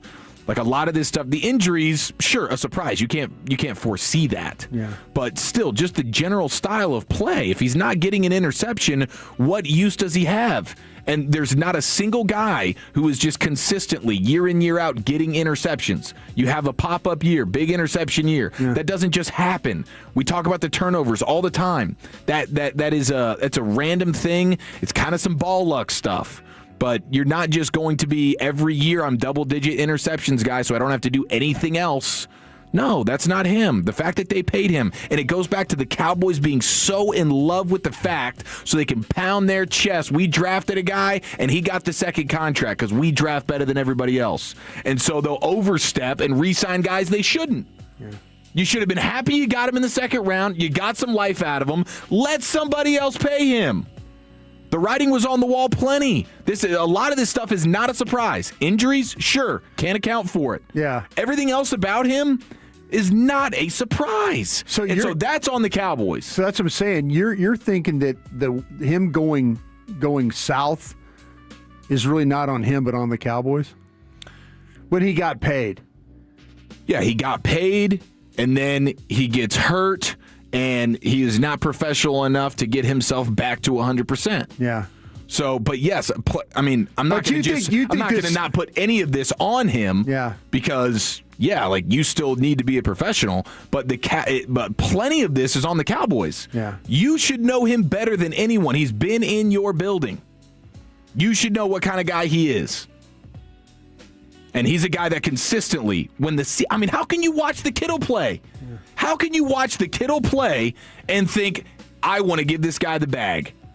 Only because I want to be the team that drafts guys and we can have the numbers and all the resume that shows, look, we draft guys and they stay here. They get second contracts with us because that's how we team build. It's a joke. They're scared of every other player in the league. Every veteran player who's actually good, they don't want to bring him in. Yeah. We didn't draft him. We don't know him. It's the unknown, right? Yeah. But what about the known? What about having a guy that you've been around for years and you're going to pay him? That's on you. I don't feel bad for the Cowboys at all. That is their fault. Pretty good rant there. Not as good as yours earlier. Your communication rant was pretty strong. Well, I don't think he communicates at all. I think that's a big problem. You're totally right. I think that if you really want to break down where this thing went wrong, and I think it went wrong 2 years ago. You talk about the pay, and I don't disagree with you at all. But man, when I look at like just the lack of communication that he has as a player, like I worked for the Cowboys for 14, 15 years. I've been in that organization. They're not like mean-spirited people. Like Shotty even talked about, I'm not the Grinch. I'm not going to – but, the Cowboys go out of their way to take care of their players. to try the best facilities. And I know people say, oh, the training staff gets a D every year at Broadus. What the hell? Yeah. You know what? I mean, they should revamp that. They should. There's no reason why you should have like one or two guys having to do all this stuff. They are understaffed in the way understaffed. That's the word. They are way understaffed in the way they operate, and they've got a guy in Britt Brown that gets after your ass as a rehab guy, and you kind of should have known when he didn't take his rehab seriously the first time around that there was potentially going to be problems here. He took the easy way out here. He really did. He took the easy way. He's like, yeah, I'm not going to communicate. I'm not going to tell you what I mean. Yeah, there's some defiance involved there. Yeah, there really is. And the fact, like I said, you got, and I'll be interested to see what kind of deal. I'll be interested to see, because, they're claiming this contract. Green Bay's claiming the contract, but they will rework that thing. That's what I'm saying. Yeah, he will not stay on that deal. I wonder what David Mulugeta is going to do to get him, but. Well, that was a smart move on his part, hitching his wagon to Mulugeta. Whatever you can get. By the way. You'll get top dollar with him. Okay, I know it's a saving of $470,000. Get it, right? Mm-hmm. But smart move on the Cowboys putting him on now to try and make that happen? I would say, yes, but also, could you have done it a week before? Could you have saved $1 million? Yeah. Could you have done this a few weeks ago? Yeah. Could you have done it when he was coming back from injury? When you felt like he was healthy enough to go, just put him on waivers and see what happens? Yeah, and clearly a team was willing to bite on him now. I'm sure a month ago it wouldn't have been any different. I have to text my team back, my gang of 7, my one guy that said that he's going to get claimed by a playoff team. He was right. He was right. Oh, yeah. He You got was to right. send him a fist bump. Another guy said, nah, I don't think so, but here we are, So, that's... Well, clearly, what did Schefter say? The Packers were the only team. That's what he thinks right now. I'm looking forward to seeing the waivers. Seeing the waiver, the copy of the waiver, because Green Bay's way back in the claiming order. So I would say that probably, there's some teams behind Green Bay in the claiming order that could have, but right now, as deep as they are, that seems like an only Green Bay. At least 2/3 of the league had a chance to snag him, and they said thanks, but no thanks. Yeah, they said no. See Will Chambers standing out there, man. You're getting ready to go to a ball game. Willie C's in the building? Yeah. Let's go. All right, you done? Krusty's Corner in the books? I'm done, man. We got the final Krusty's Corner of 2025. Ladies and gentlemen, we appreciate you rocking with us here in the G-Bag Nation. Let's go ahead and get you today's football fix, and we welcome in Will Chambers next right here on The Fan. The more time you give, the more our crush grows. Together we continue to build...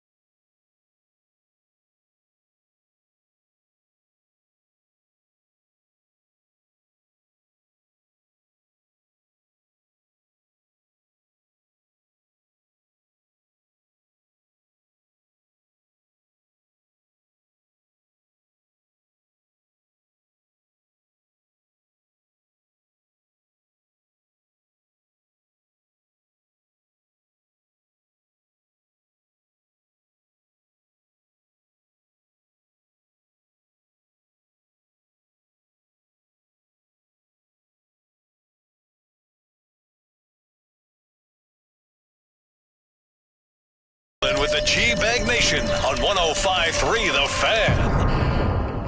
Here we go, hour number 3 of the G-Bag Nation. Final day of the year. Will Chambers stepping in.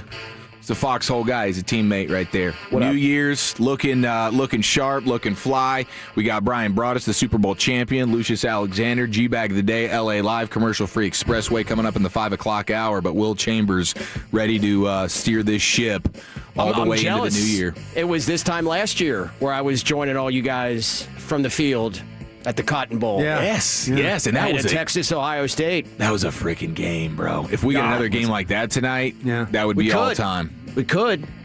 What are you thinking? What are you feeling? I'm obviously pulling for my playmaker, Michael Irvin Hurricanes. So, to me, this will tell us exactly what Ohio State was or was not during the Big Ten title game. Okay. For the first time all season, you had a defensive unit that was paying rent in the Ohio State backfield, offensive backfield. That has not happened all year. Now, was that because they had a down game? Was it because they are fresh off of beating Michigan and they really weren't playing for all that much? Could it be that? It could be. Or it could, because Miami's defensive front is awesome. They are. Is really, really good. They are. And I think that we'll probably know, within the first quarter or so, that if they're consistently getting pressure, this could be a longer night for Ohio State. Now, that being said, Ohio State has the best roster. They've got the best team in the country. Carson Beck, if Ohio State is playing well, Carson Beck has to be perfect. That's asking a lot. Yeah. It's interesting, too, because Carson Beck's the veteran. He's the guy that's played in big games, and I don't know that I trust him any more than I trust the guy who's the freshman, really first time in a moment like this, Julian saying. Right. I'm more concerned about Beck in this game. Beck's played pretty well in the last month. No, he has. Have you watched quarterback tape yet? No, I generally wait until after the playoff games to do the quarterback stuff. So, I'm 55 players into this thing. Not one of them a quarterback. But, yes, I've seen quarterbacks in the, whoa, that was a decent throw. Oh, that was a good throw right He's there. been more consistent. Yeah. He has. But in the games where Miami has lost this year, when you think about the SMU game, when you think about the Louisville game, oh man, what do you have? 4 interceptions in that game? Not good. So in their 2 losses, he's got 6 of his 10 interceptions on the season. So and Patricia will dial it up on you. Patricia's going to hide all kinds of different things. I mean, that's maybe the most complicated defense that we've seen in college football. I mean, in a long time, maybe ever. I don't know. I mean, all these quarterbacks, they all talk about the offensive coordinators and the coaches and other teams are like, they did not know really what they were running. They mask it really, really well. Yeah, and this is now a game where they've got, they've had dang near a month off or something. Yeah. So, I mean, they will have extra things that that they haven't even put on tape all year. I think that, there you go. That's what with a coach like this is going to be a Belichick-like plan, a Super Bowl-like plan. If you think about it, there's going to be something that Matt Patricia, if this game in fact is close, if in fact that Miami might be driving for the game-winning field goal or game-tying field goal or game-tying touchdown, this will be a game that Matt Patricia will have something pulled back and has not used in the game. Well, some type of blitz, some type of coverage. He could do a lot of things with this front. He could do a lot of things with Downs, the way that he plays, the way he could kind of move him around. So I guarantee you there will be something that if Miami is in fact trying to get back in the game, there's going to be a blitz or a scheme look that they had not seen. And then we're going to talk about it, at the end of the game, and somebody's going to say, we threw this cover 6 at him, and then and it confused Beck, and we got the interception. And conversely, what kind of different thing does Cristobal and that offense try to get Malachi Toney to do something that Ohio State has not seen him do all year? I mean, I think it's probably going to be a close game just because I don't think it's going to be high scoring. Agreed. I don't think so either unless Beck's turning the ball over left and right. Yeah. But I'm guessing this will be a low scoring game with both defenses being awesome. But Ryan Day calling the plays now. I mean, he'll uncork that thing a little bit more than Brian Hartline. He's was a great play caller. Yeah. So going to be a lot of fun. Can't thank Will Chambers enough for stepping in so I can get out there. But right now it's time for the fix. You think football is still fun? Yes. Sir. Wrong side! Left side! Wrong side! Left side! I use these for acid indigestion. So what are we going to use these for? Intimidation. You know I got to get my fix, man.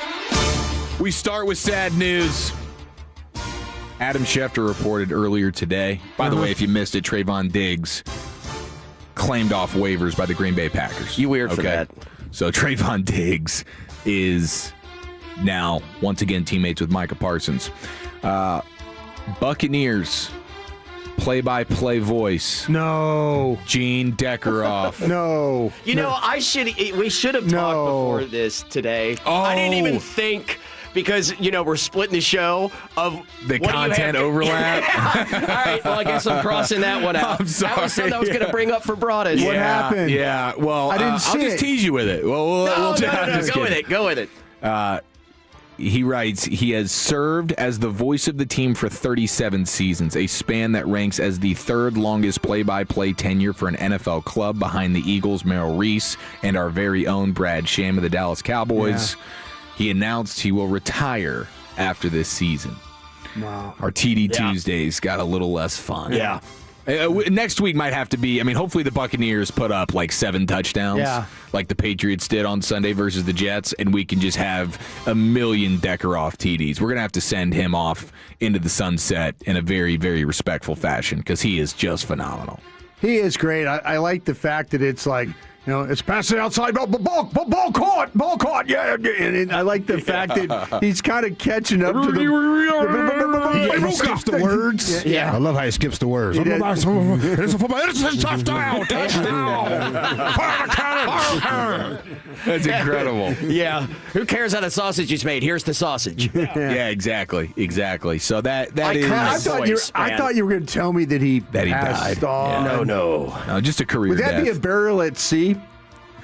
It might be. Would we have to sail the Buccaneers ship out there and bury it at sea? Yeah, that would. I think you would have to do something like that. Wayne Larravee's got to be up there. You just named the longest tenured. Larravee with Green Bay's got to be close. Well, I'll tell you what. I remember it was when we won the Super Bowl. I think it was Jim Irvin. Irvin. Because Larravee was with the Bears. Yeah, and then he went over. But Larry McCarron. was there when we won the Super Bowl in '96. But that's really yeah. I thought he was kind of already there at that point. McCarron was with Jim Irwin. Okay, and then like I said, I remember Wayne Larravee with, like I say, I remember listening to the Bears. Yeah, and him doing the Bears broadcast and the Bulls on WGN TV. Yeah. Okay, so I'll get up out of here with this with the Pro Football Hall of Fame finalists. Will Chambers, who's your 5? You have Willie Anderson. You have Drew Brees. You have Jari Evans. You have Larry Fitzgerald, Frank Gore, Torrey Holt, Luke Kuechly, Eli Manning, Terrell Suggs, Adam Vinatieri, Reggie Wayne, Kevin Williams, Jason Witten, Darren Woodson, and Marshall Yonda. Who's your 5? Now, Broadus gets the opportunity. He has like a real Hall of Fame voter that reaches out to him. It's like, hey, what are your thoughts? Yeah, I have a Hall of Fame on voter. This? So, who are your 5, Broadus? You did Breeze, you did Fitzgerald, you did Woodson, Witten, and you did Kuechly. Kuechly, yeah. That was your 5. That would be mine. They exactly would have been mine. Yeah. The two. Oh, the Witten. The two obvious to me are like no doubters are Willie Anderson, Drew Brees, right? See, to me, Willie Anderson, I didn't go there. I did not go there with the Willie Anderson one. I think it's Breeze, no doubt. I think Willie Anderson was good. I don't think of Willie Anderson as a Hall of Famer. The problem is that they sucked for so long. Maybe that's while why he was there. Yeah, I mean, it's like Joe Thomas with the Browns. Yeah. I think that he was while he was there, everybody was like, okay. I mean, it was the second coming of Anthony Munoz. Yeah, but don't get me wrong, good player. I thought you were going to say these wide receivers that you were going to have a problem with Torrey Holt. It's and those really, guys. it's really Torrey hard. Holt and Reggie Wayne put up ridiculous numbers. Wide receiver, and they're both Super Bowl champions. It is a tough one because, some are obvious. Like Larry Fitzgerald played a lot of his career with Anquan Bolden, but we think of Fitzgerald, and when you think of Torrey Holt, I also think of Isaac Bruce. Yeah. When you think of Reggie Wayne, you also think of Marvin Harrison. Yeah. And, maybe that sometimes is a little bit unfair, I feel like, but I don't know, that's how I look at it. I mean, I still believe that they're Hall of Famers because when you break down their numbers, you're just like, wow, okay. Yeah. I didn't know if I quite realized that. I know. We ran through Holt's and Wayne's numbers last night, and it was just season after season of ridiculous yards and touchdowns. The one guy that I voted for on this list, on my list, I love Woodson. He's one of my favorite players I've ever had the honor of working with. I think Drew Brees is the most...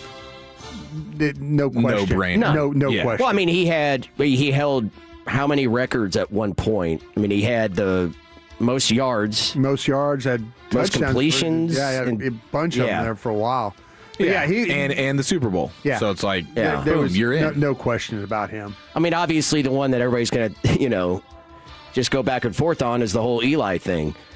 What's so tough about Eli is that you look at it and you go, to be in the Hall of Fame, you want it to be, my old partner Jacques used to say, what's your immediate thing like that Hall of Fame player? Yeah.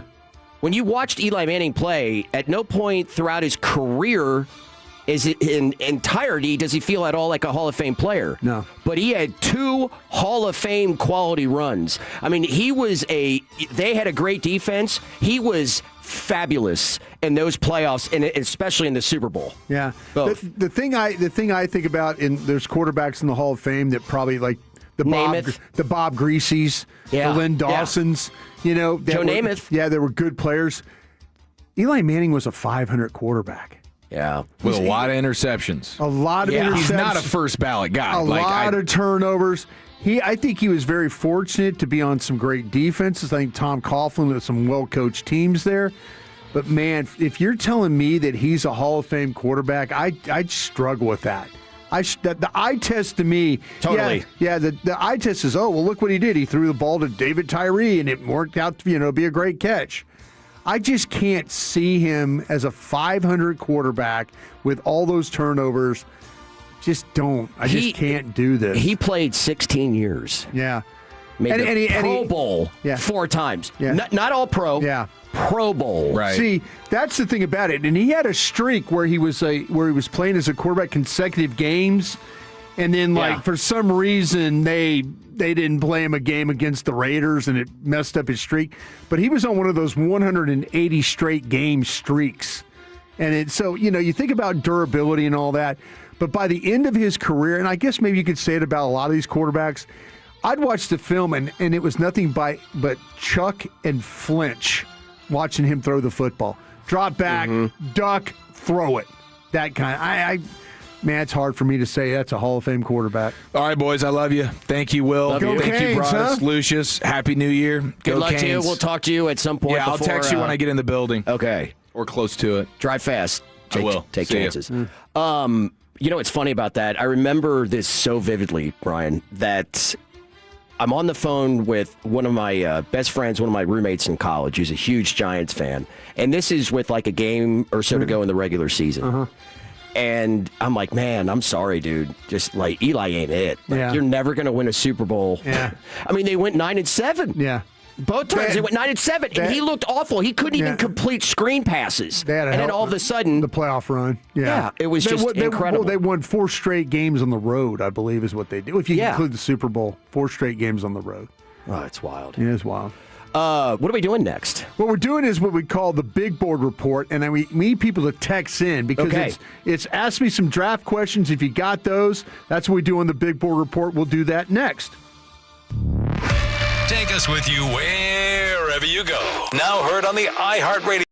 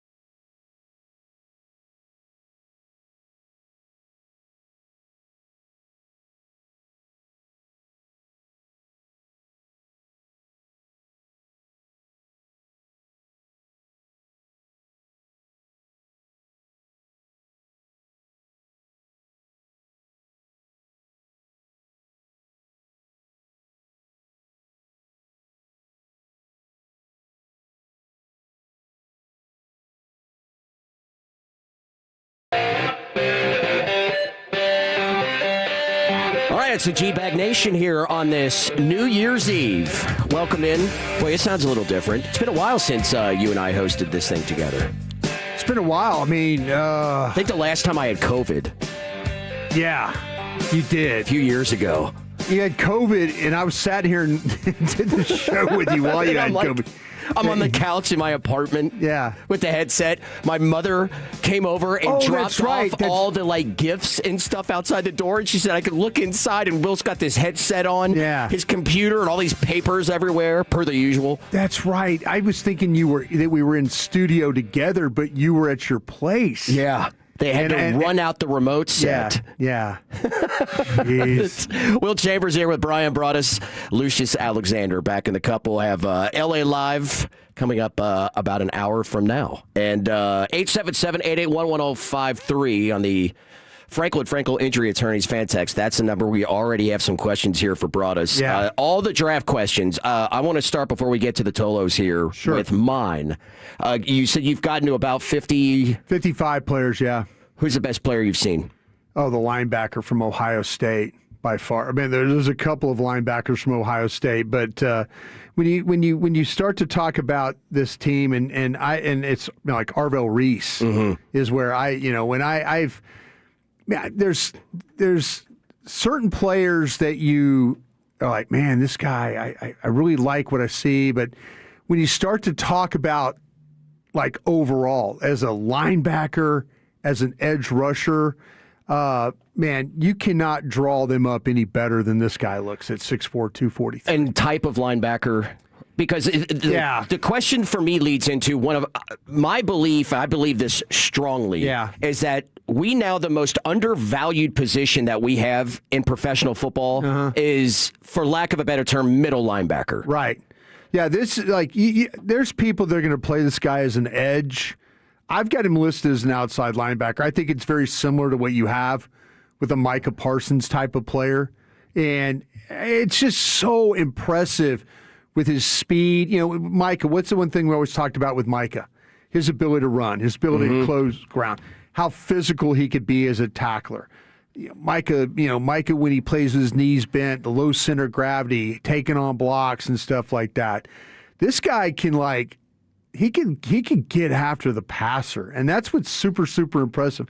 I just feel like that, to me, when you look at him with the speed, the close, he could play spy, you could put his hand down, you could stand him up, you could rush him, you could put him in coverage. He's a little bit of got some spot drop to him, and I say that as you drop to an area and kind of check out. They don't. The best thing is if you want to put him in as a rusher. I don't know how much I want him playing linebacker as far as playing in coverage, but Arvell Reese, and it's funny when you talk to people at Ohio State, they'll tell you that there's like several guys that they like even more, like Downs, Caleb Downs, McDonald, the defensive tackle. Tate, the wide receiver. They will list a bunch of different guys before they get to Arvell Reese. I don't know how you can pass on this guy with all those Ohio State kids. You'll see him tonight. Yeah, just watch. And we've talked about this with Eric. Miami's got players. Ohio State's got players. There's a reason why Ohio State's one of the best teams in the country. They've got several guys that they'll probably have 6-7 guys picked in the first, second round. And they got guys that can't even come out of the draft that are going to be taken high in the first round in the next few years. Yep. I was going through this piece by Aaron Schatz on ESPN.com, NFL playoff fatal flaws, the weaknesses on all these teams. And I've been talking a little bit about this for a while where I go, all right, with the Cowboys, we were talking about Murray, pretty much all year. Sure. They bring in Logan Wilson. Somehow didn't see Logan Wilson last week. But the middle of the defense is a problem. It absolutely is a problem because I don't think I would look, example, I made mention about McDonald, to me, the Ohio State, the defensive tackle.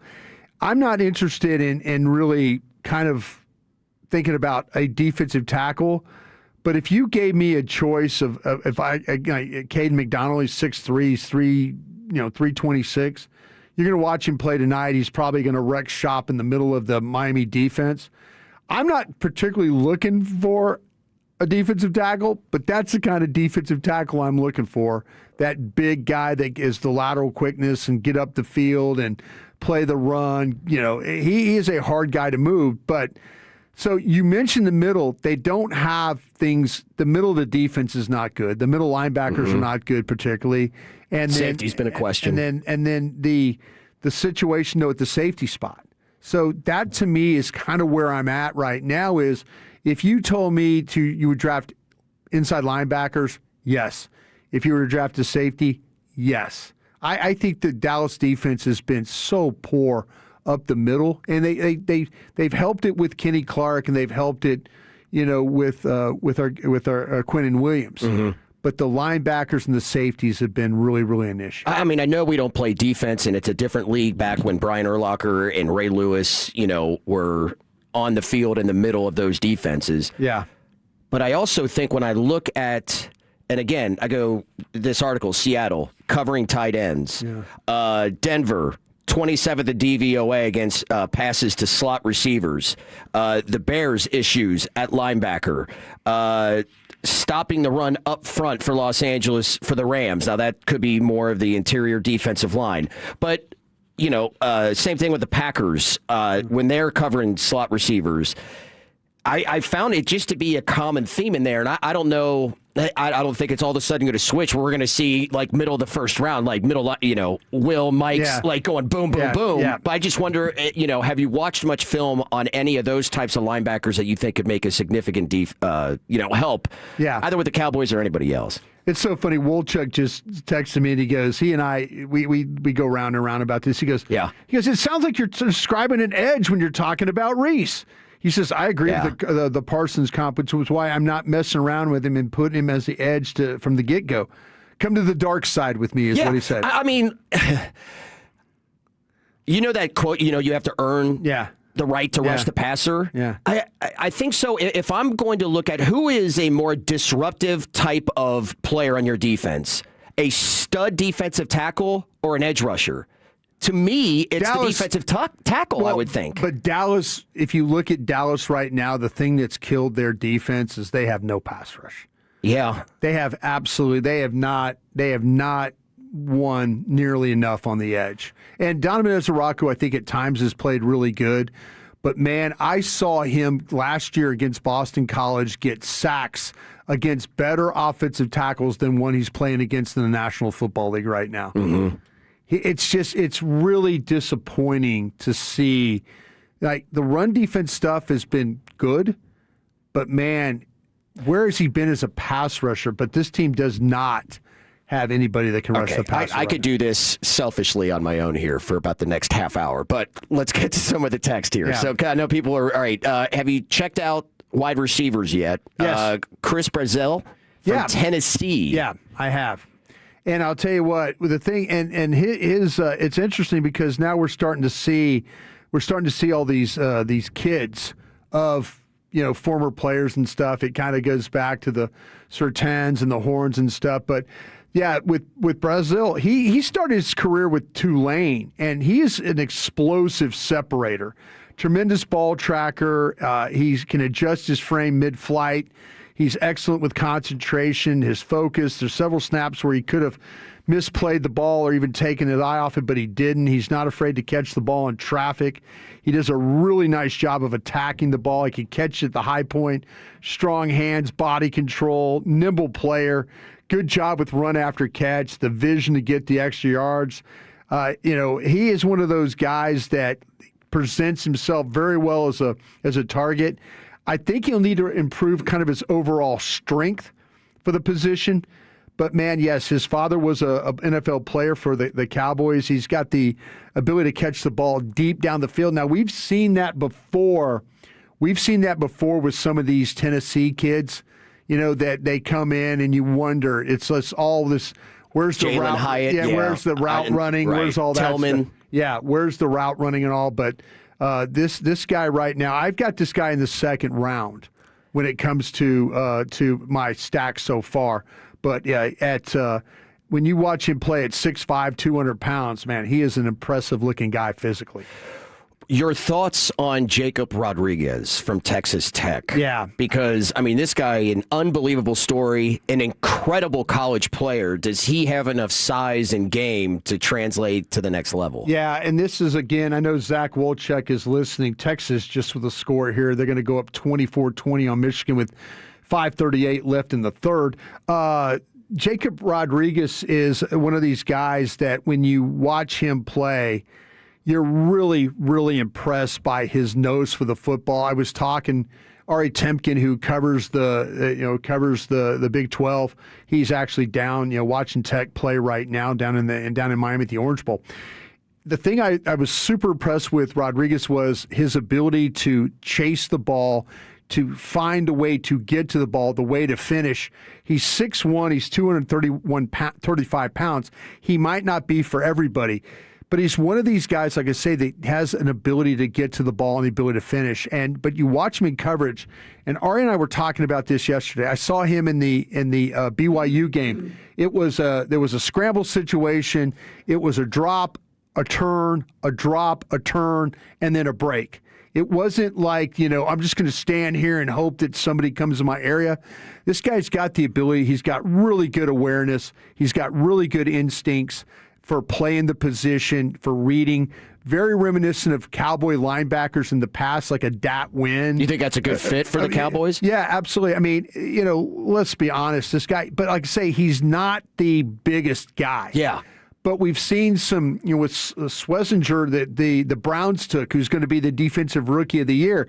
He was a 227-pound guy. But if you play with instincts, you play with awareness, you play with downhill ability, this is what Rodriguez done. He's not, like I say, not for everybody, but man, he would be a good fit because of his ability to play. He's a guy that really won't come off the field. How do you think the Cowboys are going to approach offensive line in the draft? Yeah, that's to me where the offensive tackle situation, and this is where when you look at these tackles, if Dallas, and this is what I'm asking of Will McClay. Will, if you're listening to me right now, please just kind of hear me out on this. Yeah, I'm working with a Will right now. But if I need Dallas to be aggressive in free agency, and I mean aggressive in signing corners, linebackers, edges, playing in that game. Don't sign your own and bottom fish. Legitimately try and go out. If Dallas has the flexibility to be able to go out and to look at one of these offensive tackles and keep that open and keep that mind open, that if they want to replace the right side, me personally, the only problem that I have, the only problem I have with Guyton right now is his health. There's that unknown factor about his health. I think they need to do something clearly at right tackle. And there's some guys in this draft. I don't think the offensive tackle groom at the top is as large as we've seen it in the past with the first round guys. But second, third round, there's some guys that kind of fit into that mold. But I need Dallas, if they're going to address offensive line, it's going to have to be that they did some other things in free agency to give them that flexibility. And in order to do that, you may have to not do some things, like possibly re-signing a wide receiver. At 6 o'clock today, we'll do some Cowboys news of the evening. And I'm going to ask Brian his thoughts on how prudent is it, if I may bring back a word from the 90s, to actually look at not re-signing George Pickens. But we'll do that coming up at 6 o'clock today. Will Chambers in for Chiafalo's on his way out to AT&T Stadium, which is going to be a great one tonight. Let's look back next to what we saw, 23 years ago in a matchup that we've got here tonight. That's coming up next in The Nation. Coming up on the next KNC Masterpiece. Happy New Year, everyone. It is myself, Alec Medford, and Fred Davis from 10 a.m. to 2 p.m. talking all things college football playoffs. Join the fun.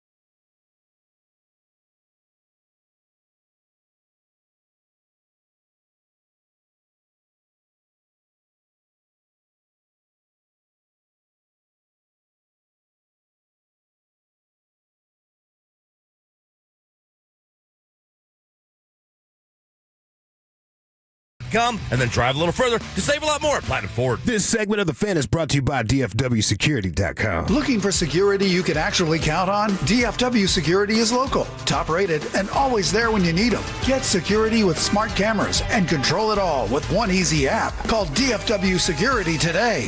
DFWsecurity.com.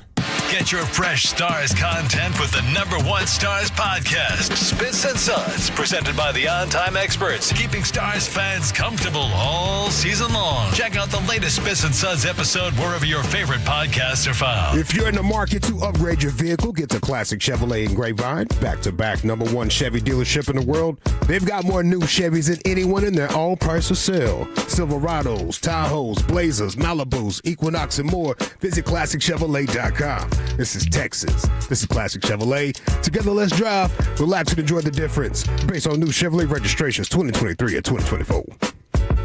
Thank you, Lucius. Got some news coming out of the ahead of the Ohio State-Miami matchup tonight. That coming here in just a moment. It's the G-Bag Nation here on 105.3 The Fan. Appreciate you hanging out with us. Happy New Year's. Will Chambers in as Eric Chiafalo on his way to the Cotton Bowl with Brian Broaddus, the Super Bowl winning scout. Pete Thamel of ESPN tweeting out sources: Ohio State redshirt freshman Gabe Van Sickle is expected to make his first career start tonight against Miami in the CFP. He'll start at right guard. Van Sickle will rotate with redshirt sophomore Joshua Padilla. Welcome to the big time. Wow, what a huge game to be playing in. I mean, and going up against that defensive front. And like I said, Bain, who, man, I love watching him play. He moves up and down that line. Yeah. So they're gonna.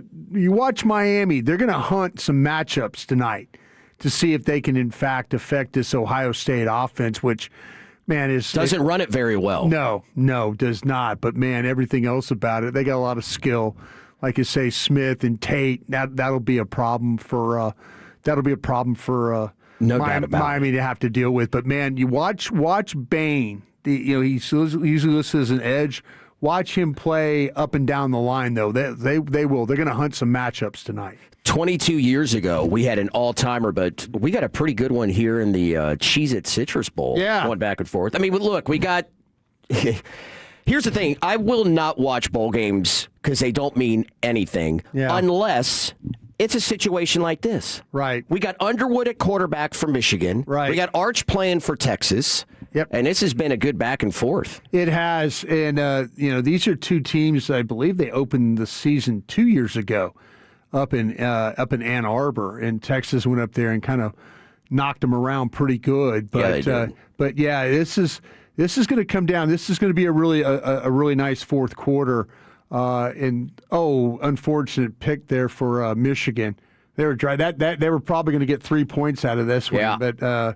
But their quarterback threw a pick here. So 24-20, Texas leading just under 3 minutes to go in the third. I bet you they call it roughing the passer. The Texas defender. But they're going downfield. So maybe this is not a. I thought there was what. Let's see if there's a defensive holding on the play. Nope, ball's just thrown short. I thought there was going to be a roughing the passer. Oh, maybe a block. Block in the back. Yeah, that's what we're going to get right there. But watch this Texas defender. Oh, man, it goes face to face with the quarterback there. I'm surprised that wasn't called. Does it excite you at all? It does to me. And I don't know if anybody else out there that doesn't really have a dog in the fight, right? 877-881-1053. We want to watch good football. We expect a good football game tonight. Yeah. But there is something to me when you do get a rematch of like a classic game like we got back in the 2003 national championship game. Yeah. Between Ohio State and Miami. Yeah. I love stuff like that. And I think that, for all the consternation and all the arguments and stuff, and a lot of them very valid about the CFP and Tulane and James Madison, I mean, we've got the best 8 teams in the country now playing. Yeah. Don't you think? Yeah. I'm trying to kind of follow along in some of the logic. I just hate watching the Tuesday night show. And it's kind of this is okay. They're setting me up. It's going to be this way. It's going to be this way. And it kind of goes, and then all of a sudden I get the rug pulled at the end. I get the rug pulled. Okay, wait a minute. What? What are we? Right. What are we doing here? Notre Dame and Texas right now are not. They weren't one of the top. In my estimation, they weren't one of the top 8 teams of what we've got left in the CFP. Yeah. But if you want to tell me that Notre Dame was better than Tulane and James Madison, absolutely. Yeah, they were. And it was the College Football Playoff Committee that did the way that they set it up going in with those shows. Yeah. That was like, well, wait a minute. That's what I'm saying. That doesn't make any sense. That's what I'm saying. Listen, I'm not the brightest guy in the world. There's sometimes I think logic but if you're the expert at something and you keep telling me it's this, okay, I'm going to trust you. Until the very end, then you're not doing something that's very logical. Then I'm going like, wait a minute, why are you the expert? It kind of bothers me that way. College sports right now is, on one hand, never been better. On the other hand, never been a bigger mess. I'm terrified by it right now. Oh, I am. The sports hodgepodge at 6:20. Yeah, I got a story for you. I'm sure you've heard of it, but it is like it is mind blowing to me. I was talking with Wolchuk about this, and he was telling me that LSU is battling. He heard that LSU is battling another team, another college for a transfer portal quarterback, and evidently this one team offered $3.5 million, and LSU offered $5.5 million. And I'm sitting there thinking, like, well, great for my school to do this, but now I'm starting to feel like, my gosh, are they spending $5.5 million on the right guy? Now it's absolutely. It's almost like my NFL team. I'm just like, it used to be like I'm recruiting guys, and now I'm buying players like my NFL team, and I'm worried about. Are they overpaying for Steele here? Are they overpaying for Bland? Do we have enough money for these other positions? Like Kenny Dillingham is out there, in fact, begging for a $20 million check. Yeah. I mean, these football coaches sound like they want to put on a bake sale in order to get more money, and that's what it's all about. And that's really where it's gotten frayed. Where do we say this? I got the text up, so I don't know why I do this. In the 214, it says you're wrong. Notre Dame is one of the top 8 teams. When did we say Notre Dame was not one of the top? I personally do not believe that Ohio State or that Notre Dame is one of the top 8. Okay. Yeah. Okay. And you gave me. I think that's a fair argument to have. Yeah. I mean, really, like Jeremiah Love is terrific. Yeah, I thought they were playing better as the year goes on. I think that for all that we said, Texas got basically penalized for having Ohio State on the schedule. You're like, okay. Well, Texas had a terrible loss against Florida. They went to Mississippi State, survived that one. Kentucky, overtime. You had Kentucky. That game should seriously. Yeah. Right. So Texas penalized themselves. Yeah. I don't think the voters or the people, the committee. I think Texas playing poorly throughout the year. The Vanderbilt win was a nice win. Yeah. The Oklahoma win, nice win. But Texas did it to themselves. Yeah. Losing to Florida. That's a bad loss. If you want to see what it looks like by having Notre Dame against Alabama or Notre Dame, you can't say A&M because A&M beat them. Yeah. I get it. But we still have right now, I think, the best teams that played in college football this year are still alive and playing. I don't know if I see... This is a little bit like... Not necessarily like what we're seeing in the NFL this year. And I was just thinking the reason why I brought up the 2003 Fiesta Bowl is because, I remember so distinctly in that game. Ohio State had not won a national championship since 1968. Yeah. Ohio State has been a Rex Kern, juggernaut. The last 10 to 15 years. Yeah. But for a long time, they were just kind of a middle top Big Ten team. Yeah. It was Michigan was the premier Big Ten player. Penn State was. Ohio State was on a tier below that. And they were an 11.5-point dog going into that. Ken Dorsey at quarterback. You had Andre Johnson, Willis McGahee, Sean Taylor. That team was absolutely loaded. Yeah. And I think now... As far as what the favorites are for this college football playoff, I could see it going a number of different ways. Mm-hmm. Can you? Or do you believe that Ohio State is that far and ahead of everybody else? I am so, because I've seen a lot of the Ohio State players, but I've watched Indiana play, and I did not watch the Big Ten championship game. Mm-hmm. I did not. Now, I'm going to catch that on film somewhere, somehow, when you start to break down these Ohio State players again. But I feel like that I thought that Texas A&M, I didn't think Texas A&M was a fraud. I didn't either. And I hate that it looks like that because you had that crazy wind game down there. I'm like, man, A&M, that was the best A&M team I have seen in a very long time. Maybe the schedule, maybe the loss to Texas should have, but I kind of felt like that Texas A&M was going to be a team that was going to have to be reckoned with. Yeah. But I just watch all those players. I mentioned Reese and Downs and McDonald and the receivers. I mean, and I think they're so well coached. With they're battle tested. They didn't win the Big Ten championship last year, right? And went through the whole national championship thing. So yeah, and sometimes that has a galvanizing effect, and that seemed to do it for Ohio State last year. There's something about that team, and I don't think it's just about the players. But I know one thing. Now that Georgia team is a pretty interesting bunch too, with the way that they play and the way that they play their scheme defensively, and how they have their skilled players. That's a battle-tested team as well. We're going to have to bring that back because I'm going to tell you all right now. I said this last weekend. You're not a Georgia believer? I believe that they're a good team. I think Ole Miss is going to get them. Do you really? Yeah. I think this whole situation, I just said the word, I'll say it one more time. Yeah. With Lane Kiffin leaving and all that, is galvanizing these players. And keep in mind, when they played earlier this year, Ole Miss had leads in the fourth quarter. Oh, they did. Like, they could do this, and everybody's talking about, well, Georgia's going to, upset here. They're going to, upset Ohio State. And I'm like, they better not be looking against, too far ahead of the Rebels. No. That is for sure. I just think there's too much chaos at Mississippi right now. That could be it too. I think that could totally be it as well. It could go one way or the other for sure. I just kind of feel like that. I feel like that Georgia, battle tested, experienced in these types of moments. Ole Miss. The stage is certainly not too big for them. Yeah. And it could be for a few others. Yeah, for a few others. Yeah. Okay. All right. Well, let's close out the hour. We'll head into hour number 4. We'll have the Expressway coming up. LA Live at 5:40. Football Finest is coming up next here in the nation. Our goal is to have you winning every sports debate with your buds. We'll do the homework. You just listen and enjoy. Turn it on and leave it on. The Fan and our Odyssey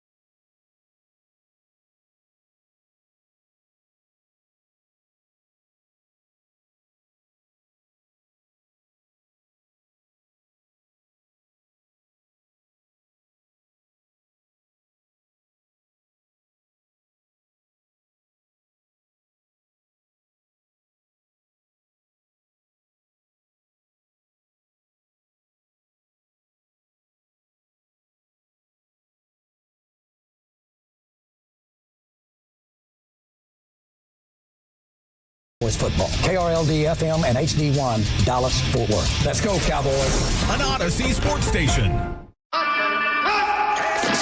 Driven by our D&M Leasing Studios, you're rolling with the G-Bag Nation on 105.3 The Fan. Hour 4, the Nation here on this New Year's Eve. Welcome in, Will Chambers, Brian Broaddus, Lucius Alexander here with you. We are less than 4 minutes away from the greatest segment in DFW radio. That is LA Live. Yep. I'm correct on that, right? It's been a while since I've been in this seat, Lucius. I got that right. Everybody calm down. Everybody calm down. Okay. I'll get to it. All right, gotcha. We'll have your G-Bag. Put the target on my back. No, I'm just saying. I'm like, because I'm like, what day is it? You know? Yeah. Christmas and New Year's, like that week, I have no idea what day it is. I don't think I've ever come in and hosted a show midway through, like literally calling in the lefty. I have no idea what time it is. I had to figure out to write down what hour of the G-Bag Nation this was. I'm a hot mess. At least I'm not sick anymore. It's funny. This is why sometimes the text is up and I don't normally read the text. There's someone at 214 says the crusty tripping about the rehab trainers. Yeah. Most of the Cowboys that get hurt don't come rehab back. What did I say there? I don't know. Dak Prescott had looked at a pretty good year. Yeah. That's it's kind of strange. I mean, the CeeDee Lamb, Overshown. Yeah. I mean, guys that had some high ankle sprains and stuff like that. Just I remember weird. Something like 6-7 years ago about didn't even try to do it, and yet I did. By the way, hamstrings and stuff. Yeah, here's another one too, real quick, Will. 214 A&M is the whole time's been fraudulent, only because they're to A&M. Their offensive coordinator was mismanaging the whole season and keeping it hidden. I don't know. I think it was just Marcel Reed being so up and down. Yeah. Have you ever? Did you watch the South Carolina game? Yeah, I did. Have you ever seen that before, where a cornerback can look that bad and then that good in one game? I remember Jeff Kavanaugh and I were doing a show like the day before, and I said, "Hey, you need to watch Texas A&M," because I was kind of making the points about A&M. It's wide receivers. And he goes, "You think they're really that good?" And I'm like, "Yeah, I think they're that good." And they were getting crushed by South Carolina. I mean, getting crushed. And Kavanaugh goes, "Hey, did I just pick a bad game? Is this a bad day?" And I mean, it was an utter meltdown at the end of the second quarter. I told Kavanaugh, I said, "Don't worry, I've seen the South Carolina team play. Yeah, they'll let them. Texas is coming back in this one."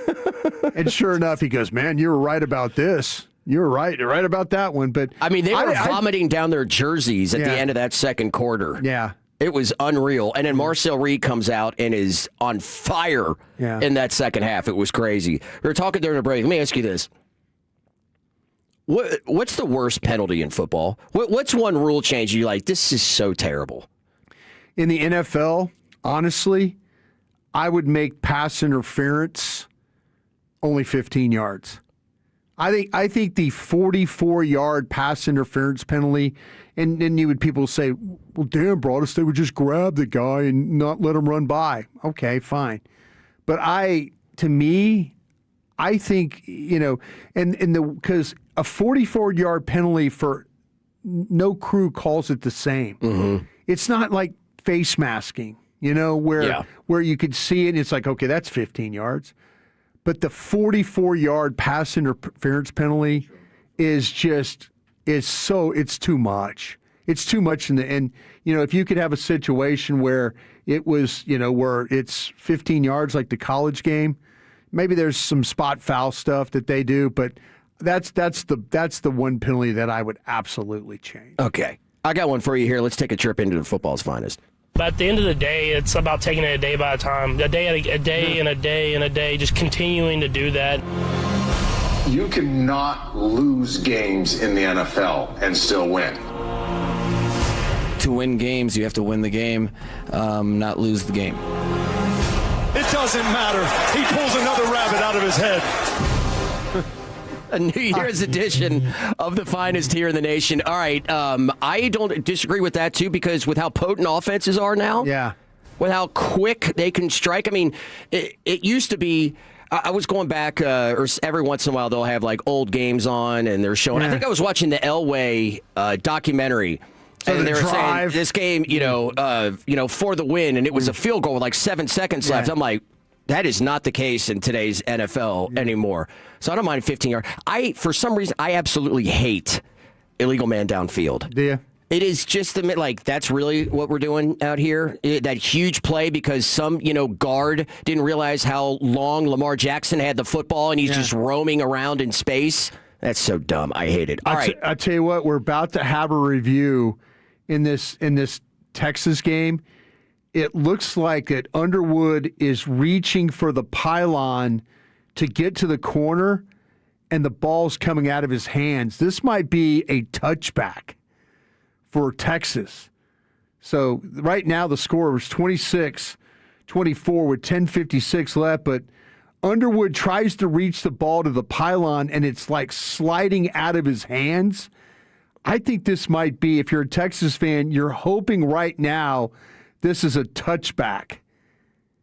I mean, you want to talk about two consecutive opportunities to score and go ahead of Texas and not be able to if this one is overturned. I wonder what crew we got working. What they usually for these bowl games they have different crews, so you're not going to have a Big Ten ref or an SEC officiating crew. But watch this. Which is also why do they do that? This is terrible. Underwood does a great job saying bounce. Watch the ball though as he's reaching. It's starting to move. It's starting to come out. That's going to be a touchback. That's going to be a touchback. So if you're a Texas fan, you have to hope that the officials see it this way. But that ball is clearly moving as Underwood reaches for the goal line. It is out of his hands. He does not have control. That's coming out. That's coming out. So this is going to be a touchback, I believe, for Texas. They might catch a break here instead of a Michigan touchdown. Lions win 8-8 this year. Yeah. And head coach Dan Campbell is claiming this is rock bottom. Quote, sometimes you got to hit rock bottom before you can work your way up relative to where we are at. Yeah. This is rock bottom. Do you believe that is where the Lions are? I don't think the Lions are rock bottom. I really do. I mean, it's surprising that they had that was a team that I felt like coming into the season was going to be maybe the 1, 2, 3 seed, somewhere right around there. I did not feel like that they were going to be an 8-8 team. They called it a touchdown. They gave him the touchdown. Call was upheld. Wow. Honestly, I'm pulling for Texas in this game, but that ball seemed like that it was moving as he was reaching for the goal line. Yeah. I mean, unless, and from the angle that we were looking at, it was down the line. Well, did he have it? Did he actually cross the line before he hit the pylon with it? Because it was as he was hitting the pylon when it was coming out. That does not look like a good call. You have people asking you about, and you said rock bottom, but I'll get to that. But people in the text, I would like the NFL to change words. Illegal man downfield is penalized like a kickoff, and they deduct 5 yards from the end of the end of the play. Yeah, okay. Even if it's a touchdown, maybe put the ball in the 10 if they score on the play. Yeah, I'm with that. I look at the Lions and I go, if you're playing in the NFC North, you got problems ahead of you. Yeah, you got big time problems. How surprised were you with your Bears after the way that they started? No, this was one of my takes. Yeah. One of my takes, in the summer was that the Lions were going to miss the playoffs and that the Bears were going to win the division. Oh, really? Yeah, because I thought one of the things that wasn't talked about a lot was what if Ben Johnson steps in and he's like Sean McVay? Like, it's literally that type of impact. Mm-hmm. And that's what you are seeing offensively. And that roster, the Bears roster, that's got a lot of youth. They're not going anywhere. So you're saying if they had anybody but Matt Eberflus coach them, they would have been in the playoffs last year? Pretty damn close. I mean, we're talking 5 losses where they literally snatched defeat out of the jaws of victory. Yeah, I remember the Washington game for sure. Oh, the Packers? Yeah. I mean, they had, I want to say... Did they miss a field goal? Minnesota? Did they field goal blocked or something? Yeah. Something crazy? Yeah. It was like 5 games in a row. Yeah. Well, you took me to the Bears, so they're the Bears.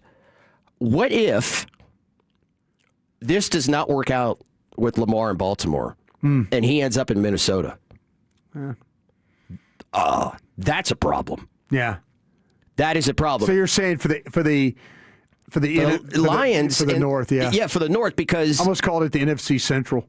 Oh man, that's been a minute. The old black and blue division. Oh yeah. Oh, the Central with the Tampa Bay Buccaneers. With the Buccaneers.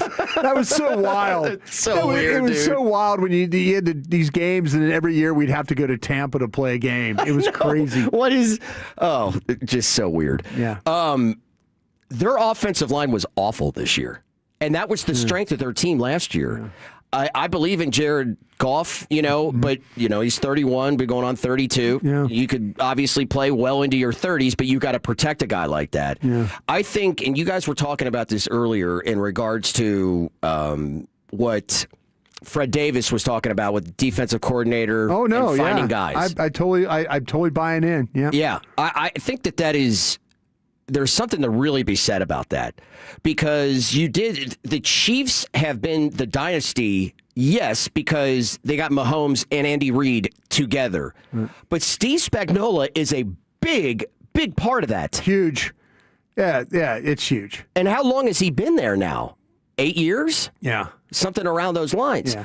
When you can have stability there, and I know the Cowboys have been talking about it. You guys had Shereen Williams on, and she was like, they just really want that as to maybe why. They're not going to keep Eberflus, obviously. But I think the reason why I thought Detroit was going to miss the playoffs this year was simply because of the fact that they lost their top coordinators, Ben more than, on the other side of the football. And that's a big problem. They lost the receivers coach, too. Yeah. Randall L. went with Ben Johnson as well. So if you're going with, and that's why as much as Robert Saleh, I think is... Bob Saleh's a damn good coach. Yeah, but he's going to be a head coach. Even if he doesn't get one this year, you don't get him now because you're only going to have him for a year. Right. I think Flores, because of how messy that was with Miami, and doesn't he still have a lawsuit? Oh, no, absolutely. Yeah, absolutely. I think that's one that it's going to take him a little bit longer to get an NFL head coaching job. And maybe if you get him, and I don't know if he's going to leave Minnesota, but it's going to be fascinating to see, what happens, with all those teams, coming through. So, all right. I would definitely. I do want this coaching search. In fact, if it's done, I want it to be extensive. I don't want it to be, hey, fly one guy in and have a handshake, and the next thing you know, we have a coach. I'd like for them to be, if all the guys we've talked about are available, I would talk to Matt Patricia too at Ohio State. Maybe they have the fact that he's in town. Maybe they had an opportunity to visit with him about this position. But I don't want this to be just like a guy come in, we have a steak and then a slumber party, and then we got a coach. I don't want that. Because of the familiarity. Yeah. Right, with the program. If Todd Bowles is available, if Jim Schwartz is available. Get somebody from outside Jim the building Leonard, that has a good defense. Yeah. He didn't have a good defense, really. I mean, Chicago, it's better this year than it was last year, but it's based all on takeaways. Right. It's not like you brought somebody here. It's like, well, he's a juggernaut on defense. I'm like, what are we doing here? I really do not get that. All right, we'll continue that. Also, who's playing for what this weekend, and who is more likely not to be coaching their team next year? Mike Tomlin or John Harbaugh? We'll hit the Express Day next in the Nation. Sean and RJ here with Underdog. Football season is in full swing, and however you like to get in on the action, you can do it on Underdog right now in Texas. This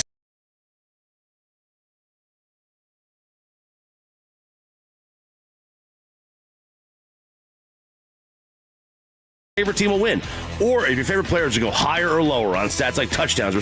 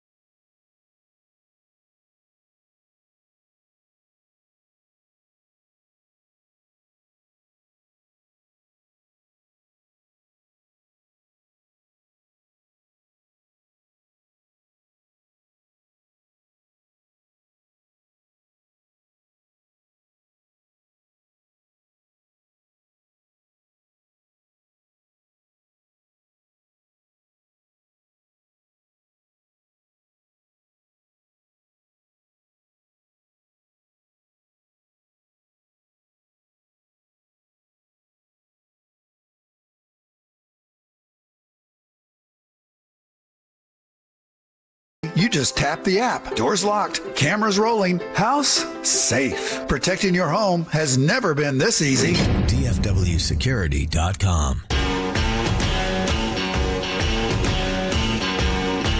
All right, it's the Expressway here in the G-Bag Nation, 105.3 The Fan. Will Chambers, Brian Broaddus, and Lucius Alexander here with you as we take you up to 7 o'clock.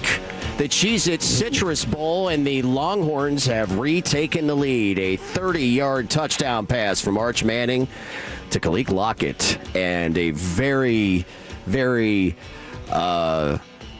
physical drive there for the Texas quarterback. Not feeling great as he came off the field, but he has the Longhorns back in front with under 7 to go, 38-34.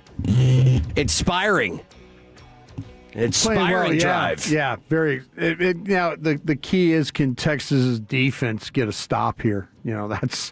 It's been a really good football game. You get two quarterbacks that are, a guy that's a veteran quarterback to an extent, and then kind of a young guy getting it done for Michigan. So a lot on the line for both teams going forward. Is you don't want to lose a game like this going into the offseason. And Kyle Whittingham is up in the press box, kind of checking out. He's the new coach at Michigan, and so some of these coaches might be trying to audition for jobs here right now. Well, and Arch Manning, let's make no mistake about it, every time he takes the football field is auditioning for his NFL career. Sure. To an extent, we understand all are, but especially for Arch Manning. Yeah. And we're kind of waiting for him to take the step and become the player that many believe that he was going to be coming into this year. He's having a nice ball game. He is having a nice ball game. He was tough. Bryce Underwood's going to be a good one there, too, at Michigan. Okay, we've got Week 18 in the NFL. By the way, G-Bag of the day coming up in about 5 minutes. But thankfully, we actually have a Week 18. This was my biggest worry when it came to extending the schedule, that you're going to get these later weeks where how many games mean anything. By the way, real quick, if you're watching this game and listening to us, we really appreciate that. But Wink Martindale is the defensive coordinator at Michigan. So there's another guy with NFL experience that all of a sudden that we know is very blitz happy. He's with the Giants, he's with the Ravens, he's done a lot of great things, multiple defenses, multiple schemes. There's a guy that you maybe need if they're going to be a change. Does Wink Martindale get his name in there as well as a potential guy that gets a defensive coordinator interview that has NFL experience and has done it at a high level for a long time? My question with the Cowboys is always going to be this: how far outside the building are they willing to go? You're absolutely right. You're absolutely right. That's my hope that this doesn't turn into, oh, by the way, we know this guy and we're going to just, That's why in the all season, I'm like, Mike Vrabel. Yeah. I didn't think it was going to happen, but that's what you're looking for. Yeah. Now, I think they got a good one in Shoddy. And by the way, news earlier today, if you're just joining us, former Cowboys cornerback Trevon Diggs was waived. Yeah. And he is signing with the Green Bay Packers. Well, he was waived, but he was claimed. Claimed, right? Yeah. So the Packers picked him up. So the Cowboys will save, $470,000 this year, and then I believe $11.5 next year for their cap. So that was their plan. In talking to guys in the organization yesterday, I asked, well, why now? And they're like, well, we think that maybe he'll get claimed, and we won't have to be on the hook. And this is something you kind of ask yourself, well, why didn't they do this 3 weeks ago or 4 weeks ago? They kind of wanted to see where, I think maybe their hand was forced with some of the injuries that they had there. They wanted to see. Wanted to see, and it didn't work out. It just didn't work out, since he came back. And I said this, and I think it's just 2 years. I think the whole time when he was trying to rehab his knee, and he was here with the Cowboys, and he was here with Britt Brown and the others, and it didn't work out, and he really didn't, and Jerry and Steven called him out for that, and then he had another injury, and then, he chose to go somewhere else, and, Jerry and Steven were very adamant, like, hey, listen, we want him to be here. We want him to be working out with Britt, but he made that decision to go elsewhere. So I think this has been kind of 2 years in the making. Yeah, to me, Trevon Diggs has absolutely zero interest in accountability. And maybe that changes, by, going over to Green Bay, and the reason why he doesn't want to be accountable here is because of things that have happened here. Yeah. So, who knows? But more defensive backs for the Green Bay Packers. We'll see if he makes any kind of impact whatsoever. Also got a question coming up. The Cowboys news of the evening at 6 o'clock today on re-signing George Pickens. But who's the best team in the NFL? I think it's the Rams myself. Your confidence not shaken by what we saw Monday night? No, not at all. I think the Rams. Listen. The West looks really good. Seattle. Mm-hmm. It's Sam Darnold, though, right? Sam Darnold. That's, to me, it's 1,000% it. Until I see him do that in a playoff game. Yeah. It's Sam, he'll have to show me. It's Sam Darnold, and I love my guy John Snyder out there. I think Johnny's doing a great job. Built a really good team out there. I can't fall in love with New England. Denver, I think defensively Denver is, and Denver playing at home is going to be very difficult. I just think the Rams are kind of built for this. Oh, interception by Texas. Interception here with the Longhorns. They're up 31-27 with 5:15 left to play. I think Underwood just threw an interception right down the middle of the field. I think I'm with you, but this season is so wild that you could make an argument, on every single team's flaws as to what flaw will hold them back from winning a Super Bowl. Yeah. I just love the coaching staff at the Rams. I think the quarterback's a winner. Their defense is I think they've had some crazy losses this year. Mm-hmm. That I was watching we were doing a pregame show. I'm watching the Eagles game, and I'm thinking, damn, Eagles are about to lose this game on a field. They blocked 2 field goals, and they blocked the game. The Rams have some of these losses that are. I think lost to Carolina. These kind of inexcusable. But I think you can. Every great team, for the most part, has 1 or 2 of those a year. Yeah, where their best players, particularly their quarterback, has an off night, a really off night, and that could have been it right there. They have been the most complete team. Yeah, the 2-1-4 says Jacksonville's the best team. They might be playing the best right now. Yeah. Well, let's see. It's going to be a fun weekend. Losing Jordan Lewis is going to surely hurt that team. Yeah. Well, it certainly hurt the Cowboys, not to mention that DeMarcus Lawrence at all. Get on here. People are asking me about the 49ers. No mention at all. 49ers have done a great job. Bob Saul, I think, is... Considering what they've lost on defense and the injuries? Everything. But I would... Man, to me, I just believe in the Rams more than the 49ers. Really do. And you give the 49ers credit. Mac Jones did a great job of keeping that team together with all the injuries that they've had. No question. Winning games. Kyle Shanahan and Bob Saleh put on an absolute clinic this year. Let's go into the Pimp Cup. It's time for your New Year's edition of the G-Bag of the Day. Yeah. What's up? What up, Doc? Yeah, we made it, man. I should have brought you some eggnog. I got some nog in there. I look like I should be drinking eggnog. Yeah, you know what I'm saying? I know you would respect it, though. It's got a little bite to it. It's just not nog. Yeah. It's got a little bite in there. You need a little spice in there. If you put some vanilla ice cream with that eggnog-like mix, that really helps it out a little bit. Okay. But how about, the booze factor? I think that helps it even more. 100%. That's what I'm talking about. So are we talking I'm about... not drinking if there's no booze in there. Okay, the ice cream. No, it's a waste of calories. Yeah. Is it the whiskey or is it rum that you put in the eggnog? It's supposed to be rum. I'm really good either way. Yeah. What were we putting in there the other day? I told you, too. My cousin brought it. Started pouring in our cups. Macallan. Like Macallan. Yeah. Macallan in there? Yeah, and it was already liquor in the eggnog, and he just poured it. Yeah, well, it was a crazy night, man. Celebrating life, Yeah, I can see where that caramel from the Macallan in there would be good, but damn, that's Macallan, bro. Yeah. I'm telling you, but you're living right if you're drinking Macallan. You're living right if you're drinking that stuff. Yeah, I definitely went home on the passenger side of the ride that night. You know what I'm saying? For sure. All right, G-Bag of the Day. We do it every weekday on the Fan at 5:30. My name is L.A. Lucius Alexander. Hit me up this weekend if there's anything you think I should be playing. There should be a lot of audio flying around this weekend. There really should be. Yeah. All right, let's see here. Our winner and champ It's Theo Vaughn, comedian and podcast host. Theo Vaughn taking some callers. This caller had a question for him. Is it gay to sleep with a shirt but nothing below the waist?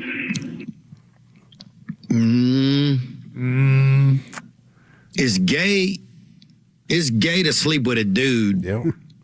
That's the real litmus test, I think. All right, I can smoke a bag of that, man. Yeah, that's poignant. These boys are out of control. Here we go. Uh-oh. Hook 'em. That's what I'm talking about. That's what I want to see. Yeah.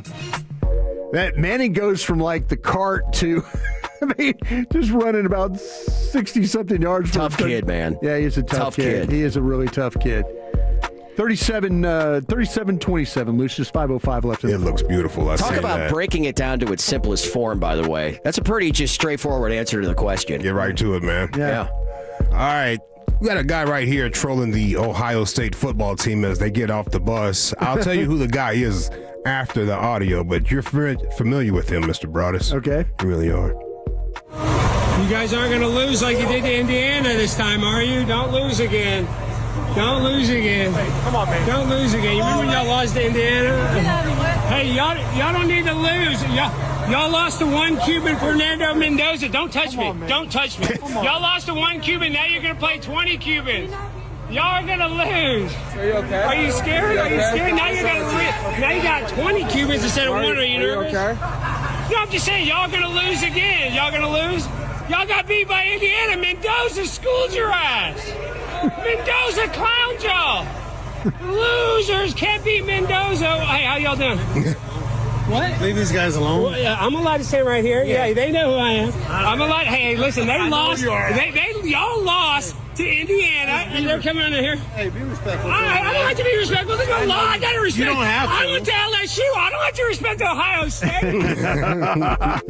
My guy, Alex Stein. That is your guy, Alex Stein. My guy, Alex Stein. It is your guy, bro. I'll never, you know what, Lucius? I didn't know who Alex Stein was.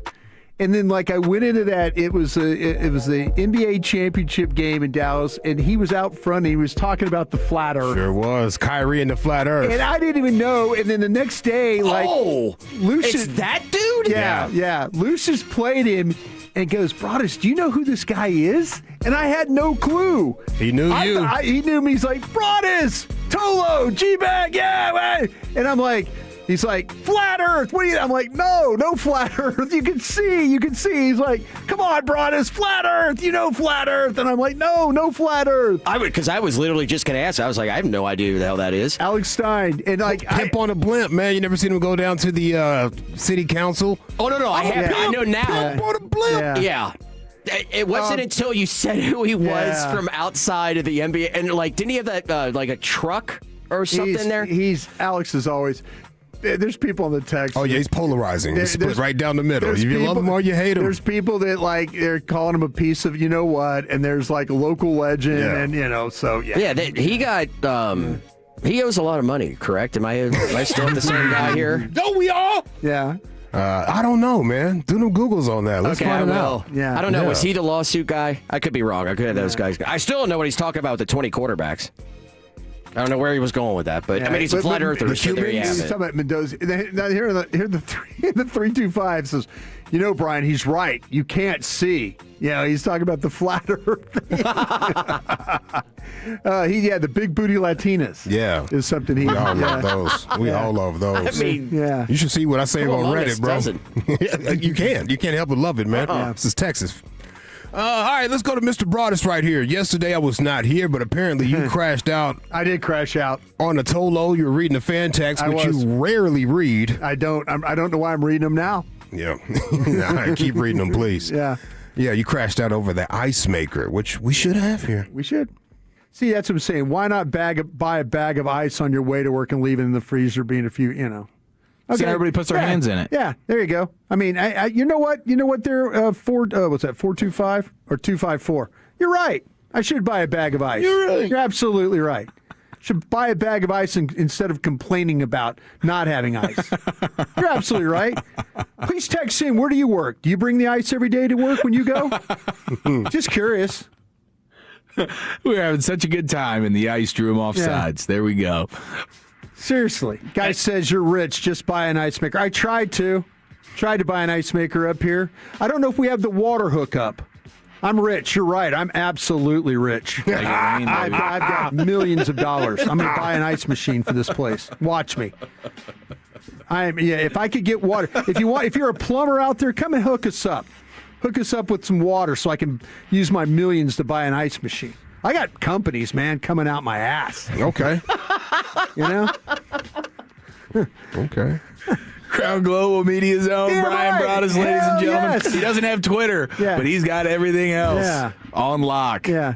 No, hey, don't worry about it. I'll buy my own ice machine. You don't have to buy me one. Thank you, though. Appreciate you. Nothing better than a Broaddus crash out with either a caller or a texter. Are you mean to tell me that we've been here for 20 minutes and the ice machine isn't working? We don't have an ice machine. Wait, there just isn't one? There just isn't one. This isn't one. And man, I love our new digs. I really do. I appreciate parking where I park and coming in. And, I know that we're kind of, but we don't have an ice. We have one of the best coffee makers. I don't even drink coffee. Yeah. But I love green tea. I love green iced tea. And I used to have the ability at the old place to be able to drink that every single day when I did a show. And now I don't have an ice maker. And so I have to put the tea in a cup and then put it in the freezer. And then 30 minutes I go back and then it's okay for me to drink. But I have no ice. I have no ice in this thing. First day I came back in here and you guys have been here for a little while.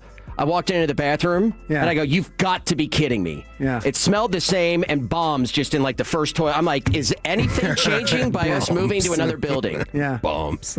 See, somebody says, Broaddus. Somebody was relieved, bro. I work on a small farm and my boss bought us an ice maker. And congratulations. Congratulations to that. Maybe I need to get ice trays and stuff like that. But I guess. But by the time I put them in, they'll be gone by my time our show starts, right? Yeah. Because people will use them. Yeah. And that's cool. But if we had an ice maker, we wouldn't have that problem. We'll get better here. Okay. We will. We'll get better. There's lots of other stuff in there. I'm just surprised that we got a great kitchen. Yeah. We do. We got when I cook red beans and rice in there, we got a great kitchen to serve and everything like that. But what time do you get here? You're cooking red beans and rice in the kitchen? On the weekend and stuff like that, we do Cowboy games because I like to try and feed everybody working. So, yeah. Look at you out here. Yeah, how about here's again. We all can't have an employer provide ice. Get your own damn ice. Your own ice. All right, I got one more, Mr. Broaddus. Hold on. All right, let's go to NYC. This is my favorite mayor of all time. I say that tongue in cheek. Mr. Eric Adams. He hates rats. He hates rats. This is a former gang member, then cop, now mayor, and he hates rats. I think it's amazing. He joined ABC 7 Eyewitness News to talk about the winter storm up there and what you should probably do to stay safe. We're joined now by Mayor Eric Adams. Thank you so much for being here with us. Let me ask you, what's your message to New Yorkers this morning who are deciding, okay, do I get outside? Should I stay indoors? What's your message for them? Stay home. This is a good baby making day, you know? Enjoy the weather. 2,700 sanitation workers have been out there, 12-hour shifts. As my son would say, just do Netflix and chill. That's all. And just enjoy the day. So in May or June, we're expecting a baby boom, according to the mayor. We appreciate That's right. We want to improve their population. What time? Wait. What day is he talking about? Today? Yeah. Oh, man, that math on that radio host, not so great. Yeah. 5-6 month baby, that's going to be in the NICU for a little while. Yeah, exactly. Oh, boy. All right. Is it Mayor Eric Adams? Is it Brian Broaddus on his crash out, the Ohio State troller Alex Stein, or your G-Bag champion Theo Vaughn giving us a definitive answer on homosexuality? Mm-hmm. Who are you going to go with, Brian? I'm going to vote for myself. Lucius. Shoot, man. I don't want to kill it that fast. I'll go to Alex Stein. Oh, dude, that's where I'm going. No, wait a minute. 1. Wait a minute. To 2. Wait a minute. 2-1. Broadus, 2-1. Broadus Your loses new out. Teabag of the day You did is it. the Ohio State I was just trying to troller. make it interesting. You did it. You My did heart it. was with Broadus' clip, really. Dude, I like Broadus's clip, but I actually want to hear Alex Stein again doing That's it. what That's happens. why I voted for it. That's what happens when you play with your vote. Yeah. All right. You guys thought you had it done, but you didn't do it. Didn't play the game. Oh, man. Sorry about that. All right, back into the Piv Cup for a New Year's Eve edition of LA A Live. butt naked New Year's Eve edition of LA Live right after the great Rick James. You know he get naked. Well, all right, you squares. It's time to smoke. Fire up this funk and let's have a toke. It'll make you dance to some of everything. Everybody get high. New Year's is around the corner. Stop playing games. Go where you want it. Go where you respect it. Go where you love. Stop playing games. You're too old to be negotiating and telling people trying to negotiate and make a deal about what you want. No, go where you want it. See, when you go where you want it, when you go where you respect it, when you go where you care for, you don't have to negotiate. You don't have to keep, sitting at the table and having meetings about what you should be getting and how they should reciprocate. No, you don't have to do that. Go where you want it. Stop, listen, race the numbers, block the numbers, don't answer the numbers of the people that you just gotta always why you ain't doing this? Why? No. Go where you want it. Go where you respect it. Go where people want to care about you like you care about them. Go where people want to do things for you the way you do things for them. Go there. Go where you want it. It's Butt Naked Wednesdays. Yes, it is.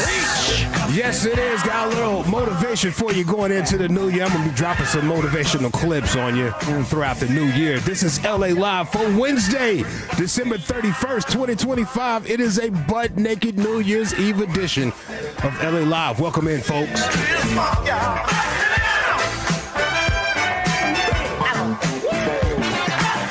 Shout out to Miss Erica Badu for naming today and doing the math and waking up the deaf, dumb, and the blind out there. Doing that math, man. Born underwater, $3, 6 dimes. Peace to the gods and earths, all 5% of y'all. LA Live is sponsored by Greystone Roofing and Construction. That is greystone-roofing.com. It's here, y'all. It's finally here. The year of the snake. Oh, the snake. The year of the snake is wrapping up right now. Did you shed anything this year?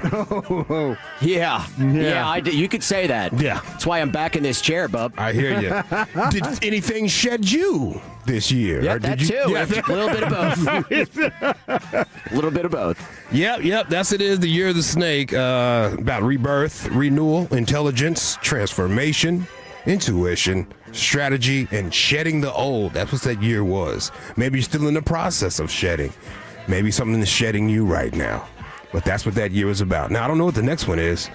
Still hasn't ended because I think it ends the Chinese New Year in what? February? So actually it has a little bit more time to go. But I don't know what's next. Send it to the fan text. Tell me what's next. Right there, y'all. But we're talking about shedding things, changing into a new year. What should we leave behind in 2025? What should we leave behind in 2025? We got to pack something up and leave it there. You can't come to us to the new year. We're shedding the year of the snake. Lucius? Yo. Tuesday, February 17th, marking the beginning of the year of the fire horse. Ooh, the fire horse. What the hell is a fire horse? A powerful, dynamic sign symbolizing virility, independence, fertility, fertility, independence, transformation, with celebrations lasting about 16 days. Nice. I like those. Yeah, how about that? Okay. So it's supposed to be a popular year next year for yourself. Yeah. Now that you've left this stuff in 2025, now it's time to pop out. Up yourself, I guess you're saying there. Yeah, what should be left behind in 2025? I asked this to the Tolos that follow me on Facebook. You too can follow me at Lucius Alexander on Facebook, Lucious. I got a Tolo that says aluminum-free deodorant should be left behind in 2025. Aluminum-free deodorant should be left behind. So maybe I just need to educate myself more on this, because I'm assuming, what's the good or what's the bad about the aluminum? And is it in almost all of them? Pores and you can get sick. Your lymph nodes and whatnot. You can get cancers. Okay. Apparently. Yeah. I would already have those, though, if I've been using. I'm not the cancer part, but the lymph node issues. And yeah. I don't know. I mean, hey, I'm more than willing to try something else, but, I've tried it before, man. It just doesn't last as long. Okay. It's like a damn jungle by half the day. Yeah. No. Lucius, the 817 says they shed Matt Eberflus. Yes. Yeah, Eberflus, he made the list, bro. Yeah, he did? Thank you for that, Yeah, by the way. I said leave him at 2025. Yeah. Leave that man at 2025. Sounds like from, I'm just looking down here at my texts, my sister and my girlfriend, looks like some shedding of sobriety has already started about an hour ago. So that's going to be what my night entails. Congratulations. Happy New Year. Pop a bottle over there. All right. Pop a bottle. My girl likes it when I wear the aluminum-free deodorant because she says the pheromones kick up a little bit. Yeah. Catch you sniffing under your arm while you're on the couch. What a weirdo. Man, remember when McConaughey, that was like a big deal about 15 years ago when he came out with that? One of my best friends was stopped wearing deodorant. He's like, man, pheromones. I'm like, bro, you smell. Yeah, I was designated to tell him, like, he'll listen to you. And I'm like, bro, you stink, dude. You got to go back to the deodorant. Yeah, you smell raw, fam. I can't wait for your book, Lucius. One day I'll be sitting at the lake reading your book. Hilarious. Hilarious. What should be left behind in 2025 going into the new year? The fire horse. The fire horse. The fire horse. Fire horse. Tolo says LeBron James fans should be left behind in 2025. It's crazy. AI slop videos. So video you think that are real? It looks like real situations. And they just go a little too extreme. I get butt cracked a lot on that. Yeah. I can't tell the difference. I can't. I think some are pretty cool to see. Like, one of the newest things I'm seeing is like movie characters and the actor, like in their current, if they're still alive, but like what they look like right now, walking with their character. Yes. Yeah, that's pretty those cool. are creepy, man. Yeah. Like historical figures, like a guy just like takes a photo with different historical figures, like selfies. Yeah, I've seen that. But I'm with you guys. I trust nothing anymore. You can't. It's hard to. Look at the fingers. Try to see if there's too many fingers on there. Okay. Yeah. That's Good trick. Yeah, there's a lot of weird things going on the internet. And people are making money, too. Yeah. You think that's a real OnlyFans girl, but it's AI. Yep. Oh, my. What should be left in 2025? This Tolo says Jägermeister should be left in 2025. Leaving that in 2003. Where it belongs. Irish car bombs. I'll tell you what, man. Those are tasty, though. I remember when I started drinking Jaeger, like in 1984 when it came out. I was at the World's Fair, was in New Orleans, and we had no idea what we were doing. I know. I don't know how I used to drink that in college. We would do shots of it. It tore us up. Oh, my God. It tore us up. If I had one right now, like dead sober, it would stay in my stomach for less than 15, 20 seconds. I could